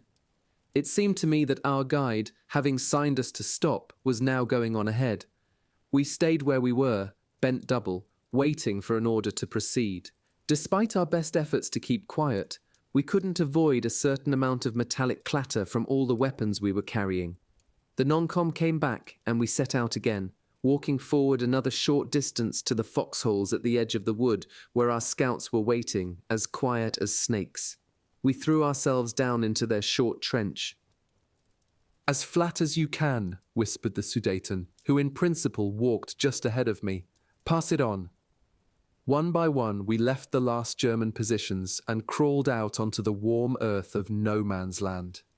I kept my eyes glued to the hobnailed soles of the Sudeten's boots, trying nervously to keep in sight all that could be seen of my closest companion. From time to time, the air ahead of me would darken with the looming shape of a comrade who had to climb over some obstacle. At other moments, the soles of the boots ahead of me would suddenly stop inches from the end of my nose. Then I would be gripped by a horrible anxiety. Maybe the Sudeten had lost sight of the fellow in front of him. A moment later, he would begin to move again, and the instinctive confidence I felt as part of the group would unknot my throat. During such moments, even naturally reflective characters suddenly feel their heads emptying and nothing seems to matter except the dry, cracking stick pressing into one's stomach, which one must somehow crush and pass over without making any noise. A new, hitherto unsuspected acuteness sharpens every sense, and the tension seems pressing enough to subdue one's wildly racing heart. We inched slowly forward across that damnable Russian soil, which all of us had already trampled more than enough. We had to crawl around a short stretch of light sand against which we would show up too easily, crushing under our bodies a mat of thorny creepers which we took at first for Russian barbed wire. Then we came to a mossy hollow where we stopped for a moment. Our sergeant, who had a very good sense of direction, was going over our route in his head, trying to fix our position. The hollow reeked with a pestilential smell. When we began to move again, I was startled to see two motionless figures lying on the sand some 2 yards, about 1.8 meters to our right. I pointed at them, nudging the veteran, who looked and grabbed his nose. With a shock of horror, I understood that we had just passed 2 corpses, which were quietly rotting as they waited for burial in a common grave. We seemed to have crawled as far as China. About half an hour after we had started, we came to the first Russian wire. We waited with beating hearts while our first men opened a precarious passage. Every time we heard the cutters snap, we expected to see a spray of dirt shooting up from an exploding mine.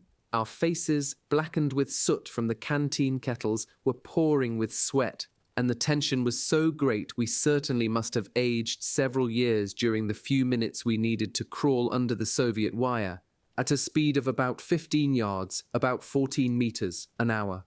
When we had all made it through, we stopped for several moments and huddled together. Every one of us was trembling. We could hear faint sounds from the Russian forward positions. We rolled our eyes at each other and understood without words that we all felt the same way. We crept forward another 20 yards, about 18 meters, to a stand of low scrub or tall grass. We could hear the sound of voices and knew beyond any doubt that we had reached the first Russian line. Suddenly, we were staring incredulously at an almost invisible figure, a Soviet reconnaissance man who was bending over a hole which undoubtedly contained some of his comrades. We almost stopped breathing and slowly lifted our guns, looking at our leader, who seemed to have frozen, and then at each other, with a look beyond expression, as the Russian walked slowly toward us. Then he turned back. Our sergeant pulled a knife from his belt. Its blade flashed white for a moment before he thrust it slowly into the ground in front of Grumpers, pointing to the Russian with one finger. The grenadier opened his eyes enormously wide and looked with horror from the Russian to the knife to the sergeant. The latter gestured him on as Grumpers' quivering hand clenched round the knife handle. With a final mute look of supplication, the grenadier began to creep forward. We followed the progress of his dark shape with an anxiety which made us clench our teeth to keep from crying out. Then he was lost in the darkness. The Russian was still talking to his friends as if the war were thousands of miles away. He took a few more steps. We could hear more voices a little farther off. For a few long moments, each of us forgot his own existence. The Russian walked toward the spot where Grumpers must have hidden and turned back. As he turned, a second silhouette rose up behind him. Grumpers covered the 4 or 5 yards, about 4.6 meters, that separated him from his quarry in one jump. The Russian whirled around. We heard a rough cry and the sound of a struggle. From a hole a short way off, we heard Russian voices. Then we were able to distinguish the silhouette of our grenadier rolling on the ground and hear the sound of his voice. "Hilfe, Kameraden!" The Russian jumped to one side, and the sound of his machine gun tore into the quiet of the night as its white flashes striped the darkness. To my left, another machine gun opened fire, and its bullets followed the howling Russian as far as the earth embankment in front of the foxhole, into which he finally plunged.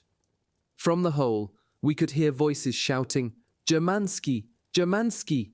With a leap which looked beyond his capacities, the veteran propelled himself forward, hurling a grenade from his right fist. The object vanished into the darkness for 2 or 3 seconds. Then the hole was lit by a brilliant white light, and we heard the outcry of several voices before a moment of silence. We withdrew as fast as we could, keeping parallel to the barbed wire.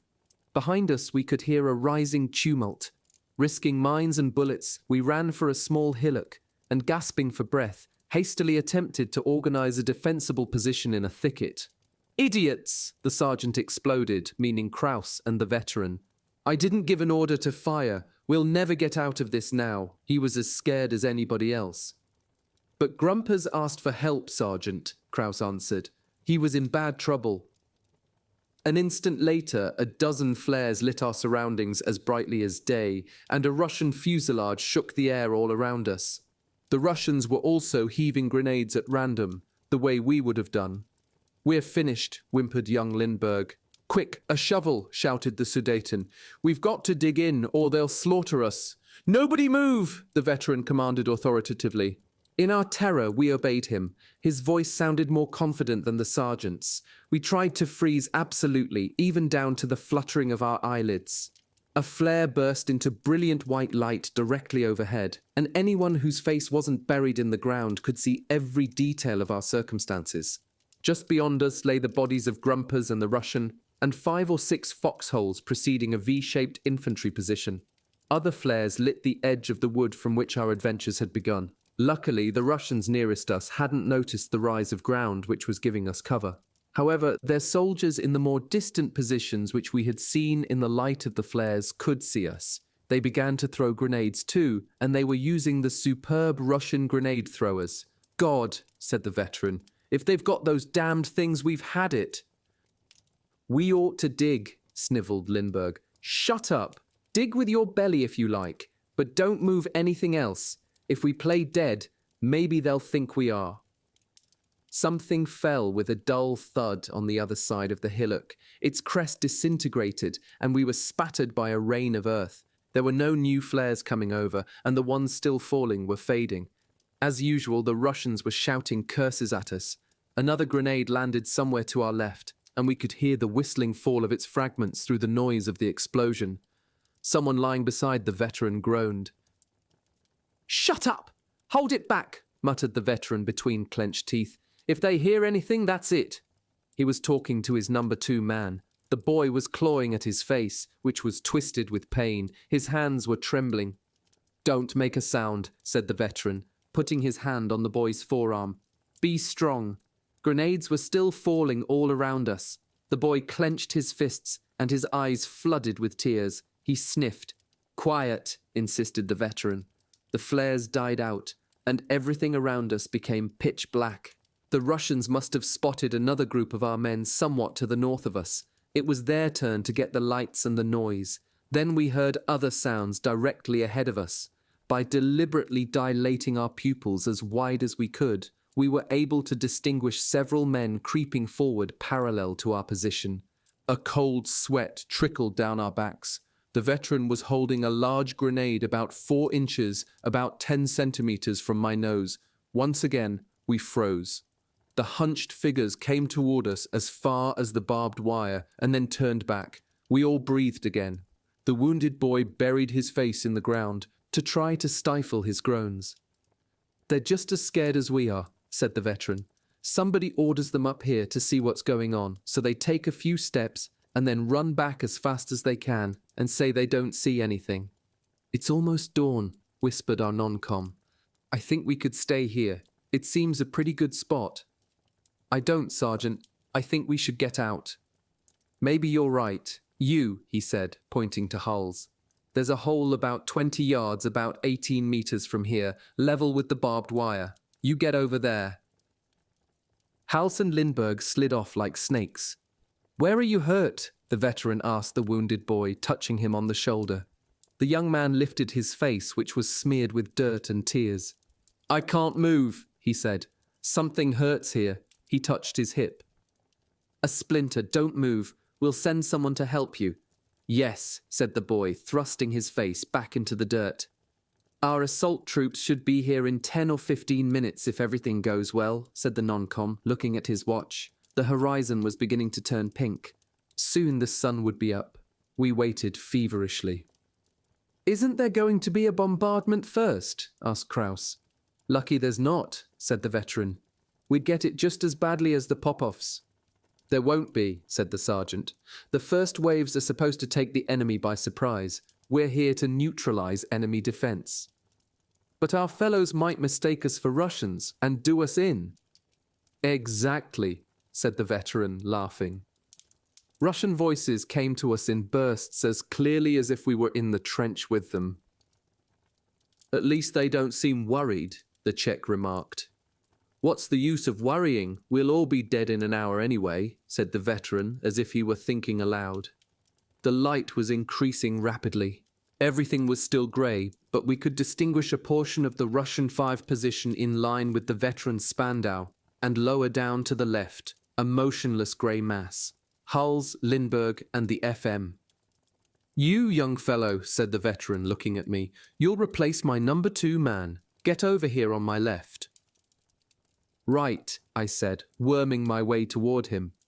A minute later, my nose was pressed against the metal of the FM's magazine.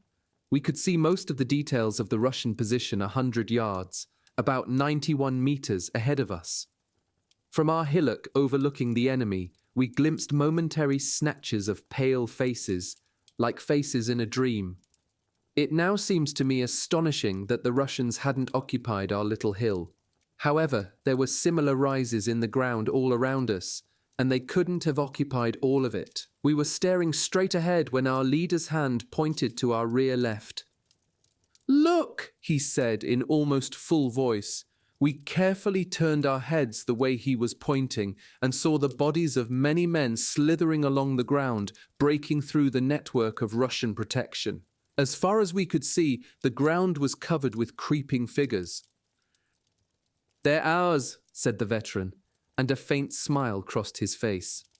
Get ready to fire if anyone moves in Ivan's hole, our leader added.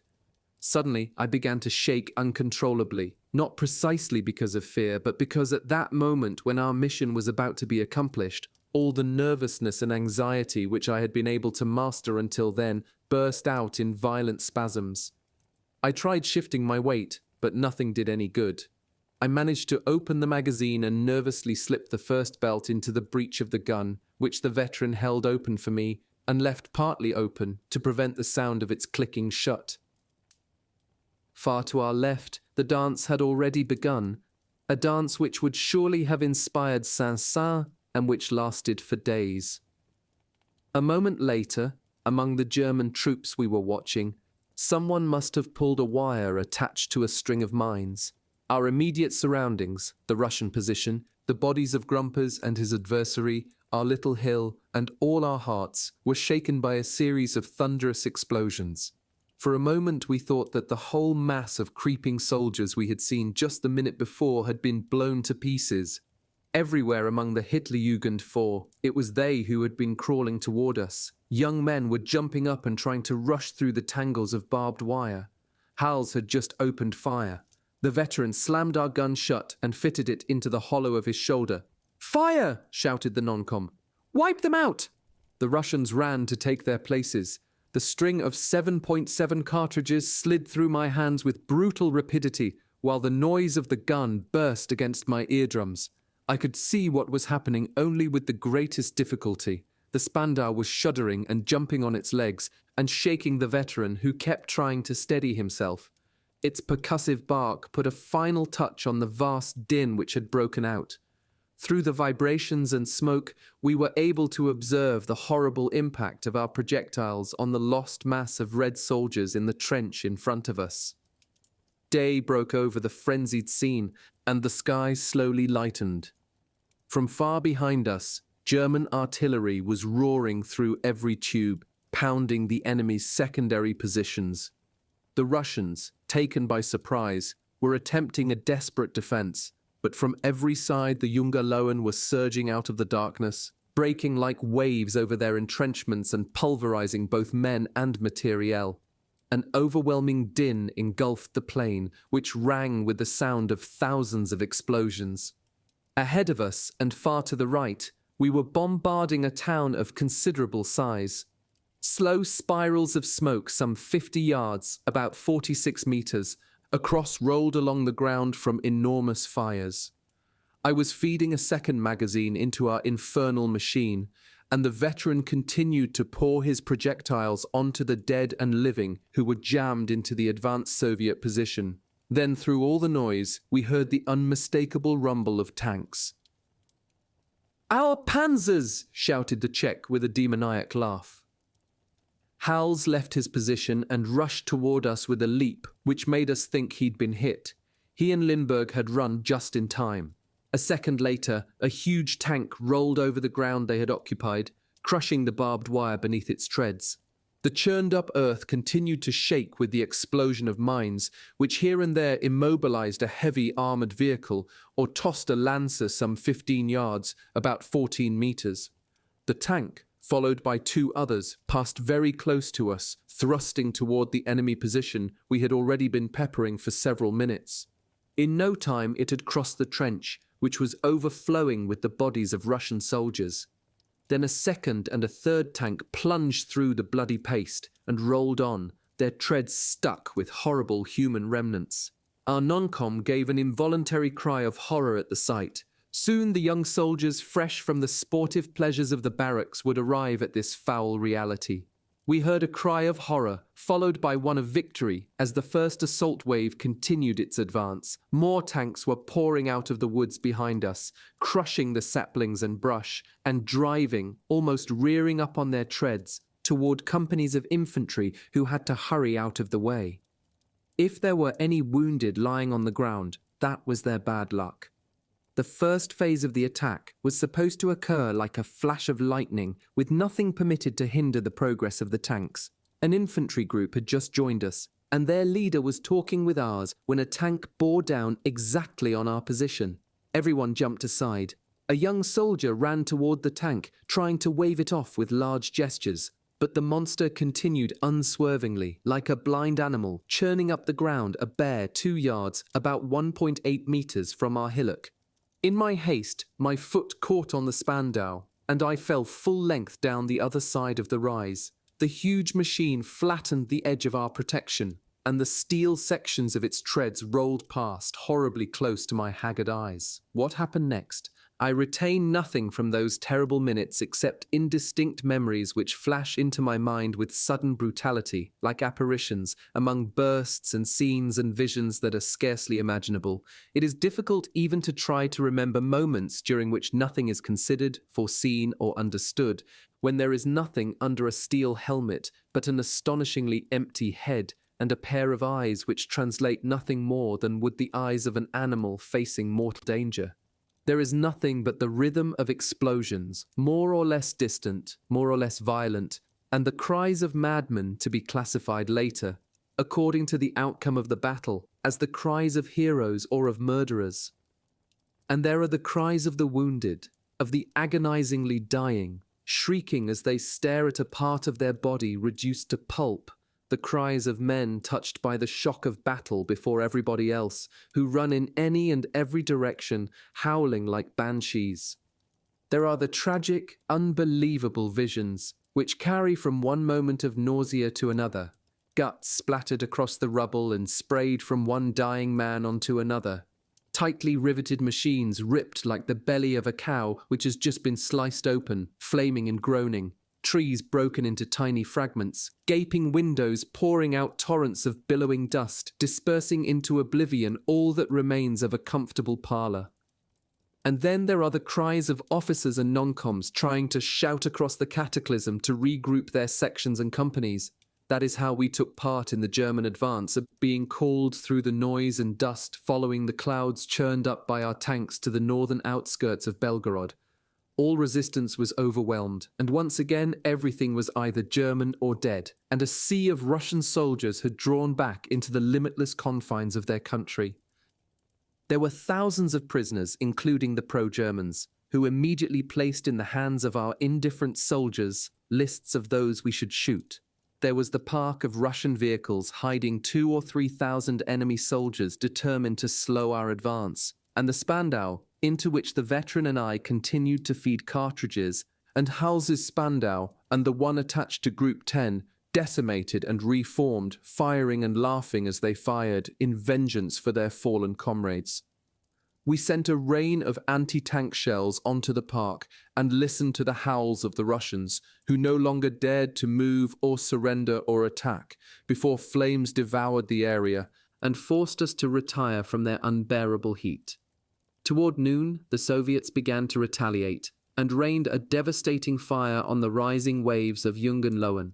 But nothing stopped the young lions, even for a moment, and the burnt-out ruin of Belgorod fell into the hands of their survivors on the second evening. In a heady state, near delirium, we went on, with almost no rest, to enlarge the wedge our troops had driven into the mass of the Soviet Central Front, a front of 150,000 men, according to our so-called information services. In fact, closer to 400,000 or 500,000 Russians were jostled back by 6,000 Germans. By the evening of the third day of continuous battle, during which we had only been able to snatch an occasional half-hour of sleep, we were seized by the furious strength of madmen. Our group had lost both the Czech and the sergeant, and as they lay either dead or wounded among the ruins, 2 grenadiers who had lost their units joined us. We were now split into 3 groups, including the 11th, in which Olensheim was still alive, and the 17th, which had rejoined us jointly, commanded by a lieutenant. We had been ordered to reduce the pockets of resistance in the ashes of a suburb called Deptrioka, if I remember correctly, enclaves which continued to defend themselves, although they had been left behind by the retreating Soviet forces. Our faces streaked with dust and filth and sweat stared across the ruined, apocalyptic landscape through which we were advancing, more interested in quiet corners for a few moments of sleep than in Russian strays. Explosions from the forefront of our advance were continuously shaking the air around us and compressing our weakened lungs. No one spoke, except for an occasional halt or Achtung, which threw us down onto the burning ground. We were so exhausted that we stood up only when our fire had subdued the isolated and hopeless resistance from some entrenched hole. Sometimes 1 or 2 prisoners might emerge from their hideout with their hands in the air, and each time the same tragedy repeated itself. Kraus killed 4 of them on the lieutenant's orders. The Sudeten, too. Group 17, 9. Young Lindbergh, who had been in a state of panic ever since the beginning of the offensive, and who had been either weeping in terror or laughing in hope, took Kraus's machine gun and shoved 2 Bolsheviks into a shell hole.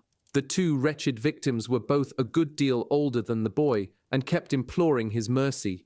We could hear their desperate shouts for a long time, but Lindbergh, in a paroxysm of uncontrollable rage, kept firing until they were quiet. Then there was the bread house, so called because after the massacre we found a few wretched biscuits there, which we devoured, hoping to extract some return for the horrors which the war forced upon us. We were mad with harassment and exhaustion, running on our nerves which were stretched to the utmost, and which alone made it possible to respond to the endless succession of crises and alerts. We were forbidden to take prisoners until our return trip. We knew that the Russians didn't take any, and although we longed for sleep, we knew that we had to stay awake as long as there were any Bolsheviks in our sector. It was either them or us, which is why my friend Hals and I threw grenades into the bread house at some Russians who were trying to wave a white flag. When we reached the end of our sweep, we collapsed at the bottom of a large crater and stared at each other for a long time in dazed silence. None of us could speak. Our uniforms were unbuttoned, torn, and so permeated with dust they were the colour of the ground. The air still roared and shook and smelled of burning. 4 more of our men had been killed, and we were dragging along 5 or 6 wounded, one of them Olensheim. There were about 20 of us huddled in that huge hole, trying to put our thoughts into some kind of order, but our stupefied eyes continued to wander vacantly over the burned landscape, and our heads remained empty. The radio announced that our Belgorod offensive had been crowned with success and marked the beginning of our further progress eastward. By the 4th or 5th evening, we had gone through Belgorod without even knowing it. Our assault troops were catching their breath, and numberless ranks of infantry were sleeping on the great battered plain. We were soon loaded onto a truck and driven to a key position. I didn't understand why the ruined hamlet where we were put down was considered strategic, but grasped that this was one of the places from which the next phase of our offensive would be launched. The gently rolling landscape of fat-bellied orchards and willow-bordered streams and irrigation canals reminded me somehow of Normandy. It was occupied either by lines of defense or by rallying points for our assault troops. We began to organize our position among the poor, half-ruined houses of the hamlet. Our first job was to get rid of some 30 Bolshevik corpses scattered through the rubble. We dumped them into a small garden, which must once have been cultivated. The day was hot and heavy. A greasy sun threw sharp shadows and made us squint in the harsh light, which emphasized every hollow in our exhausted faces. The same light poured down onto the faces of the dead Russians, whose fixed eyes were opened inordinately wide. Looking at them and thinking about us all made my stomach turn over. "Isn't it funny," the Sudeten remarked calmly, "how quickly a fellow's beard grows when he's dead? Look at this one." He turned over a body with his foot. The man's tunic was torn by 7 or 8 bloody holes. He probably shaved yesterday, just before he was killed. And look at him now. He's got a beard on him that would have taken him at least a week otherwise. "See this one," laughed another fellow, who was clearing out a building which had been hit by a heavy mortar shell. He was dragging a Russian soldier whose head had been blown off. "You'd do better to go and shave yourself if you want anyone to recognize you when it's your turn tomorrow. You give me a pain with your idiotic remarks. Anyone would think that's the first stiff you've ever seen." The veteran sat down on a heap of rubble and opened his mess tin. We found a cellar which made a perfect defense point and moved into it with our 2 machine guns. We dug out the air vent which had been blocked by the collapse of the house and even enlarged it, stopping work for a moment to watch a flight of Stukas pass overhead. Somewhere, not too far away, Ivan must have been drenched by a rain of bombs. Hals had made a hole in the masonry walls and was estimating the firing possibilities. Lindbergh was almost jubilant to be setting up this precarious shelter. Everything which now seemed to be working to our advantage stirred him to a strange excitement, in contrast to the helpless fear in the flaming alleys of Belgorod, which had reduced him to whining and pissing in his pants. 3 yards, about 2.7 meters away, the veteran and I were shoving in supports to brace the enlarged air vent, which, at best, seemed a shaky proposition. Whenever we moved, our helmets scraped against the low ceiling. Behind us, Kraus and 2 other grenadiers were removing the fallen stones and rubble which littered the floor. One of them picked up an empty bottle, and with a civilian reflex, stood it against the wall to wait for the harvest. As I've said, we had lost our non-com, and the veteran, who was an Obergefreiter, was now commanding our group. However, we were still under the orders of a fat Stabsfeldwebel, who directed all 3 groups, and who was killed 2 days later. The bastard checked our work with all the airs of a superior officer, forcing us to check this detail or that, unaware that he had only 48 hours left. We spent the day waiting and watching companies of sweating troops march by against a continuous background of heavy explosions and a variety of other noises. It was in precisely these moments that everything became intensely painful. As we slowly regained our spirits, we began to grasp what had happened to us. It suddenly struck us that our non-com and grumpers and the Czech and the wounded boy abandoned to his fate were in fact no longer with us.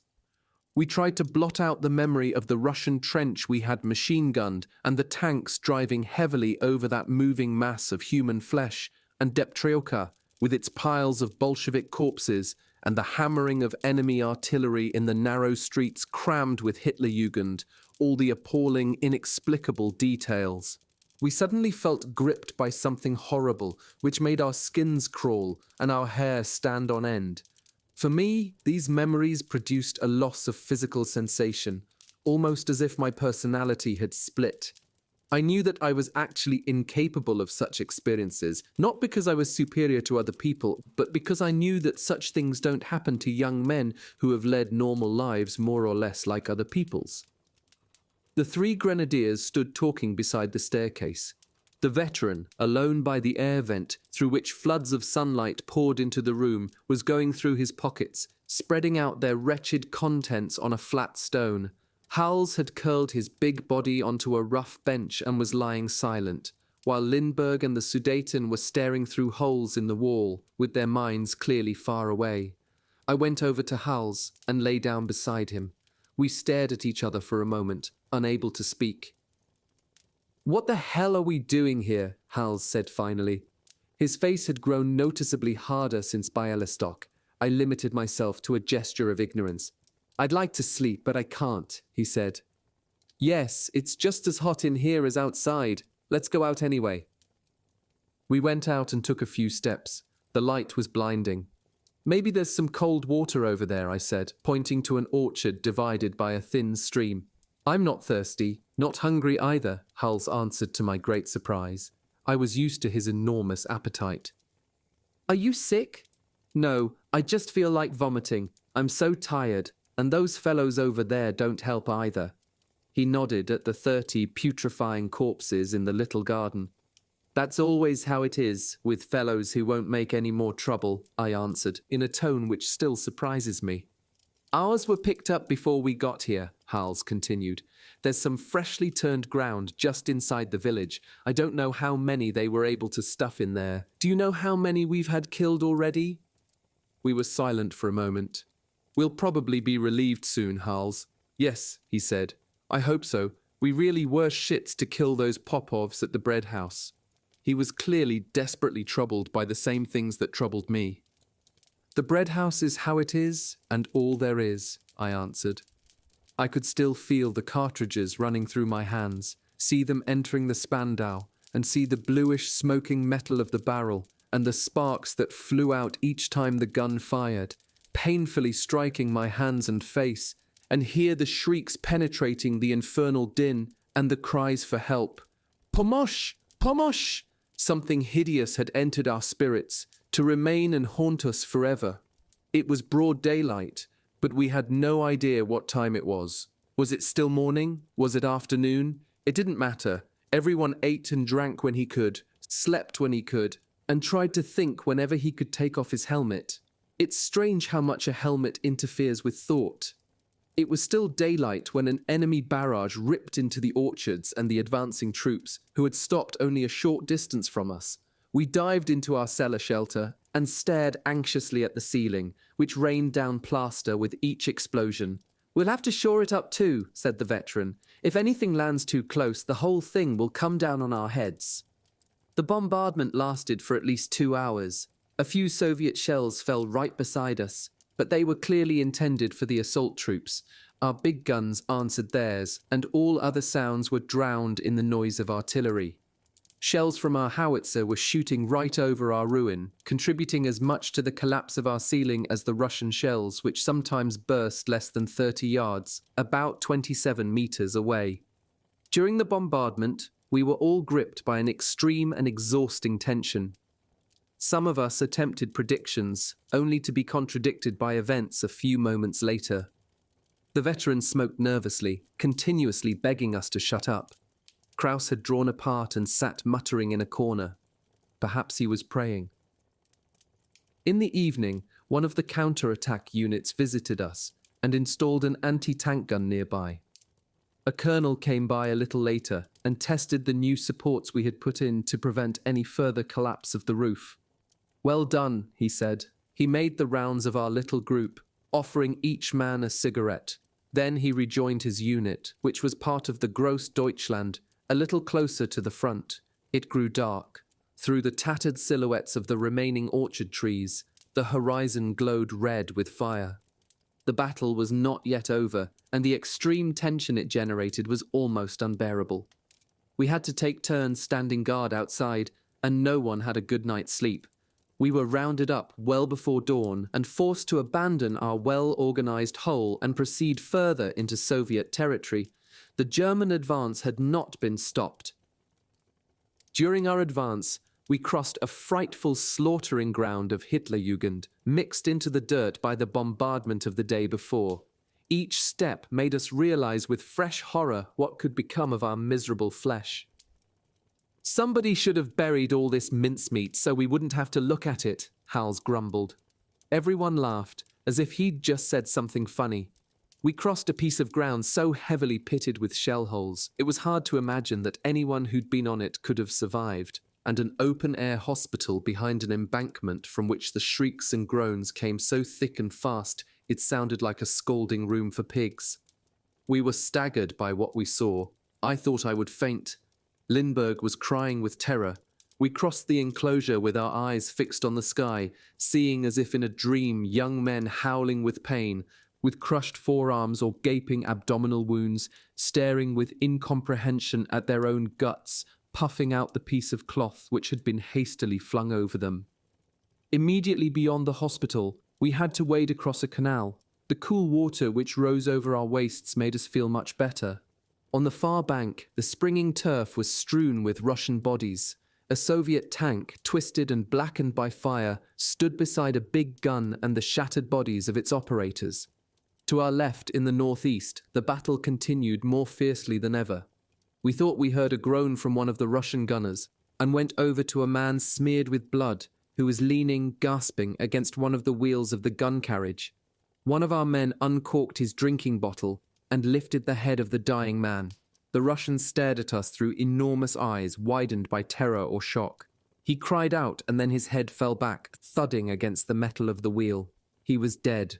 We continued across a series of rolling wooded hills where our frontline troops were regrouping and catching a moment's rest in the shade of the trees. Many men wore bandages whose whiteness stood out sharply against their grey, dusty faces. We were rapidly regrouped, called out, and sent to precise locations. The 2 grenadiers who had joined us were sent somewhere else, while our 8th group was completed by a new pair of strays. Unfortunately, the Stabsfeldwebel, whom I've mentioned before, and who had only one more day of life, was made the leader of our group. We were swiftly attached to an armoured section which transported us on the backs of their machines to the edge of an enormous plateau which seemed to stretch into infinity. We jumped off the backs of the moving Panzers to join a group of soldiers lying flat at the bottom of a shallow trench. Already several 50mm rounds fired directly at us by enemy artillery had brought it home to us that we were in the front line. The tanks turned back and vanished under the trees some 50 yards, about 46 meters behind us. We plunged down beside the fellows who were already there, who seemed none too cheerful. The Russian fire followed the tanks and was lost in the brush. Our idiot Stabsfeldwebel was already feeling uneasy about the distractions of the neighborhood and was discussing them with a very young lieutenant. Then the young officer waved to his men, who followed him toward the woods, running, and bent nearly double. The Popovs, who must have been watching, sent over 5 or 6 rounds aimed directly at them. Some of their bullets landed very close to us. Once again we were alone, 9 of us in a hole, facing the Soviet lines. The sun was directly above us. "Get cracking on that hole now!" shouted the Stabs in a perfect parade ground voice. We began to turn over the dusty Ukrainian soil with our short pick spades. We barely had time to speak. The heat of the sun was crushing and increased our lassitude. "We'll probably die of exhaustion before anything else has a chance to get us," Hals said. "I give up." "My head is killing me," I answered with a sigh. But our bastard Stabs kept after us, staring anxiously out over the grassless plain, which stretched into the distance as far as the eye could see. We had just finished setting up our 2 Spandaus when the noise of tanks rolling over the brush behind us made us shudder. On that magnificent summer afternoon, German tanks were once again leaving the shade and driving toward the east. From behind them, entire regiments bent double, passed us and vanished into a wall of dust, which hid them from view. About 5 minutes later, the Russians began a bombardment of unprecedented ferocity. Everything became opaque, and the sun vanished from our eyes, which had become enormous with fright. The storm cloud of dust was relieved only by continuous red flashes shooting up against the darker masses of trees 80 or 100 yards, about 91 meters away. The earth shook harder than I'd yet felt it do, and the brush behind us burst into flame. Screams of fear froze in our constricted throats. Everything seemed displaced. The air all around us was filled with flying clods, mixed with fragments of metal and fire. Kraus and one of the newcomers were buried in a landslide before they even knew what had happened to them. I threw myself into the deepest corner of our hole and stared uncomprehendingly at the stream of earth flooding towards our shelter. I began to howl like a madman. Hals pressed his filthy head against mine, and our helmets clattered together like two mess tins. Hals's face was transfigured by terror. "It's the end," he gasped, his words broken up by the explosions, which took away our breath. Overwhelmed by horror, I could only agree. Suddenly, a human figure crashed into our hole. We both trembled with desperation and fright. Then a second human shape joined the first in a great leap. This time, our huge eyes took in that these were two of our own men. One of the newcomers shouted to us through his frantic gasps for breath, "My whole company was wiped out. It's terrible." He carefully lifted his head just over the edge of the embankment as a series of explosions began to rip through the air beside us. His helmet and a piece of his head were sent flying, and he fell backward with a horrifying cry. His shattered skull crashed into Hals's hands, and we were splattered with blood and fragments of flesh. Hals threw the revolting cadaver as far as he could and buried his face in the dirt. The explosions had become so violent that we felt the ground all around us must be shifting. Outside our hole, on the torn and ravaged plain, we could hear an engine roaring out of control. Then there was another explosion, more violent than all the others, and an enormous flash of light swept the edge of our trench. Our two Spandaus fell back on top of us in a wave of loose earth. Those who weren't struck dumb with fright howled like madmen. "We're finished! Mama, it's me! No, no! We'll be buried alive! Help!" But nothing we said could put an end to this hell, which seemed to go on forever. About 30 soldiers on the run plunged in with us. We were kicked and shoved without mercy, as everyone tried to burrow down as deeply as possible. Whoever was left on top was finished. The earth all around us was pocked with thousands of shell holes, and from each of these we could hear the sounds of fleeing soldiers looking for refuge. But the cruel Russian soil was torn by fresh salvos, and those who thought they'd been saved continued to die. We heard the roar of airplane engines, and cheers for the Luftwaffe rose from thousands of desperate men. The bombardment continued for a few more seconds, and then decreased dramatically. The officers who were still alive blew their whistles for retreat, and the men packed into our hole poured out like rabbits chased by a ferret. We were about to follow when our Stabsfeldwebel, who hadn't yet been killed, shouted loudly after us, "Not you! We're here to stop a Russian counter-offensive. Get your guns ready to fire." 6 Hitlerjugend cadavers were lying on the bottom of the trench, which had completely changed shape. To the left, one end was caved in, and Krauss's boots were sticking out of 2 cubic yards of grey dirt. The other grenadier had been completely buried. With the help of the veteran, whose face was streaming with blood, we were able to get the FM back into place. The plane, which had been altered beyond recognition, was scarred with holes and lumps, as if giant moles had been at work. Wherever one looked, there was smoke and flame and a scattering of motionless bodies. In the distance, through spirals of dust and smoke, we could see geysers of fire from the bombs which our Me-110s were dropping on the Russian artillery. It looked as though we'd hit a couple of their ammunition dumps. The shockwaves from those explosions engulfed the earth and sky in an extraordinary intensity of light and displacement of air. "Those bastards!" shouted the Ober. "Now they're getting what they deserve." Our Me-110s turned back to the west, and the Russian artillery opened up again. They were concentrating particularly on the Panzers, which were retreating in disorder, with at least half their number destroyed. Although my left arm had almost been broken when the gang of panic-stricken soldiers jumped into the trench on top of us, I had felt nothing at the time. Now it was beginning to cause me violent pain, which hovered beside me like a supplementary presence, but I was too busy to pay much attention to it. The bombardment was continuing to the north and to the south, and then passed over us once again, intensifying and spreading its complement of pain and terror. Our group of stupefied men could breathe only with difficulty, like an invalid who gets up after a long illness to find he has lost both strength and wind. We were all unable to speak. There was nothing to say then about the hours we had just lived through, and there is no way of describing them now with the vehemence and force they require. Nothing remains for those who have survived such an experience but a sense of uncontrollable imbalance and a sharp, sordid anguish which reaches across the years unblunted and undiminished, even for someone like me who is attempting to translate it into words, although a precise and appropriate vocabulary remains elusive. Abandoned by a god in whom many of us believed, we lay prostrate and dazed in our demi-tomb.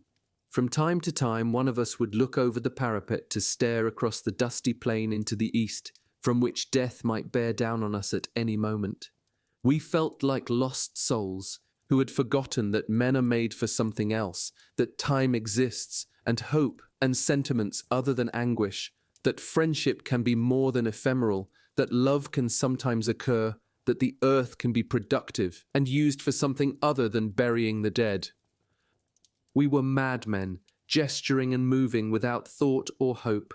Our legs and arms were numbed by hours of crowding and shoving against neighbours, living or dead, who were taking up too much room.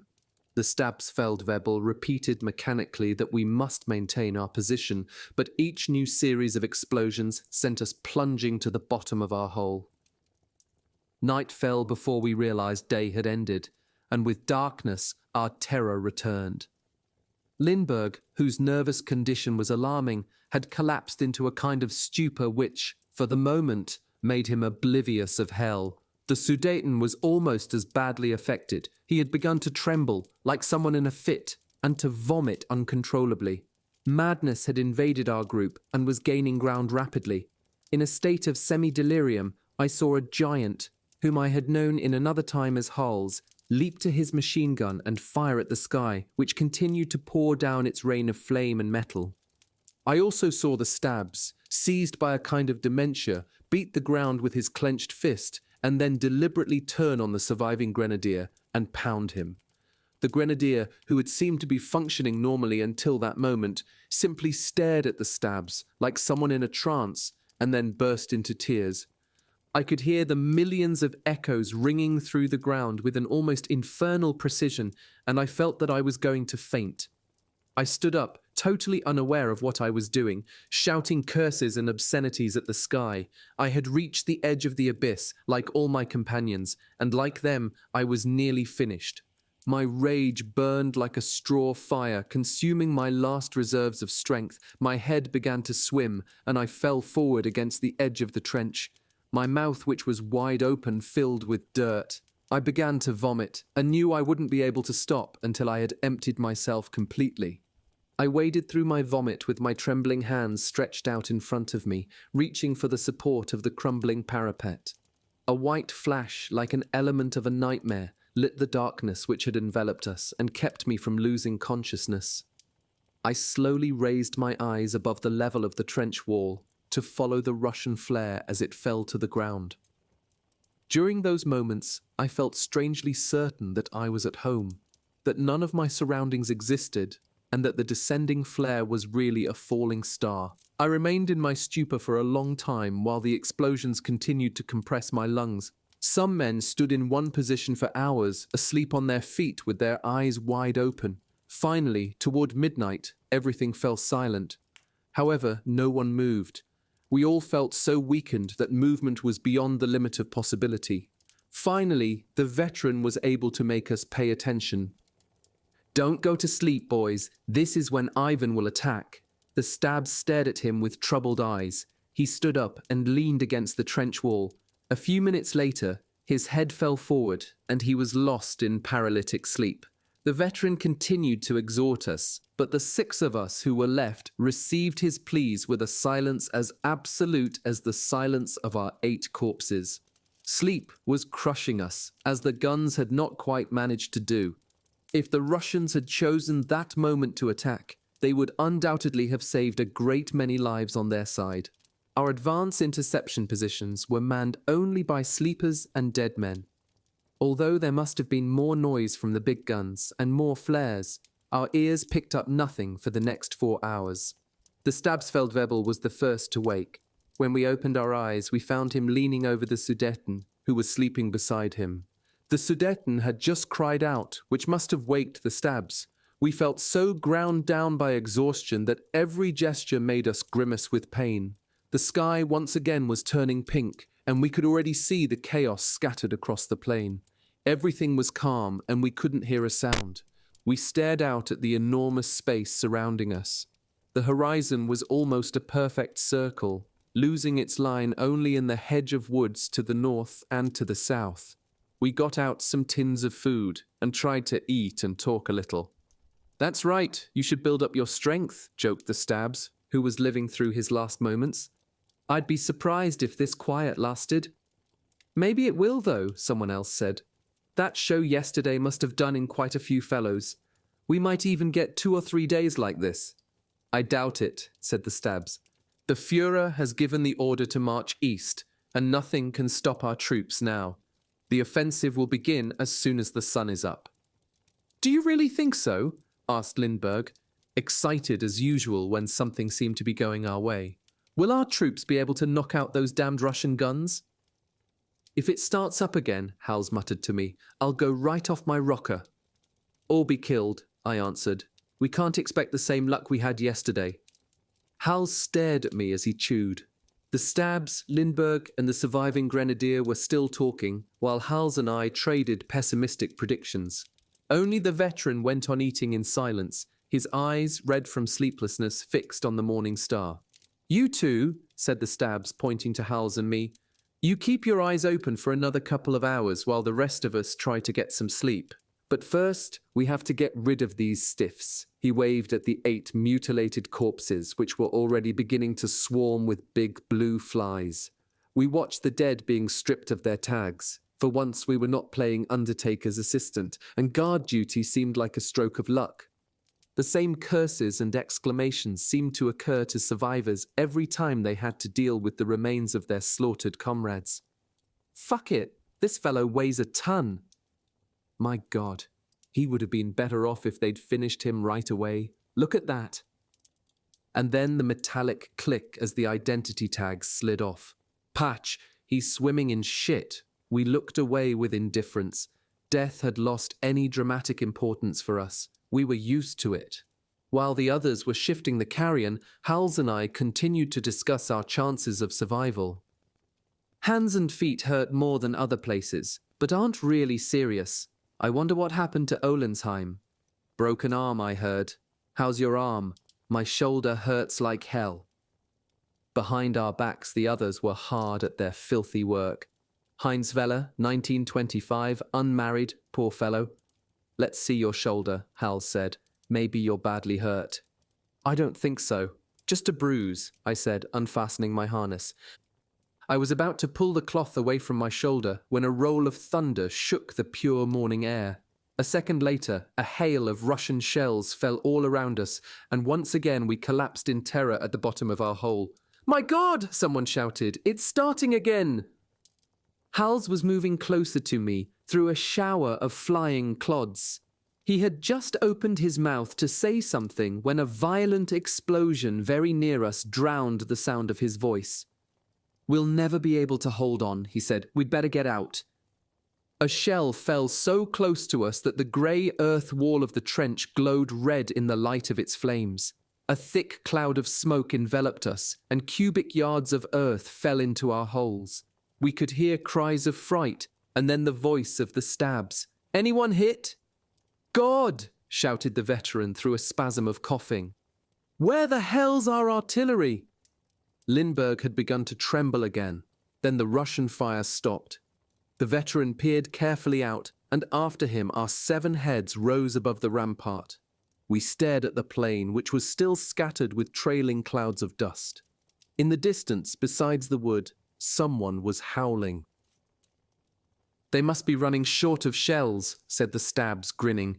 "Otherwise, they wouldn't have stopped so quickly." The veteran looked at him with his habitual, resigned expression. "I was just thinking the same thing about our artillery," Stabs Feldwebel. "I was wondering why they weren't firing." "We're preparing an offensive. That's why our side is quiet. Soon we'll see our tanks." The veteran stared at the horizon. "I'm sure," the Stabs went on, "that our offensive will begin again any minute now." But we were watching the veteran. His eyes were growing wider and wider, and so was his mouth, which seemed ready to howl. The stabs had shut up too. We all followed the direction of our gunners' eyes. In the remote distance, a thin black line stretched from one end of the horizon to the other, and was moving toward us like a wave rolling toward the shore. We stood watching for a moment. The line was dense and somehow unreal. Then the veteran shouted in a voice which paralyzed us with fear. "It's the Siberians! They're here! There must be at least 1,000,000 of them!" He gripped the butt of his FM, and a demented laugh burst through his clenched teeth. In the distance, a confused tumult of thousands of roaring voices swelled like a hurricane wind. "Every man to his post!" shouted the stabs, whose eyes remained fixed as if hypnotized on the irresistible Soviet tide. We had all picked up our guns like automatons and braced our elbows against the parapet. Hals was trembling like a leaf, and Lindbergh, his number 2 man, seemed unable to handle the belt of 7.7 seconds. "Get closer to me," Hals shouted. "Get closer or I'll kill you." Lindbergh's face was quivering, as if he were about to burst into tears. The veteran wasn't shouting anymore. His gun was on the crook of his shoulder, his finger was on the trigger, and his teeth were clenched tightly enough to break. The Soviet war cry was growing continuously louder and more distinct. It was like a long shout, muffled by its great volume. We remained frozen by the danger, unable to judge its magnitude. Our stupor was too great. We were like paralyzed mice facing a snake. Then Lindbergh broke down. He began to cry and shout and left his post, throwing himself down on the trench floor. "They'll kill us! They'll kill us! We'll all be killed!" "Get up!" shouted the stabs. "Get back to your post or I'll shoot you right now!" He dragged him to his feet, but Lindbergh had gone as limp as a rag and was streaming with tears. "You bastard!" shouted Hulls. "Get killed then! I'll take care of this damn thing myself." By now we could hear the Russian cries distinctly, a huge continuous "Ura, maman," I thought to myself. "Maman." "Ora, ora pobieda," muttered the veteran. "Just get a little closer." The human wave was now about 400 yards, about 366 meters from us. We could also hear the throb of engines and see 3 planes high in the brightening sky. "Planes," said the Sudeten, but we'd all noticed them already. Our anxious eyes left the Russian horde for a moment. The airplane engines were screaming as the planes dived down at top speed. "Messerschmitts!" shouted the stabs. "What guts! Hurrah!" we all shouted. "Hurrah for the Luftwaffe!" The 3 planes were strung out over the huge Russian thrust, spraying it with death. This seemed to be a signal for our mortars to open fire. They were hidden in the brush and had lengthened their range. The Spandaus which had survived the bombardment began to fire too, while the planes dived down, stimulating our troops to a feverish pitch of courage. I could feel the FM cartridges running through my hand at a dizzying speed. One clip was emptied, and we started another. Some of the big Wehrmacht guns had also opened fire, which must have had a lethal effect on the ranks of Bolsheviks, who were charging as in the days of Napoleon. However, the human tide continued to roll toward us, making our scalps crawl.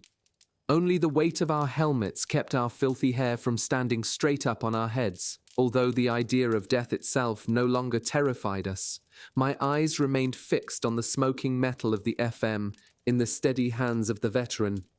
The trembling belt of cartridges moved forward into the machine, shaken as if by a titanic frenzy.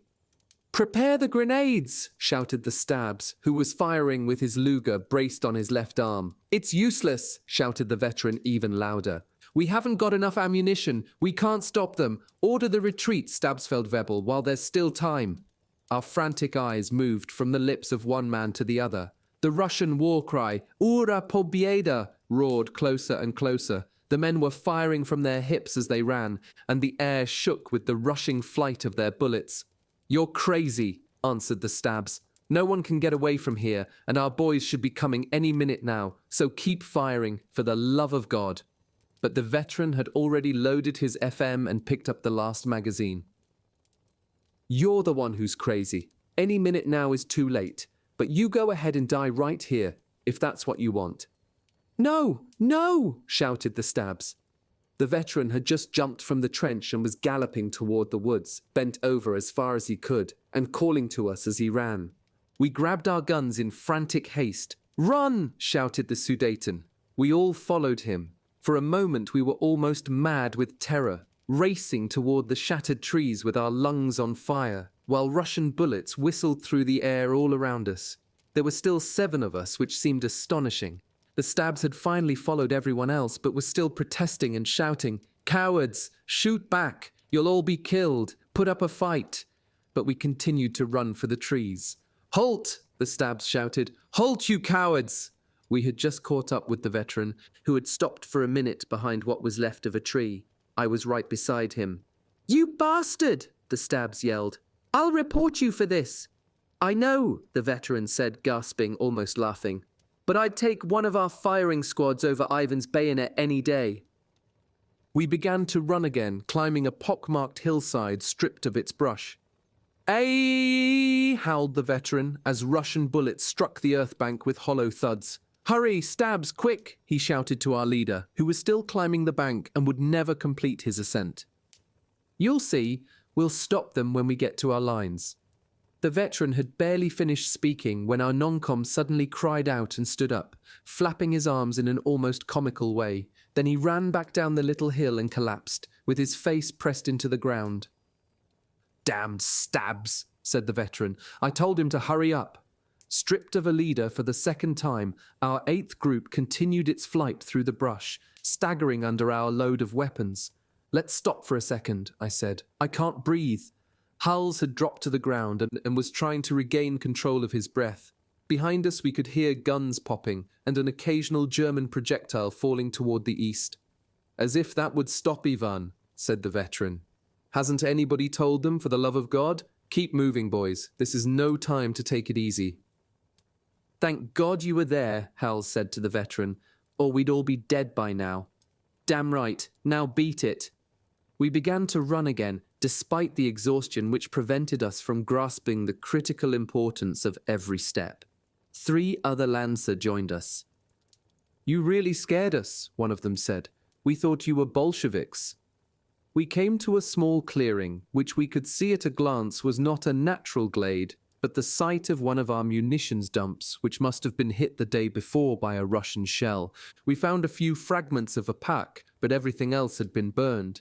A blackened corpse was still tangled in the branches of a fallen tree, some 4 yards, about 3.7 meters, above the ground. Suddenly we were surrounded by a full company of soldiers, ready to attack. A tall lieutenant ran to meet us. "Sergeant," he said without wasting a moment. "Killed," answered the veteran, pulling himself approximately to attention. "Damn," said the officer. "Where have you come from? What company do you belong to?" 8th Group, 5th Company, Interception Group of the Großdeutschland Division, Herr Leutnant. 21st Group, 3rd Company, added the 3 fellows who'd just joined us. "We're the only survivors." The officer looked at us, but said nothing.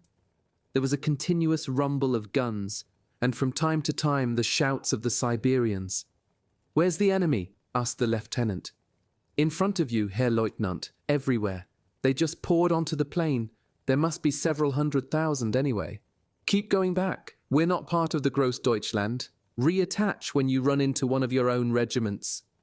We didn't wait for him to repeat himself, but plunged into the brush once again, while the officer turned back to his troops, shouting his orders. We passed many other groups ready for the slaughter, finally arriving at the hamlet where we had organized the defense post in the cellar a short time before. We stopped because a unit from our division had settled in there, but no one knew anything about the 5th Company. We were bombarded with questions, first by officers and then by anxious soldiers, but we were also allowed a few minutes' rest in the shadow of a ruined house and were brought something to drink. Everywhere, harassed soldiers were digging in, constructing defensive fortifications, camouflaging, checking over what had already been done. Toward noon, we could hear the battle approaching. A salvo from the Russian artillery made us run for the cellar we already knew, where we saw a fat soldier, a Großdeutschland veteran, dancing and singing as the earth and air shook with explosions. His companions paid no attention to him. "He's off his rocker," Hals said. "He was that way already when we got here," someone else explained. Pretty soon, we too paid no more attention to the fat lunatic who was trying to execute a French can-can. He's too much, Hals muttered, but the madman went right on waving his arms. In the afternoon, 5 or 6 tanks went to meet the Russians, with several groups of grenadiers right behind them. In the distance we could hear fighting, which seemed to go on for about an hour. Then we saw the grenadiers coming back, surrounded by a thick swarm of fleeing soldiers. The woods beyond the orchards were red with fire. Scattered shots were falling all around the gasping soldiers who were dragging their wounded comrades with them. We realized that in a short time we would again be on the front line. The battle was drawing continuously closer, with its rumbling explosions and loud bursts of sound, and we felt ourselves gripped once again by the essential, inescapable anguish of the front. The counterattacks of the regiments whose positions we had crossed had been swamped like our tanks by the irresistible Soviet flood, for whom the most enormous losses seemed immaterial. The hamlet had become an important strategic point, jammed with machine guns, mortars, and even an anti-tank gun, which no doubt was the reason for the hell we suffered during the next 36 hours. Some 60 yards, about 55 meters, ahead of us, 2 holes had been fitted out to hide 2 Spandaus, just in front of the ones manned by the veteran and Hals, which we had reinstalled in our position of the day before. To our right, protected by the ruins, a big Geschnauz had been set up and was ready to fire, surrounded by some 50 other infantry weapons, rifles, machine guns, and grenade throwers, hidden in the ruins of 4 or 5 wooden sheds, or behind piles of wood, or half-collapsed garden fences. A little further along, behind a low wall, some of the soldiers who had fled were being regrouped and set to digging new trenches. To our left, in a trench beside the only structure left more or less intact, a mortar section had set up its position, swelled by numbers of retreating infantry troops, who were reattaching themselves wherever they could. Further to the left and somewhat behind us, above the road which cut through the hamlet, a 50mm anti-tank gun protected by earth built up into something like a bunker was aimed toward the orchards, and behind it, somewhat lower down, a radio truck had parked beside the tractor for the gun. We had watched the truck arrive while we were resting. An endless stream of orders was pouring from our basement shelter. Officers were regrouping all the fugitives, forming emergency units, and lengthening the line of defense above the hamlet, where there must have been a command post under the authority of a superior officer. From time to time, a bullet fired at random obliged one or another of our groups to dive for the ground.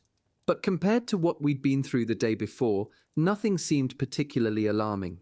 Only in the distance, about a mile away, violent contact persisted between the last of our retreating troops and advanced Russian forces. The veteran nodded as he listened to the rush above and beyond us. "Well," he kept saying, "they're trying to make another Siegfried line up there. Do they really think that's how they'll stop the Ruskies?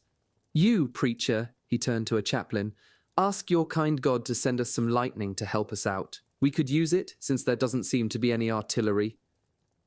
Everyone laughed, including the chaplain, who was less sure of his arguments now that he'd seen God's creatures tearing each other to pieces without the slightest trace of remorse. A Feld looked into the shelter. "What the hell's a crowd like this doing in here?" "Interception Group 8, 5th Company, Feldwebel," shouted the veteran, gesturing at the 6 of us. "The rest invited themselves in a little while ago." "Okay," said the sergeant. "Your group stay put, but everybody else out. There are still plenty of holes outside that need to be filled." The other men groaned and got up. "Feldwebel," said the veteran, "leave us a couple of extra men to help out, in case some of us are killed. We've got to be able to hold this place." "Okay," but before he was able to point to anyone, the fat lunatic who'd been dancing when we arrived proposed himself. "I was a machine gunner outside Moscow, Herr Feldwebel, and nobody criticized my performance. You stay then, and that fellow over there, the rest come with me." So our group was enlarged by the fat man, whom we'd nicknamed French Can-Can, and a thin, gloomy-looking character. "I beg your pardon," French Can-Can said to us. "I hope you'll forgive me for encumbering you with my voluminous presence. You must see that digging a foxhole big enough to take me would be an awful lot of work." He began to talk, enlarging on anything that came into his head. From time to time, an explosion made him fall silent, blinking his little pig eyes, But as soon as the danger was past, he would start talking again, more voluble than ever. "You can set your mind at ease about the hole we'll dig for you," said the veteran without a smile. "A few stones on your beer sack, and that'll be it." "I don't drink much beer," said French Can-Can, but Hals interrupted him. "Things must be pretty rough outside," he said. "Look, there are 2 of our tanks coming back." "The hell they're ours," said the veteran. "Those are T-34s, and our anti-tank boys had better notice them." We stared at the 2 monsters roaring toward us. "God help us," said Hals. "We'll never be able to reach them with these pop guns." He began to fire the heavy machine gun, and a moment later the tanks were surrounded by flying clods. We also saw luminous impacts on their turrets, which otherwise seemed to be undamaged. Their long tubes, waving and balancing like elephants' trunks, kept moving forward. An explosion sent us down to the floor, and a Russian shell screamed over us before exploding somewhere beyond the hamlet. The tanks had just slowed down, and the second one was already shifting into reverse. Our Geshnars was still firing at the 2 monsters, which were now lurching slowly backward. A second Russian shell hit the left-hand wall of our building and made the whole cellar shake. There were several other explosions, but we no longer dared look out. Then an exultant shout from outside gave us a moment of courage, and we saw that the first tank, which had been knocked askew by one of our anti-tank guns, was drawing back, zigzagging on a single tread. It bumped the other tank, which wobbled from the impact, and turned, offering its flank to our Geshnars. A few minutes later, enveloped in a thick cloud of smoke, it joined the other tank, which had completed a half-turn, and withdrew. One of them was spouting a thick stream of black smoke and would certainly not get very far. We could hear all our men cheering. "You see that, boys?" exclaimed the veteran. "That's how to make Ivan run." We all laughed nervously except the thin, dark boy. "Why are you looking so grim?" Hals asked him. "I'm sick," the other replied. "You mean scared," the Sudeten said. "But that's something we've all got." "Sure, I'm scared, but I'm sick too. Every time I have to crap, blood pours out of my ass." "You ought to go to the hospital," said the veteran. "I've tried, but the major doesn't believe me. What I've got he can't see." "Yes, I guess a fellow's better off without an arm, or with a big hole somewhere. That's more spectacular." "Try and sleep," the veteran said. "For the moment we can do without you." A mess truck had arrived at the hamlet, and anyone who had the nerve to go out could get his mess tin filled. The simple fact that we were being supplied restored some of our confidence. We felt that we hadn't lost all contact with the outside world. However, our panic returned at nightfall. The fighting flared up again with renewed violence, and in short order the rest of the German troops were retreating from the Russians, who arrived before the last of the Landser were able to get through.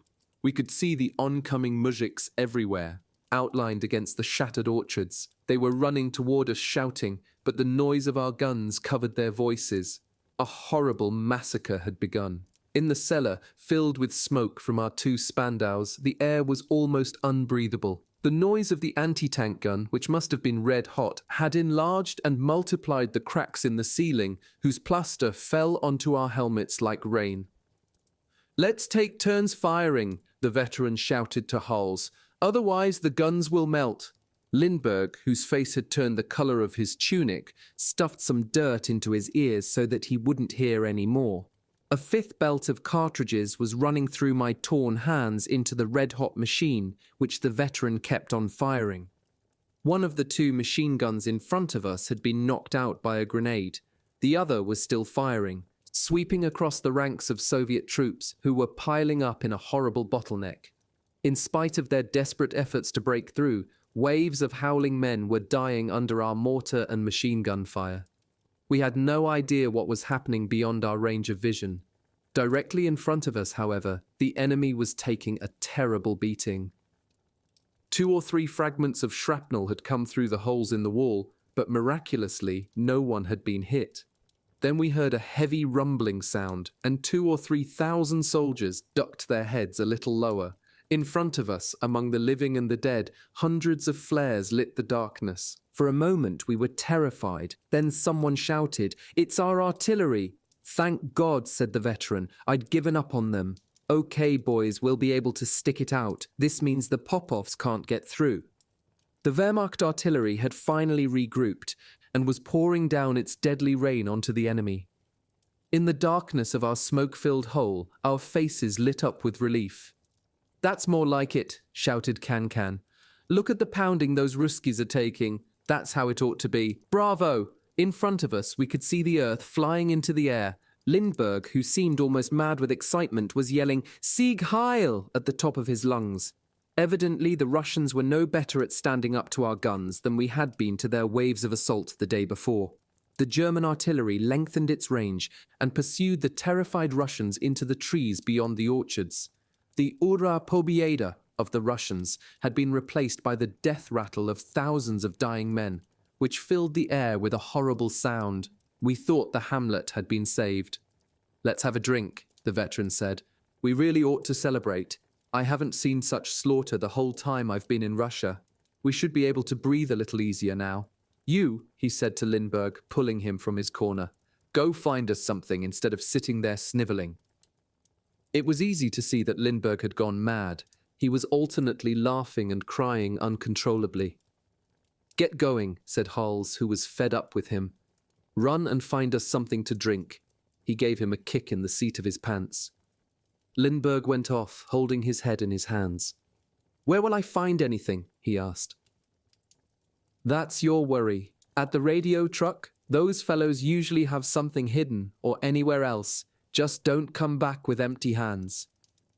Outside, other soldiers were celebrating the rout of so many Popovs. In our cellar, the level of gaiety rose too. Can-Can began to dance again, and we imitated him. For a while there I thought we were finished. Thank God the artillery stood by us. "Thank God is right," laughed the grenadier who'd been with us for 3 days. Tears of joy and relief were streaming from our reddened eyes and running down our blackened faces. The veteran was singing and calling for drink, and we trusted him. He had saved us that morning, and if he was rejoicing, so could we. He knew how the Russians operated and had already done a lot of fighting. He told us we would have a lull, but he was wrong. The Russian units had grown enormously and were no longer the crippled divisions which had been shoved out of Poland by the Wehrmacht and on into Russia for hundreds of miles. Times had changed. Beyond the cellar, beyond the hamlet and its trenches, beyond the thousands of mujik cadavers and the flaming woods, the Soviet mass was moving into action again, trampling on its own dead and on ours, more powerful than ever, with hundreds upon hundreds of guns wheel to wheel. Soon their cries of victory would drown our laughter. We had become 5 pairs of terrified eyes staring into the murky brilliance of the orchard, which was lit by thousands of dazzling, quick-burning fires. The German lines had already been attacked 3 times by Soviet troops, and 3 times had repulsed them with extraordinary effort and bravery. Between the assaults, the big Russian guns pounded our troops and our artillery, which kept on shelling the enemy as long as it could. For 5 hours already, our laughter had been stilled, as Stalin's organs hammered at our positions, killing many of our defending troops. The rest were either killed or driven mad by bombs. A few, like our group, who had been lucky enough to dig in solidly, went on firing haphazardly with what they had left. Our ceiling had finally caved in, and the hole in the roof acted like a chimney to let the smoke escape. The tall, thin boy with dysentery had taken Hals's place at the Spandau for a few moments.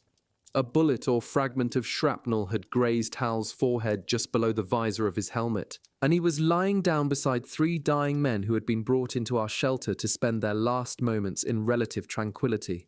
Then Hals's gun jammed, and only the veteran was left firing, stiff with exhaustion, helped by Can-Can, the Sudeten, and me. We felt a crushing sense of despair when Russian rockets erected a wall of white fire over our mortar trench. The Geschnaus had been dismantled, and the anti-tank gunners had given up long since.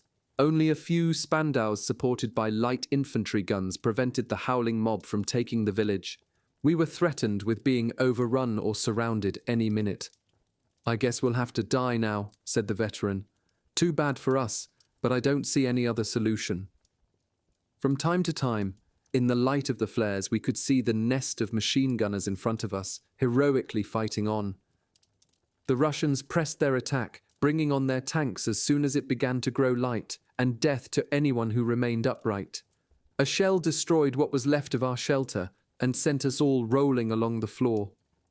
Our cries of distress were mingled with the screams of the two machine gunners, and then the shouts of revenge from the Russian tank crew as it drove over the hole, grinding the remains of the two gunners into that hateful soil. Hals stood for a moment, fascinated by the spectacle. He was the only one of us who had remained on his feet, and the only one who could see what was happening. He told us later that the treads worked over the hole for a long time, and that as they manipulated their machine, the Russian crew kept shouting, "Kaput, Soldat Germansky, kaput!" We managed to get out about 10 minutes before the Russians arrived. There was no longer any question in our minds. The rest of our forces had abandoned us. God knows how we managed to drag ourselves through the dead and the chaos and the lights of the flares. Our heads were filled with the sound of continuous explosions. It was impossible even to imagine silence.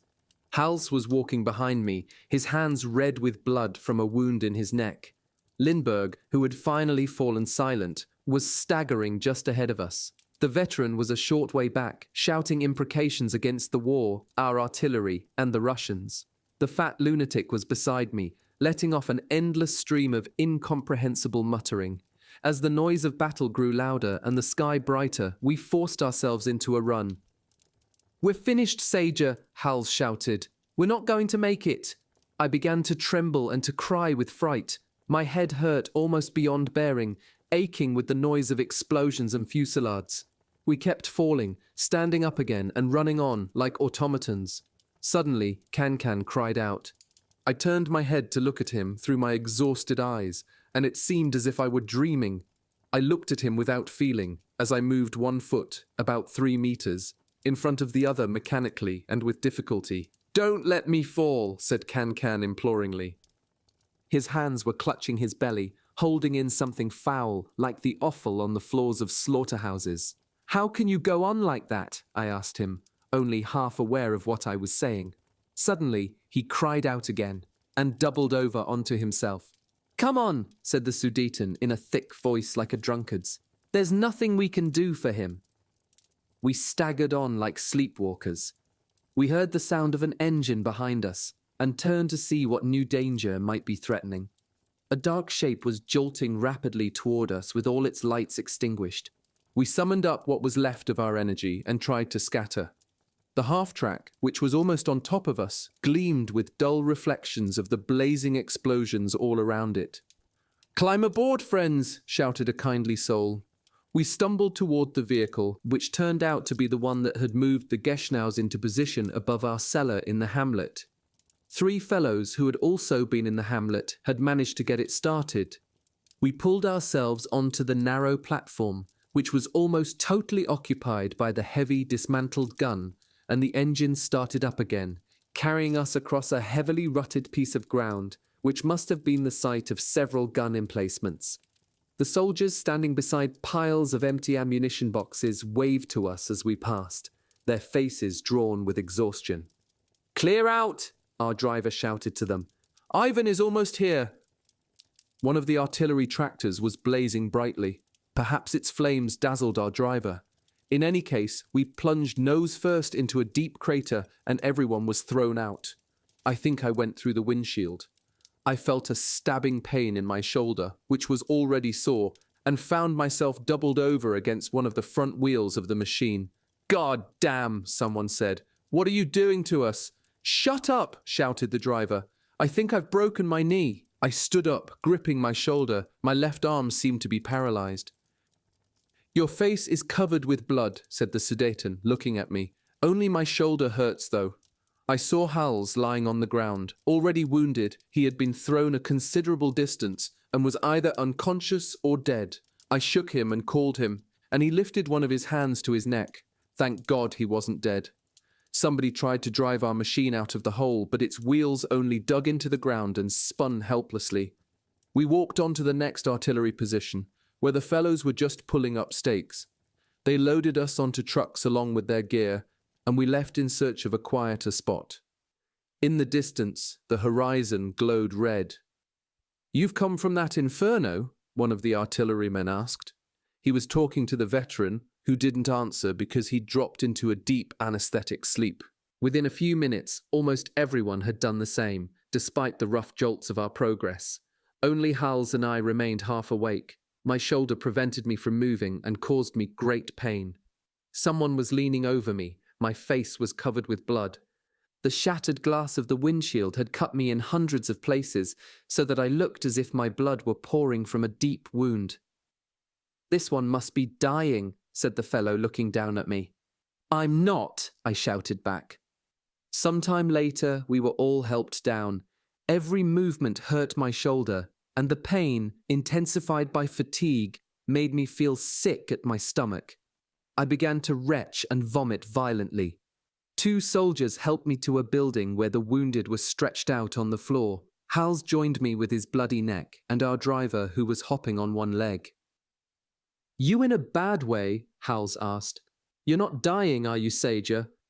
His words reached me through a loud buzzing noise, across an immense distance. "I want to go home," I said between 2 spasms of retching. "So do I," Hals said. He stretched out on his back and fell asleep. Sometime later, we were wakened by men from the sanitary service who had come to sort out the dead and wounded. I felt a set of cold fingers lifting my eyelids as someone peered into my eyes. "It's all right, boy," he said. "Where are you hurt?" "My shoulder. I can't move it." The orderly unbuckled my straps, which made me howl with pain. "No visible wounds, Herr Major," he said to a tall man wearing a cap. "What about his head?" "Nothing there," the other said. "His face is bloody, that's all. And there's something wrong with his shoulder." The orderly moved my left arm back and forth, and I screamed.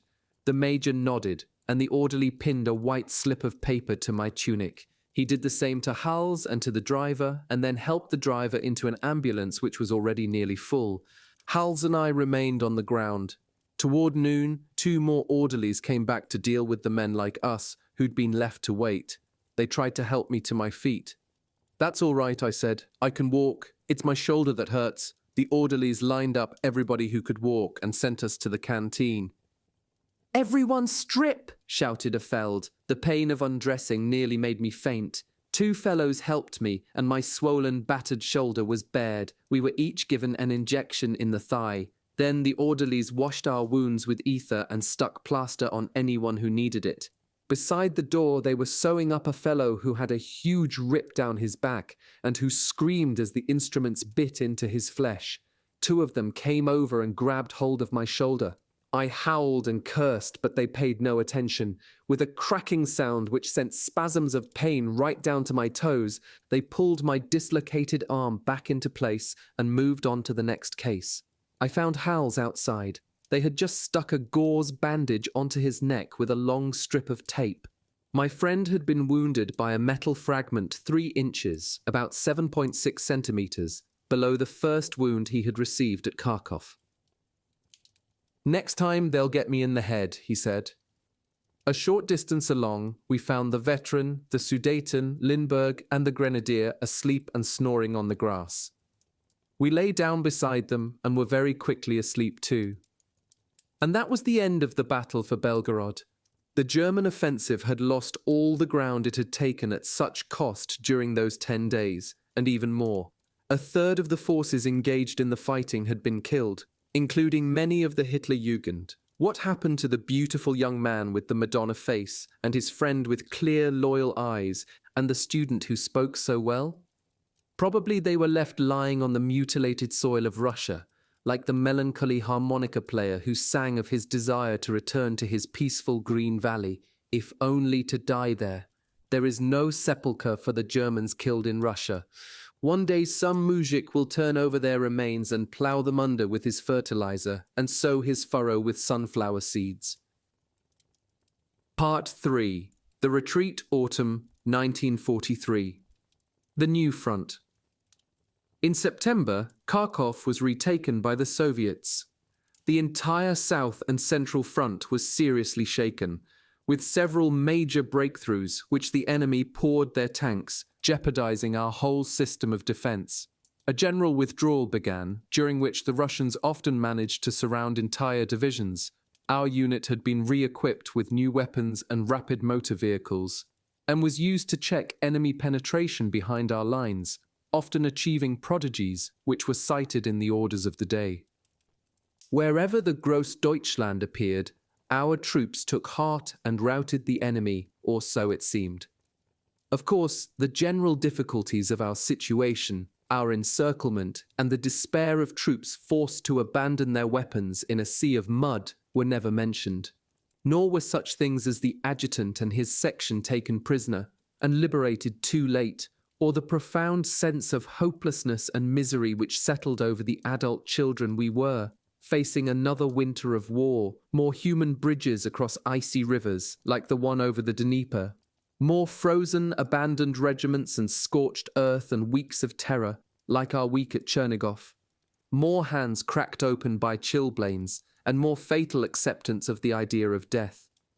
Generals have since written accounts of these events, locating particular catastrophes, and summarizing in a sentence or a few lines the losses from sickness or freezing. But they never, to my knowledge, give sufficient expression to the wretchedness of soldiers abandoned to a fate one would wish to spare even the most miserable cur. They never evoke the hours upon hours of agony or the obvious resentment of individuals swamped by the herd, in which each man is lost in his own misery and oblivious of the sufferings of others. They never mention the common soldier, sometimes covered with glory, sometimes beaten and defeated, burdened by the angry remonstrances of the non-coms, and by the hatred of another herd of human beings whom it is officially permissible to hate, confounded by murder and degradation, and later by disillusion, when he realizes that victory will not return him his liberty. In the end, there was only the physical crime of war and the hypocritical and intellectual crime of peace. "That's why you're fighting," Hauptmann Wisredau, our captain, said to us one day. "You're nothing more than animals on the defensive, even when you're obligated to take the offensive. So be brave. Life is war, and war is life. Liberty doesn't exist." Captain Wisredau often helped us to endure the worst. He was always on good terms with his men, and was never one of those officers who are so impressed by their own rank that they treat ordinary soldiers like valueless pawns to be used without scruple. He stood beside us during countless grey watches and came into our bunkers to talk with us and make us forget the howling storm outside. I can still see his thin face, faintly lit by a wavering lamp, leaning over beside one of ours. "Germany is a great country," he used to tell us. "Today, our difficulties are immense. The system in which we more or less believe is every bit as good as the slogans on the other side. Even if we don't always approve of what we have to do, we must carry out orders for the sake of our country, our comrades, and our families, against whom the other half of the world is fighting in the name of truth and justice. All of you are old enough to understand that. I have done a good deal of traveling to South America and even to New Zealand. Since Spain, I have fought in Poland and France, and now Russia, and I can tell you that everywhere there are the same dominating hypocrisies. Life, my father, the example of former times, all of these taught me to sustain my existence with rectitude and loyalty, and I have clung to these principles in spite of all the hardships and follies which have been my lot. Many times, when I could have responded with a thrust of the sword, I only smiled and blamed myself, assuming that I myself was the cause of all my troubles. When I had my first taste of war in Spain, I thought of suicide. It all seemed so vile, but then I saw the ferocity of others who also believed in the justice of their cause and offered themselves up to acts of murder as to a purification. I watched the soft, effete French shift from terror to toughness and take up the arms they couldn't use when they needed them once we had restored their confidence and offered them the hand of friendship. In general, human beings don't accept the unaccustomed. Change frightens and upsets them, and they will fight even to preserve situations they have always detested. But a slick armchair philosopher can easily arouse a rabble to support an abstract proposition. For instance, all men are equal, even when the differences between men are obviously as great as the differences between cows and roosters. Then those exhausted societies, drained by their liberty, begin to bellow about their convictions and become a threat to us and to peace. It's basic wisdom to keep people like that well-fed and content, if one wishes to extract even a tenth of the possible return. Something of this kind is happening on the other side. As a people, we are fortunate in being somewhat less indolent than they. If someone tells us to examine ourselves, we at least have the courage to do it. Our condition is not absolutely perfect, but at least we agree to look at other things and take chances. We are now embarked on a risky enterprise with no assurance of safety. We are advancing an idea of unity which is neither rich nor easily digestible. But the vast majority of the German people accept it and adhere to it, forging and forming it in an admirable collective effort. This is where we are now risking everything. We are trying, taking due account of the attitudes of society, to change the face of the world, hoping to revive the ancient virtues buried under the layers of filth bequeathed to us by our forebears.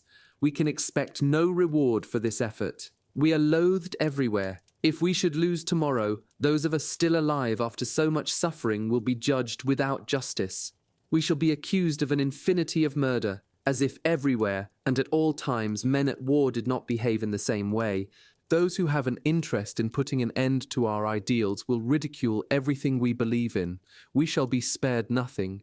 Even the tombs of our heroes will be destroyed, only preserving as a gesture of respect toward the dead a few which contain figures of doubtful heroism who were never fully committed to our cause. With our deaths, all the prodigies of heroism which our daily circumstances bring, and the memory of our comrades dead and alive, and our communion of spirits, our fears and our hopes, will vanish, and our history will never be told. Future generations will speak only of an idiotic, unqualified sacrifice.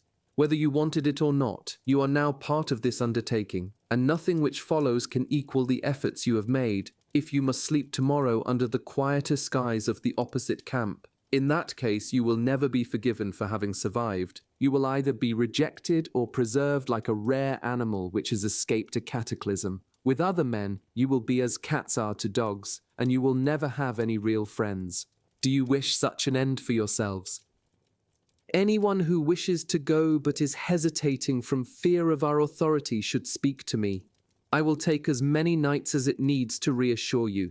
I repeat, those who wish to leave should do so. We cannot count on men who feel that way, and our efforts cannot gain from their presence. Please believe that I understand your sufferings. I feel the cold and fear as you do, and I fire at the enemy as you do, because I feel that my duty as an officer requires at least as much from me as your duty does of you. I wish to stay alive, even if it's only to continue the struggle somewhere else. I wish my company to be united in thought and in deed. Once the fighting begins, I will not tolerate doubt and defeatism. We shall be suffering not only in the interests of ultimate victory, but in the interests of daily victory against those who hurl themselves at us without respite, and whose only thought is to exterminate us, without any understanding of what is at stake. You can feel certain of me in return, and certain that I will not expose you to any unnecessary dangers. I would burn and destroy entire villages if by so doing I could prevent even one of us from dying of hunger. Here, deep in the wilds of the steppe, we shall be all the more aware of our unity. We are surrounded by hatred and death, and in these circumstances we shall daily oppose our perfect cohesion to the indiscipline and disorder of our enemies. Our group must be as one, and our thoughts must be identical. Your duty lies in your efforts to achieve that goal, and if we do achieve it and maintain it, we shall be victors, even in death. Our conversations with Captain Wesredow made a deep impression on us. His obvious and passionate sincerity affected even the most hesitant, and seemed of another order than the standard appeals to our sense of sacrifice, which left us stupefied and incredulous. He invited questions which he answered with intelligence and clarity. He spent his time with us whenever he was free from other duties. We all loved him and felt we had a true leader, as well as a friend on whom we could count. Herr Hauptmann Wesredow was a terror to the enemy and a friend to his men. Every time we moved or were sent out on an operation, his Steiner preceded our vehicles. The veteran, who had a good sense of men, had pointed him out to us the day after the battle for Belgorod, while we were resting in the rear, nursing our wounds. "I've seen our captain," he said. "He looks intelligent and wise." We fought 2 more battles before recrossing the Dnieper in the beginning of the autumn. Several of us had to be re-equipped before these engagements, and the most serious accusations were leveled against anyone who returned without his weapons. Lindbergh, the Sudeten, and Hals, however, were officially recognized as wounded when they came back the evening of the rout in rags without weapons or equipment. It can easily be imagined that equipment has to be abandoned when one is on the run, but in Russia our soldiers were never supposed to abandon their arms. They were supposed to die with them, or live, hanging on to them at all times. I myself had kept my gun without thinking of the consequences, like a blind man who never lets go of his white cane, and the veteran had dragged along his heavy Spandau out of habit or discipline. But I had lost my helmet, my ground sheet, the gas mask we never used, and what remained of the ammunition for the veteran's Spandau. We met Lenson, who had come out alive too, although he had left behind most of his gear. He was tearing his hair at the thought that this oversight might cost him his rank. The veteran, who was also an Obergefreiter, suggested that next time Lenson think of putting in for a posthumous promotion. Lenson's anxiety and our laughter were simultaneously drowned a short time later in the Samahonka someone found in the cellar of an abandoned house. It was almost surely because of West Redau that we all escaped a court-martial, which filled us with just as much terror as Soviet rockets. We had 3 good weeks of rest behind our lines in a village of dreary, identical shacks. Luckily, the weather was magnificent. I took advantage of the lull to write often to Paula, but I could never bring myself to tell her of my terror at Belgorod. Hals had made the acquaintance of a Russian girl, with whom he was able to arrange a mutually profitable relationship.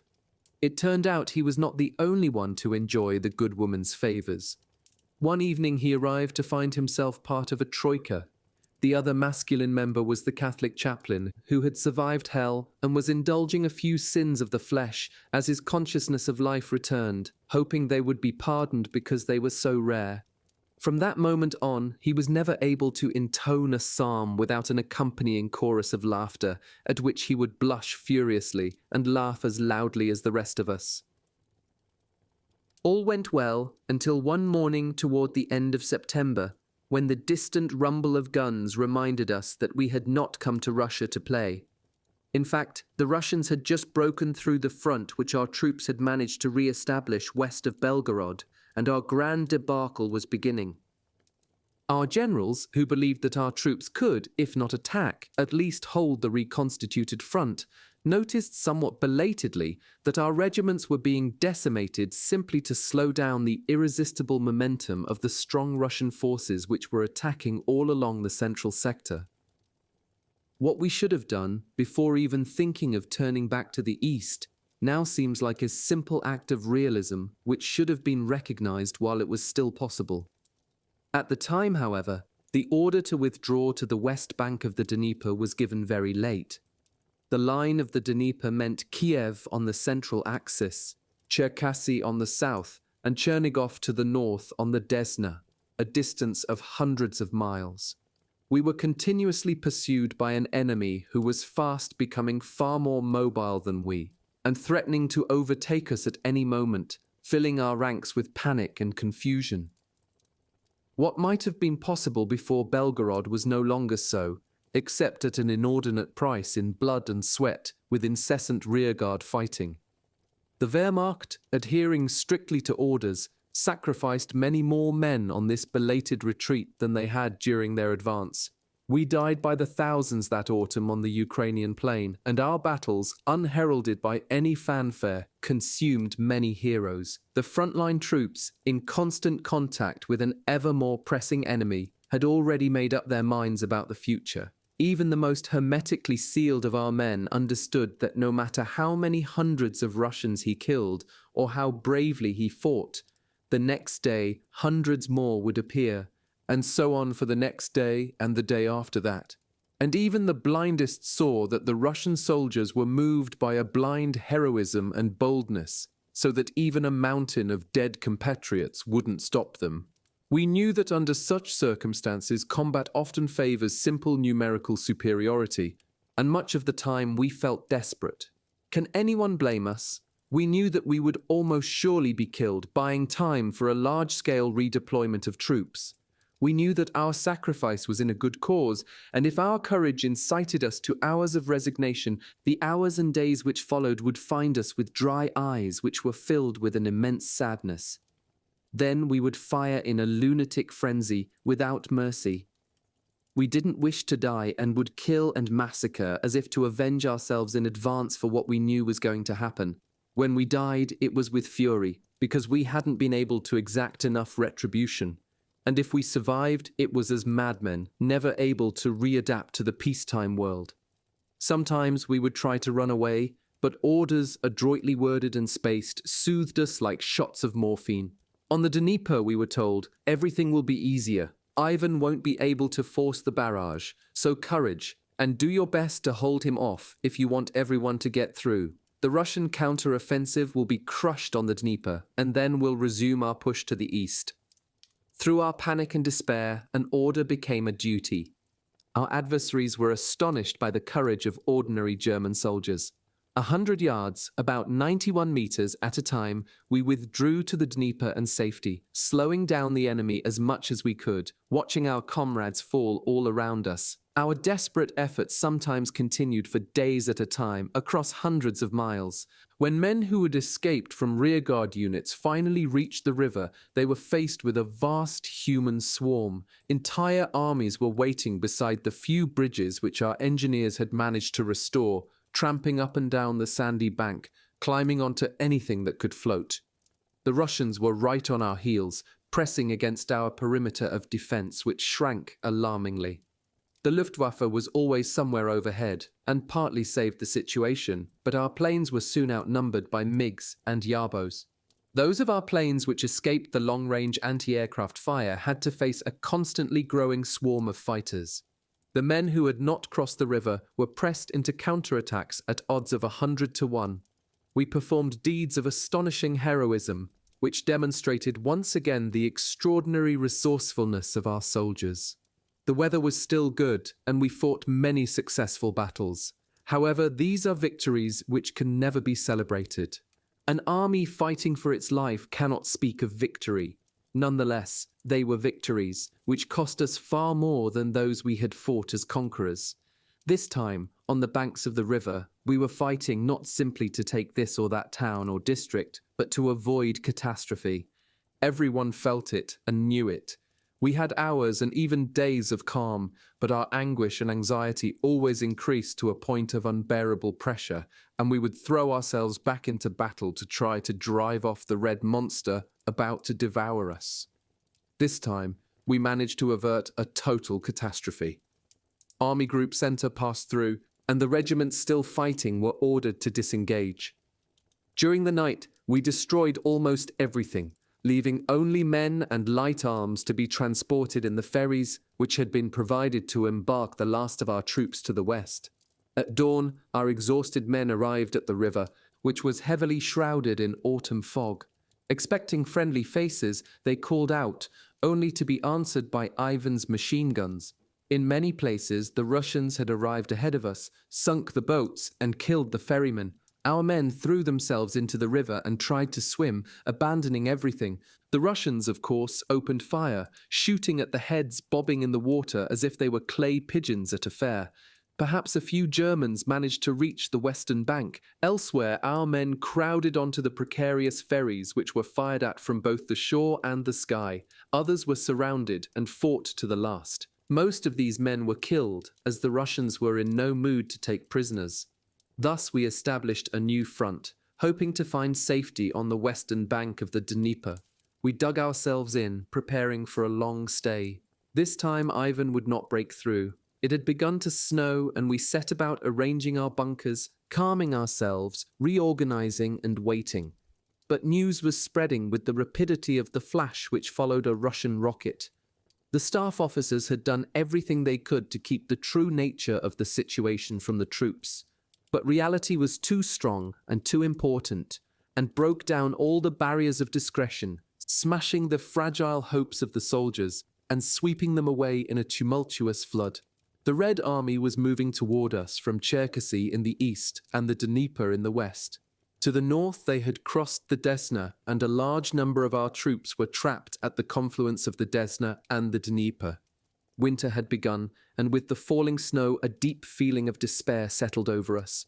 We were exhausted and had no hope of future respite.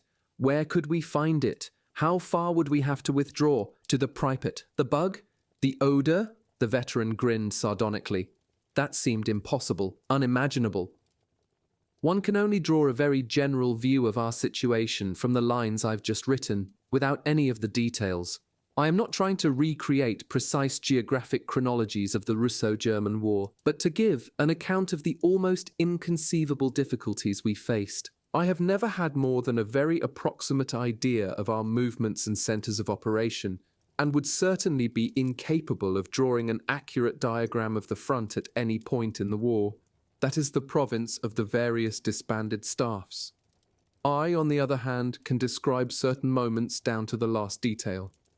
A simple smell can revive a whole tragic past for me and leave me, for long stretches of time, wrapped in memory and lost to the present. I know in my bones what our watchword courage means, from days and nights of resigned desperation, and from the insurmountable fear which one continues to accept, even though one's brain has ceased to function normally. I know what it means, remembering deliberate immobility against frozen soil, whose coldness penetrates to the marrow of the bones, and the howling of a stranger in the next hole. I know that one can call on all the saints in heaven for help without believing in any God. And it is this that I must describe, even if it means plunging back into a nightmare for nights at a time. For that is the substance of my task, to reanimate, with all the intensity I can summon, those distant cries from the slaughterhouse. Too many people learn about war with no inconvenience to themselves. They read about Verdun or Stalingrad without comprehension, sitting in a comfortable armchair with their feet beside the fire, preparing to go about their business the next day, as usual. One should really read such accounts under compulsion, in discomfort, considering oneself fortunate not to be describing the events in a letter home, writing from a hole in the mud. One should read about war in the worst circumstances, when everything is going badly, remembering that the torments of peace are trivial and not worth any white hairs. Nothing is really serious in the tranquility of peace. Only an idiot could be really disturbed by a question of salary. One should read about war standing up late at night, when one is tired, as I am writing about it now, at dawn, while my asthma attack wears off. And even now, in my sleepless exhaustion, how gentle and easy peace seems. Those who read about Verdun or Stalingrad and expound theories later to friends over a cup of coffee haven't understood anything. Those who can read such accounts with a silent smile, smile as they walk, and feel lucky to be alive. I shall now resume my account of our life and how we began to regain our health and spirits, despite the distant thunder of guns. "It was too good to last," muttered the Sudeten, as we watched the stream of troop carriers and other vehicles which had been flooding back for the past 24 hours. Each house in the small hamlet had become temporary headquarters for groups of officers deliberating the immediate fate of the men they were leading. The men themselves waited patiently beside their equipment, whose total mass must have been at least 10 times as great as the mass of the buildings. We had just been chased from our billets and were waiting under the trees at the edge of the village. Our entire company was there, grouped in order, with our equipment loaded into civilian vehicles. A rough wind swept across the dried steppe, raising clouds of dust that veiled the empty horizon. "They've thrown us out," said the veteran to a heavy drinker named Wartenbeck. "But we've left them nothing but empty bottles."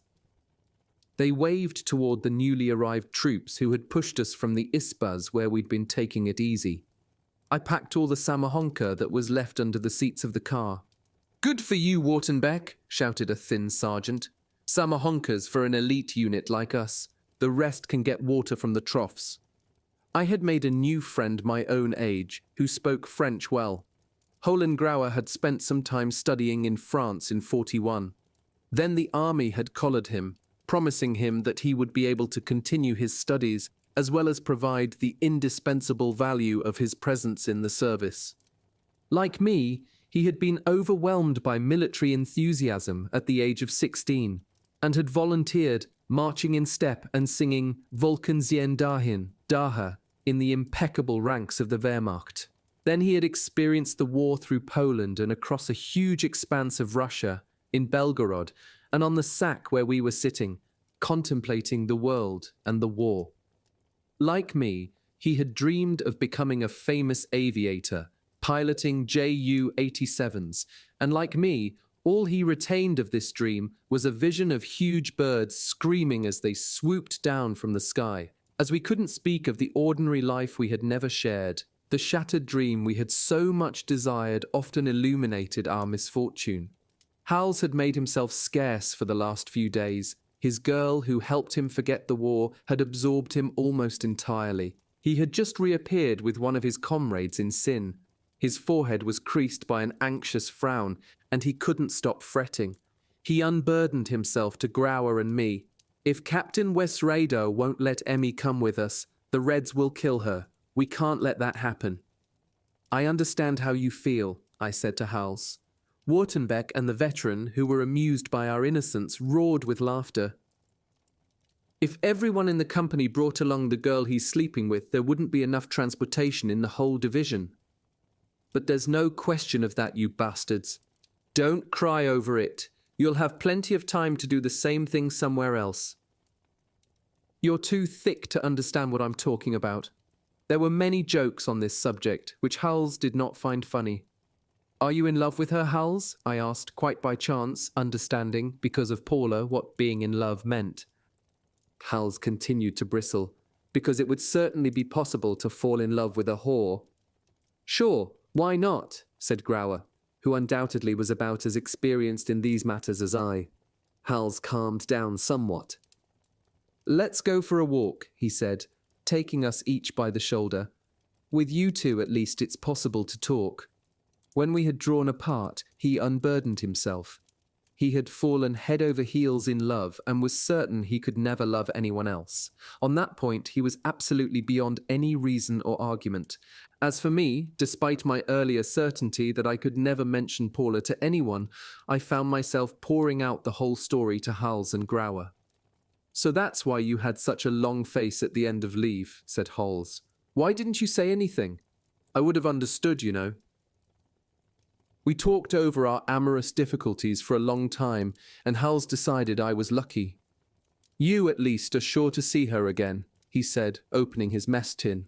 Through eyes misty with youthful passion, we watched the sky grow dark and the stars come out. Our company moved out at dawn, heading west. During the day, we watched an aerial combat which revived for Grauer and me all our old feelings about the Luftwaffe. Our Me-109s had the upper hand, and 7 or 8 Yabos fell from the sky in whirling flames like enlarged fireworks. Toward noon, we reached an important divisional base. 30 companies, including ours, were regrouped to form a large motorized armored section. For the first time, we were given overgarments of reversible cloth, white on one side and ordinary camouflage on the other. We were also given medical checkups, which we hadn't expected, and drew a large quantity of supplies. A Panzer colonel commanded our group, which was classified as autonomous. We were surprised by the quantity of new supplies for our armoured section. Everywhere drivers and mechanics were giving their machines a final look over and revving the enormous tank engines. Tiger tanks on Porsche bodies roared as their engines began to turn over. From the sound of it, we could have been at the start of a giant motor race. We waited about 2 hours for the order to leave. Hals, Grauer, several other friends and I were loaded onto a brand new truck which had tyres in front and treads at the back. We drove as far as some woods on the edge of an airfield. Everything was perfect, except for the whirlwind of dust raised by our passage. The new vehicles had all been fitted with huge filters against this hazard. Some of the filters were so big it was impossible to shut the hoods of the trucks or put back all of the heavy metal plating which protected the tank engines. In the welcome shade, we shook our clothes, which were grey with dust. Although we had only gone a short distance, dust had penetrated everything, especially our parched throats. "Damned country," someone grumbled. "Even the autumn's unlivable here." A second group as large as ours joined us. We were now spread over several acres of brush. A short distance away, WWII had just joined a cluster of officers who were conferring beside a large radio truck entirely covered with camouflage netting and all but indistinguishable from the leaves of the woods. Thin scraps of cloth in the whole range of woodland colours fluttered and rustled in the wind, like the leaves themselves. We were a powerful, well-organised unit. Our two groups together included 6,000 or 7,000 men, about 100 tanks, an equal number of machine gun carriers, and several mobile machine shops. There were also 3 companies of light cavalry equipped with sidecars who were supposed to seek out the enemy and guide the unit to him. During this period, which was already very critical for the army, materiel was concentrated in motorized units, which in turn were supposed to support selected under-equipped infantry divisions. It is certain that the abundance of impeccable, well-conceived new materiel showered upon us at this time gave our morale, which had been faltering seriously since Belgorod, a much-needed lift.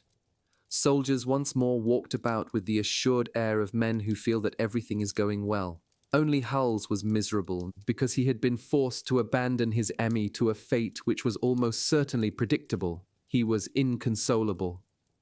"They should cut the balls off soldiers in wartime. That would stop fellows like Hulls from making things so hard for themselves," murmured Wartenbeck. "Have you ever heard of eunuchs making war?" "Well," our chaplain put in, "geldings are just as strong as other horses." Luckily, the padre had already proved that he was as much inclined that way as any of us. Otherwise, we would have imagined the worst and refused to listen to him. When it was dark, our formidable armoured column took off. As I watched, I began to understand the powerful impression our long columns of panzers must have made at the beginning of the war, when they invaded the countries we still occupied. The roaring masses of tanks, their exhausts bursting into intermittent flame, gathered speed and passed our heavy trucks, spreading out fanwise across the large and favourable terrain. We felt curiously moved and stirred by the sight. We drove through the deepening darkness, enveloped by a terrible uproar and din, which must have been audible for a great distance. As usual, the common soldiers knew very little about their situation, and for us this movement seemed to mean that everything was going better. We felt very strong, and in fact, as a group, we were strong. We didn't realize that a general and laborious retreat was underway throughout the central sector, approximately from Smolensk to Kharkov, involving whole divisions and several 100,000 men. In our case, our rate of progress was determined by the speed of our engines, but this was not generally so. Hundreds of regiments, stripped of even the basic necessities, were withdrawing on foot, while fighting constantly against an enemy who enjoyed an almost unbelievable numerical superiority. This time, our armies were even without the horses we had used the year before for dragging heavy machinery through the snow, as most of them had died during that winter. We were also seriously short of fuel. Everywhere, columns of vehicles in perfect condition were burned to keep them from falling into enemy hands, while the infantry plodded slowly westward in tattered boots. The Russians were well aware of our disarray and worked overtime, hoping to weaken the Centre Army.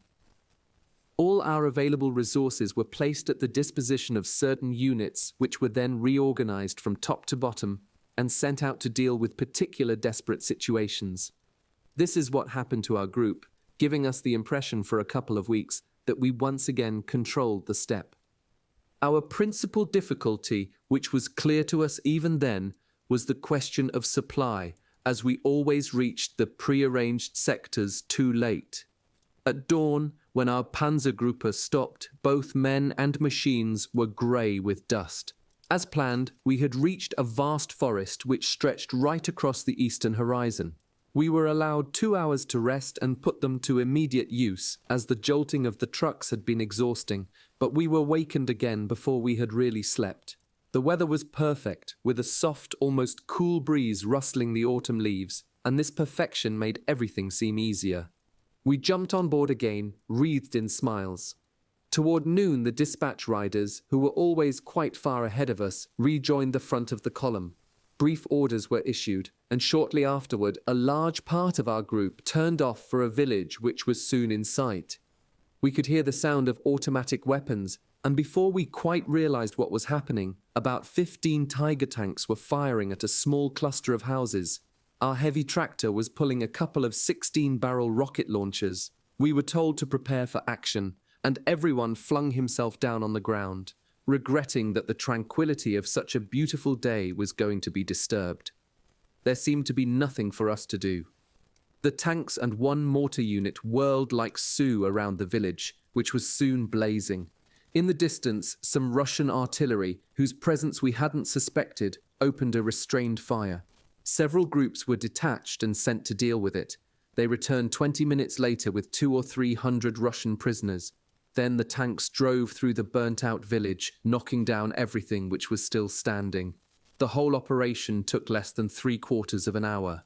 Then the whistle blew, calling us back to our places, and we went on our way.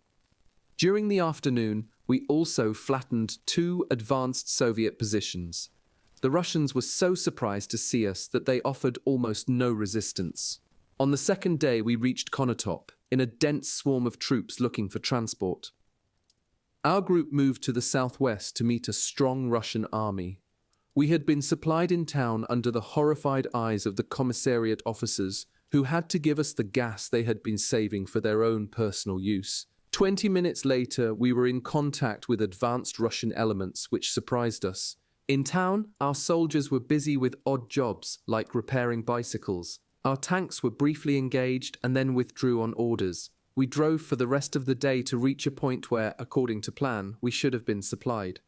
We arrived at the dump just a few minutes before the engineers blew it up. An enormous silo filled with tin cans, drinks, and foods of all kinds was about to be burned. We stuffed our pockets and every cranny in our trucks with everything we could grab, but we had to leave behind enough to feed the whole division for several days, and the flames consumed precious provisions, which would have made a great difference somewhere else. Howells watched the silo collapse with tears in his eyes, cramming as much food into his mouth as his stomach could possibly hold. The whole company witnessed the scene with regret, puffing on the cigars we'd been able to save. Then we had about 6 hours rest before returning to business. During this time, the Red Army entered Konotop, and the German forces withdrew, fighting hard as they went. Our group thrust violently into the south wing of the Russian offensive, and once again our tanks opened a passage for us through the enemy reserves, which scattered before our guns were ready to fire. However, that evening, the Russians turned away from the town and concentrated their efforts on us. Our tanks made half-turn and left 6 of theirs in flames. All the guns we'd brought with us were prepared to fire, and I saw our famous rocket launchers go into action for the first time. Commanded by Captain Wes Riedau, our company and 2 others were used to protect the left wing of an armored detachment. Some of our fellows squeezed onto the platforms of the motorized Geschnaus. The rest tramped along behind the machines, which proceeded at more or less a normal walking pace. It is strange how often the sense of having the initiative can lead men to confront an enemy far stronger than they. The progress of our panzers had seemed so irresistible during the last couple of days that everything seemed possible to us. Our 3 companies, in groups of 30, tramped through the relatively cool night among the ragged stands of brush scattered across this part of the plain. From the near distance, the roar of our engines filled the air, giving us a sense of reassurance, and, we hoped, a proportionate sense of alarm to the Soviets who were trying to intercept us. From time to time we could hear shots, which were undoubtedly intended for the shadowy figures fleeing through the brush. We went on in this way for about 2 miles, about 3.2 kilometers, until suddenly we were surrounded by flares, shooting upward and throwing their light onto the ground all around us. Everyone, that is to say, every one of our 800 souls plunged down in a single movement. Our steel helmets, which in theory had a dull finish, glinted in the flashes of brilliant light. In no time, the armored cars had turned back into the brush, their formidable barrels swinging silently in search of a moving silhouette. We braced ourselves for a shower of missiles from the Russian bomb throwers, instantly aware of the shrinking sensation which comes with bad moments. 2 violet German flares shot into the sky. We knew that this was the signal to advance. After a moment of surprise and hesitation, we began to crawl forward, taking every precaution. A few men stood up and advanced bent double. Most of the Russian rockets had already landed, and we took advantage of the lull to make a leap forward. I reached a small hollow edged with low scrub. A moment later, 2 companions caught up with me, and the sound of their quick, loud breathing betrayed the nervous tension knotting their throats. There is nothing more terrifying than moving at night through a piece of wooded or bushy country in which every shrub might release a sudden flash of white light to dazzle and blind, a moment before the intense pain which could mean the end of life. There was no way of keeping our progress silent, and for an invisible Russian waiting with his finger on the trigger, any moment might present an ideal opportunity. However, everything remained more or less quiet. The enemy, who must have been very close to us, decided to stay hidden and kept us in a state of prolonged tension. We continued to advance, slowly and cautiously. My temples throbbed and my body was taut, ready for the plunge which might be necessary any minute. We heard a voice some 20 or 30 yards, about 27 meters to our left, and the 3 of us shoved our noses into the dry grass. For a moment, we thought we were finished. I fitted my Mauser into the hollow of my shoulder with my eyes screwed up, anticipating the first shot. However, nothing more happened. On the left, where we'd heard the noise, 2 Russians had just surrendered to some of our men. A short distance in the other direction, the same thing happened. We couldn't understand it. What could have been happening inside the heads of these men who'd been ordered to intercept us? It's anybody's guess. Maybe they thought they were cut off from their main body of men and were afraid. For at that time, when the spirit of vengeance was the rule, the Russians were just as afraid of us as we were of them. We even thought we might have fallen into some kind of trap. An hour went by before we were ordered to regroup. During that time, our tanks went back into action, and as we silently withdrew, the flashes of their guns lit our faces with glimmers of pink light. We climbed into our trucks and started off again, apparently in the same direction as before. Dispatch riders whirled busily around our group of heavy transports. About 2 miles, about 3.2 kilometers ahead, the tanks were apparently pushing back an enemy who was putting up only a feeble show of resistance. In these circumstances, the first light of dawn fell over our column, or rather columns, for we were out of line by as much as 500 yards, about 457 meters, both to the left and to the right. During the night, our forward troops had been firing continuously. Ahead of us, through a veil of fog, we could see a town whose name I no longer remember. The motorized troops of the Gross Deutschland were fighting through streets lined with houses with tightly closed shutters. Our vehicles moved slowly forward, with soldiers walking on either side, holding their guns and ready for anything. We came to a small square where a group of vehicles, which included 2 ambulances, had stopped. About 30 Russian civilians were standing under guard beside one of the houses. We kept straight on. At the edge of town, we passed several tank crews patching up minor damage. The miserable shacks all around them were on fire. We stopped for a moment and stared at what was left of these wood and straw hovels. There was no sidewalk, no orientation or alignment of the buildings. This place, like the outlying districts of innumerable Russian towns, looked like an oversized barnyard. Watering troughs or prekas obstructed without any rhyme or reason passageways which might eventually be turned into streets. Villages buried in the wilds of the steppe seemed more attractive, with their clusters of isbas turning their backs to the north. The outlying districts and even most of the town centres I saw, with the exception of Kiev, were of an incredible dreariness. We had stopped above all to wash and get water, and we knew we had only a very short time. Some men beat their clothes against trees or the sides of buildings as if they were ambulatory doormats. Others drenched themselves with water from the breakers or wash troughs, although the day was cool and a damp wind boded no good. Nonetheless, we were frantic with thirst from the dust stirred up by our machines. German water bottles are small, so we took along extra water in anything we could find. Next, joined and encouraged by the veteran, we climbed over a low wall surrounding a small orchard. The branches of the nearest tree were weighed down with masses of skimpy, unripe pears, which refreshed our parched mouths, even though they were hard and sour.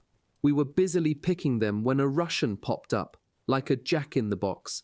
He had summoned up the nerve to come out of his house, carrying a kind of bowl of braided straw full of pears like the ones we were nibbling. He jabbered a few words to the veteran who had gone over to him. His white face was trying to smile, but was only able to manage a stiff and desperate grin. His eyes were glued to the straps of the veteran's gun belt, which crossed his chest, and especially to his spandau. "Davai," said the veteran, reaching out a hand. The Russian held up the basket, from which our friend took a pear.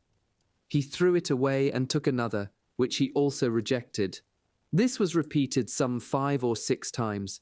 Then the veteran began to shout at the Popov, who backed away with nervous little steps. "They're all half rotten," roared the veteran as he came back to us. The Russian, hoping to save his orchard, had offered us the putrefying fruit he kept for his pig. As soon as we realized this, we shook the tree, which filled a tent cloth. The Popov disappeared into his lair. We could hear guns to the northwest. Our advance troops must have made contact with the enemy. We were ordered to move out. Half an hour later, we climbed down from the trucks again. The Feld's whistle was blowing for combat readiness. Fighting was in progress about half a mile away in a small village built round a factory. Wesredo quickly explained that we had to neutralize a large enemy force which was holding the place. 2 companies had been detached for the job. The rest of the group would keep moving. With our guns slung, we walked toward the village, while our tractors pulled our rocket launchers and anti-tank guns into firing position. Almost immediately, the Russians, who were watching from their trenches, showered us with a rain of shells. If their aim had been more precise, it would have been the end of us. As it was, their only effect was to make everyone run for cover. Our 2 companies spread out and partly surrounded the fortified point. Then we had about 10 minutes of quiet while our captain, sheltered behind a pile of stones, discussed the forthcoming action with his subordinates. The non-coms rejoined us and told us what positions we should try to reach. We scanned our surroundings as they talked, observing with our combat sense, which by now was quite well developed, every fold and hollow which might offer some shelter. Everything was quiet, and the instructions seemed ludicrously easy. Nothing was moving, and the silence would have been total if it had not been for the vehicles of our armoured group bumping along the rocky road below us, filling the air with exhaust and deafening noise. The Russians kept quiet, and many of us thought they had already been knocked out. The immediate presence of our main body of troops reassured us, and it seemed likely that the approaching fight would be no more than a skirmish. We were ordered to move out, and from every nook and cranny troops proceeded toward the village, bent double. Here and there we could hear someone laughing, and wondered if it was innocence or bravado. Our men reached the first houses. The Russians remained silent and invisible. I had just joined my group, which included Hals, the dear friend who so often saved me from feeling completely lost. His innocent, good-natured face smiled at me from the crowd, and I smiled back. We exchanged a look which said a great deal more than many long conversations do. The war seemed quite different to us now that we had an aerial escort. Our terrible memories of the Don and the retreat from Belgorod belonged to the past and to bad times which wouldn't come back. Of course, we knew that the war wasn't over, but for the last week we had been making the enemy run. We were watching the progress of about 30 of our men who were leaping through the ruins of a brickworks. 5 or 6 Panzer grenadiers were running along beside the principal building. One of them had just thrown a grenade through a gaping window. A moment later, the air was shaken by its explosion, which was immediately followed by a heart-rending scream of a kind we had often heard before. We knew that nothing must distract us from our objective. However, we saw a human figure dressed in white fall from the window and roll down to the feet of our soldiers. It was a Russian civilian, a woman who had been cowering beside the window, probably praying to all the saints. In spite of her fall, she seemed to be unhurt and ran toward us, screaming. One of our soldiers lifted his gun, and we thought we heard it fire, but nothing happened. The Russian woman in her white shirt ran screaming through the ranks of petrified men. No one said a word, and for a half-minute, the war seemed to be standing still. Our grenadiers had already kicked in the door and were in the house. 3 other civilians came out, 2 men and a child. Once again we watched as they ran through our astounded ranks. The Russians had not evacuated the village, and we would have to take the civilian population into account. Wesredo, who had just realized this, installed a loudspeaker on a half-track, which drove between the rows of houses waving a white rag fastened to a pole. The loudspeaker crackled out some nasal Russian words, while the 4 men on the half-track looked desperately at their comrades who had remained in shelter. The loudspeaker must have been giving the Russians a chance to evacuate civilians or to lay down their arms. But the half-track had gone less than 100 yards, about 91 meters, when the irreparable occurred. It suddenly seemed to fly upward as a series of deafening explosions rang out, and 5 or 6 huts disintegrated. The truck had driven over a minefield. A heavy cloud of dust and smoke hid the village from our eyes. We could see 2 black silhouettes gesticulating in the flaming half-track, and hear them screaming. "Look out for mines!" someone shouted. But his voice was drowned by the roaring of mortars and packs as the ground in front of us burst into geysers of flame and earth. Thatched roofs flew off in one piece, leaving the houses exposed like bald men who've lost their wigs. The Russians reacted using at least 2 batteries of heavy howitzers. Every shell landing within 150 yards, about 137 meters, of us made the ground shake under our feet and sucked the air from our lungs. Despite the almost certain presence of mines, the assault whistles blew. Everyone left shelter and ran for the nearest embankment. Our mortars pounded the ground some 30 yards, about 27 meters ahead of us, to disrupt the arrangement of mines, and if possible explode some of them. The Russians, with multi-barreled machine guns set up on trucks, poured a devastating fire on everything they could see. What had seemed so simple only 15 minutes earlier now looked impossibly difficult, and suddenly no one felt confident. There were 5 of us hiding in the rubble of the brickworks, and our faces, pressed into the ground, knocked against the dirt with every explosion. From another heap of shattered bricks, a non-com was shouting at the top of his lungs to fire at anything we could see. One at a time we risked looking out, but the whine of shells made even the boldest duck down immediately. Only our mortars and rocket launchers kept on firing steadily and profusely at an enemy who, for the moment, had the upper hand.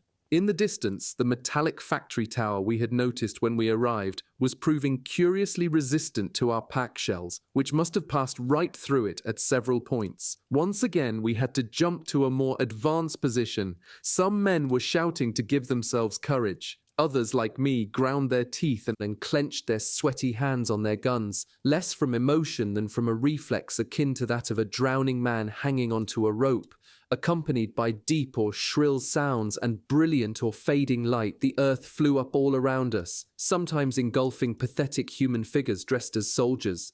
About 30 yards, about 27 meters away on our left, 5 of our men, who had hidden behind a small wooden building, like a blacksmith shed, fell one after the other.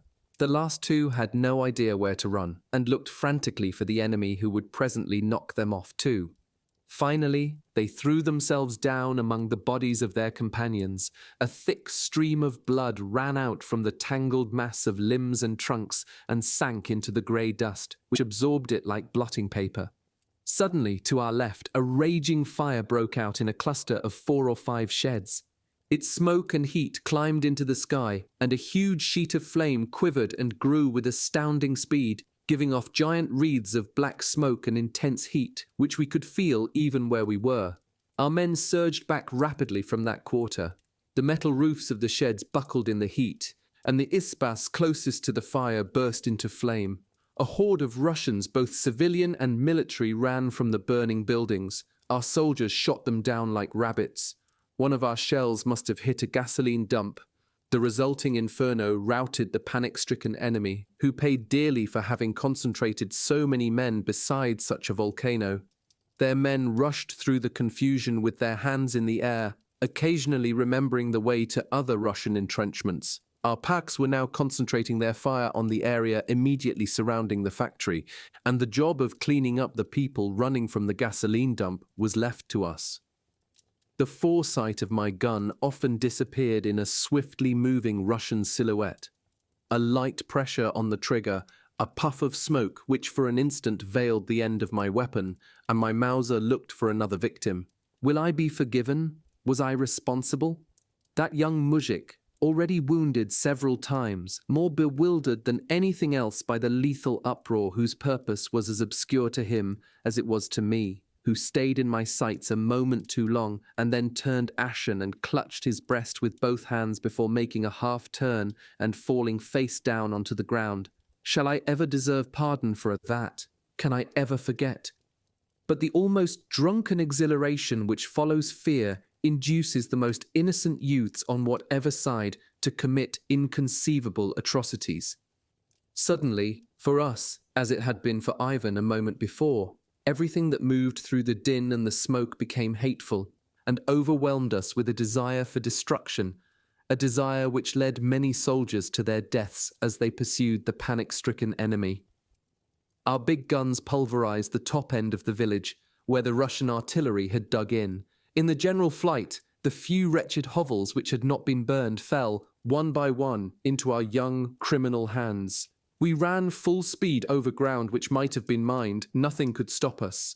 Nothing stopped my good friend Hals from jumping across a stable threshold and shooting the Russian gunners who were desperately trying to fire their jammed weapon. Nothing could stop the glorious 8th and 14th Companies of German infantry. As the communiques later observed, with an irresistible thrust, our valiant troops retook the town of X this morning. Nothing could stop our demoniac assault, not even the rending cries of Obergefreiter Württemberg, who clenched his trembling hands on an iron grill and stiffened himself against the death which flooded from the bloody pulp which had once held his entrails. A few more of our comrades were destroyed before we reached the factory. At that point, the pack stopped firing to spare our own troops, who were right beside the Soviet defenders.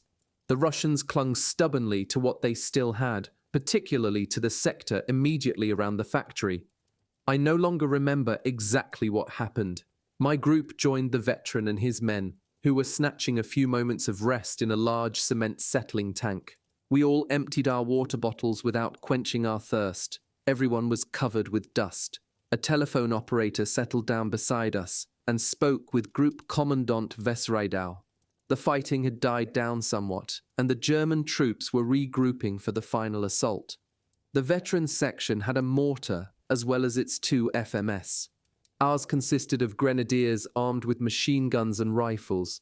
Our sergeant placed us down the length of the cistern, specifying the points we should try to reach once the attack had started. We agreed to do as he asked before there was time for our terror to grow uncontrollable. These moments of waiting were often the hardest of all.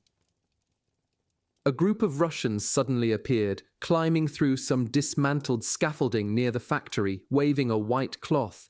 There must have been at least 60 of them, all civilians, probably factory workers. Maybe they were partisans and afraid of execution. They walked up to the veterans' men and turned themselves in. The anxiety stamped across every man's face lent great pathos to the moment. The veteran, who was fluent in Russian, talked to them. Protected by the white cloth, 4 of our men took the prisoners to the rear. It was one of those odd moments of calm, when it almost seemed as if a few friendly words between the adversaries might produce a settlement which would have allowed all of us to sit down and have a drink.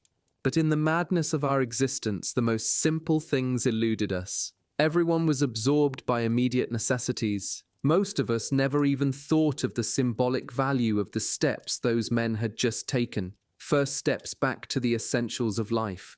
Even the exceptions to this general insensibility kept their wild eyes glued to the metallic wreckage of the factory, which we would soon be obliged to attack and enter.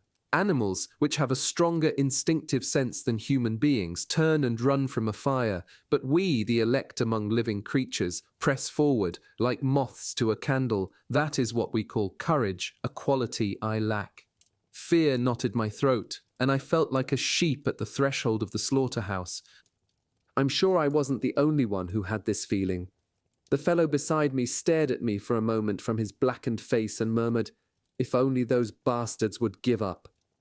But our feelings, of course, were unimportant. The trench telephone rang and crackled out an order. 1/3 of the men forward. Count off by threes. 1, 2, 3, 1, 2, 3.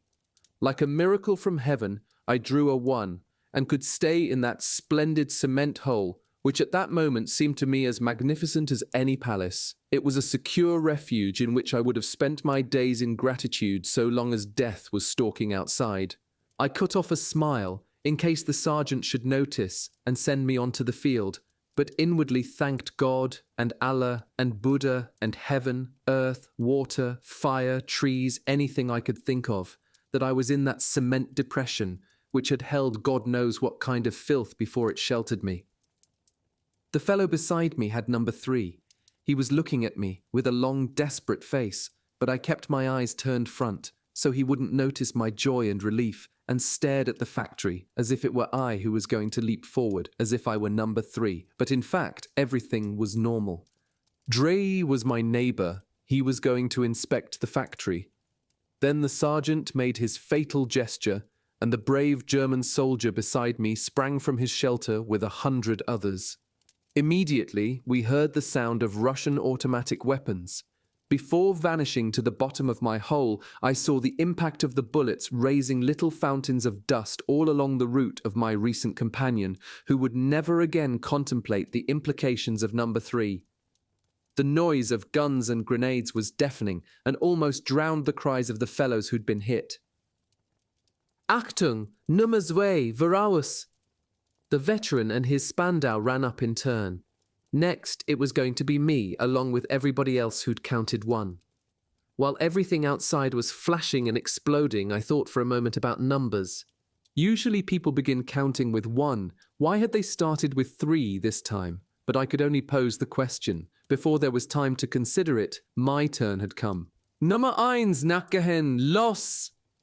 After a moment of hesitation, I sprang from my shelter like a jack-in-the-box into madness. Everything looked grey through a thick fog of whirling, choking dust, except for the glimmering flashes of light.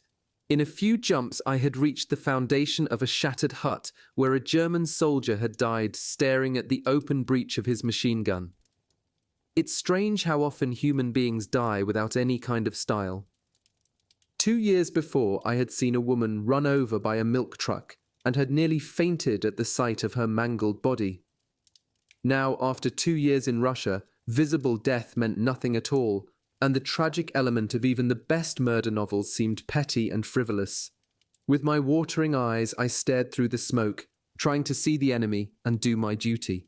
About 25 yards, about 23 meters away, some trucks exploded into little fragments, one after the other, engulfing 4 or 5 running soldiers.